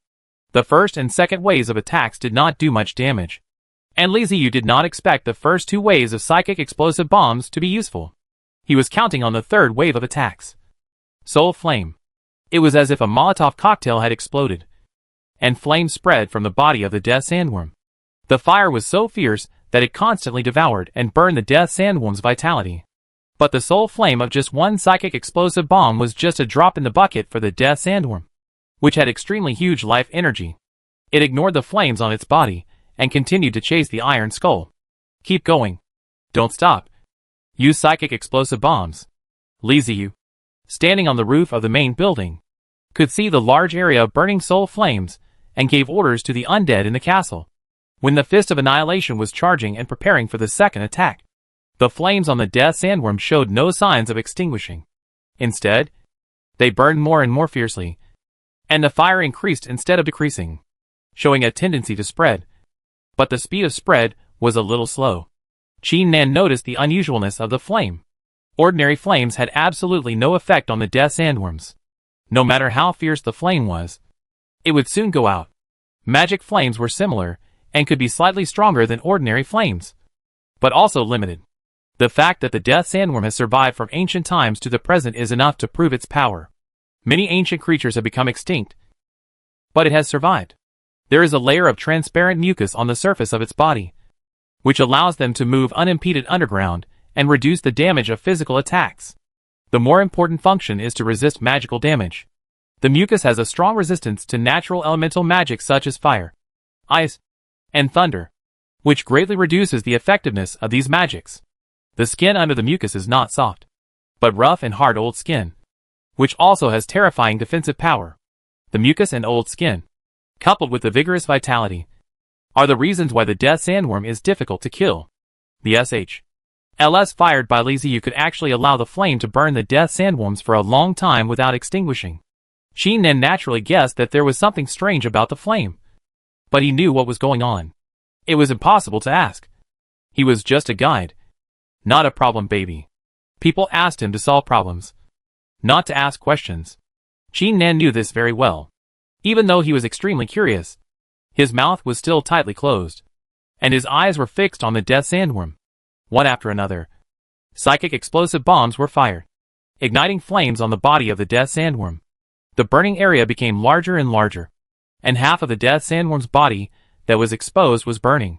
Even if the death sandworm was slow, it felt that the situation was not good. It gave up attacking the iron skeleton, and its huge body kept rolling on the ground, trying to extinguish the flames. But it didn't know that the soul flame could not be extinguished in this way. Instead, because of its rolling, the range of the soul flame's burning became larger. Click, click, click. The death sandworm let out a strange hissing sound and struggled continuously, trying to escape the flames that were burning it in increasing pain. But no matter how hard it struggled, it was in vain. The soul flame was like a leech, clinging to its body and burning with its incomparably vigorous life energy. Li Ziyu still did not stop, firing one shot after another, having a lot of fun. The iron skull no longer attacked, but instead kept circling around the death sandworm to prevent it from attacking the undead castle. After the death sandworm's entire body was covered in soul flames, it burned for another 2 hours until it was dark. Only then did the ancient sand beast stop. Its life energy was completely exhausted, and its soul was burned to ashes. A strong barbecue aroma wafted through the desert. Qin Nen stared blankly at the corpse lying at the border of the quicksand area. It was unbelievable. That was the ancient sand beast, the death sandworm, and it died just like that without even causing any harm to him. He saw clearly that when fighting with the iron skull, the death sandworms tried very hard to attack the fortress, but they were able to dodge the fortress's fire suppression, and none of their attacks were successful. The castle where he was located did not move from beginning to end. It just bombarded the castle from a distance, with one shot after another, until the death sandworm was completely eliminated. It's so fantastic. The death sandworm, which gave even castle-level traversers a headache, died in such a miserable way. Boss Li, you are really awesome, Qin Nen said sincerely. He sincerely felt that Li Ziyu was powerful. He had never heard of anyone who could solve the death sandworm as easily as Li Ziyu. They are just ordinary tricks, not worth mentioning. Well, go and drag that guy out, Li Ziyu said after looking at him. He can't be asked. A castle-level traverser, to do something like dragging corpses. Could he just let the guy Qin Nen watch the fun happily? Qin Nen also knew that he was of no help at all, especially since he was the one who caused this incident. If he hadn't taken the initiative to do the experiment for Li Ziyu to see, such a guy wouldn't have come out. So he nodded and ran to drag the corpse consciously. The dead sandworm killed by Li Ziyu was 167 meters long. Half of her body was underground. Qin Nen took a good effort to drag the sand bugs out of the quicksand area and drag it into the castle. The death sandworm was too big to be moved into the castle of the undead. Li Ziyu came out of the castle and came to the death sandworm, which was filled with the aroma of barbecue. This guy is really fierce. Li Ziyu raised his head a lot of size. After being burned by the soul flame, the death sandworm was roasted black, and its true appearance could no longer be seen. But standing in front of it, one could see its open mouth full of crooked teeth, like a bunch of scimitars. Anyone who was sucked into its mouth would suffer the same fate as being tortured to death. The death sandworm is a being that can compete with castle-level travelers. If it weren't for the soul-blazing flame's natural nemesis, it would be a huge loss to take down this guy. And maybe even the iron skull would be destroyed. This is not a joke. Although the iron skull is bombarding at full power and seems to have the advantage. In fact, these firepower are not very lethal to the death sandworm. If it is given a chance, it can severely damage the iron skull. The next time you deal with such guys, you cannot use the steel skull. You have to use the wisdom dead. The fortress is also a war fortress specifically used to fight, and it is the fortress of the spiritual energy department. Li Ziyu placed his hand on the death sandworm and asked the system to decompose it. Decompire the dead sandworms +1. Get the grilled dead sandworms *10,000 units. The giant worm bone *1. Lubricating mucus *10,000 units. The materials decomposed from the death sandworm are very different from the materials used to decompose the monsters. The biggest difference lies in the skeletons. When decomposing wild beasts and monsters, they will basically be decomposed into skeletons. No matter what kind. All of them are skeletons. And demonized creatures are demonized skeletons. I don't know what's so special about the death sandworm. But after decomposing it, it turns into a giant worm skeleton. Liziu doesn't believe it if there is no explanation behind it. In fact, Liziu was still a little surprised. He thought that the death sandworm was a soft-bodied creature and would not have bones. But since it exists, and it's still so strange after the system was decomposed, maybe some special troops have been unlocked. I opened the system and took a careful look. Since many technologies had been unlocked, the number of arms in the system had increased significantly, and it would take some time to find new arms. Sure enough, there are several types of arms in the system, all of which are arms related to giant worms. The simplest is a kind of arms called giant conjugational worms. It simply gives the soul fire and resurrected the giant worm that has been dead in the situation of the undead. It can be said that it is similar to the skeleton undead. But the giant worm is a powerful existence after all. Even if it is resurrected in the simplest undead form, it will have the ability to evolve beyond other skeleton undead. They can absorb soul energy through fighting, and then use the soul energy to transform their bodies, causing their bones to mutate and become stronger. After having enough soul fire, they will also have a high degree of intelligence. The grown giant bone worms are also very advanced existences among the skeleton undead. They have the same intelligence as humans and superior combat power, although they still cannot use special abilities such as magic. Their bones are extremely hard. The giant bone worm can not only be used as a soldier, but also as a mount, and it is easy to carry several people for fun. Liziu did not choose to transform the death sandworm into a giant bone worm. He finally killed a death sandworm and used up a lot of ammunition, which were all costs. Wouldn't it be a huge loss to just create a giant bone worm? After studying several newly emerged types of soldiers, Liziu's eyes were fixed on one of them. Channel bone worm. Category, psionic. Type, alien skeleton space. Skills, psychic energy absorption passive. Growth evolution passive. Free transformation. Wormhole channel. Introduction, after the giant worm dies, before it transforms into a ghost, its bones fuse with space energy, and after the soul fire is ignited, it becomes a brand new skeleton ghost. As a different species among the ghosts, with enough soul fire, they will evolve in all aspects, including wisdom and bones. P.S. Don't think they are simple just because their name is simple. Requirements: 1 giant worm skeleton, 1,000 units of space energy crystal, 1,000 units of soul energy, 500 units of soul energy crystal, 1,000 units of bone solution. Space type undead are more useful than the other new undead in any way. Liziu decided to make the newly obtained giant worm skeleton into a channel bone worm. After Liziu arranged properly, she turned to see Qin Nan, who was aside. Just now, Liziu was dealing with the corpse of the dead sandworm and forgot to pay attention to him. So he followed obediently. Until this time, Liziu thought about it and opened a transaction, trading him some resources, including the meat of the dead sandworm, which was of little significance to him. After Qin Nan saw the items on the transaction page, he was slightly stunned, then quickly waved his hands and said, "Boss, don't do this. Don't do this. This time it's my fault. I didn't do a good thing. You saved me. How dare I accept the things you gave me?" Liziu patted his shoulder and said, "I never treat my brothers unfairly. What belongs to you will be given to you. Although you caused this incident, you also acted as bait. Otherwise, how could I kill this death sandworm? So don't worry. I'll give it to you. And you can take it?" Having said that, Qin Nan stopped refusing and clicked on the transaction. Taking the resources. Resources are not easy to obtain in the desert, and Qin Nan has always been very poor. When he saw the resources being delivered to him, he naturally wanted to accept them. However, he felt guilty this time.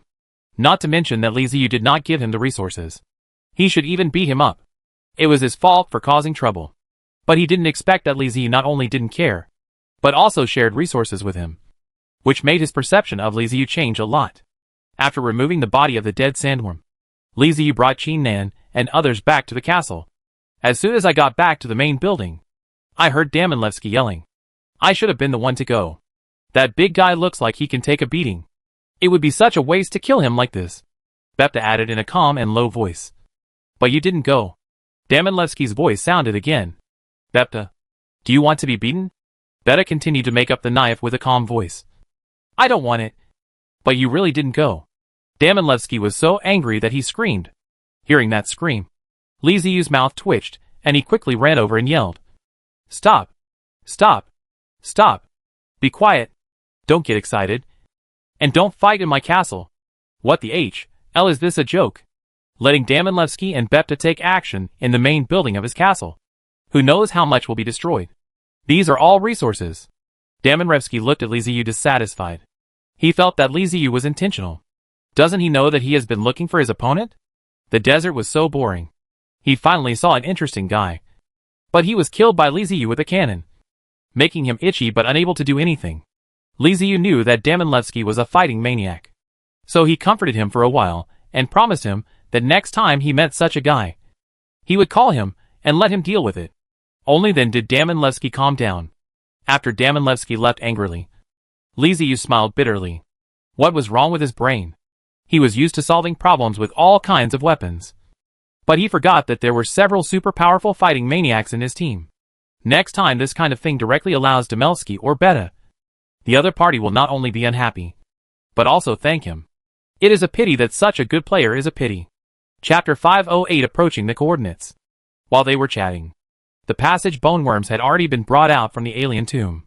When Li Ziyu went over to check, he searched for a long time. This guy actually shrunk himself when he came out and hid aside secretly. Li Ziyu found it next to the alien tomb.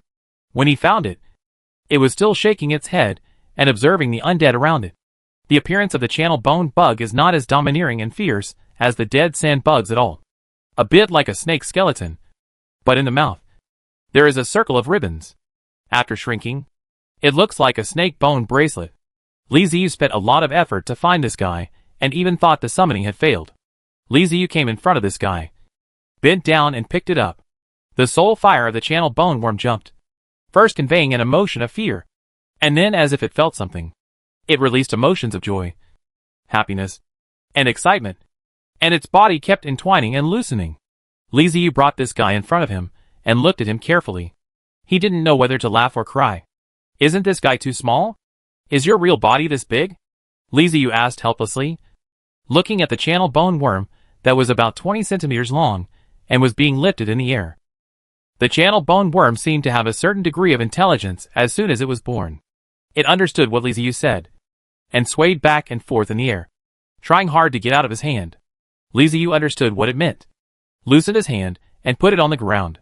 After falling to the ground, the bone worm immediately crawled to the side, shaking its head and tail. As it crawled, its body grew larger, as if it had eaten pig feed, and it quickly became a giant.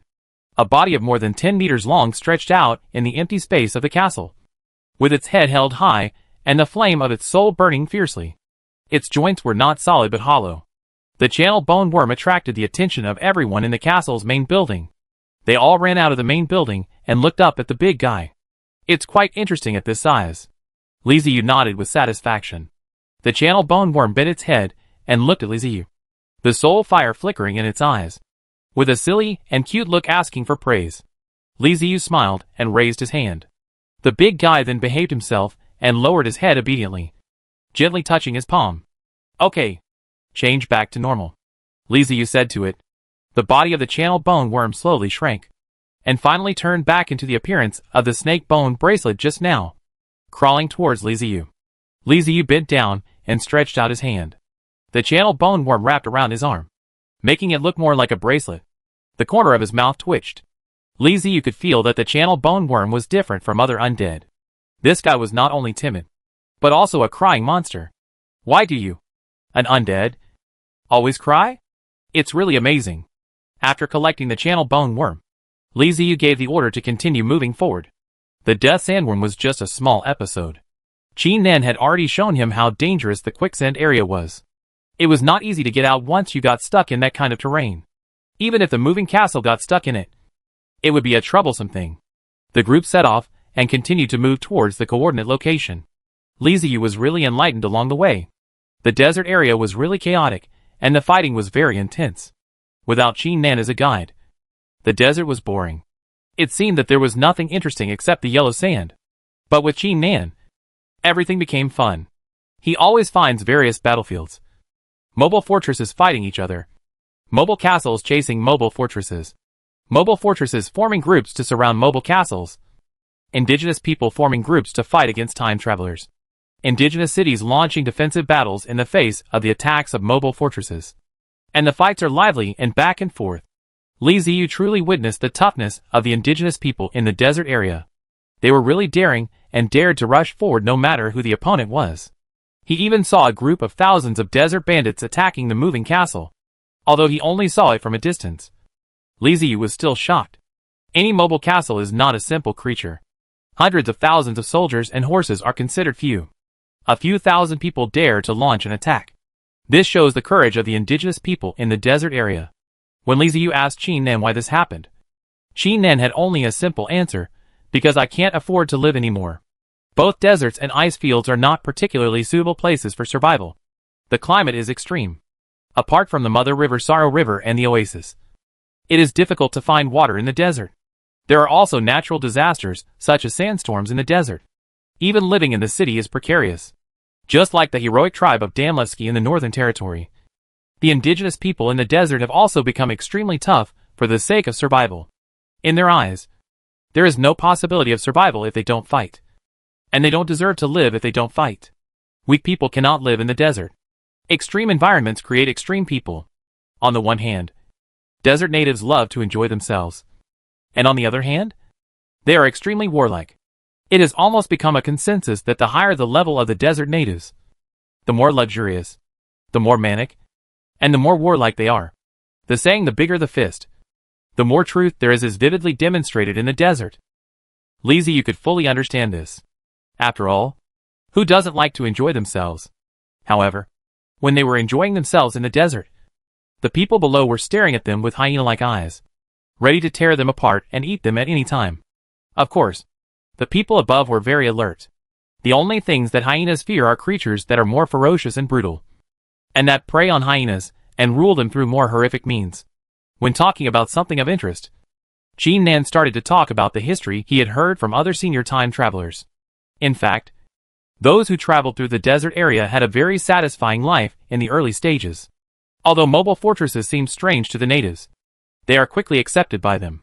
This may be because the styles of mobile fortresses built by travelers in desert areas are in line with the habits and aesthetics of the desert natives. Such as Qin Nan's Beetle Fortress. The earliest group of time travelers once lived as nobles in the desert for a period of time. Yes, they were nobles. And they were very much loved by the high-level indigenous people of the desert. The most precious resource in the desert is water, followed by living trees. Then food, minerals, gems, and other rare items. As long as there is enough water, we can feed more people and allow more people to serve us. Compared to a knife, being without water is more despairing. This is exactly what the time travelers don't worry about. With the trading system, resources like water, which are simple to obtain, are not difficult at all. They can get clean water in a steady supply. A time traveler who possesses water is a guest of honor in any desert city. All high-ranking officials in the desert will curry favor with the time travelers just to get more water. This gives the time travelers the opportunity to become profiteers, gathering a large amount of resources in the early stages and quickly upgrading the fortress. But the original group of travelers were too greedy. In order to upgrade the fortress faster, they wanted more resources and kept raising the price of water. But they forgot that the indigenous people of the desert highlands were a group of animals more ferocious than hyenas. When they can accept the price, everything is fine. When they feel that the price is too high and the input and output are not proportional, they switch to another mode of war. The war between the indigenous people and the time travelers began. Things were not as good as the time traveler had imagined. The war was indeed one-sided. But it was not on the time traveler's side. The time travelers, who were full of confidence in going to war with the indigenous people, were defeated by them. For the first time, they realized that they might not be the protagonists. The native inhabitants of the desert did not kill all the crossers. Instead, they wanted to continue buying clean water from the crossers. This gave the crossers in the desert a chance to breathe, and at the same time, they calmed down and became much more honest. Gradually, the traversers began to blend into the environment and join in the chaos of the desert. They might go to war with any party. There are no eternal friends, only eternal interests. The desert natives also found a way to deal with the time travelers. It was simple: break into the mobile city, kill the lord, then loot and leave. They never thought about destroying the mobile city, which would do them no good at all. They just wanted to plunder. When Li Ziyu heard this, he couldn't help but look at Lin Yuyu. Isn't this a decapitation tactic? It turns out that the desert natives have been using it all the time. And it seems that they use it quite well. At least this side of the desert has not been crushed by time travelers like other areas. Qin Nan told Li Ziyu that it was normal for any party to start a war in the desert. And there was no need to make a fuss. There was no need to be surprised to see time travelers from other areas, as there were too many time travelers from other areas here. Of course, the desert crossers don't like crossers from other areas coming to their side to steal resources. They will cheat them whenever they can. Even if they kill one, they don't have any psychological burden. Li Ziyu glanced at Qin Nan, who smiled awkwardly and said that he would definitely not cheat Boss Li because Boss Li was a good man. Good guy is a rare title among travelers in the desert. They will not easily give anyone the title of good guy. That means they accept that person and will not take action against that person. It's not just about handing out nice guy cards casually, but there are actual benefits involved. Qin Nan kept talking as he moved forward, getting closer and closer to the coordinate point left by Li Wendy. Stop! On this day, when Li Ziyu was standing on the rooftop of the main building listening to Qin Nan's bragging, Lin Yuyu suddenly came to him and said to him. Li Ziyu didn't hesitate at all and directly ordered the castle to stop. Then he looked at Lin Yuyu and asked, "What happened?" Lin Yuyu half closed her eyes and whispered, "There are many traces of mobile cities around, including fortresses and castles. It's not very safe. They are probably heading for the ruins." If Qin Nan hadn't explained it to him, Li Ziyu might have been more serious. But after Qin Nan's recent popular science, Li Ziyu felt that this was normal. So he shrugged and said, "This is normal, isn't it? Didn't Qin Nan say that it's possible to go to war with any party? There's no need to be so vigilant. We've encountered this many times." Qin Nan nodded on the side, indicating that what Li Ziyu said was right. It was not uncommon to encounter time travelers in the desert. They had encountered many time travelers along the way, but the two sides just greeted each other and left without any conflict. Of course, except for the people from the Life Empire Alliance. Although the desert is chaotic, it also depends on who you are against. Li Ziyu and Lin Yuyu, two castles, plus Qin Nan's fortress, are connected together. They don't look easy to mess with. Who would be stupid enough to come and confront them without any grudges? Lin Yuyu hesitated for a moment, and felt that maybe because she was getting closer to the destination, her nerves were a little tense, and she was a little too nervous. But she still reminded him, "Be more careful. The ruins have always been the focus of competition among various forces. It never hurts to be careful." Li Ziyu accepted it humbly, and waved his hand to send out large groups of Eyes of the Dead and Wind Rangers to be alert to the surrounding environment. Anyone who tried to approach them would be noticed, including the indigenous people. After this journey, Li Ziyu realized that the indigenous people were not little sheep in his eyes, but a group of crazy people with dull brains but great courage. As we got closer and closer to the coordinate point, the number of people increased significantly. Not only were there mobile cities of time travelers wandering around, but the number of indigenous people also increased. Just as Li Wendy said, there should be quite a few people who know this coordinate, but many people simply don't know how to enter. However, they are still unwilling to leave and keep wandering around the ruins, wanting to see if they can find an opportunity. As for those desert natives, they may have come here to chase the mobile city. For the desert natives, mobile cities are opportunities for them to get rich and rise to fame overnight. But they are also targets for plunder. No matter which one. As long as they succeed, they can become the best of the best. Wherever mobile cities frequently appear, the number of indigenous people will increase significantly. Castle of the Dead. Reception Hall. Li Ziyu teleported from the rooftop of the main building to the lobby, shrugged at Lin Yuyu and said, "I feel like there's no hope." Lin Yuyu looked at Li Ziyu strangely and asked in confusion, "You haven't even reached the coordinate point yet. How do you know there's no hope? Li Ziyu walked to his big chair, threw himself on it with his arms and legs spread out, pointing outside, and circled his index finger above his head, saying, "Because there are a lot of people outside. But they all got nothing. I don't think I'll have a chance if I go there." Lin Yu rolled her eyes and said unhappily, "You wasted so much time to get here. You should at least try. You can't just give up like this." Li Ziyu sat up and grinned. "Let's give it a try. We're here anyway." The undead castle continued to move towards the coordinate point. Lin Yu came over and told him that their whereabouts had been watched by someone. Li Ziyu didn't feel surprised at all. Those people were staring at the ruins. He and others came here so openly without any intention of hiding. How could others not stare at him? But it doesn't matter. He's just going to give it a try. And if nothing unexpected happens, they can leave. If there are no accidents. Accidents will happen soon. Just as the castle of the undead was getting closer and closer to the coordinate point, a strange resonance appeared, and the entire castle was shrouded in the resonance. Faintly, Li Ziyu felt that something was calling him.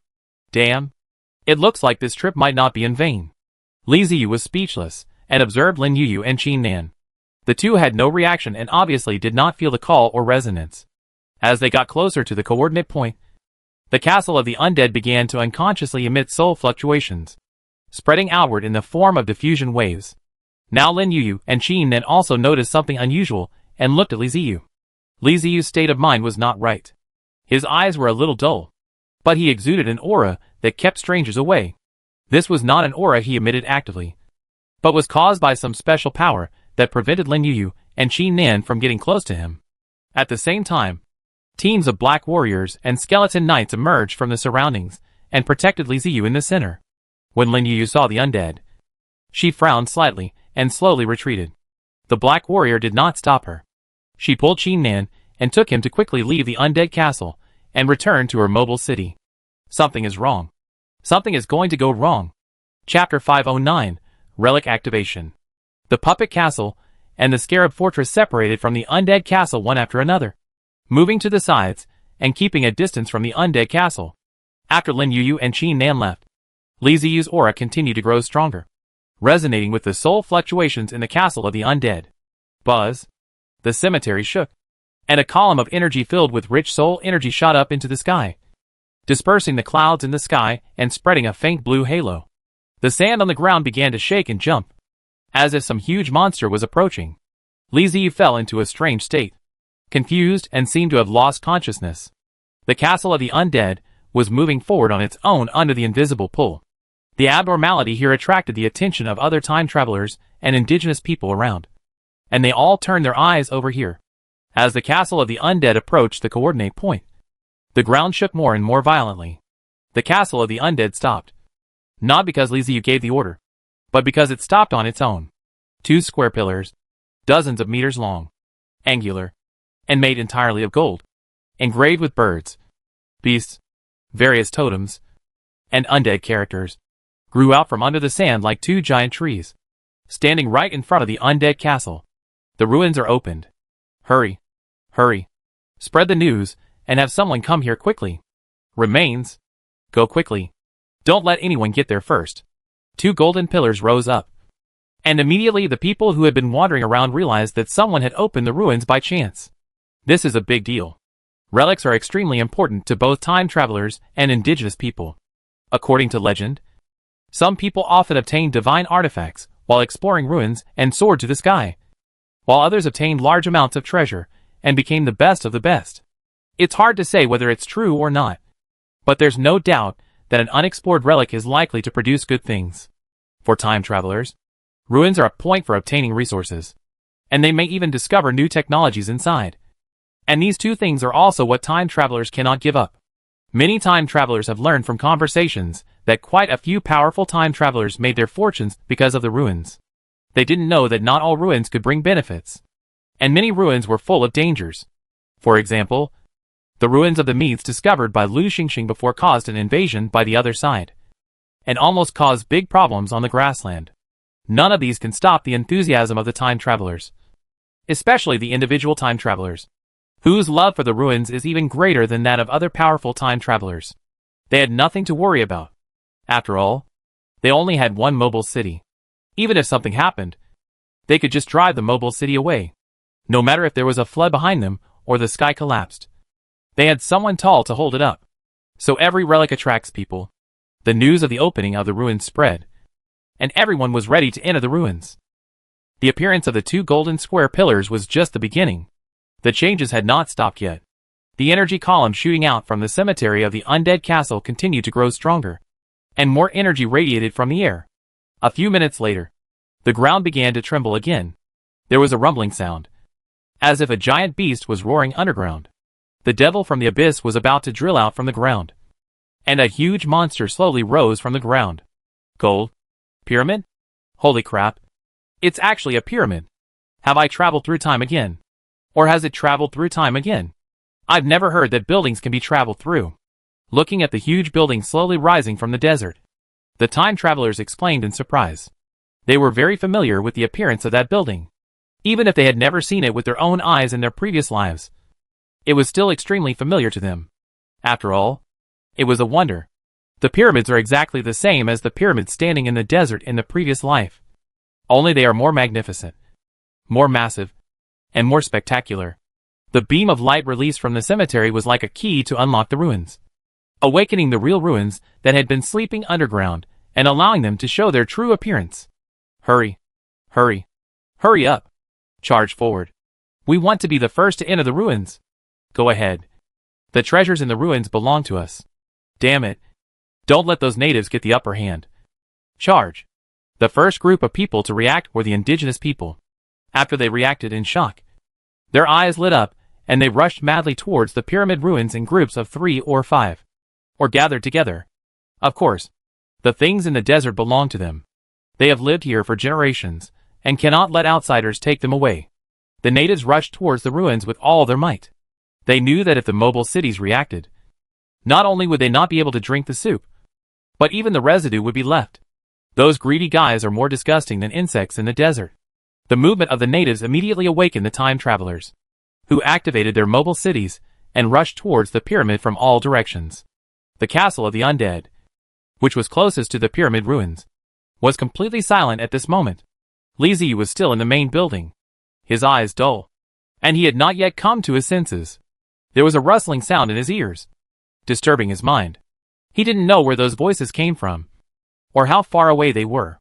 He also couldn't understand what language those voices were speaking. It seemed that there was not just one language, but various languages mixed together, making a lot of noise. He couldn't even hear what those voices were saying. It was vague, as if someone wanted to say something, but was just whispering. He could hear it, but it wasn't clear. The more this happened, the more Li Ziyu wanted to hear clearly. He had an instinctive feeling that what those voices wanted to tell him was something very important. The soul fluctuations in the castle of the dead were spreading at a rhythm like a heartbeat, and circles of ripples constantly swept across the metal pillars and pyramid ruins. Several mobile cities accelerated forward from all directions, much faster than the natives, and arrived first. But when they approached the pyramid ruins, they hit an invisible barrier and could not pass through. Even 2 or 3 of the fastest mobile cities were broken. Barrier? Break through it. Fire. Blow up the barrier. Eliminate the magic shield.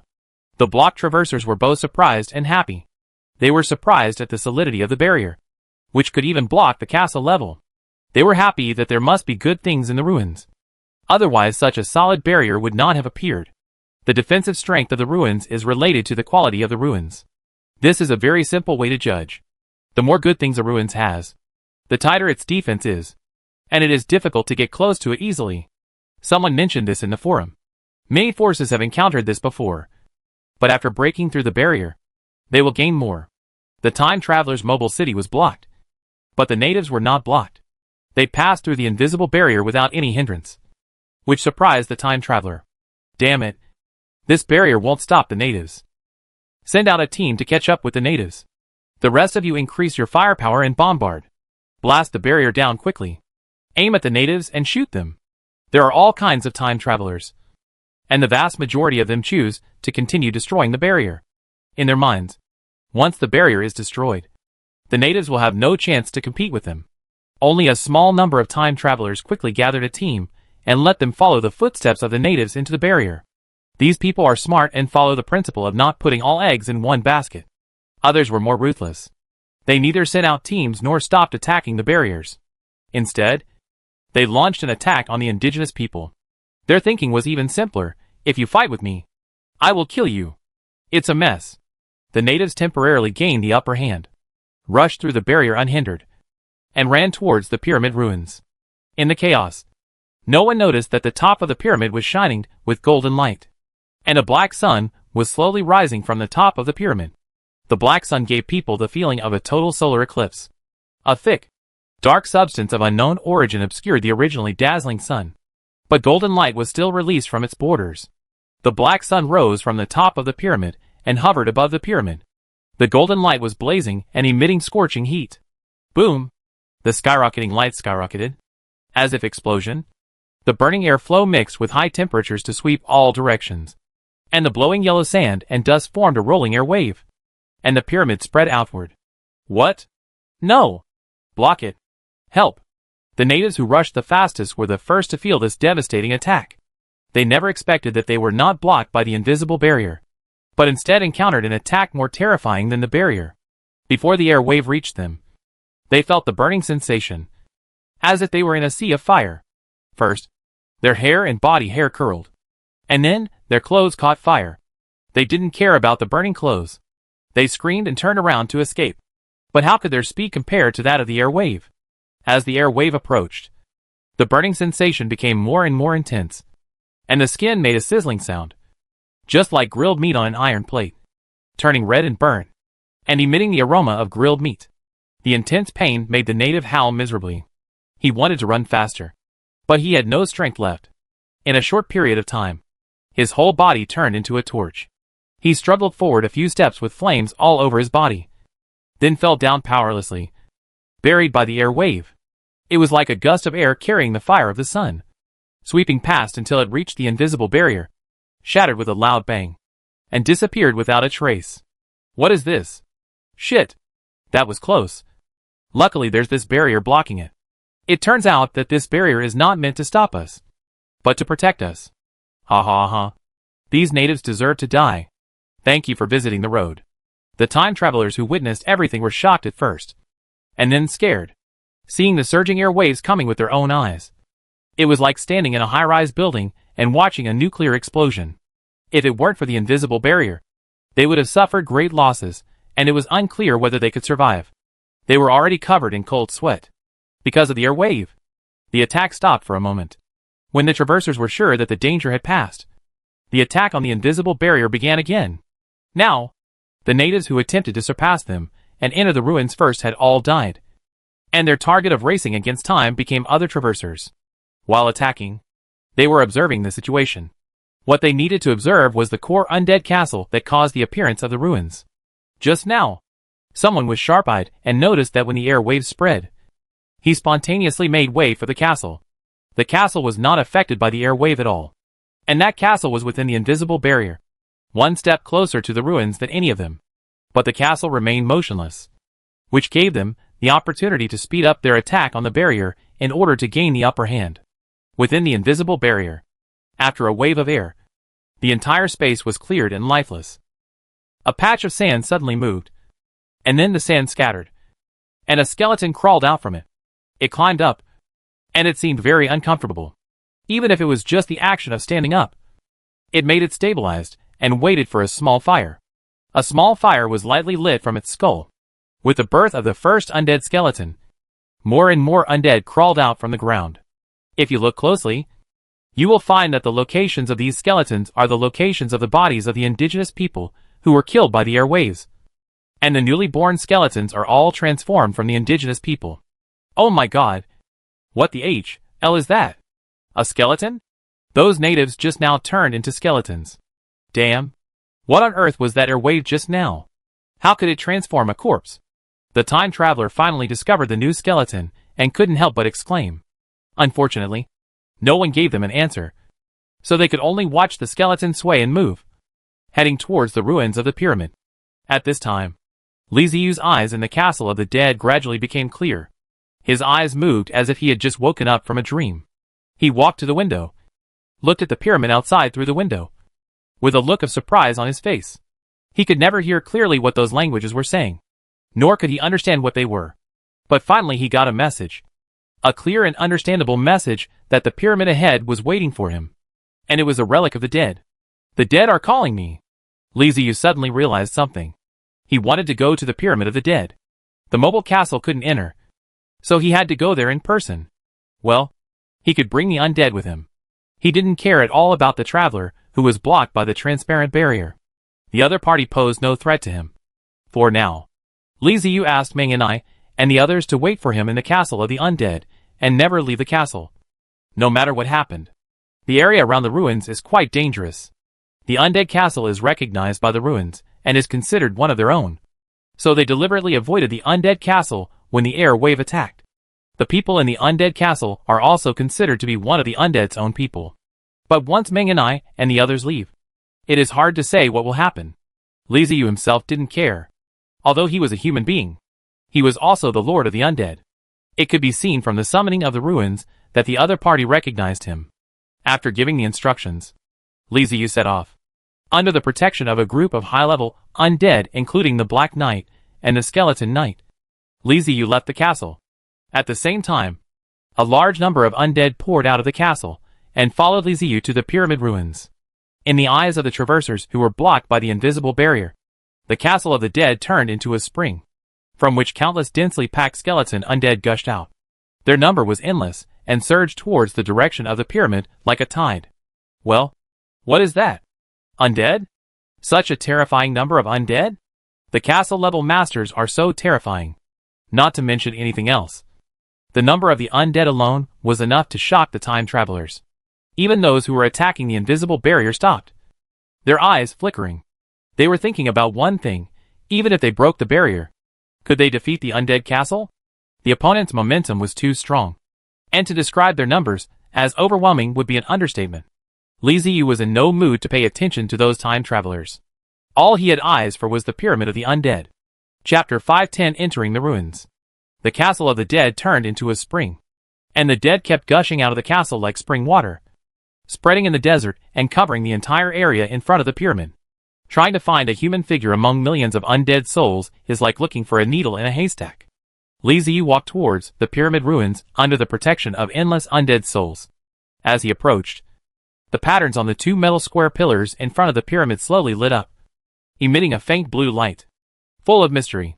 People familiar with the undead could tell at a glance that this was the style of the undead. The pattern lit up, activating the mechanism inside the pyramid ruins. A wide road stretched from between the two metal square pillars and led directly to the gate of the pyramid ruins. A thin film appeared in the middle of the metal square pillar. Li Ziyu walked through the film and onto the road without stopping. The film swept across his whole body without any hindrance. It felt like passing through water. The road is paved with thick metal tiles. It is unknown how long they have been there. After such a long time, the tiles are still brand new, and their glossiness can even reflect Li Ziyu's shadow. Once they set foot on this road, the undead slowed down their pace on their own, letting their master walk in front, and they followed closely, one person in front and countless undead behind, moving slowly forward. Quick! Break the barrier. He is approaching the ruins. Don't let him get there first. Attack! Attack! The time travelers didn't have time to think more at this point. It didn't matter whether they could defeat the other party or not. They couldn't just watch the other party enter the ruins like this. Judging from the appearance of the ruins, there must be a lot of things inside. Even if I can't get the good things in the ruins, at least I can't let others get them. I don't have it. And you can't have it either. The travelers who were blocked by the barrier started moving again. Some attacked the barrier, while others tried to attack Li Ziyu directly through the barrier. Unfortunately, it was all useless. The barrier blocked everything and all the attacks were blocked. Soldiers. Soldiers can pass.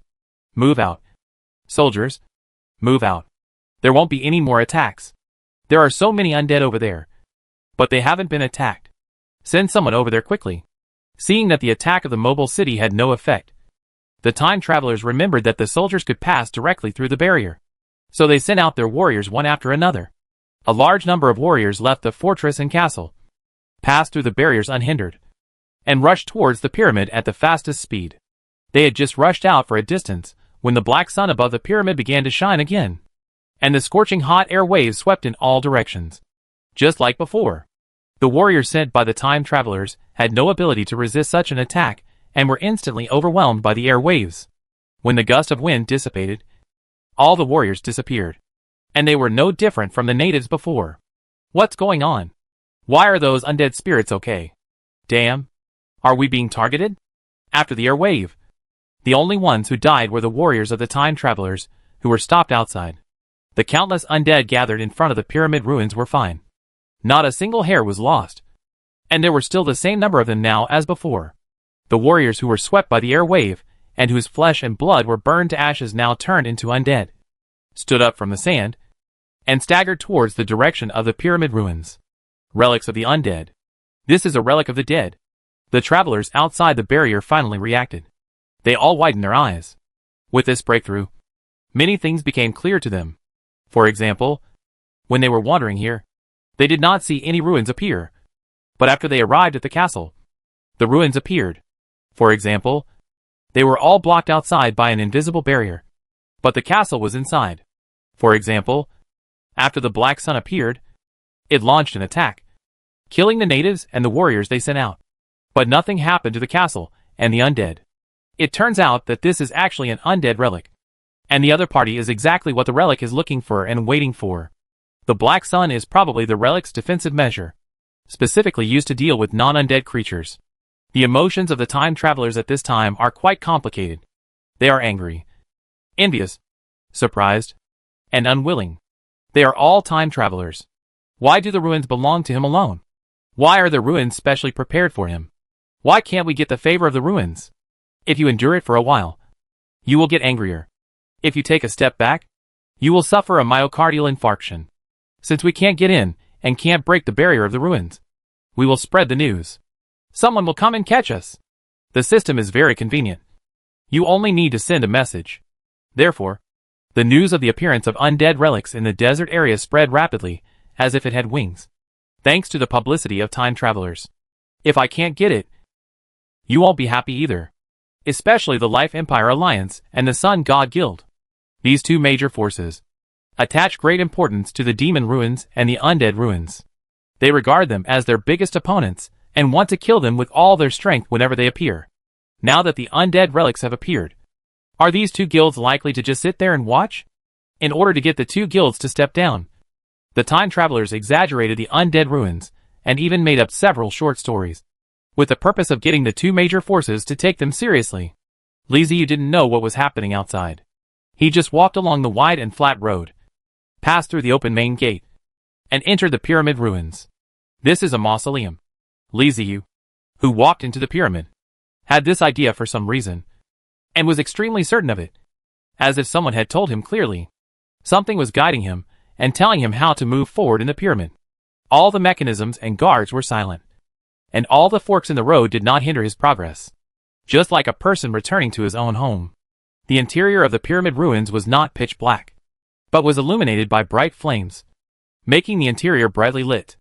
Li Ziyu walked while looking around curiously. He was sure that this was not built by real undead people.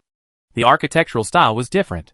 Boulders, pillars, carvings, and patterns can be seen everywhere, especially those carvings of flowers, birds, fish, insects, and various mysterious creatures. This is obviously inconsistent with normal undead.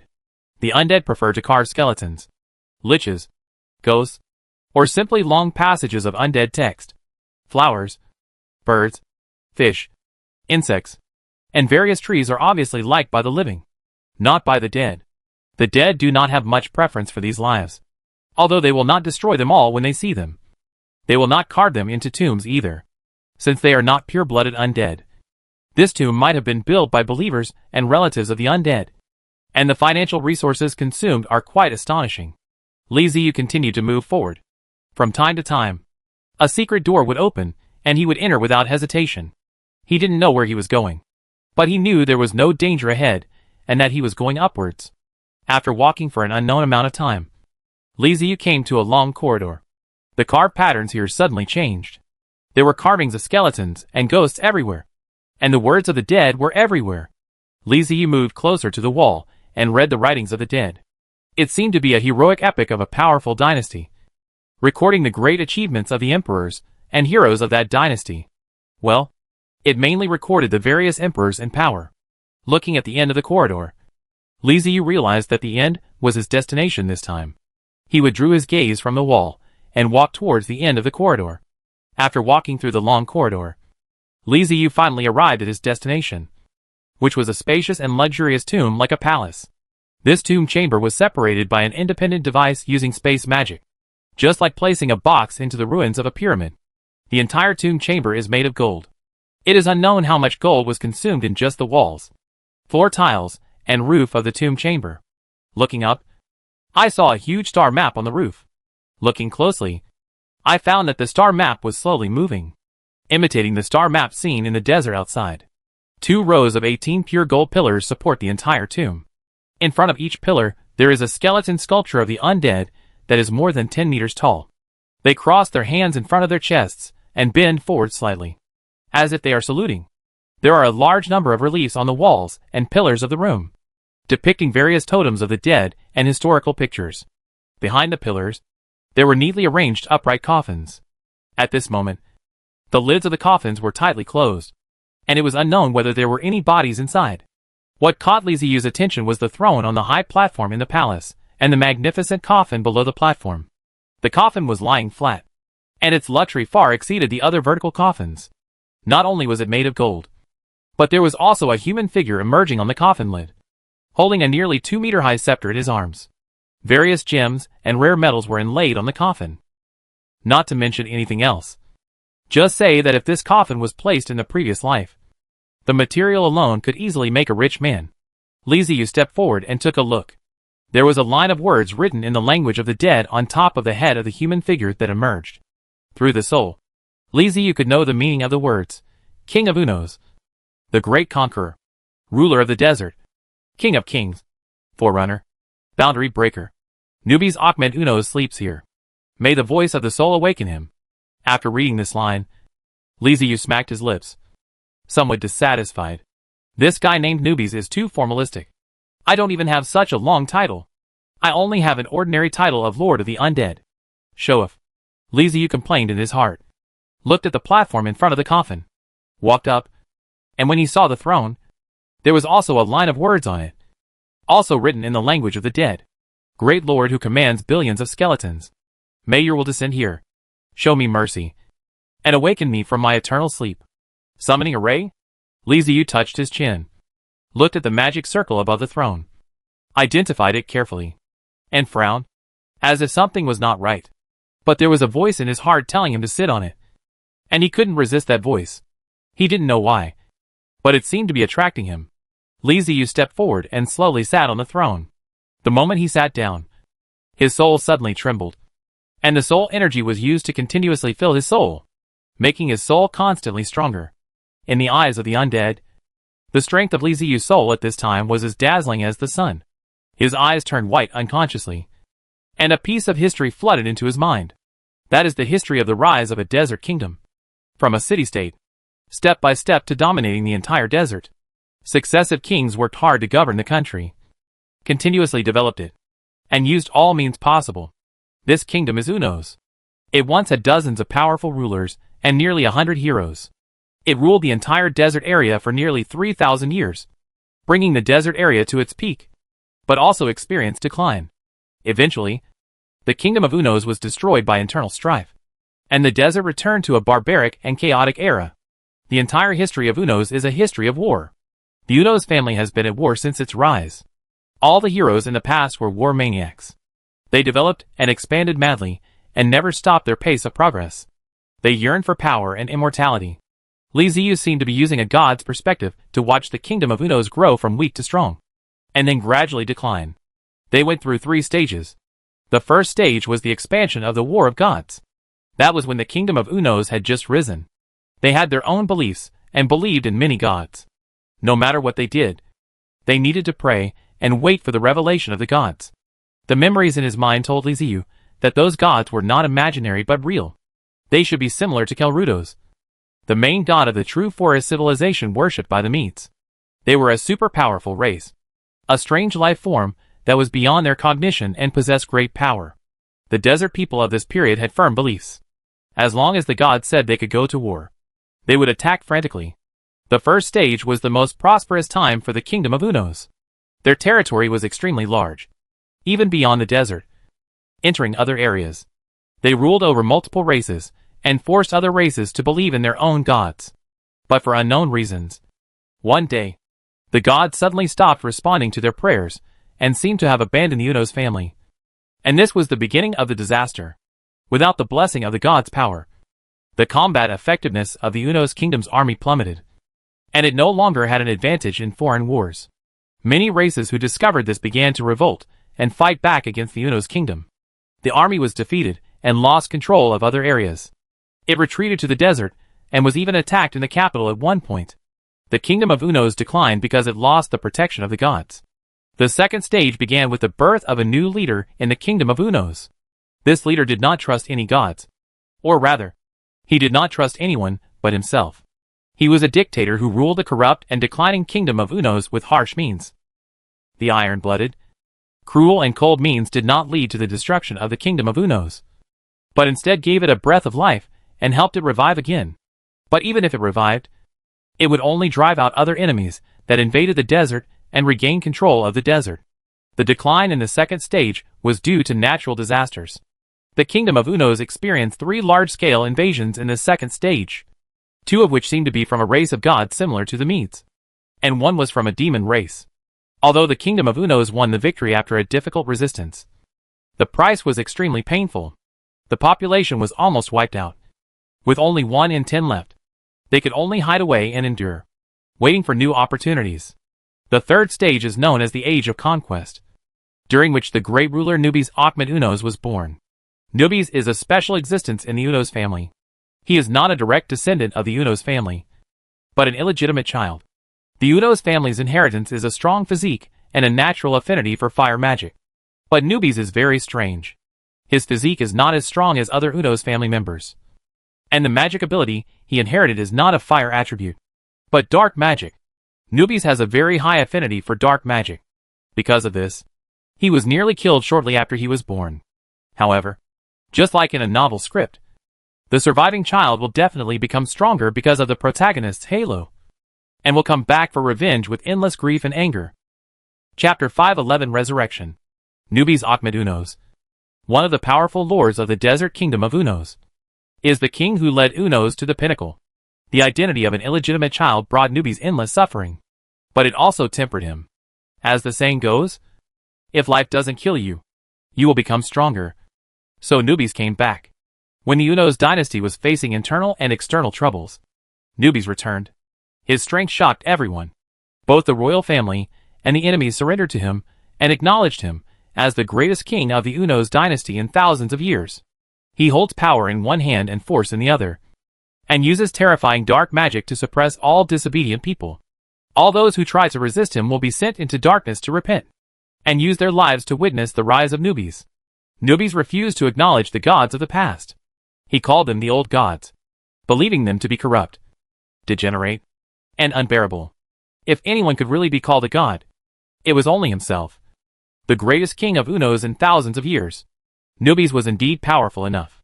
He suppressed the country for an era, and no foreign race dared to go to war with Unos. Wherever Unos' army went, all the people surrendered. But no matter how powerful he is, he cannot resist time. Nubis is old, and whether he wants to admit it or not, his life is coming to an end. He is like the king he once was. He does not want to leave his throne and give up the power in his hands. He wants to exist forever and find a way to achieve eternal life. God? In Nubis' view, it was a joke. No one had ever gotten the chance of eternal life from the gods. The gods were a group of liars. He summoned magicians, warlocks, and shamans, and used magic to study ways to achieve immortality. But they undoubtedly failed. They could only barely allow him to live a little longer, but only for a dozen years. For the sake of the kingdom of Unos, Nubis must live longer. He disbanded his team of magicians, warlocks, and shamans and sought help from the devil, but was almost deceived by the devil, causing the kingdom of Unos to fall into war. The desire for immortality drove Nubis crazy. and no one dared to approach him until he met a lich. Undead race. A race born immortal. They have an endless lifespan. So much time that they only have time to sleep. Isn't this exactly what Nubis is striving for? The king of the desert has almost no more wanted to invest in the embrace of the undead. He intends to become an undead. But he is not an ordinary undead. He is the proud king. Even if he becomes an undead, he will be the best in the undead. With the help of the lich, Nubis broke through the barriers of the world and went to the world of the dead, where he saw the power of the dead. The memory here is dark, and all the information related to the world of the dead has been hidden. Liziu doesn't know what Nubis experienced in the world of the dead, or what the world of the dead is like.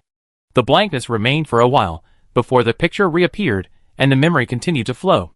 Nubis, who came back from the world of the dead, seemed to have become a different person.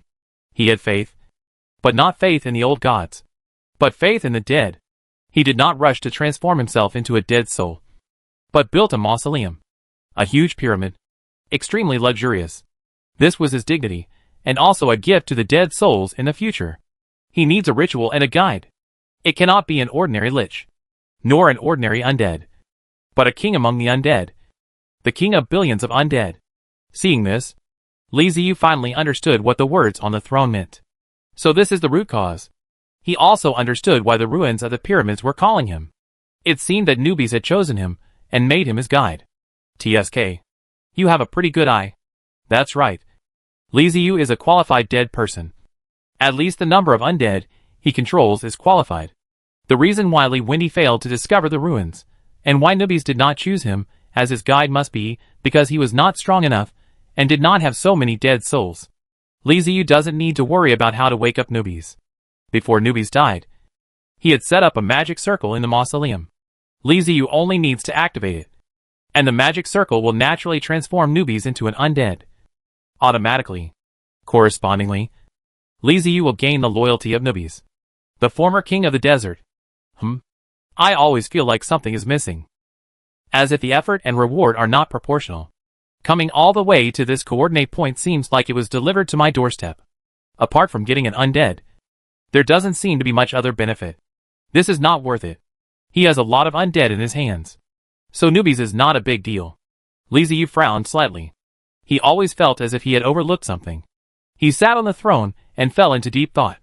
He recalled the journey he had taken and wondered why Nubis built such a tomb.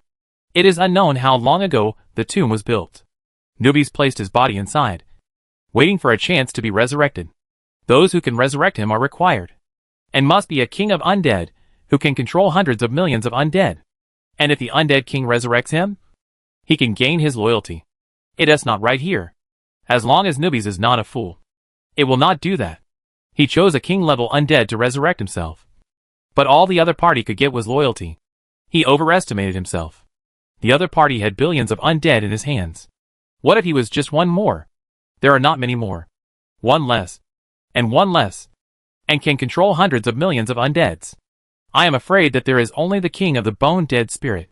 The dead soul spirit can be done. But there are very few dead soul kings of this level. As for the Lich King, there is almost no possible. Therefore, Nubis must be hiding something that he doesn't know about. I can't figure it out. So I just give up thinking about it. Let's resurrect Nubis first, and see what kind of explanation he can give. Liziu walked down from the throne, came to the coffin, covered his nose, waved his hand gently, and the lid of the coffin opened. Very easy. Not effortless at all. No smell? Is it because the stench of the corpse has dissipated over time? Liziu was puzzled and looked inside the coffin. What lay inside was not the skeleton as he had imagined, but a mummy. The white cloth used to wrap the body seemed to be made of some kind of plant fiber, and patterns were painted on it with gold thread. If it weren't for the fact that it was a shroud, it would be quite beautiful. When I approached, Liziu's tip of her nose shook, smelling a faint fragrance. It was the smell of flowers and flowers mixed with floral fragrance. He couldn't help but amazed. No one knew how long Nubis had been dead, but the shroud wrapped around him still had a lingering fragrance, which was really unusual. The king was wrapped in a shroud, with a mask covering his face. Liziu curiously opened the mask and took a look. Well, it really looked like a hideous, shriveled, grinning corpse. He rebuckled his mask back to Nubis' face. stretched out his fingers on his forehead, and whispered, "My name is Li Ziyu. In the name of my dead spirit, to Runi, allowing Ru to become my tribe." The words of the second two are not edited by Li Ziyu himself, but the launch of the magic array of the pyramid relics. Li Ziyu himself is just an introduction. The spell activated the magic circle that had been set up in the pyramid long ago, and the whispering of the skeletons and undead souls sounded. Those were the sounds originally in the soul network. All the undead belonging to Li Ziyu was absorbed by a trace of power of souls, and there was no sense of the undead. But the number of undeads under Li Ziyu was too many. Hiding in each undead only sucked a trace. The energy of the soul reached a terrible level. At the beginning, the soul energy still entered the corpse. But soon, the corpse began to actively absorb the power of the soul like a sponge. The massive soul energy turned into a vortex in the air. Under the action of the magic array, it was madly poured into the corpse, allowing the corpse to glow the light of the sea. In the skull of Nubis' corpse, a small and exquisite hollow sphere filled with magical aura was stimulated by the soul energy.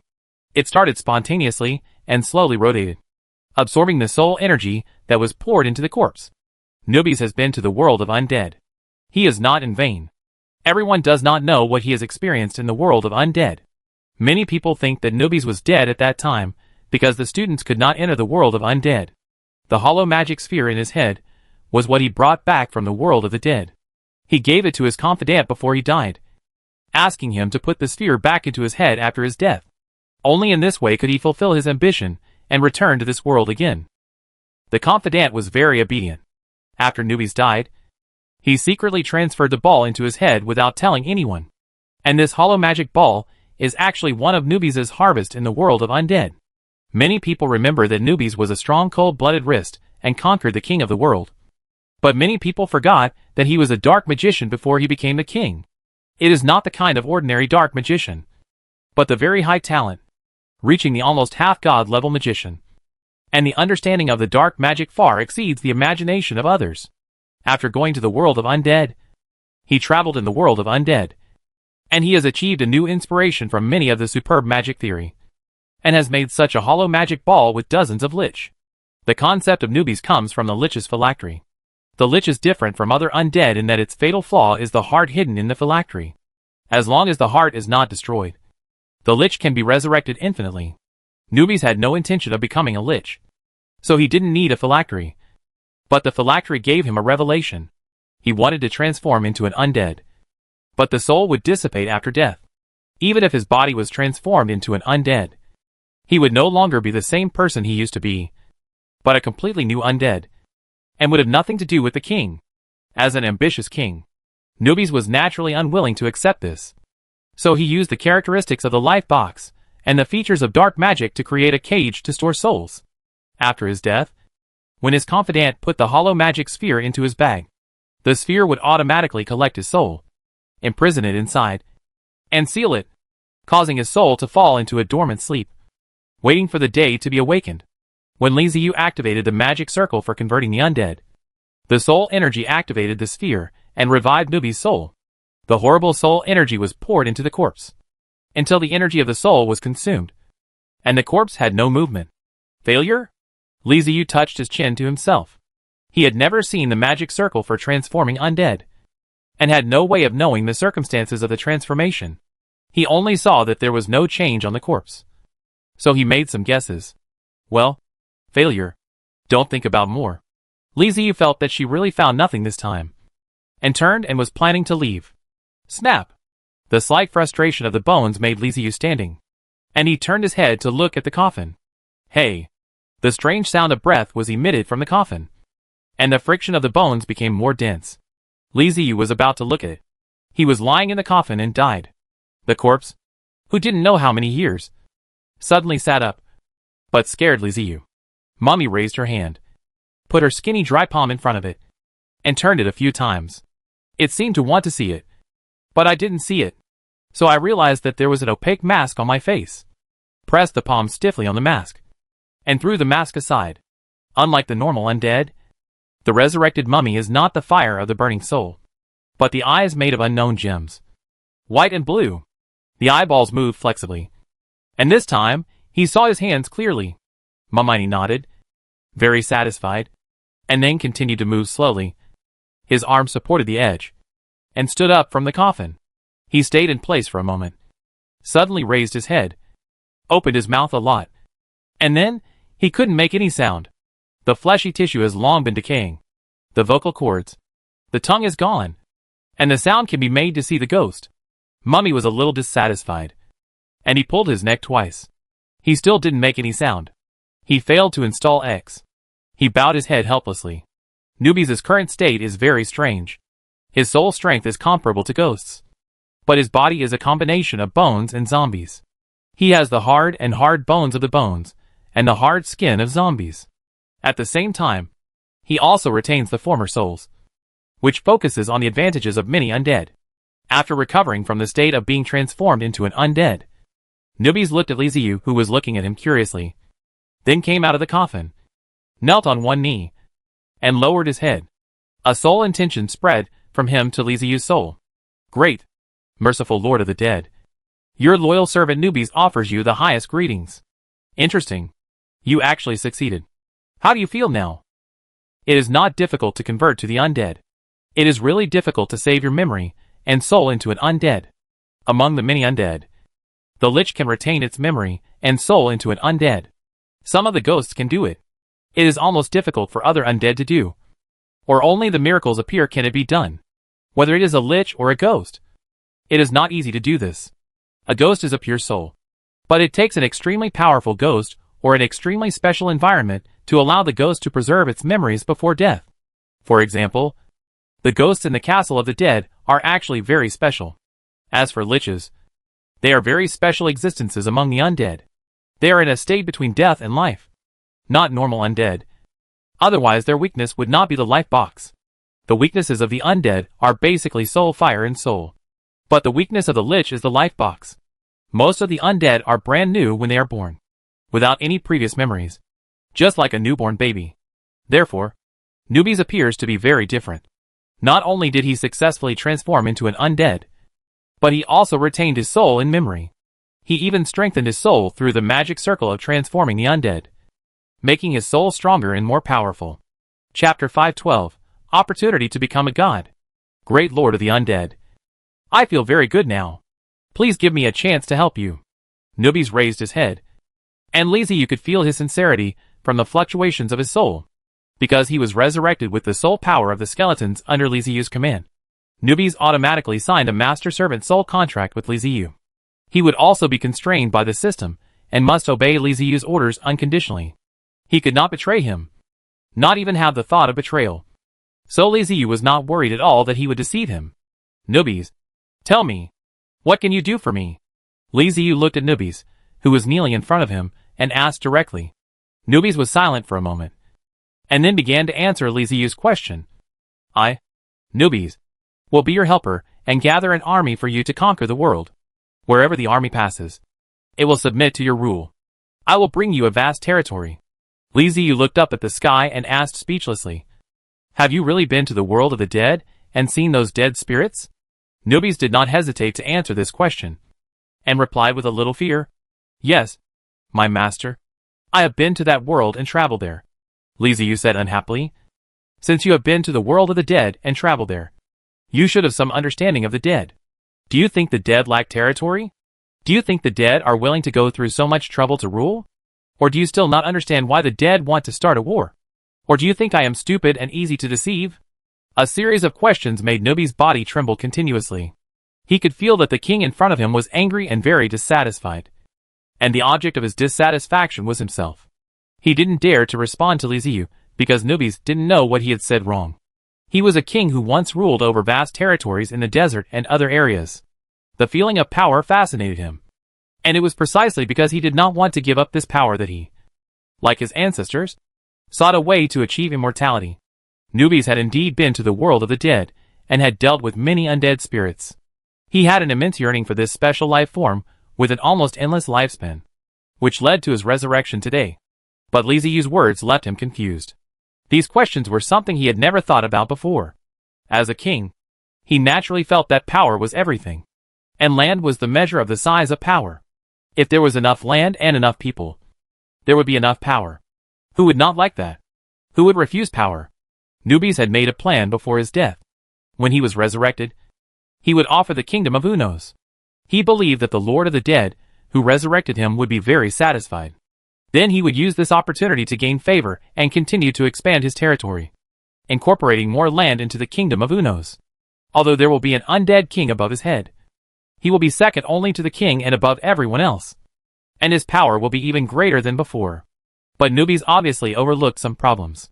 The first thing he did not anticipate was the time of resurrection, which was too far away from his time, so far away that no one remembered the kingdom of Unos, which had ruled the desert for thousands of years. Secondly, he did not know more about the habits of the dead. If he paid more attention to the undead in the world of the dead, he would find that most of the undead were very lazy, and they were too lazy to care about more. Among all races, the senior executives of the undead are the most lazy, and even some of the undead cannot see their lords for hundreds of years. After all, the undead is sleeping for 100 years. The temptations in the eyes of the world are not worth mentioning at all in the eyes of the dead. Delicious food? Sorry. The undead don't even have a stomach, let alone a sense of taste. Beauty? Sorry. Except for liches. I'm afraid other types of undead cannot appreciate beauty. After all, they don't rely on females to reproduce the next generation. Right? When you can live forever, power becomes very boring. Or rather, the undead don't like to rule anyone. They are truly awake in the world. To the undead, ruling is a troublesome thing. Not only do they have to think a lot, but they also have to deal with a bunch of trivial things every day. It is too annoying. They would rather use this time to sleep. As for why the undead started a war, it was probably because it was fun. For guys with soul fire inside the skull, it is idle anyway. Then play a puppet and be used as a game. Nubis didn't really understand the undead. He just took it for granted that the undead would like everything he liked. This idea was far from reality. It must be said that Nubis' answer disappointed Liziu. Seeing that Nubis did not answer, he continued to ask. Okay. Then the next question. Tell me, what did you hide in the mausoleum? I am very curious. Don't say no. If you say no, then you are completely worthless. No value. Nubis is familiar with this sentence. He said to many people who will die, but he did not expect him to turn himself now. There are things hidden in the tomb. And that is Nubis' whole card. Just to deal with the current situation. He raised his head and looked at Liziu with the strange eyes, and said, Here is the secret of becoming a god. Nubis, do you think I look stupid? If you can become a god, why did you transform into a spirit of the dead? Why don't you become a god yourself? Liziu laughed out of anger. How could he tell such a lie? Why didn't the system punish you? Just after Liziu finished speaking, he was suddenly stunned, because Nubis had no reaction at all. He was not punished by the soul contract or the system. This is not right. He deceived his master. Neither the contract nor the system will tolerate such behavior. His soul will be tortured. But Nubis is fine. Then there is only one possibility. He is not lying. He really believes that there is an opportunity to become a god. But if there is a chance to become a god, why don't you become a god yourself? But instead hide in a tomb and leave it for others? If you seek eternal life, then wouldn't it be enough to become a god? Apart from anything else, the lifespan after becoming a god is definitely longer than that of the undead. So why bother transforming oneself? Before Liziu could ask, Nubis had already given the answer.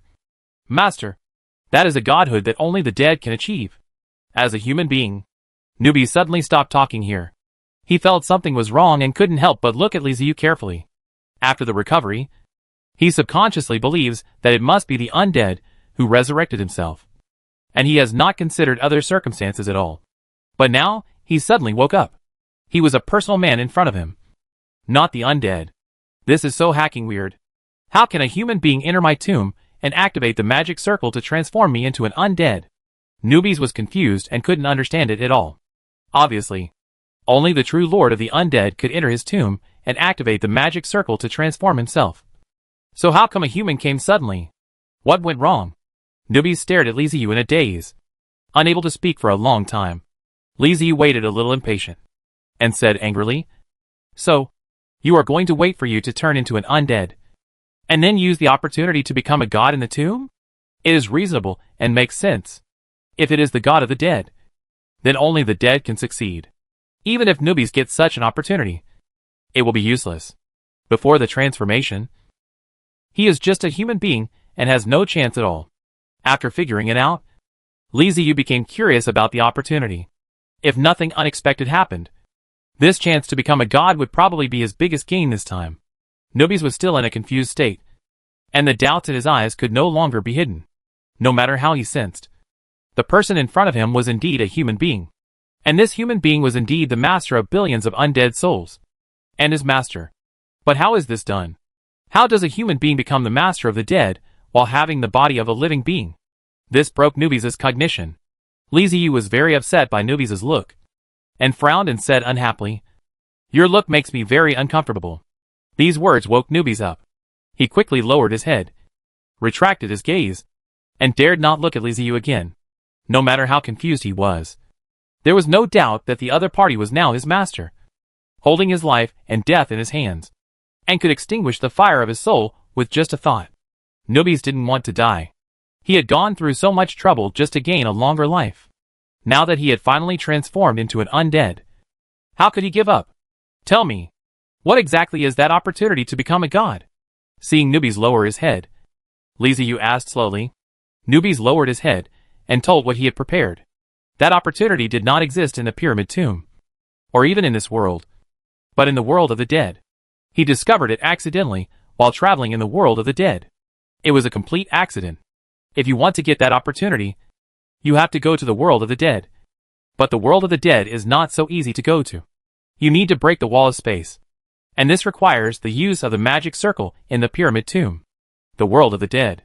Li Ziyu showed a curious look on his face. After traveling through time, the race he mastered was the skeleton undead clan. He also knew that there was a world of the undead, but he had never been to that world. He didn't expect that he would have the opportunity to go there this time. The key to the world of the dead lies on that throne. Li Ziyu carefully inquired about Newbies' experiences in the world of the dead. Newbies told him everything he knew. In the end, he simply used the power of his soul to organize his memories, and passed them to Li Ziyu, so that he could experience them better. This memory is the black blank that Li Ziyu did not see when he sat on the throne. That memory was very messy. Even the timeline was unclear, and Newbies couldn't explain why it was like that. Perhaps it was because the difference in the world affected his memory. But through memory, Li Ziyu is still sorting out some useful things. The throne in the pyramid tomb was designed for him by the Lich. From Li Ziyu's perspective, this is a teleportation array for the undead, but it was made from the shape of an altar to look like a throne.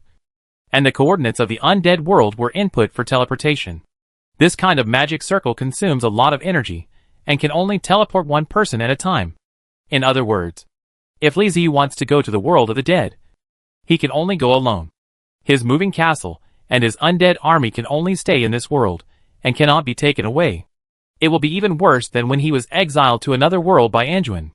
Furthermore, the world of the dead is the world of the dead, and the living are forbidden to enter. After Newbies went to the world of the dead, it was really as the rumor said. He died once, and temporarily became a ghost. It was not until he left the world of the dead that he regained his human appearance.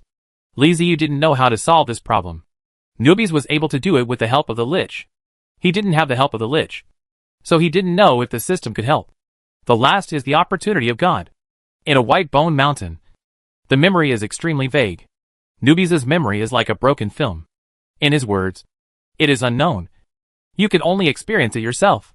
In conclusion, this is most likely a one-way journey where one will either become a god or die. Li Ziyu fell silent after sorting out his memories. Master, if you go there as a human being, you will die. Don't go. Stay here. I will help you with whatever you want. Newbies looked at the silent Li Ziyu and spoke. He said this from sincerity. He really didn't want Li Ziyu to go to the world of undead. If Li Ziyu is the real lord of the undead, in the form of an undead, Newbies will not stop him at all. He even hopes that the other party can go and become a god. If his master can become a god, his status will also rise, and he will have the opportunity to become a true god. But the problem is that Li Ziyu is not a ghost. If he goes there, he might be rejected by the ghost world and die as soon as he arrives. Newbies' soul is bound to Li Ziyu. When Li Ziyu's soul dissipates, none of the undead souls bound to Li Ziyu can escape and will all die, even for his own sake. Nubis doesn't want Liziu to go to the world of the dead. He hopes that he can stay in this world honestly. Unexpectedly, Liziu laughed when she heard this and said, "No. I want to go." He suddenly remembered a short video he had watched in his previous life. There was a sentence in it. "Have you ever fought for yourself once?" Thinking about his past life, Liziu felt it was funny. Such a huge opportunity was right in front of him. So why was he hesitating? As a human being, you always have to try your best. How can you win without fighting? He had come this far with fear, caution, and a lot of trepidation. He had finally made it to this point. But the world was changing too fast. The president of the Sun God Guild had put enormous pressure on him. Once the kingdom of God appeared, would he be able to resist it? Liziu didn't want to go on like this again. He didn't want to be careful in previous lives. And he didn't want to miss the opportunity. He smiled and walked towards the throne. "Master." Nubis was horrified and wanted to reach out to stop him, but found that he could not move his body at all. Stopping Liziu would be a violation of the contract. And he couldn't do it. He could only stop her with words. Liziu turned a deaf ear to him, walked resolutely back to the throne and sat down. "Let's go. Let me see the world of the dead."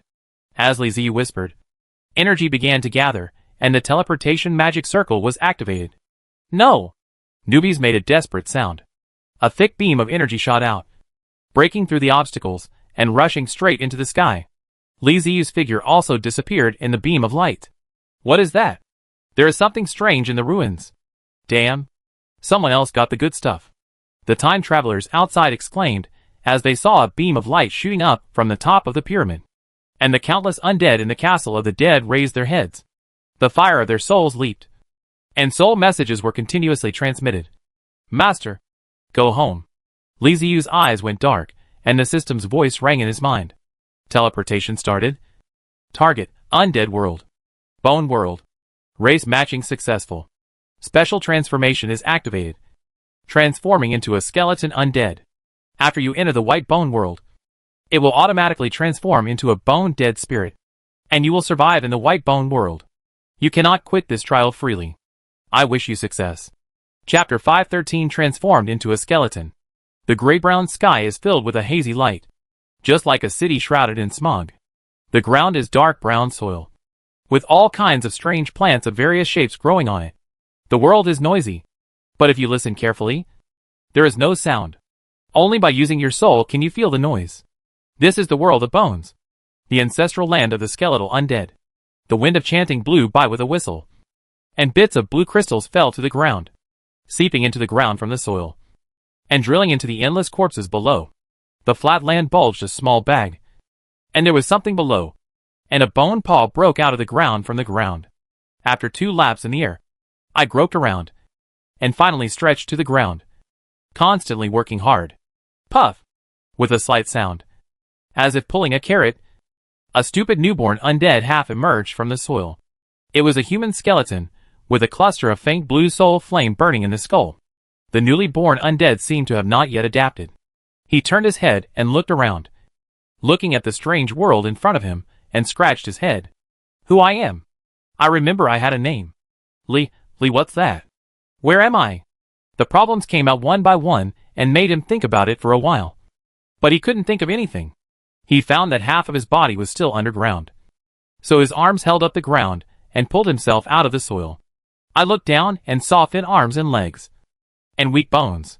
He knocked on his ribs curiously. Clicked. The ribs were knocked off. A section fell, and his arm's bones also cracked. The newly born undead stared at the ribs that fell to the ground in a daze. TV. Well, I'm still a baby, and I can't control my own strength. The wind of breath was blowing, and strands of dark blue soul energy were injected into the bones of the new undead. The cracks on the arm bones were quickly repaired, and the broken ribs grew back. Oh, roar! Restore! Awesome! I just fractured my arm and broke my ribs, but I didn't feel any pain at all. That's great. Wait, pain? What does that feel like? And why do I feel pain? Through the empty eye sockets, one could see the fire of the soul beating. The newborn little skeleton thought for a long time and finally gave up. Just like he could not remember his own name. This was another new question, and there was no answer. He looked around and suddenly felt a little bored. He began to think about a new question. What should I do? This time he has the answer. He wants to become a god. Well, the god of the dead. Yes, that's it. I will rule the world. With a goal. With a motivation. The little skeleton transformed by Li Ziyu raised his arm in the sigh of sigh. And then, his arm was gone. Li Ziyu? Where is my arm? My big arm? Where did it go? Looking at the half-cut arm, Li Ziyu was a little confused. He looked around, and then saw a dead spirit not far away. The undead seemed to be the bones of a large cat family. The power of the soul was locked on his body. And at the same time, he was holding his arm. Hey! That's my arm. Give it back to me. If you need a bone to chew, there are plenty under the soil. Li Ziyu subconsciously used his soul to transmit information and kicked the ground twice, revealing bones that had been buried under the soil for who knows how many years. The feline undead looked down at the ground, then looked at Li Ziyu, shook his head, and threw the arm bone in his mouth to the side. Before Li Ziyu could convey his praise, the feline undead had already pounced on him. A piece of information flashed through Li Ziyu's mind. The growth of the undead requires soul energy, and plundering is the fastest way to grow. Oh, roar! This guy did not come to his bones, but came to the fire of my soul? This is just like a normal tiger or lion eating meat. The cat that has turned into a dead spirit may retain some of its characteristics from life, and its ferocity remains the same, and it will actively attack. Oh shit! Facing the feline undead that was pouncing on him, Li Ziyu simply kicked it sideways, and then his leg was taken away. Li Ziyu fell to the ground due to his unsteady standing, and the feline undead flew past him. I am afraid that this cat family undead is not a newborn undead. It is much more flexible than me. Li Ziyu fell to the ground with his thoughts racing. He didn't even see clearly how the other party bit off his leg. Fortunately, the undead have no sense of pain. Otherwise the pain of losing arms and legs would be enough to make Li Ziyu give up thinking and completely lose his fighting ability. We can't let this undead continue to attack. If it hits the skull, the fire of our soul will be sucked away, and we will die. Splicing. Skeleton undead can use soul energy to connect the bones. This is an innate ability of all skeleton undead. The external skeleton is just a layer of SH.L that can be changed at any time. A bit like the SH.L of a hermit crab. All the bones are connected together with soul energy. As long as the soul energy is disconnected, it will turn into a pool of worthless bones. Li Ziyu had just resurrected as a skeleton undead, and his soul energy was still very weak. Even if he wanted to piece together the bones buried under the Shirong, he was powerless. But the difference between humans and other creatures is that they can use tools. While passing by the feline undead, Li Ziyu used his remaining arm to search among the bones under the Shirong. The feline undead threw away the bone in its mouth and rushed towards Li Ziyu again. Li Ziyu grabbed a bone and swung it with one arm. Bump! Like a blind cat catching a dead mouse. What he picked up was a leg bone of an unknown creature, which hit the feline undead right on the head, just like hitting a baseball, and knocked its head off. The feline undead's skull snapped in the air as it fell far away. Its headless body staggered like a drunk as it chased after the place where the skull had fallen, while the opponent was unable to attack. Li Ziyu kept searching among the bones underground. He hoped to find matching arm and leg bones, so that he could at least have the strength to fight. Just when he turned around and felt that the bones in front of him were inappropriate, a bone handed in front of him. Hey, this arm bone looks good. Li Ziyu took the arm bone, observed it, and inserted it on his shoulders. It was just good, and he couldn't help but look up subconsciously. Thank you. As soon as the soul sent a message, Li Ziyu froze, because he was standing in front of him, watching him quietly, holding a leg bone in his hand. Seeing Li Ziyu looking at him, the human undead handed over the leg bone in his hand. After taking the leg bone, Li Ziyu was a little blank. He looked at his broken leg and pressed it on top, and couldn't help silent. Could these arm and leg bones be the ones that were just taken away by the undead feline? When the new human undead saw that Li Ziyu had installed his arm and leg bones, his upper and lower jaws opened and closed twice, as if he was laughing. Then he pointed at the feline undead. Before Li Ziyu could understand what he meant, the human undead had already pounced on the feline undead. Oh, does this mean fighting side by side? Li Ziyu finally understood, and quickly stood up and went with the human undead to deal with the feline undead. At least now it seemed that the human undead had no ill will towards him. The cat-like undead had already found its head that had been blown off. Just as it installed the head, the human undead arrived and pounced on it. It pressed its body on the cat-like undead and swung its fist at its head and started smashing it hard. The feline undead shook its head and jumped around, trying to throw the human undead off its body. Li Ziyu rushed over and grabbed the legs of the feline undead and pulled back with force. His body suddenly became lighter and he fell backwards. With both hands still holding one of the legs, the feline undead's legs were pulled off. The bones, such as the bones, are not strong. The fire of the soul is not strong enough. The bones are not connected so tightly. The arms are dropped, and the legs are normal. It is as if Li Ziyu was bitten by the cat's undead, and the legs were bitten.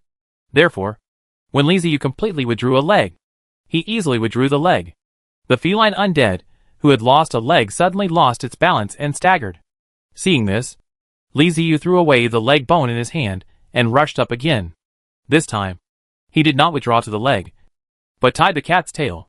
The feline undead had no time to deal with Li Ziyu, and all its attention was on the human undead. It felt a huge crisis, and if it couldn't get rid of the undead on its back, it would be in great danger.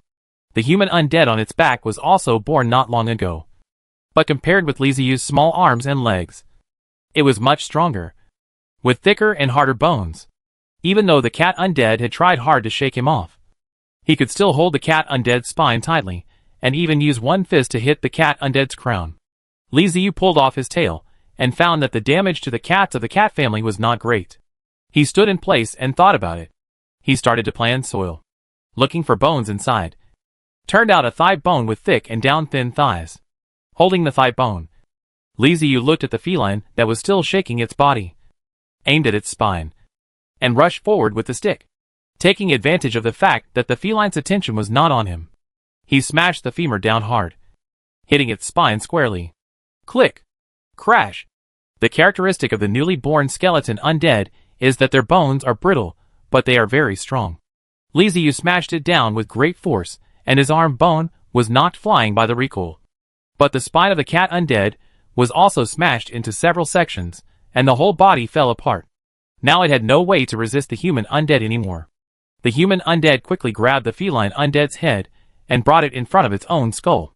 Two blue fire lines overflowed from the feline undead's skull and merged into the human undead's soul fire, making his soul fire more vigorous and beating non-stop.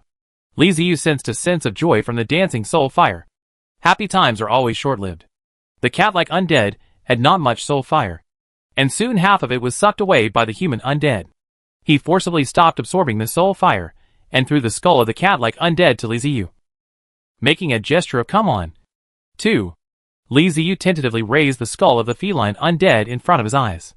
His soul fire started to operate on its own and absorbed the remaining soul fire in the skull.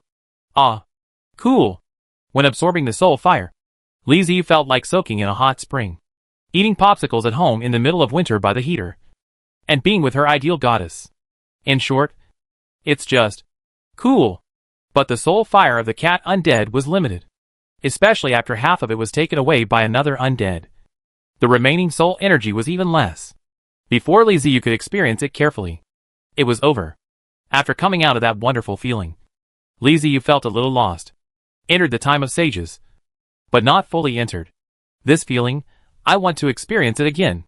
Just as Li Ziyu was lost in thought, a curtain of light unfolded before his eyes. Name, Li Ziyu. Race, skeleton undead. Level, newborn skeleton level 1 10/70. Attributes, strength 2. Constitution, 0.2. Agile, 0.5. Spirit, 1. Free points, 1. Skills, splice passive and active. Soul sucking passive and active. Soul contract active. What is this? The light screen in front of him gave Li Ziyu a strange yet familiar feeling. He was stunned for a long time. And suddenly an information system emerged from his soul fire. Some complicated memories emerged from the depths of his soul, all of which were fragments about the system. He seemed to have owned the system before, and had used it for a period of time.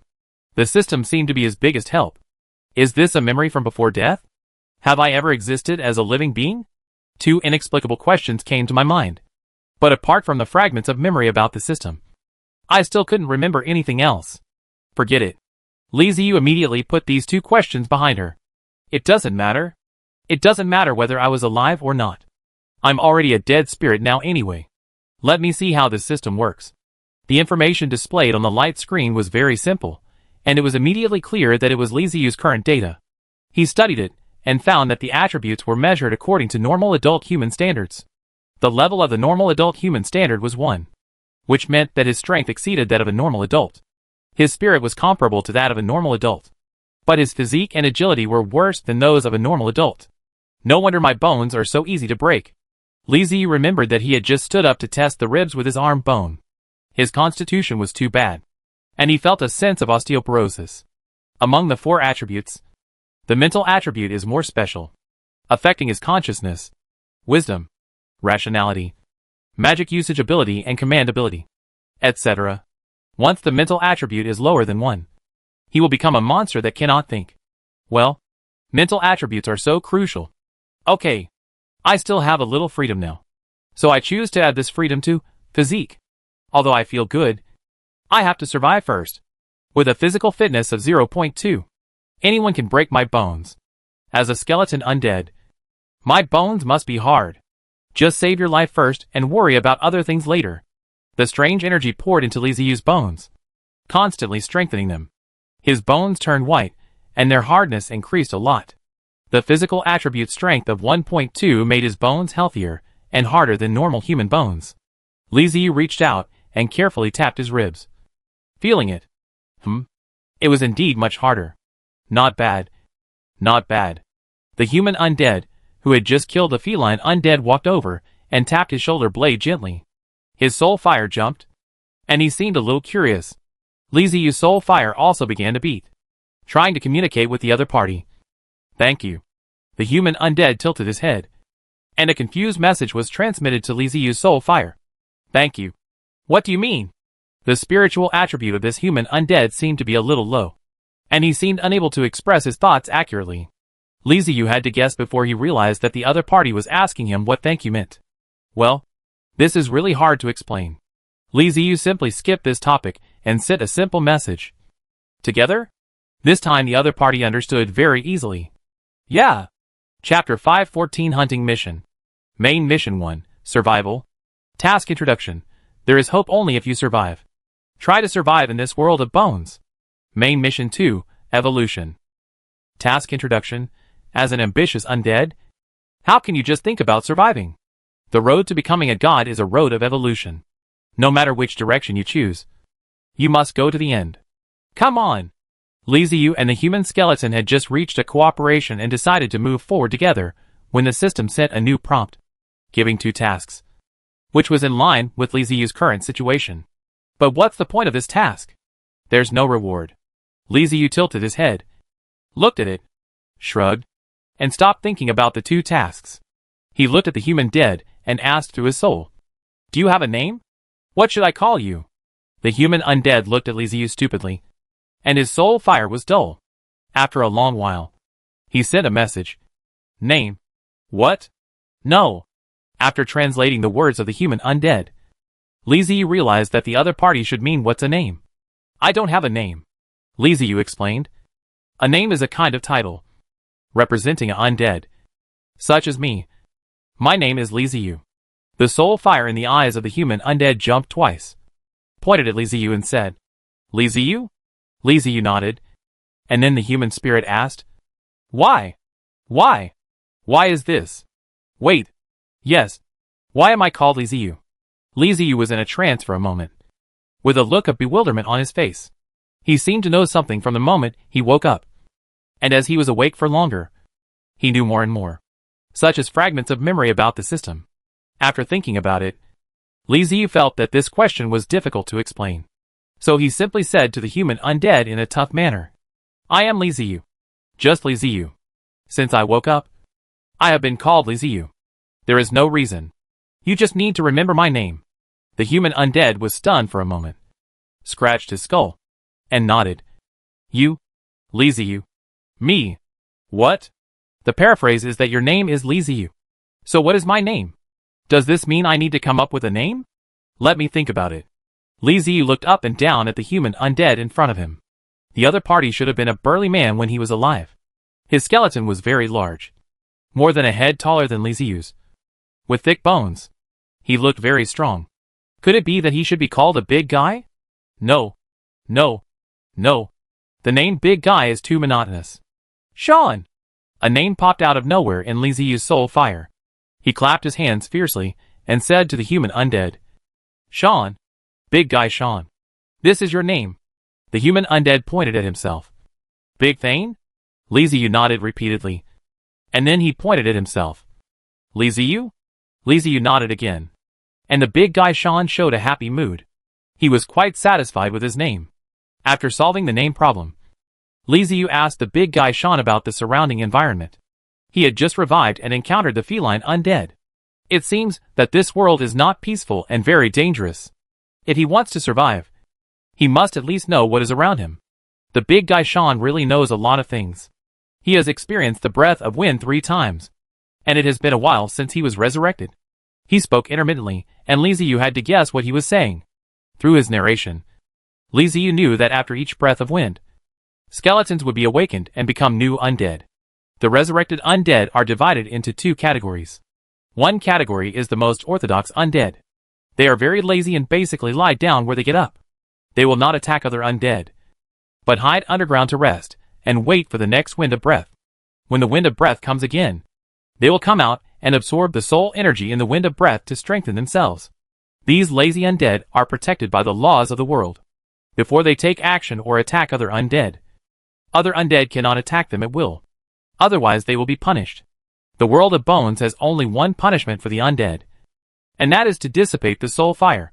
There is another kind of undead, the cat-like undead. They are very aggressive, and will hunt other undead and absorb the soul fire of other undead to strengthen themselves.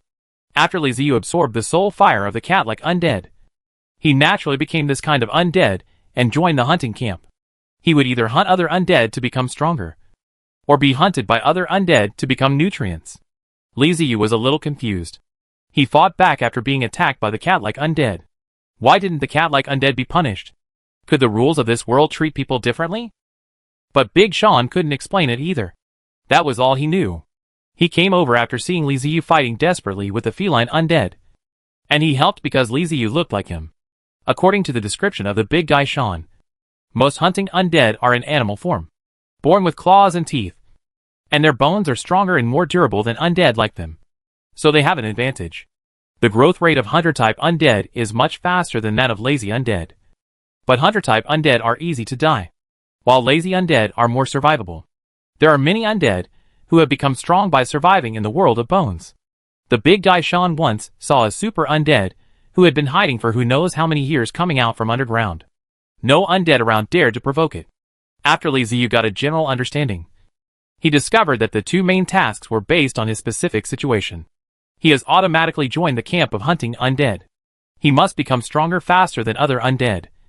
Otherwise he will become nutrients for other undead. Then it was clear what he and Big Guy Sean were going to do next. Hunting. Mission: the hunt begins. Description: successfully hunted an undead. P.S. Don't die. Protect your soul fire. Reward: free point plus 0.5. The system released a new task in a timely manner, which left Li Ziyu stunned. Another mission? This task seems relatively simple, and is exactly the same as what I want to do. So I can do it. Li Ziyu turned off the system screen and took the big guy Sean to the road. The big guy Sean had just briefly explained to him what kind of undead can be hunted. Those that are moving and running around are all within the range of hunting. Along the way, Li Ziyu saw many strange-shaped plants, and fragments of memory emerged. There were many plants in his previous world, and he was very curious why there were plants in this world as well. The big guy Sean told him that those were also undead. The clever Li Ziyu figured it out after his soul fire jumped twice. The image of the skeleton undead has never been limited to humans, subhumans or beasts, but can be strange and varied, and it is possible for them to evolve into any form. These plant-type undead should have come about in this way. Their original images are no longer known, and they have evolved into a completely new appearance, which makes it easier for them to absorb soul energy in the wind of breath. Not long after they started walking, Li Ziyu and Sean found a target, which was a bear skeleton undead. It was very conspicuous on the Shirong, and was quite large in size. Seeing the prey, Sean was about to go over, but was stopped by Li Ziyu. Wait. Sean didn't understand. They had found the prey. So why didn't he go hunting? This didn't make sense. He looked at Li Ziyu in confusion. Looking silly. Li Ziyu wanted to explain, but found it a bit difficult. So he simply stopped talking and pulled Sean to tell him not to go over. Although they are all undead, we have to look at the comparison of strength. The bear skeleton undead is stronger than the two of them combined. With those bones and teeth, they are born with the capital for fighting. On the other hand, Li Ziyu and Sean are unarmed. Can they really break the bones of others with their fists? Last time, the cat family dying spirit Scene rode on his body, and he didn't know how long he smashed his fist. He didn't just smash the skull of others. The bone of the bear bones was not weak than the cat family. The skeleton undead's weakness is its soul fire. But the soul fire is protected by its skull. Unless they find a way to smash the skull, they will have no chance of killing the undead. Moreover, people are not standing for you to fight, and they will fight back. Li Ziyu's current constitution is 1.2, barely thicker than normal people's bones. Harder, compared with the bear. It is not a little bit. So be cautious. Find the tools first.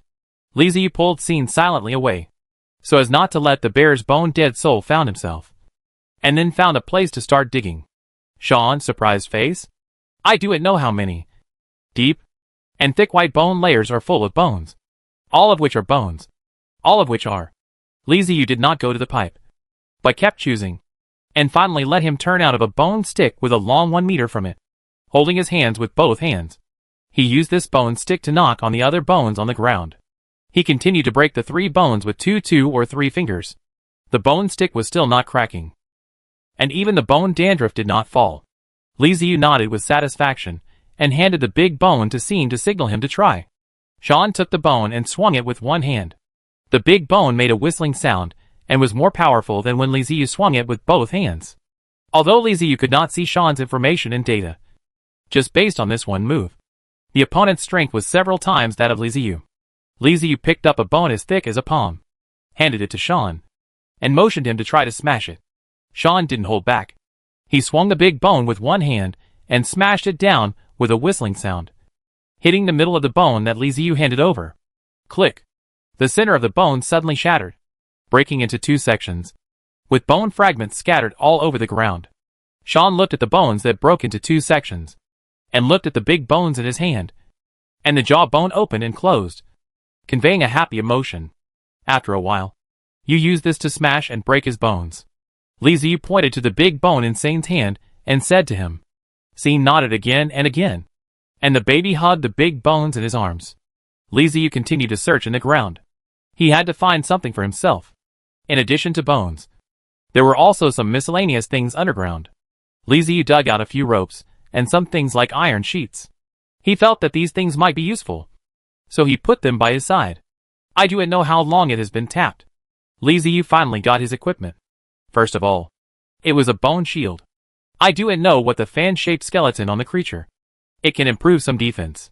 Li Ziyu does not want to die without a work. Then, there was a strange process weapon. He chose a solid bone, made a triangular bone piece, and tied it to it. It could be used for chiseling, but I don't know if it would be useful against the bear skeleton undead. Anyway, the main force was the big guy Sean, and he was a helper. With his current strength, it would be useless to use other weapons. After preparing the equipment, Li Ziyu and Scene went on the road again to find the bear's bones. Soon Li Ziyu found the bear skeleton dead spirits he had seen before. Li Ziyu reached out and pointed out. Needless to say, the big man Sane rushed up with the new big bones. And the bare bone dead spirit just found that Sane rushed over, and he was smashed by his body. If this blow had really hit the bear on the head, it might have caused a concussion. But this was an undead, and a hit on the skull wouldn't hurt. But it recognized that the undead in front of it was an enemy, so it launched a counterattack without hesitation. Shaun fought with the bear skeleton undead, without any fancy moves. Just a pure fight of strength. The bear skeleton undead was hitting and biting. But Shaun didn't care, and swung the big bone at the bear skeleton's head. He knew that it was useless to hit other parts of the body. Even if the bones were broken, the bear ghost would be fine. so he focused on the head. As long as he smashed the skull open, the opponent would be powerless. Li Ziyu saw that the two undead fought fiercely, and immediately picked up his own self-made weapons to support it. Unlike the silly Sean, Li Ziyu's target was the hind legs and spine of the bear undead. It is very difficult to use the weapon he made to drill through bones.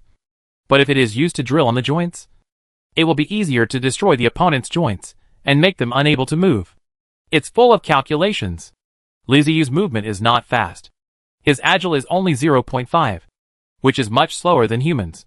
Fortunately, there is Sane's restraint. He can't worry too much. Li Ziyu found that the undeads of Sin seemed to be different from himself. The biggest difference was that they were a bit stupid. They were very direct. They were different. They were very smart. For example, they knew that finding weapons was what they didn't know. Slowly wriggled to the bear's undead, launched an attack, and pointed the connection point of the thigh bone and calf bone of the bear's undead.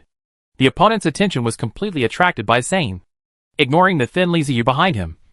But he was chosen strongly, and the thigh bone and calf bone were separated instantly.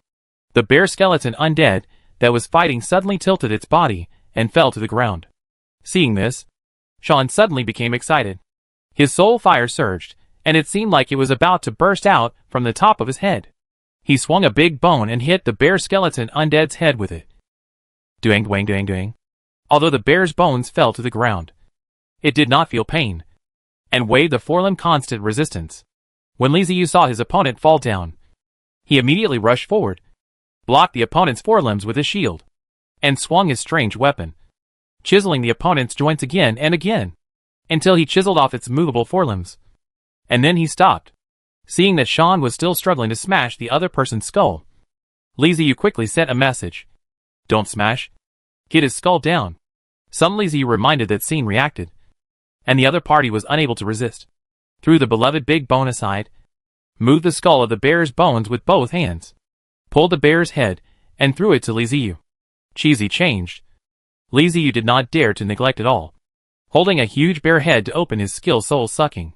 Soul energy flowed from the bear's head into Li Ziyu's soul fire, and the refreshing feeling made Li Ziyu unable to stop. But he knew that he could get the bear's bone dead spirit, which was only done by him and Sane. He held back the urge to absorb all the soul energy, forcibly stopped sucking, and threw the bear's head to Scene. Chapter 515 New Teammates. Mission completed. Hunting starts. Freedom point plus 0.5. Kill the beast bone dead spirit. Experience plus 70. You have been upgraded to level 2. Free point plus 1. The system's prompt sounded in Li Ziyu's soul fire. In his personal attribute page, there were more 1.5 free points that can be allocated and used. Where should these 1.5 freedom points be added? Now Agile is only 0.5, which is lower than normal humans. The martial arts in the world are not broken. So I choose Add to Physical Fitness. Li Ziyu happily added the free points she had just obtained from the mission to her physical fitness, bringing her physical fitness to 2.7. Staying alive is more important than anything else. Make sure you stay alive first, then talk about killing the enemy. As the free point was added, Li Ziyu's bones flashed a touch of glory. The bones began to thicken and increase, and at the same time, the bone density increased, becoming harder. While Li Ziyu was adding free points, the big guy Sean caught the skull thrown by Li Ziyu, raised it, and aimed it at his own soul fire, and was about to absorb the opponent's soul energy. Before he could absorb it, his shoulder blade suddenly exploded, and his entire arm was blown away. His body tilted forward, and the skull trophy he had just obtained also flew out of his hand. Sane didn't worry about his arm for the first time, but wanted to grab the skulls that rolled to the side. As a result, the hand had not been caught, and the skull was hit by something, and he rolled far from the other side. Sean was furious. The fire of the soul was burning, and the whole skull was wrapped by the fire of the soul. If you look at the head alone, it looks like an evil spirit knight. He stood up angrily and glared at his surroundings. Sane couldn't find someone, and Li Ziyu could see clearly. 2 streamers shot out in the distance. The first mount hit Scene's scapula and exploded. The second mount hit the skull of the bear's undead and shot the skeleton to the distance. Archer. Li Ziyu reacted in an instant. When he saw Scene still wanted to find someone, Li Ziyu quickly pulled him and dragged him and ran. Sean was extremely dissatisfied for not being able to absorb soul energy. He used one arm to throw Li Ziyu aside, but this action caused his body to deflect, and another stream of light shot over and broke one of his ribs. If he hadn't pushed Li Ziyu away, the arrow would have hit his spine, making him lose his ability to fight. With a broken arm and a broken rib, Sean was not afraid. Instead, he was aroused to ferocity like a wild beast. He turned his head to look in the direction where the arrow came from, took big strides, and rushed towards the archer. "Come back! Danger!" Li Ziyu, who was thrown out and fell to the side, hurriedly sent a message. But unfortunately Sean was already in a state of rage, and did not respond to him at all. He was wholeheartedly trying to get rid of the guy who dared to provoke him. At this time, the archer who attacked Sean no longer hid. He stood up from the Shirong and shot another arrow at Sean, without even looking at whether he hit the target or not. He turned around and ran away. Sean sprinted very quickly, and despite his large frame, he was very flexible. He dodged an arrow shot by the opponent and continued to rush forward without slowing down. Li Ziyu was helpless when he saw this, knowing that Sean would not give up until he killed the archer. So he got up and chased Sean towards the archer. Damn! That guy Sean is big, strong and powerful. But how come he is so fast? I can't catch up with him. Holding a shield and homemade weapons, Li Ziyu ran after him. But the distance between him and Sean was getting farther and farther. He could only watch helplessly as the other party shook one arm and charged towards the archer madly, shortening the distance between them. That's right. The distance between Sean and the archer is getting shorter and shorter, and the archer's speed is not as fast as Sean's. The archer was no pushover either. He kept shooting arrows to interfere with Sean, trying to prevent him from getting close to him. The undead do not have to consider physical strength issues like humans. As long as they want, they can even keep running like this. So the archer's obstruction is not very useful. But it is just a waste of arrows. Sean finally caught up with the archer and pounced on him with a big leap. Li Ziyu cursed him as a fool and continued to chase after him. He's an archer. You can just chase him. But why can't you jump up and pounce on him? You have nowhere to gain leverage in the air. And you can't even hide. He can just shoot you at will. You're just a sitting target. Sure enough, the archer bent his bow, put his arrow on it, pushed his foot on the ground, leaped backwards, and shot the arrow in his hand at the same time. Not only did Sean miss his target, but he was also hit in the chest by an arrow. The arrow exploded again, blasting Sean in two, and his body fell to the ground. After the archer shot an arrow, he immediately ran away. He didn't turn around until he was a safe distance away. He drew out another arrow and aimed at Sean, intending to make a finishing move. Whoosh! The arrow shot out, but instead of hitting Sean's skull, as it had intended, it was blocked by a shield. Li Ziyu half-crouched in front of Sean, holding up a shield to cover his own head and Sean's head, blocking the fatal arrow. Kill him! With only one arm and half of his body left, Sean was still obsessed with the archer and urged Li Ziyu to kill him. Li Ziyu was helpless and knocked hard on Sean's skull. I can't kill him. I can't run as fast as him. Li Ziyu was very self-aware. He put all his free points into his physique. His agility was only 0.5, so it was difficult for him to chase the archer, let alone dodge the arrows. He just observed that the opponent still had at least 5 or 6 arrows. Even though his physical fitness was 2.7, he was not as strong as Sean. Sean was shot in 2. If he was hit by 1, wouldn't he be dead? Block with a shield? Stop joking. Li Ziyu wouldn't dare to bet whether he could block the opponent's arrow with his shield. The fact that he was able to block it this time was purely a blind cat catching a dead mouse. Mission optional, revenge. Description: your teammates have been attacked and severely damaged. Can you tolerate it as a future god of undead? Reward: experience points plus 50. Free points plus 2. Mission optional, cooperation. Description: the crisis has come. Between fighting and cooperation, you choose cooperation and make the enemy your comrade in arms. Successfully make the other party sign a soul contract and become your teammate. Reward: freedom point plus 1. The mission suddenly appeared. Li Ziyu only took a glance and knew that revenge was much more difficult than cooperation. After all, the rewards given were very different. Killing the archer can not only get its own experience, but also get 50 experience values and 2 points of freedom points. In this way, I am afraid that I can get up to the first level and get 1 free point again. In other words, choosing revenge and successfully completing the task. He can improve the level of 1, and at the same time, he can get 3 points of freedom and directly strengthen. The rewards for cooperative missions are much less, which is just 1 free point, which is difficult and which is simple. It can be distinguished by just looking at the task. If Sean was intact, Li Ziyu would definitely choose revenge. But Sean is now a useless undead who can't help and will only distract his attention. We have to protect Sean and not let the other side shoot him to death at will. After a brief analysis of the situation, Li Ziyu immediately came to a conclusion and chose the task, cooperation. At this time, the archer bent his bow and shot another arrow. The arrow hit the shield and exploded with a loud bang, forcing Li Ziyu's arm to retract. Cracks also appeared on the bone shield. If 2 more arrows were fired, the shield would be shattered into pieces. After taking the task, Li Ziyu held the shield and sent a message to the archer. Stop! Don't shoot anymore. The archer had just put on an arrow when he received the message from Li Ziyu. He was stunned and hesitated before shooting the arrow. Since he became an undead, he has never communicated with other undead.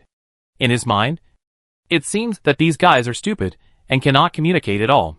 Hesitantly, the archer did not release the bowstring, but sent a message to Li Ziyu. Are you talking? Unexpectedly, the other party's information transmission was quite smooth. Better than Sean. Li Ziyu didn't know the other party's attitude, and did not put down the shield.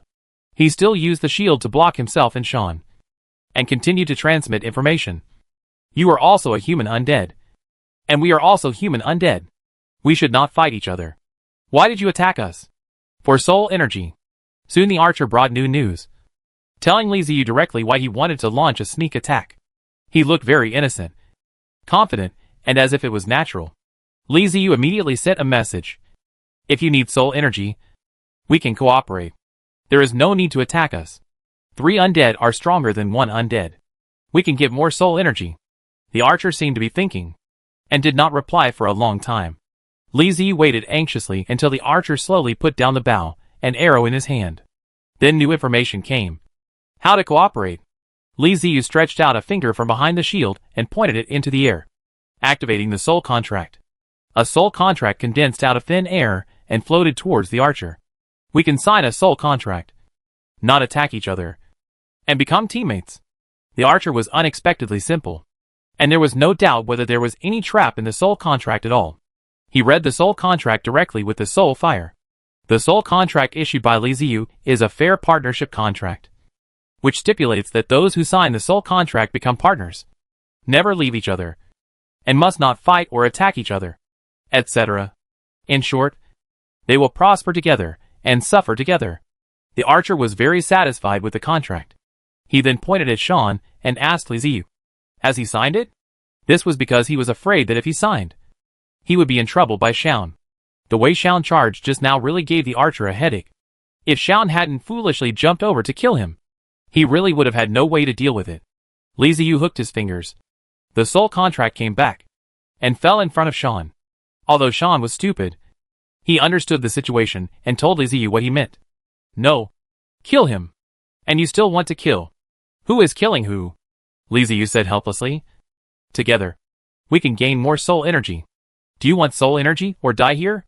Shaun tilted his head to look at Li Ziyu, then looked at the archer, weighed the fighting power between Li Ziyu and the archer, and said in a telepathic voice, soul energy. Okay. Since you want soul energy, let's sign the contract. We'll have one more friend, and hunting will be easier. Under Li Ziyu's persuasion, Shaun separated a wisp of soul fire and integrated it into the contract. Li Ziyu also separated a wisp of soul fire and integrated it into the contract, and then pushed the contract back to the archer. We've signed it. It's your turn. The archer watched with his own eyes as the 2 undead separated their soul fires. Without any hesitation, he also separated a wisp of soul fire and integrated it into the contract, thus completing the partnership contract.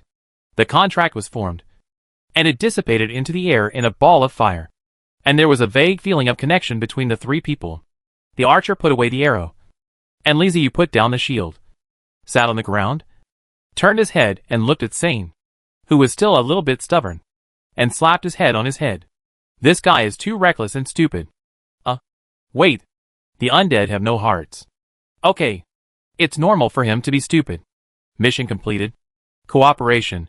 Freedom point +1. After signing the soul contract, the system prompt finally came. There was no experience reward. But one more free point was gained. And a new teammate was gained. The task was relatively simple and easy to complete. And Li Ziyu was still very satisfied. Li Ziyu thought about it. Split free points. Supplemented Agile to 1. Supplemented his physique to 3. And left 0.2 for backup. After adjusting his attributes, Li Ziyu stood up and moved around. Perhaps because his agility had increased too little. He didn't feel anything special. However, his physique had increased to 3, making his bones harder. Well, he still couldn't withstand the archer's arrow. Speaking of bow and arrow, Li Ziyu looked at the archer curiously and asked with the explorer, "How can you have a bow and arrow?" Judging from the battle of only talented, the grade attribute of the big man should be stronger than the archer. On the thickness of the bones, the archers are not as good as Sean. In terms of speed, the archer is still not as good as Sean. But Sean will not use weapons. The only weapon is the bone stick that Li Ziyu finds him. Instead, the archer. Obvious attributes and grades are lower than seen. But they will use bow and arrows. And it seems that his arrows are not simple. Not only are sharp, the puncture is high, but it will also explode. Otherwise, Sane may be shot into 2 sections. Without a bow and arrow, the archer will be pressed on the ground by Sane. With a bow and arrow, Sane lost his arm and was shot into 2 sections himself. Hearing the problem of Li Ziyu, the soul fire in the archer's eyes revealed a sense of blame. Pointing to my head, "Yes. I don't know why. How to make a bow and arrow. How to use a bow and arrow." This has existed in his mind since the moment he was born. For no reason. Just like a person knows how to use his arms. Then the archer asked Li Ziyu, "Don't you know how to do it?" "It's very simple." Li Ziyu shook his head and asked the archer again, "Do you have a name? What does the name call you?" "What do I want you to call you?" The archer was silent. And it seemed to be in the slightest. After a while, a message came out. "I have no name." "Do you have a name?" Li Ziyu pointed at herself and then at Sean, and introduced him. "My name is Li Ziyu." And I gave him the name Big Sean. The archer was silent again. Li Ziyu waited for a while before he sent a message. "What should I be called? Will you give me a name?" Li Ziyu chattered, his soul fire jumping a few times. And he suddenly said, "Robin Hood." "How about the name Robin Hood?" The archer tilted his head and asked, puzzled his head, "Why is it called Robaham? Is there anything special about this name? Why is he called Sean? Why do you call Li Ziyu?" "This is such a problem, baby." Li Ziyu had to explain. "I have had a name since the beginning. My name is Li Ziyu. Just like you can use a bow and arrow. Sean, because I remember Sean is a big and warlike undead. And Robin Hood is a guy who uses a bow and arrow." The archer nodded, satisfied with Li Ziyu's explanation, and said, "Then I will be called Robin Hood. Robin Hood who uses a bow and arrow." Chapter 516 Trapdoor Spider. The matter has been done. And Scene retrieves his half-body and arm. And is reconnected. Compared with Li Ziyu and Robin Hood, his recovery speed is faster and stronger. He can even promote bone development and allow broken bones to heal automatically. And the speed is very fast. This surprised Li Ziyu. Isn't he a natural tank? He is not afraid of death or injury. Hey, what is a tank? The inexplicable vocabulary made Li Ziyu stunned. And then, the memory clip of the tank emerged. The bombardment sounded, and could launch a long-range attack. The steel beast on the battlefield was a little surprised. There are still such things in the world before my death? Can we really stop this kind of thing? Wouldn't they enter this world with this kind of thing? For a moment, Li Ziyu felt an inexplicable sense of anxiety and panic. But he immediately put it behind him. "I'm just a new undead. What do you want to do so much? Anyway, there are really tanks to the world. And there will always be a powerful undead to deal with it. This is called worrying about nothing." What is worrying about nothing? Forget it. Never mind. Inexplicable memories from my past life keep coming back to me. But they don't give me all of them. I'm so angry. While waiting for the recovery of the big man, the boring Li Ziyu opened the attribute panel and looked at it. Now the data on the attribute panel has changed. Name, Li Ziyu. Race, Skeleton Undead. Level, Newborn Skeleton Level 2 October 90. Attributes: Strength 2, Constitution 3, Agility 1, Spirit 1. Free points 0.2. Skills: Splice passive and active. Soul sucking passive and active. Soul contract active.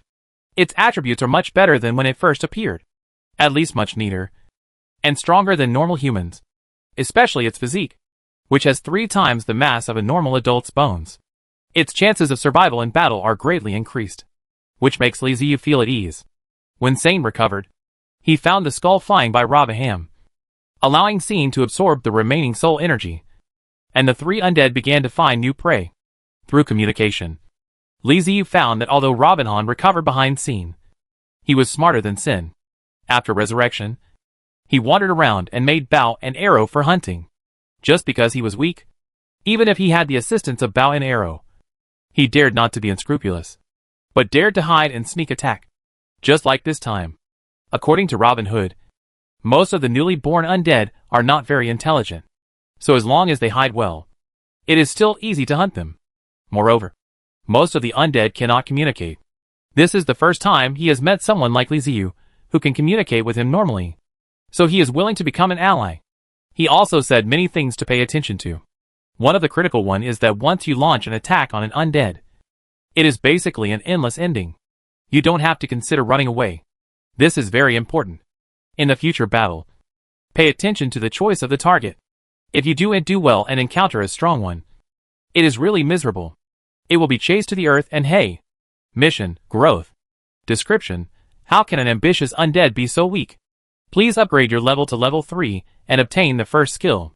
Rewards: Experience points plus 50. Free points plus 1.8. Skill rewards. Just when the 3 Li Ziyu set off, the system also came up with new tasks in a timely manner. Li Ziyu glanced and couldn't help but say, lying in his heart, this system must be monitoring me. It must be. Otherwise, how could the free points be both integer and decimal? Adding my remaining 0.2 free points, I can make up exactly 2 free points.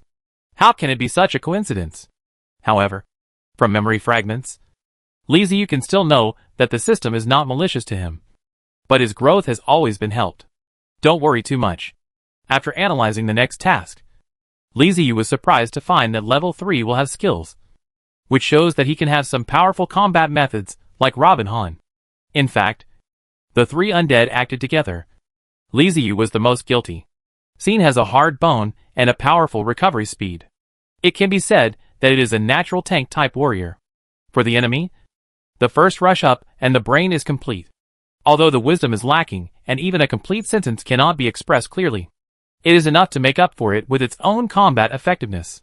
Needless to say, Robin Han is not only clever, but also has a rare arrow technique, which can attack from remote. And it is extraordinary. Only yourself. Pure soy sauce. The shield and weapons in your hand are completely self-made. It cannot be said to be useless. But it is almost the same. The skeleton undead that is almost the same is okay. The bones of the bear's bones and bones before cutting are difficult. It can only be started from the joints. The attack power is poor. The basis of cooperation is that everyone is similar and has the ability to sit at the table and overturn the table, so that everyone can get along harmoniously. My fighting ability is far inferior to that of Sean and Robin Hood, and I might be disliked and abandoned by them. Only when you reach level 3 and have a skill at hand can you go further. With a goal comes motivation. Li Ziyu suddenly became energetic, and even his soul fire became stronger. This made Robin Hood, who had been observing him, a little strange. The target of the 3 undead this time was provided by Robin Hood. It was an undead that had existed at least 3 times as the Singing of Wind. Robin Hood had long wanted to take it down, but after weighing the pros and cons, Robin Hood felt that he could not take it down. This time, with the help of his 2 companions, he should be able to take it down. Sean and Li Ziyu didn't care. To them, hunting any undead was the same thing. Since Robin Hood had a target, they would just go for it. On the gray-black flat soil, there is a white round area, which looks very abrupt. The 3 undead hid far away and secretly observed. Robinhan told Li Ziyu and Sin that the white circular area was the place where the undead live, and it was hidden underground. Li Ziyu looked at it for a while, and suddenly felt that the white circular area was a little familiar. Sure enough, the next second, Fragments of memory came flooding out, which were very similar to the silk spit out by a spider. In his memory, he had seen an insect called a trapdoor spider. That insect liked to dig holes, then spin silk in the holes to make a movable door panel to cover the hole entrance. If prey passed through the hole, it would rush out of the hole quickly and bite the prey to death. The white circular area on the ground was very similar to the door panel in his memory fragments. The information Robin Hood gave them next also confirmed this. He told Liziu and Sean that it was a strange undead with 6 arms and legs, and its skeleton was covered with a layer of bone SHL. He had never tested it, so he didn't know how hard the SHI was. Furthermore, that strange undead spirit would spray out a kind of silk thread to bind its prey. After wrapping up the prey, it would easily take away the prey's skull and then shrink into the ground. That white circular area is an absolutely dangerous area. Once you get close to it, you will be immediately entangled by the white silk threads, and you won't be able to run away. Therefore, they cannot get close to the white circular area. They have to lure the opponent out and fight. How do we do it? Sean, who had little IQ, had no idea what to do and asked Robin Hood in a daze. In his opinion, in a fight, all he has to do is rush forward and swing his fists. But now his partner tells him that he cannot rush forward and has to wait for the other party to come out. What should he do? Liziu shrugged at Robin Hood, then said to Sean, "Don't worry about it. I told you to go ahead. And if you go ahead, it will be okay. This is easy now." Sean nodded vigorously. Okay. After dealing with Sean, Liziu looked at Robin Hood, and the two undeads began to discuss tactics. First, Robin Hood was responsible for luring the monsters. He was very familiar with the undead that looked like a trapdoor spider, and he had long-range attack methods, which made it easier to attract the opponent's attention. Secondly, they need to disperse to ensure that the other side will not refuse to come due to numbers. After some research, Liziu sent Sean to wait aside and would notify him when the attack came. Liziu then ran to a position closer to Robin Hood and buried himself in the soil. His task was to use a shield to help Robin Hood block when the trapdoor spider undead rushed towards him. It was dangerous, but it was the only thing he could do. After everything was ready, Robin Hood picked up a bone, put it on the bow, and shot towards the white circular area. Because it was just a random bone, it had no attack power and just hit the white area. But this also triggered a spontaneous counterattack from the white area. White threads popped up and wrapped up the bone in an instant. Then the area flipped over, and the bone suddenly disappeared. After waiting for a few seconds, the white area flipped open again. There seemed to be something underneath looking around, but it didn't come out. That should be the undead that Robin Hood mentioned. Liziu hid in the shirong and watched secretly, sighing in his heart. This guy is really cautious and timid. The other party saw Robin Hood acting as bait, waited for a while, did not come over, but put down the silk cover and retracted again. Robin Hood seemed to have known this would happen. Seeing the other party shrink back, he pulled out a homemade bone arrow, put it on the bow, aimed at the silk cover again and shot it out.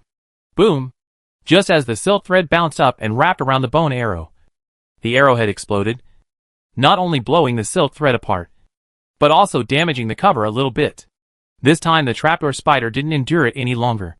It quickly crawled out from the ground and looked at Robin Hood with anger.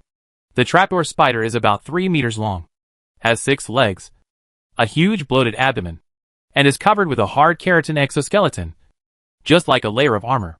Its appearance is a bit like a spider and a bit like an ant. Faced with the trapdoor spider, Robin Hood was not at all panicked. He bent his bow and shot another arrow. The arrow flew across the sky and landed on the trapdoor spider, exploding. Liziu could see clearly that the arrow failed to completely break the exoskeleton, but only caused a piece of it to break off. It is not very lethal, but extremely insulting. The trapdoor spider slid quickly on its 6 legs and pounced towards Robin Hood. Robin Hood turned around and ran, but the trapdoor spider was much faster than him. Before he could take a few steps, the trapdoor spider caught up with him and opened its huge jaws to bite Robin Hood. Robin Hood didn't look back and continued to run forward. Just as the jaws were about to bite Robin Hood, Liziu jumped out and raised his shield to block the trapdoor spider's jaws. Click! The huge jaws opened and closed, clamping the bone shield in Liziu's hand. The huge force immediately caused the bone shield to crack from the edge. If it clamped on Robin Hood, It could bite him in two pieces effortlessly. This was also what Li Ziyu and Robin Hood had discussed before. Robin Hood was responsible for attracting the enemy, while he was responsible for resisting the enemy's first wave of attack. Superior Li Ziyu, who was holding the bone shield, was terrified. He could see that the bone shield could not last long. So he decisively sent a message to the big guy Sean. The big guy Sean broke out of the ground from the side, took a big step, and slammed into the trapdoor spider with his shoulder. The trapdoor spider was still focusing on the bone shield when it was hit by Sean. Li Ziyu also let go in time, and the trapdoor spider was knocked off the ground and flew several meters away. Before it could get up, Robin Hood, who had run far away, had already drawn his bow and shot 3 arrows in succession, hitting the middle of its sternum armor. There were a series of explosions, and the impact was so strong that the trapdoor spider danced on the ground and couldn't get up. Attack the connection point. While Li Ziyu was sending a message to Robin Hood, he rushed forward with his homemade weapon.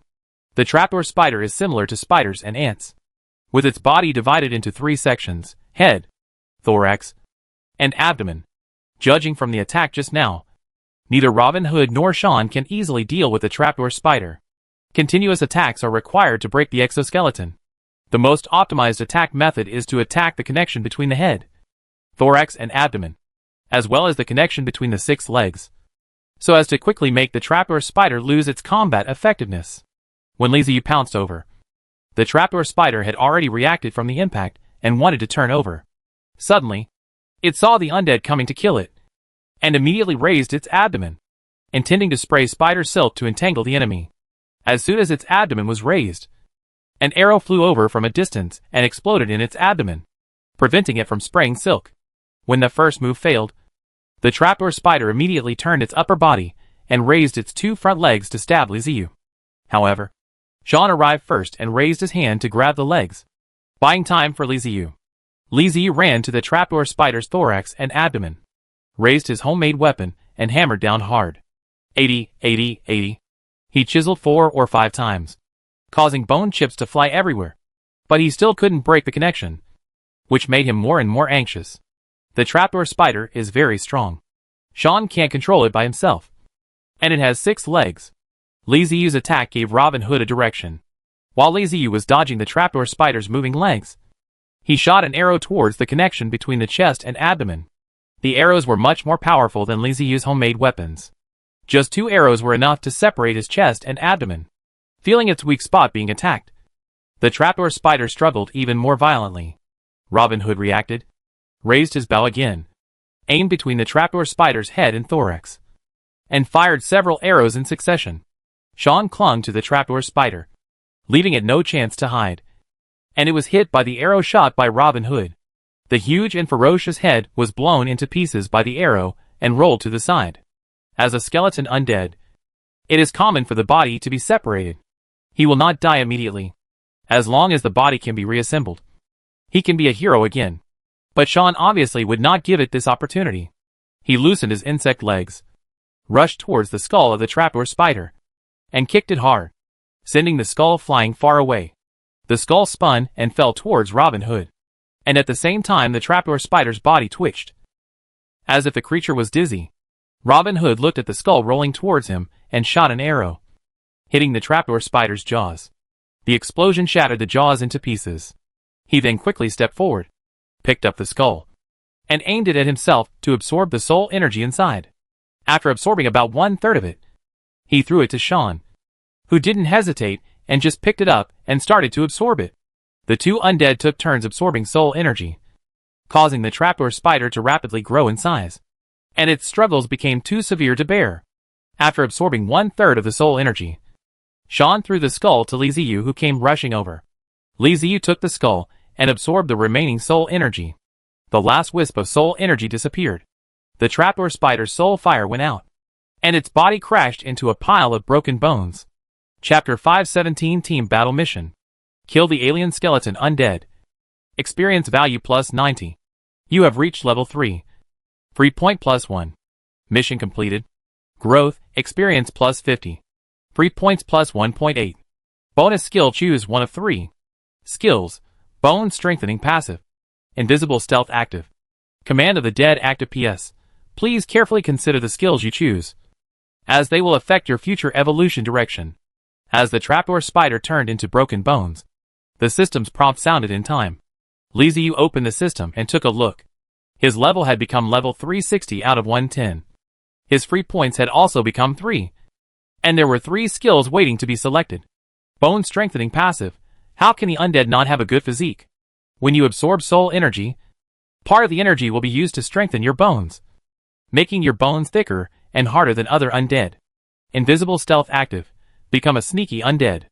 You will hide your body, and even the undead cannot detect your existence. Stealth time is 30 seconds. Being attacked or actively attacking will expose yourself. Underworld command active. How can a skeleton undead fight alone? Group fighting is the correct way to defeat skeleton undead. You can command undead whose spirit is less than or equal to yours. The number of undead you can command is determined by your spirit power. These 3 skills all look pretty good.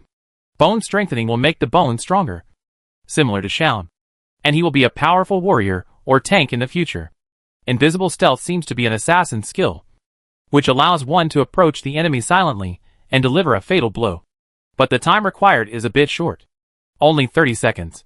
Command of the Dead. Looks familiar. Like a summoner skill.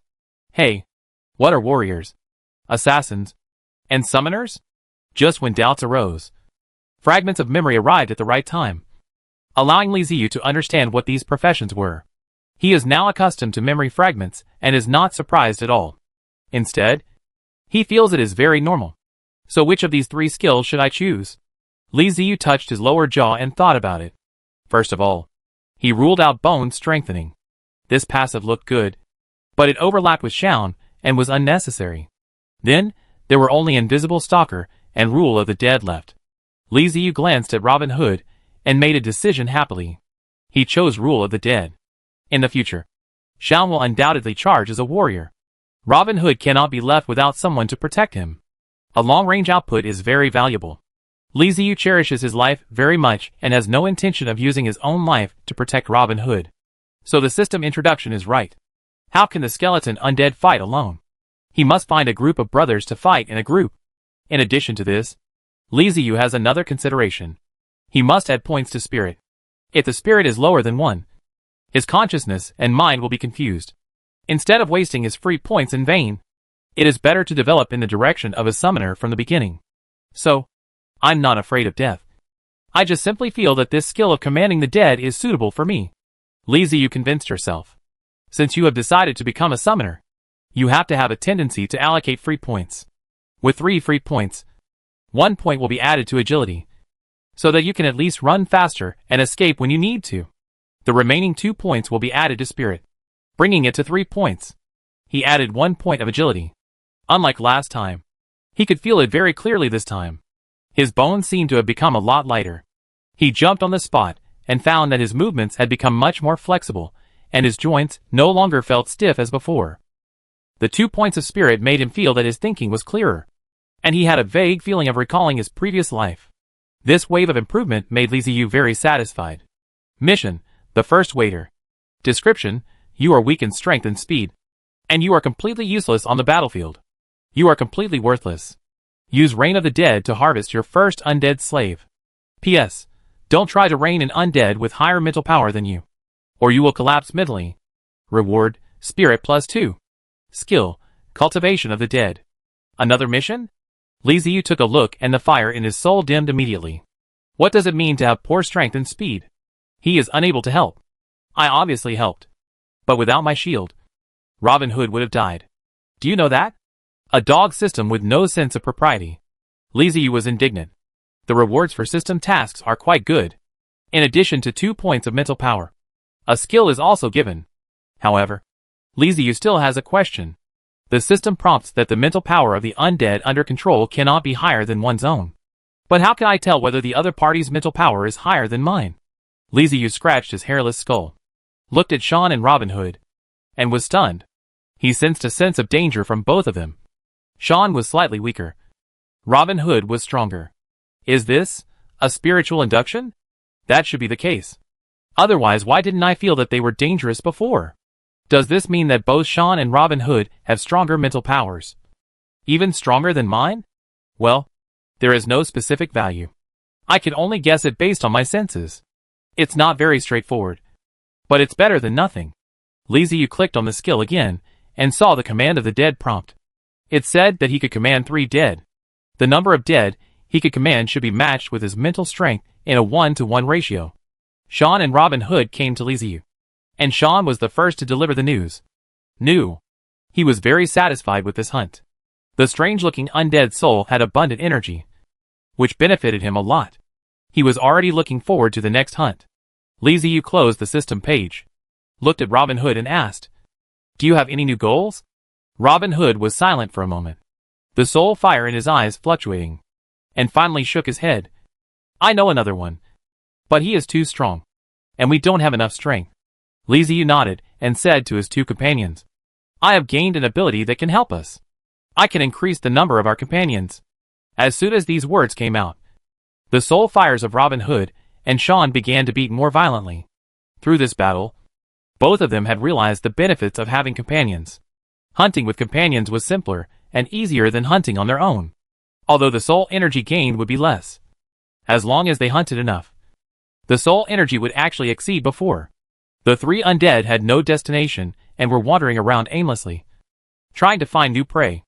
Unfortunately, there were not many hunting undead, but there were many ordinary undead. They were hiding under the soil, observing them quietly, not daring to even show their heads, and were extremely timid. There is no day or night in the world of bones, and the sky is always gray. Time has no value to the undead. Li Ziyu didn't know how long it had passed before they finally found new prey. It was also a team of undead, also consisting of 3 undead, and also in human form. Unlike Li Ziyu and the other 3, the other party's bones have become specialized. Some parts are thickened, as if covered with bone armor, and some parts have grown spikes, which is beneficial for them to fight. Alienation is not uncommon for hunting-type undead. After all, they evolve by obtaining soul energy through combat, and the direction of evolution will naturally be related to combat. The most common ones are the evolution of bone armor, bone spurs, etc., allowing them to gain more advantages in combat. When Li Ziyu discovered the 3 specialized undead, the other party also discovered them. Both sides were extremely excited to meet each other, and the same emotion was conveyed in their soul fire. Finally they saw the prey. Li Ziyu's side is equipped with a ranged archer, a melee tank and a burden. Yes, Li Ziyu is that burden. The opponents are 3 melee specialized undead. Mission, group battle. Description, the warlike you have met the warlike them. The bravest of the 2 will win.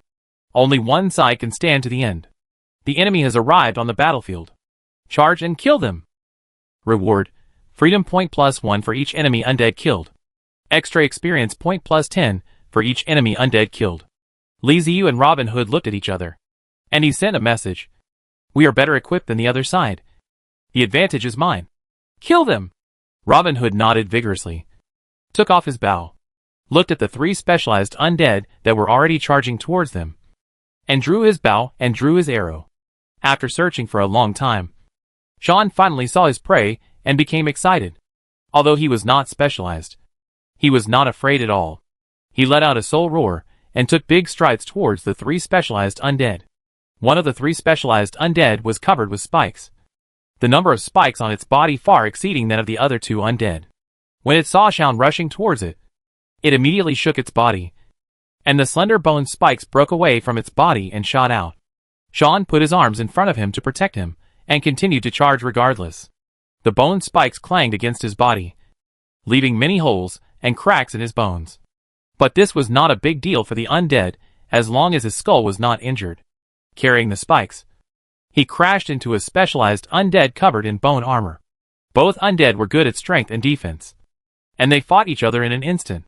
There was nothing good to see in their fight. It was just like a fight between children, tearing at each other. You punch me and I kick you. There was no technical content at all. It just depended on who could outlast the other. The remaining 2 specialized undead bypassed Sean, and continued to rush towards Li Ziyu and Robin Hood.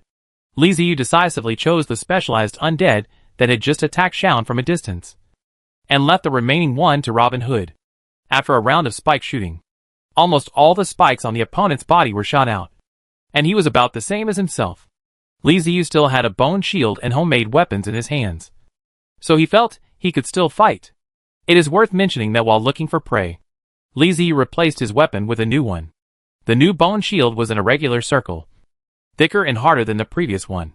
The homemade weapon he used for chiseling was also replaced by a hard bone stick. After several battles, Li Ziyu discovered that blunt weapons cause much more damage to the undead than piercing weapons. Even if there is a chance to poke a hole in the bones of the undead, the opponent will not feel any pain and it will not affect the combat. Unless you can poke the joint accurately, the damage to the undead will be very small. But it's different with blunt weapons. If the bones are broken or shattered, even with Xiao's recovery ability, there's no chance for him to recover quickly on the battlefield, which has a significant impact on his combat effectiveness. Li Ziyu did not look at Robin Hood. Since they were teammates, he had to trust each other. He just needed to concentrate on dealing with the undead in front of him. Sure enough, just when the specialized undead were about to form a pincer attack, Robin Hood shot an arrow, which blew the last specialized undead away. When the undead saw someone attacking him, it immediately turned around and rushed towards Robin Hood. While Li Ziyu faced the undead he had chosen, only the palms, arm bones, and shoulder blades were left on the spiky undead's body. Li Ziyu held a shield in one hand and a large bone stick in the other, and went straight to meet it. After a few hits, Li Ziyu found that he had thought too simply. Even though the opponent no longer had the spikes that could be fired everywhere, his combat effectiveness was still good. Li Ziyu was stabbed several times by the opponent and almost lost his arm. The spiky undead's fighting method was to target his joints and skull. It was extremely vicious and fast, circling around Li Ziyu continuously, making Li Ziyu, who was holding a shield, exhausted from dealing with it and unable to free his hands to attack. No, we can't go on like this. If we keep defending, it will find an opportunity sooner or later. Li Ziyu felt anxious. While blocking the opponent's attack, he quickly thought of a countermeasure. By the way, I also have a skill, the Command of the Dead. I don't know if it will be of any use to the undead in front of me. Thinking of this, Li Ziyu began to observe the opponent.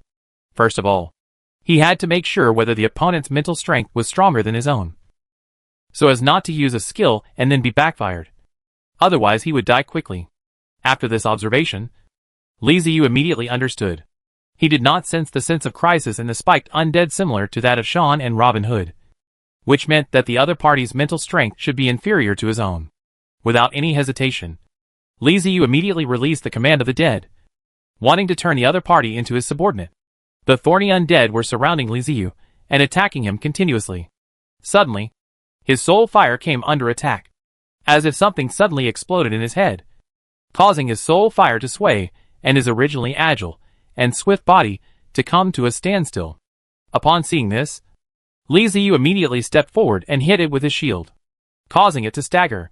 He then swung his large bone stick at it, but his attack immediately interrupted the effect of the control of the dead.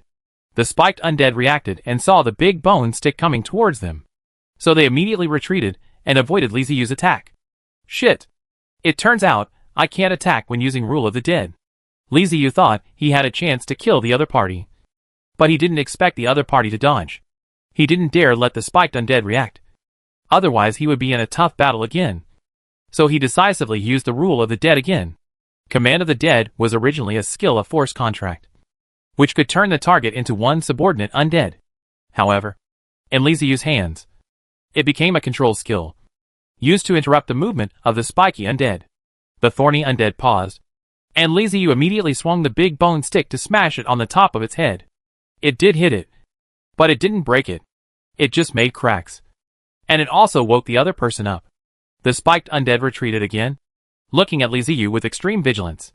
Even if its mental strength and wisdom were low, being attacked twice in a row was enough to wake it up. Li Ziyu was about to use the control of the dead again, but he felt the soul fire swaying, and his skeleton trembled and crackled. His mental strength can only sustain him to use the Rule of the Dead twice in a row. He needs to rest before using it again. Excessive use of skills will damage the soul fire. In desperation, Li Ziyu had to muster up his strength, raise his shield, and rush towards the spiky undead with the big bone stick. This time, the thorny undead did not dare to fight Li Ziyu head-on, but kept dodging Li Ziyu's attacks. He was a little upset by the two attacks on the dead just now, and was afraid that the other party would come again and smash his skull. One side was fighting back, while the other side was fighting with all its might. The spiked demon couldn't resist anymore, and its bones were hit one after another. Its ribs were broken. The bone spurs on its shoulder blade were broken, and a part of its arm was lost. It looked miserable. Li Ziyu took advantage of the situation and kicked him down again. It happened that his mental strength had almost recovered, so he used the control of the dead again, and his mental strength rushed into the opponent's soul fire. Chapter 518 New Skills. Li Ziyu's mental power seemed to break through a hard SHL and enter the special undead spiritual world protected by soul fire. Li Ziyu had never entered into the spiritual world of others, so this was a novel experience for him. The spiritual world is like an egg, filled with soft white halo. It is unknown whether the spiritual world of the special undead has been traumatized or has not been fully formed. There are cracks all over the world. There is a shallow and small puddle at the bottom of the world. This is the so-called spiritual sea. Before he could explore further, his mental force had already twisted spontaneously, forming an undead rune in the mental world, which then penetrated into the mental sea with a snap, and was imprinted at the very bottom of the mental sea, as if it had tattooed a body on the mental sea. Then Li Ziyu's mental power was expelled from the spiritual world of the special undead and returned to his body. The control was successful? Li Ziyu was holding a large bone stick and was about to knock it down to kill the special undead in front of him. But suddenly he felt the connection between the two, so he withdrew his strength and stopped the stick in the air. The spiked undead looked at Li Ziyu with a silly look on his face, conveying the emotion of "don't hit me. I'm scared." Li Ziyu turned his head to look at Robin Hood and found that he was being chased everywhere. He shot arrows to attack from time to time, but they were all blocked. "Go help him." Li Ziyu pointed at Robin Hood and rushed forward first, aiming at the special undead that was chasing Robin Hood and launching the rule of the dead. "Order it for me." The control of the dead was not successfully activated, but it made the special undead's body stiffen and fall into a dazed state. Upon seeing this, Robin Hood immediately shot 3 arrows in succession, knocking the skull of the special undead away. The spiked undead also rushed over at this time, pounced on the special undead without a skull, and knocked him to the ground. Besides, when Robin Hood saw the spiked undead pulling the bowstring again, Li Ziyu quickly sent a message. "My own people have been recaptured by me." With Li Ziyu's assurance, Robin Hood put down his bow and arrow and pointed at Sean. Li Ziyu ran over to pick up the skull that had just been knocked away, commanded the spiked undead to follow them, and then rushed towards Sean. The headless special undead staggered to its feet and chased after them, but was soon left behind. It kept spinning in circles, with its head being held by Li Ziyu, and swung back and forth so that it could not tell where it was. With the addition of Robin Hood, Li Ziyu and the spiked undead, the battle on Shaun's side ended quickly, and 2 skulls were harvested in this battle. The 3 of them divided the soul power of the 2 skulls. Robin Hood and Shaun silently looked at the spiked undead, who was standing next to Li Ziyu in a daze. "I have subdued him. He is one of us from now on." Li Ziyu raised his thumb and said to his 2 companions. Robin Hood and Shaun looked at each other and said it was meaningless. They easily believed what Li Ziyu said. Kill special undead. Experience plus 70. Kill special undead. Experience plus 70. Mission completed. First waiter, spirit plus 2. Skill, cultivation of the dead. Team battle, free points plus 2. Experience plus 20. You have been upgraded to level 4. Free point plus 1. The system's reminder was delivered in time, and this time he reaped a lot of rewards. Not only gaining 2 spirit points, 3 freedom points, but also a large amount of experience, which raised his level again. Looking at the 3 free points, Li Ziyu did not hesitate and directly added them to the spirit, and would focus on single-handed control and group fighting in the future. Looking at the property panel again, it has changed again. Name, Li Ziyu. Race, skeleton undead. Level, newborn skeleton level 4 110/130. Attributes, strength 2, constitution 3, agility 2, spirit 8, free points 0. Skills, splice passive and active, soul sucking passive and active, soul contract active, command of the dead active, cultivation of the dead active. He can now command 8 undead using command of the dead. There was a new skill called cultivation of the undead. Li Ziyu clicked on it and read the introduction. It turned out to be used to cultivate the undead that he had conquered. The skill of cultivating the undead is an auxiliary skill. It allows Li Ziyu to transfer soul energy to specific undead, interfere with the evolutionary direction of the undead, etc. To put it bluntly, it is to cultivate the undead according to one's own needs, rather than letting the undead evolve on their own. Now he only has one undead under his command, which is the spiked undead that he had just accidentally subdued. I checked the properties of the spiked undead. Unlike its attribute panel, the spiked undead did not have specific numerical attributes, but was described in text. Special undead, they develop towards bone spur hyperplasia, evolving into fixed bone spurs that can be used for melee attacks, and also evolving into bone spurs that can be used for ranged attacks. Their bones are light, and they move swiftly. Li Ziyu can cultivate the undead herself. For example, the next growth is mainly agile, or enhance the bones, or continue to develop bone spurs. The undead will strive to move towards Li Ziyu's goal. If you want the undead to evolve, you need to supplement it with enough soul energy. Only by relying on soul energy can bone development be promoted. Li Ziyu can choose to divide some soul energy to the undead of his men when hunting, or you can choose to transmit his soul energy to accelerate the evolution of the undead. After seeing the profile of the spikes, Li Ziyu named him Hedgehog, allowing him to attack the bone spurs. The bone spurs of the flying can be slightly less. The special type spiked hedgehog received the order of Li Ziyu, and the subsequent evolution has been locked. A new member was added, and Li Ziyu's team expanded again. It is detected that the host has been upgraded to level 4, surpassing level 3, and is awarded a Silver Skeleton Body. Silver Skeleton Body, all attributes +1. When Li Ziyu was surprised, his body flashed silver. His abnormalities caught the attention of Sin and Robaham. The two undead did not know what was going on.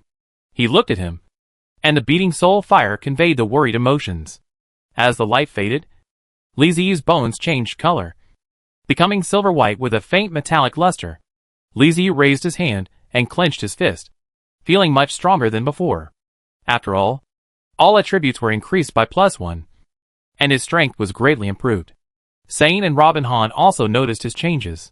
Sane stepped forward and knocked on Li Ziyu's ribs curiously, and actually made a metal sound.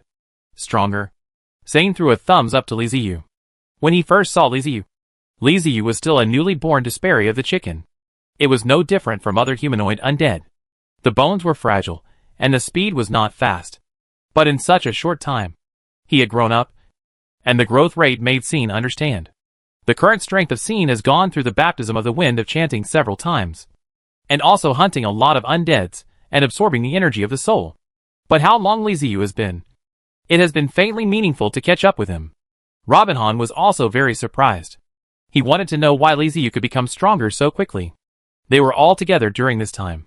Li Ziyu did the same things as them, hunting together and absorbing soul energy together. But Li Ziyu's growth rate was higher than theirs.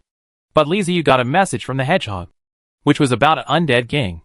The 3 undead including Hedgehog are not fighting alone. They have people behind them. They are part of a hunting undead group. This group focuses on the must be reported. Once there are people in the group of undead hunting groups, they will smell the wind. We are in trouble. Li Ziyu immediately passed the news he had just received to Sean and Robin Hood. When Sane knew, not only did he not worry, but he hit his double punch.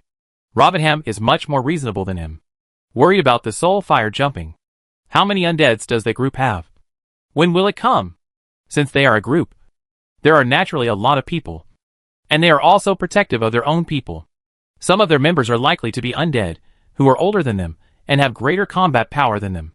They have to find ways to avoid each other, and not get entangled with each other. Task, march. Description, how can you choose to retreat in the face of difficulties? And going forward is the best choice. Go forward. Warrior.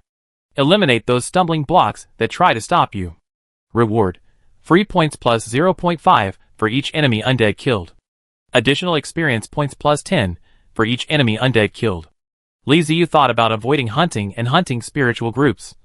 But the system had his own ideas and published a new task to him. The task rewards are similar to the team battle, which is the difference between free points. As the saying goes, there will always be brave men when there is a big reward. Li Ziyu suddenly didn't want to hide anymore. It is of course possible to hide, But they are all hunting undead now. Even if they hide, they still have to find other prey. But if they don't hide, the prey will come to them. It's quite convenient if you think about it. He said this idea to Robin Han, and Robin Han did not reply for a while. After a while, Robin Han sent a message. Your wisdom has fallen and become stupid. We only have 4. But they have many. The hedgehog did not tell Li Ziyu how many undead he had in his group. But the number must be a lot. Absolutely more than 20. And it was also a special type of undead. The combat effectiveness in a certain aspect was enhanced. Both Sean and Robin Hood are capable of taking out each other one-on-one. But if there are 2 of them, they won't be able to handle it. Li Ziyu is even worse. He can't win people in 1-to-1-to-1. Although he has the system to help grow fast, it will take time to grow. He now has an extra hedgehog. Li Ziyu and the hedgehog can also deal with a special type of undead. For people can deal with 3 of the other side at most. But they won't be able to handle more than that. Li Ziyu gave Robin Hood a thumbs up and said, Don't be afraid. With me here, we can win. Robin Hood was silent for a moment. Then asked, Why are you so confident? Do you have any good ideas?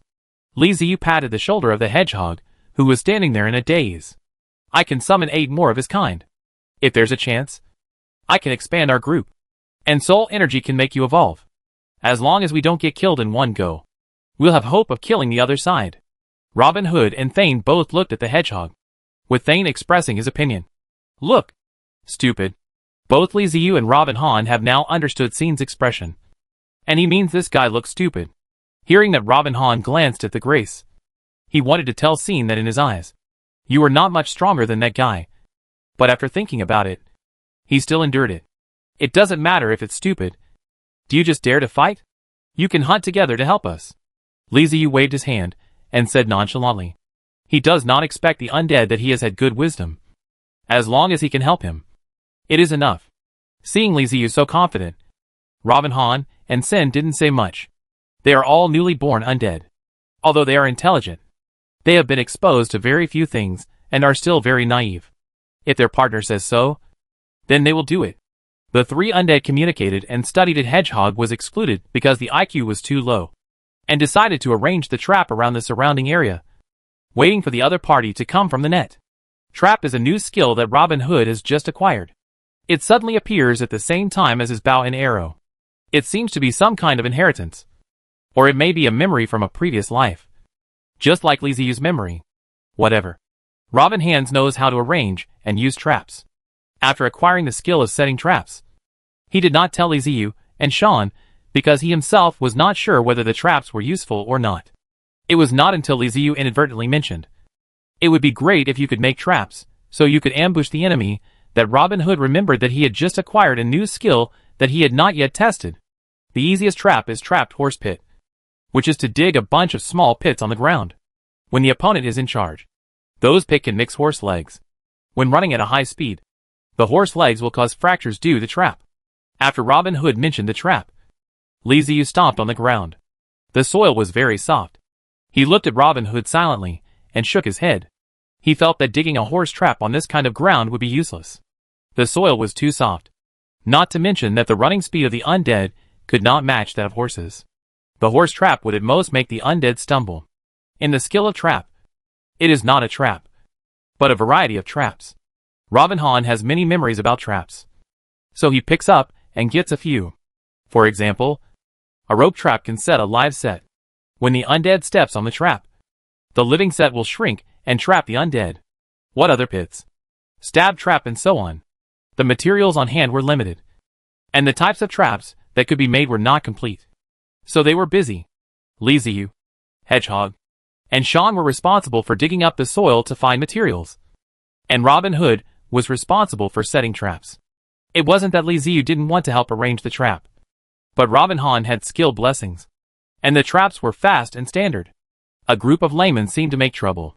They didn't know where the enemy would come from, so they simply gathered the bodies of the 2 special undead together and set traps with the bodies as the center. There were hundreds of traps of various sizes. Basically, there was a trap every few steps.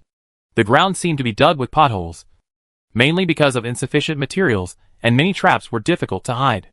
If this happened in human society, It would be obvious at first glance that it was a trap. But the undead probably wouldn't care so much. An unknown amount of time passed before Li Ziyu and the others finally felt that it was about time. So they stopped and hid in the center. They each found a position, buried themselves in the soil, and quietly waited for the enemy to arrive. According to Hedgehog's intelligence, these undead are all engraved with special marks, and the people in the team will find them through the marks. Li Ziyu felt that these marks had positioning capabilities, and the other party would follow the marks to find this place. Just bury it in the soil and wait quietly. Waiting is boring. Li Ziyu can't bear the loneliness. Fortunately, there are Sane and Robaham who can communicate and relieve it. In such a boring waiting, the enemy finally came. Chapter 519 Soul Shock.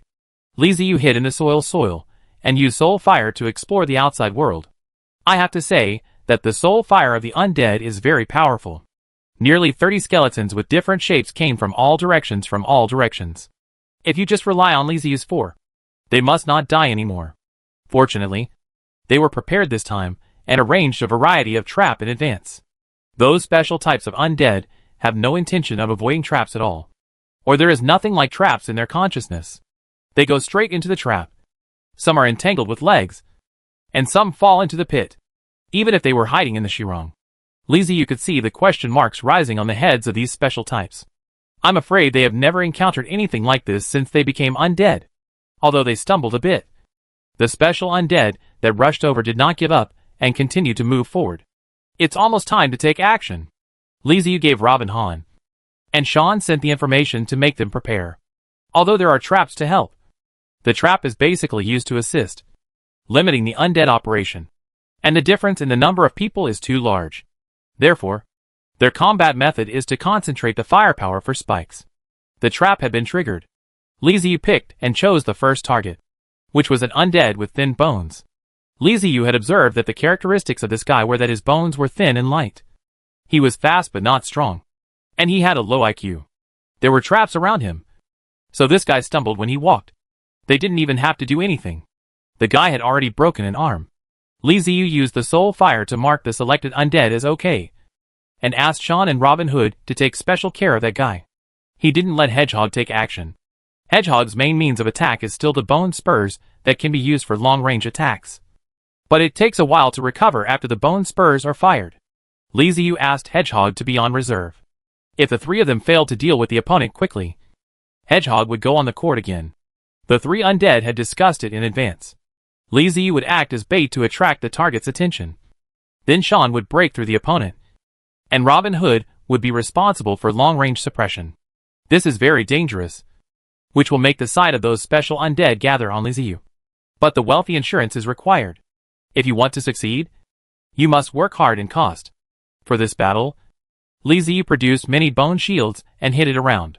He did not need to fight against the enemy, as long as he guarded the enemy's attack.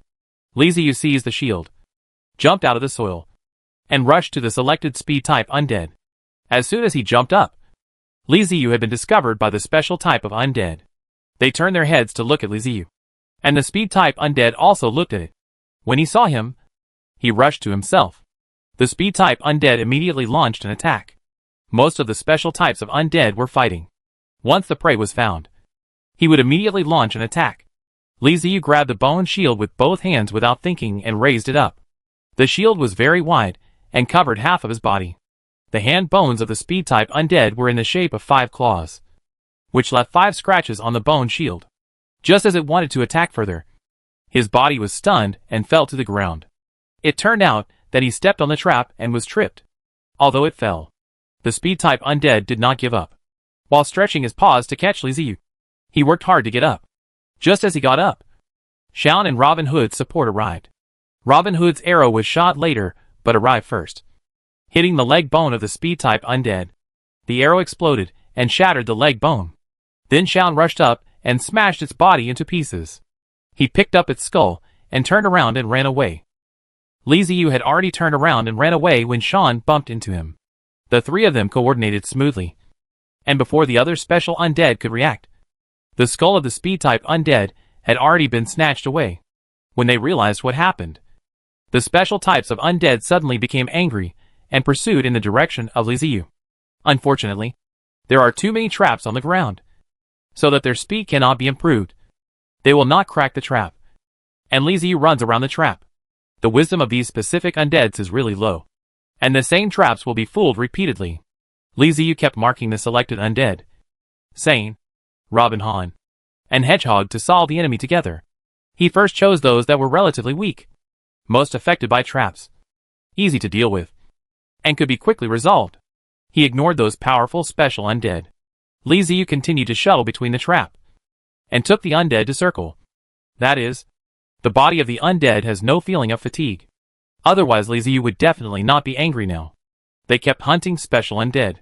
Li Ziyu would occasionally switch hands with Shan to absorb a wave of soul energy. They couldn't just leave the skull alone. As long as the soul fire was not extinguished, the undead would not die. They would put themselves together again and try to get their skull back. While defeating the undead, you also need to quickly absorb their soul energy. As the fire of the soul in the skulls extinguished, the system reminder continued to sound. Kill special undead. Experience plus 70. Kill special undead. Experience plus 80. Kill special undead. Experience plus 70. Mission completed. Journey. Freedom points plus 0.5. Experience plus 10. Journey. Freedom points plus 0.5. You have been promoted to level 5. Free point plus 1. You have been promoted to level 6. Free point plus 1. Detected that the host has been upgraded to level 6. Giving the golden skeleton body. Golden skeleton body. All attributes plus 2. It is detected that the host's spirit attribute exceeds 10 points. The spirit attribute becomes the main attribute, and the reward skill Soul Shock is given, as the soul energy of the 3 specialty undead was absorbed by Li Ziyu. Li Ziyu successfully upgraded to level 6. Not only got 3.5 attribute points that can be distributed freely, but also rewarded the Golden Skull's body and a skill. It is a surprise.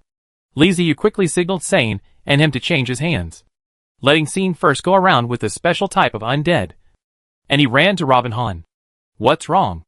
Robin Han came out of the information, while not forgetting to use arrows to support the front line, as the front line is a bait. Those special types of undead are very stupid and do not know how to distinguish them at all, whether it is Li Ziyu or Sane. As long as they have a bait in front of them, they can catch up with the earth. Robin Hood, on the other hand, had it easy.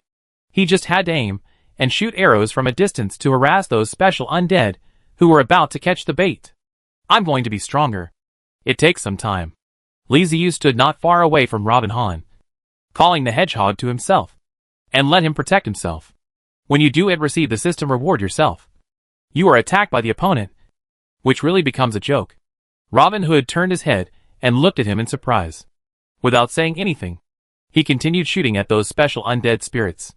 With Robin Hood and Hedgehog around, Li Ziyu felt more at ease and began to collect system rewards. First is the golden skeleton body. A streak of golden light was born from the fire of Li Ziyu's soul and spread rapidly, first covering the skull, then the body. Every bone was dyed golden, and at the same time the bones began to change. Li Ziyu can feel that his bones are stretching. Yes, he has grown. Although he doesn't know how height is now, he should not be short.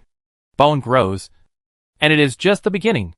As his bones are stretched, the bones are still adapted to thickening and hardening. The golden light is constantly penetrating into the bones and strengthening the bones.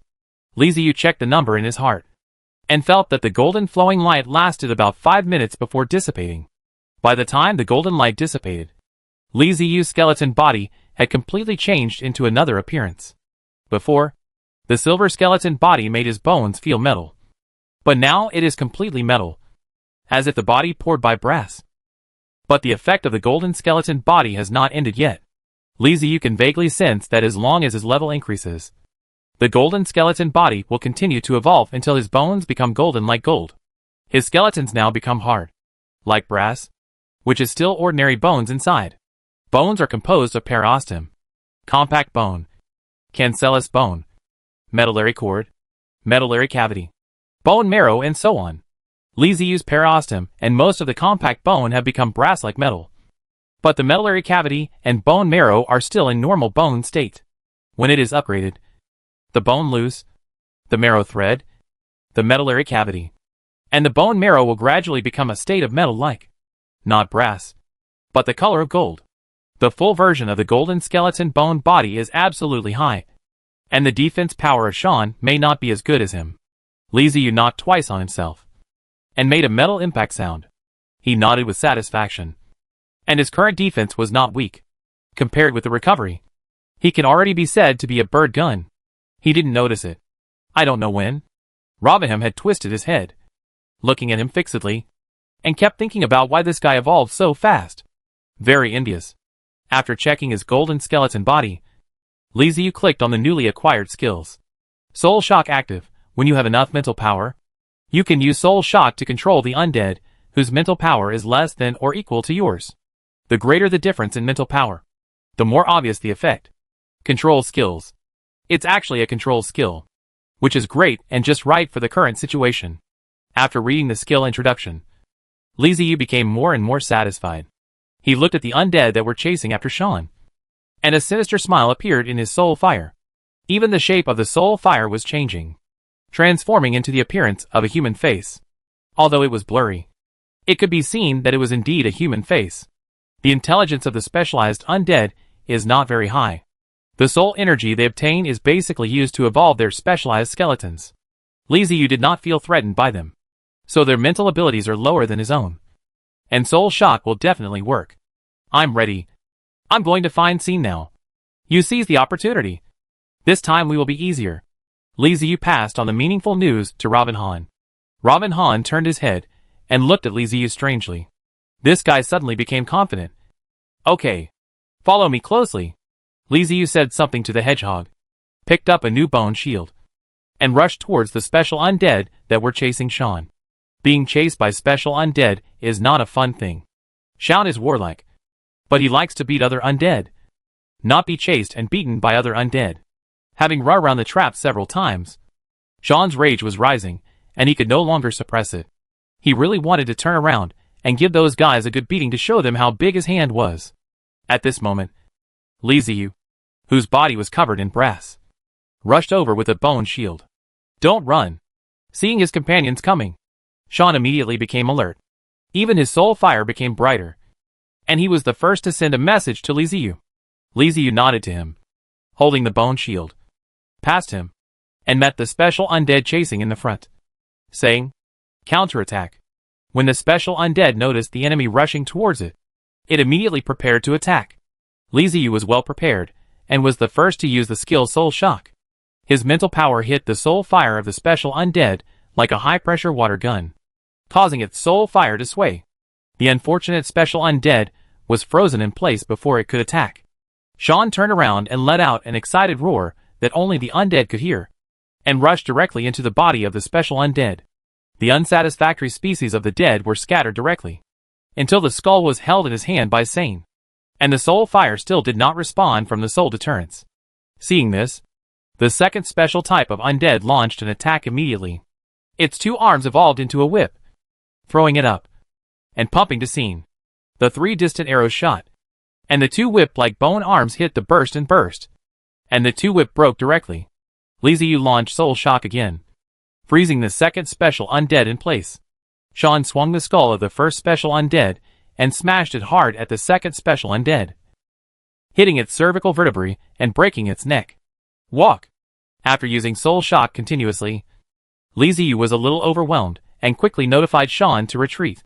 Sean took 2 steps forward, grabbed 2 skulls and ran away, while Li Ziyu continued to fly kites with the remaining special undead.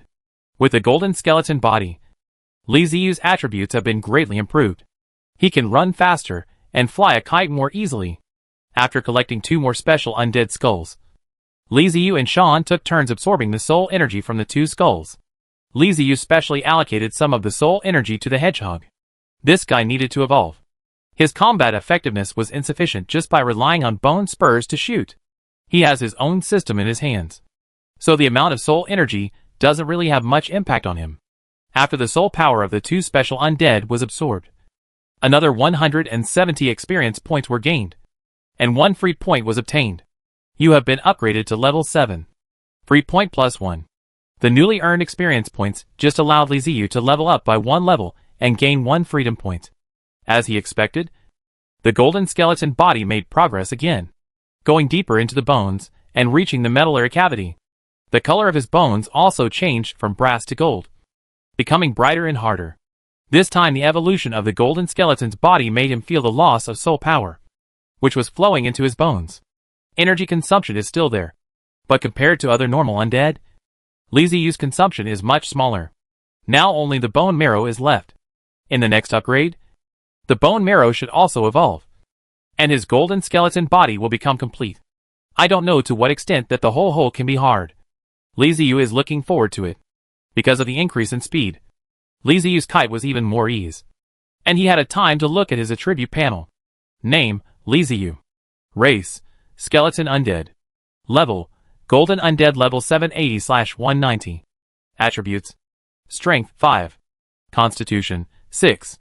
Agility, 5. Spirit, 11. Free points, 5.5. Skills, Splice passive and active. Soul Sucking passive and active. Soul Contract active. Command of the Dead active. Cultivation of the Dead active. Soul Shock active. The growth is good. Chapter 520, Job Change completed. In total, 5 special undead fell into the hands of Li Ziyu and his men. Li Ziyu's grade was improved, and a large wave of enhancement was obtained. Robin Han, Sean and Hedgehog have also received a lot of soul energy, which enhanced a wave. Especially the Hedgehog. He used the energy of the soul to strengthen his melee weapon. He grew 2 new bone spurs from his arm bone. It was about 30 centimeters long. It was the hard and sharp bone spurs, just like 2 short swords. Now the Hedgehog's combat capability has been greatly improved. He is finally no longer an idle undead. He can also go to the battlefield to help Li Ziyu fight. Li Ziyu has a difference of 110 points to level 8. According to the experience of defeating the special undead before. And then 2 can be upgraded. And then his golden skeleton bone body will become a complete state and greatly increase the defense power. Digestion of soul energy. Robin Han, Sane, Hedgehogs rejoined the team and cooperated with Li Ziyu to continue hunting the special-shaped undead. After absorbing the soul energy, the combat effectiveness of Li Ziyu and his men was significantly improved. In particular, Li Ziyu's soul shock was very useful. The specific undead had very low resistance to skills like soul shock, and they were defeated without making a sound. Soon 2 more special undead were eliminated, and their soul energy was quickly divided up. Li Ziyu also received 140 experience points as a system reward, as well as 20 additional experience points from the journey mission, and 1 free point. You have been upgraded to level 8. Free point plus 1. Finally, Li Ziyu, who was finally upgraded to the 8th level, quickly stepped back, letting Scene succeed him, hid himself beside Robin Han, and began to upgrade his golden skeleton body. In the golden light, the energy completely penetrated into every inch of his bones until his bone marrow turned into a slowly flowing thick golden liquid. The golden light dissipated, and Li Ziyu's entire body turned golden. His bones were like complete metal, like a work of art. Li Ziyu looked down at his skeleton, clenched his palms, and felt this brand new body. Golden skeleton body upgraded to full form. Bonus strength plus 2.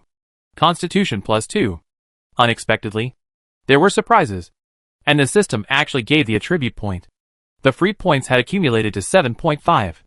Li Ziyu thought about it, and used 4 points to increase his strength and agility to 8 points each. He also added 3 points to his mental strength, bringing it to 14 points. After finishing all this, Li Ziyu moved around, looked at Shaun who was still circling with the special undead, and moved his shoulders. He planned to test his current combat effectiveness. I'll go test it. Don't worry about me. Just help Shaun. After saying something to Robin Hood, Li Ziyu turned his head to look at the silly hedgehog and instructed him. Go and help. Be careful and don't die.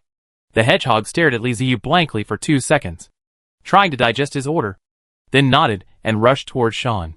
Li Ziyu moved his shoulders, took a quick step forward, and rushed towards the special undead that was at the back. That guy is a special undead that focuses on defense. And there are protruding bone slices all over the body, like turtle SH, LS, and the enhancement factor is very high. Because of this, it is much slower than that of other specific undead. It has been falling at the end since the beginning of the battle. Li Ziyu rushed from the rear. When the defensive undead noticed Li Ziyu, he hadn't reacted yet, and turned his head stupidly. Then he was hit in the face by a golden fist. His skull tilted backwards, and his cervical vertebrae made a crackling sound, almost breaking. Its unique feature is its defense. Even its neck has been thickened and fused with its shoulder blades. It is thick and weird, and at first glance it looks like it has no neck. But even such a thick and sturdy neck was almost broken by Li Ziyu's punch. It can be seen that Li Ziyu's current strength is already quite amazing. If it were an ordinary type of undead, this one punch would be enough to knock the skull away. The defensive undead raised its head, swung its arms, and smashed Li Ziyu hard. Its forearm bones and metacarpal bones were stuck together like two white pillars, which not only enhanced its defense, but also became a blunt weapon feared by the undead. The heavy bony arm swung at Li Ziyu, making a metallic collision sound. Li Ziyu did not dodge, and took the blow head-on. If he wanted, he could use Soul Shock to freeze the opponent the moment the opponent launched an attack. But he wanted to test his golden skeleton body, so he let the other party hit him. The blow hit his sternum hard, but the sternum was not broken, but was slightly bent and concave, showing its extremely strong toughness. As an undead, Li Ziyu felt no pain. He looked down at the place where he was hit, then looked at the defensive undead whose skull had returned to its normal position, and punched it again, knocking it back again. Li Ziyu and the defensive undead started fighting each other. The two undead ghosts took turns punching each other, hitting each other, and having a lot of fun. After fighting for a long time, Li Ziyu had probably tested the combat effectiveness of his golden skeleton body. This body was not only very hard, but also extremely tough. Being hit by the defensive undead was no less than being hit by a sledgehammer. However, after fighting for a long time, his bones were bent and deformed in many places, with pits and holes, but there were no breaks or fractures. On the other hand, the defensive undead had its bone armor broken into several pieces by Li Ziyu. Many other pieces of bone armor were not broken, but were cracked, with cracks all over the body. Looking miserable, Li Ziyu has almost finished the test and has made a judgment on his current combat capability. In a one-on-one fight with the current special undead, he can definitely win with his golden skeleton body and attributes alone. If there are 2 or 3, he will be injured, but he will still be invincible. If there are more than 3, it will be quite dangerous. If Soul Shock is added, Li Ziyu feels that even if he faces a dozen undead, he can kill them little by using the kite-flying tactics. Li Ziyu looked at the defensive undead in front of him, who was still thinking of attacking him even though his bone armor was broken, and threw a Soul Shock at him, causing the defensive undead to freeze in place. Its soul fire was shaky, and it suffered heavy damage. The dead rule. Li Ziyu still likes such a solid meat shield. Xian likes to charge into battle, so having an extra meat shield would be great, whether it is used to protect himself or Robin Hood, and it would free up Xian. After being shocked by the soul, the control of the dead was easily successful, and Li Ziyu had another friend added to his family. After conquering the defensive undead, he named this guy Turtle SH.L, and then said Turtle SH.L to protect Robin Hood. The tortoise SH.L has strong defense, but its speed is too slow. It cannot do things like flying a kite. However, it can serve as a shield for Robin Hood, in case any special undead soul fire suddenly attacks the archer. Turtle SH.L turned around stupidly and ran towards Robin Hood. Li Ziyu sent a message to Robin Hood again, telling him that he had subdued another undead and asked him not to attack. Robin Hood was very surprised how Li Ziyu did it. He had been paying attention to Li Ziyu and saw it clearly. Li Ziyu was fighting with a defensive undead, but suddenly he subdued the undead and made him his partner. It's just outrageous. But since Li Ziyu said, Robin Han still chose to believe that he found that Li Ziyu was hidden in the same secret as him, and had special ability. This is not a bad thing. They are companions. Companions who are moving forward together. After sending Turtle SH.L to Robin Hood, Li Ziyu turned around and rushed to Xian, replaced him and Hedgehog, and continued to lead the team, while he and Turtle SH.L were fighting. Xian, Robin Hood and Hedgehog had already dealt with 3 undead. After Li Ziyu replaced them, Xian ran to Robin Hood with 3 skulls and began to absorb soul energy. After absorbing this soul energy, Xian broke through his critical point and began to evolve. Xian's evolutionary direction is not abnormal, but normal. His evolutionary direction is that of a warrior. His bones are creaking, growing thicker and longer. And his bones are showing a metallic luster like steel. He was originally half a head taller than Robin Hood. But after this evolution, he instantly became 2 heads taller than Robin Hood. His shoulder blades grew forward, covering the clavicle and part of the sternum, as if he was wearing shoulder armor. The radius and ulna fused together to form a thick forearm bone. At the same time, the tibia and fibula fused, and the metatarsal bones, and tarsal bones of the feet were all fused. After the bone fusion, Shaun's defense and strength were greatly enhanced. But that was not the end. He bent down, inserted his palm into the shirong, and actually pulled out a bone axe shaped like a chopping axe from it. All this made Robin Hood extremely angry. Bone changes. He could understand that many of the evolution of the bones, and the evolution of the bones had changes in the bones. Specific skeletal dead spirits are typical representatives, according to the conditions of survival and combat habits. Different fillings are not worthy of fuss. But the fact that you pulled an axe out of the ground puzzled the undead. How did you do that? Did you hide it underground in advance? But Shaun's evolution is so unreasonable. Even more exaggerated than Li Ziyu, who has leveled up several levels in a row. With the axe in his hand, Shaun's evolution was completely completed. Now his momentum was several times stronger than before. Not to mention his actual combat power. He could suppress Li Ziyu and Robin Hood just by relying on his aura. Rank suppression. A message naturally emerged from Robin Hood's soul fire. The soul fire of the undead has the power of inheritance. Some knowledge of the undead world will be imprinted in the soul fire and emerge as the undead grows. The undead have ranks, and the ranks are strict.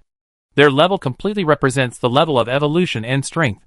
When the level crosses the class, it will form class suppression. Simply relying on their aura, the superior can exert a suppressive effect on the inferior, greatly reducing the inferior's combat effectiveness and making it impossible for them to fully exert their own combat effectiveness. For the undead, the fear of fear is almost not existing. But the steps between the dead spirit are real and can be suppressed by the soul fire. After the evolution, Shaun's soul fire was burning fiercely, and he felt like he had to let it out. He opened his jaws and let out a soul-roaring roar at the special undead that was chasing Li Ziyu below. Roar. The terrifying aura instantly spread out and pressed towards those specialized undead spirits. The rank suppression made the undead stop and turn their heads to look in the direction of Shaun. From a distance, Shaun swung the axe in his hand to protest against the specialized undead. The specialized undead, who always advanced courageously, actually took a step back. Li Ziyu also stopped and looked at scene in surprise. The aura released by Shaun just now, although it was not directed at him, still affected him a little. His soul fire swayed, and he felt that he could not be an enemy of that guy. Inheritance information also emerged in his soul. In addition to rank suppression, there was another piece of information: Undead Warrior. Undead warriors are a type of undead that yearns for battle and is very warlike. They have strong bones, powerful strength, and a weapon used for battle that grows with its master. Strength is their main improvement direction, while other improvements such as bone strength, agility, and spirit are comprehensive. Undead warriors will inherit skills, allowing them to use weapons better. It can be said that any skeleton undead that evolves into an undead warrior will develop into a battle maniac, which is completely consistent with Shaun's temperament. This guy not only likes fighting, but is also very straightforward and reckless. It's just right for him to evolve into an undead warrior. While the special undead were suppressed by their rank, Li Ziyu quickly retreated and ran back to Shaun, absorbing the 3 skulls. Shaun, on the other hand, walked towards the special undead with an axe in hand, without caring about the number of the other side. With Shaun in the front, Li Ziyu and Robin Hood quickly absorbed the soul energy of the 3 skulls. Kill special undead. Experience plus 80. The 3 special types of undead contributed 270 experience and 1.5 points of freedom. You have been upgraded to level 9. Free point plus 1. It is detected that you have met the job transfer requirements and can transfer. Please select your job transfer direction. 1. Undead Warrior. 2. Dead Knight. 3. Undead Assassin. 4. Ruler of the Undead. PS1. Job transfer cannot be changed. Please choose carefully. PS2. Your main attribute is Spirit. It is recommended to change your job to Undead Ruler. Huh? Change job? What's this? As soon as Li Ziyu began to have doubts, His memories suddenly came flooding back, helping him quickly understand the meaning of changing jobs. Let's take a look at the 4 job transfer options. They should correspond to 4 attributes respectively. The Undead Warrior corresponds to strength. The Undead Knight corresponds to physique. The Undead Assassin corresponds to agility. And the Undead Ruler corresponds to spirit. Well, this doesn't seem to require much thought. Most of my attribute points have been given to spirit, so choosing other professions is not worth the loss. Not only that, Liziu also likes the feeling of group fights. So be decisive and choose the Undead Ruler. Liziu didn't think too much and directly chose the Undead Ruler with the corresponding spiritual attributes. Congratulations on your successful job transfer to the Undead Ruler. Rewarded with +1 to all attributes and +2 to spirit. You have obtained the Crown of Domination, the companion growth equipment of the Undead Ruler. After the job change, Liziu's body did not undergo any obvious changes. Instead, a bone crown slowly emerged from the void and was placed on his head, as if it was a coronation for a king. There is no luxurious embellishment on the crown, which looks very simple and ancient. Liziu checked the introduction of the Crown of Domination in the system. Crown of Domination. Companion growth equipment cannot be lost. Will automatically recover after being damaged. Requires soul energy consumption. Attribute, Spirit +2. Wow. Another 2 points of spirit. After changing jobs, he has gained 5 points of spirit, counting the spirit he already had. Liziu's spirit attribute has reached 19 points. Compared with other attributes, it is far ahead. Although he didn't acquire any skills this time, Liziu was quite satisfied. Just ask yourself, who can withstand the shock of his soul now? Just after he completed his job change, another terrifying aura rose up from beside him.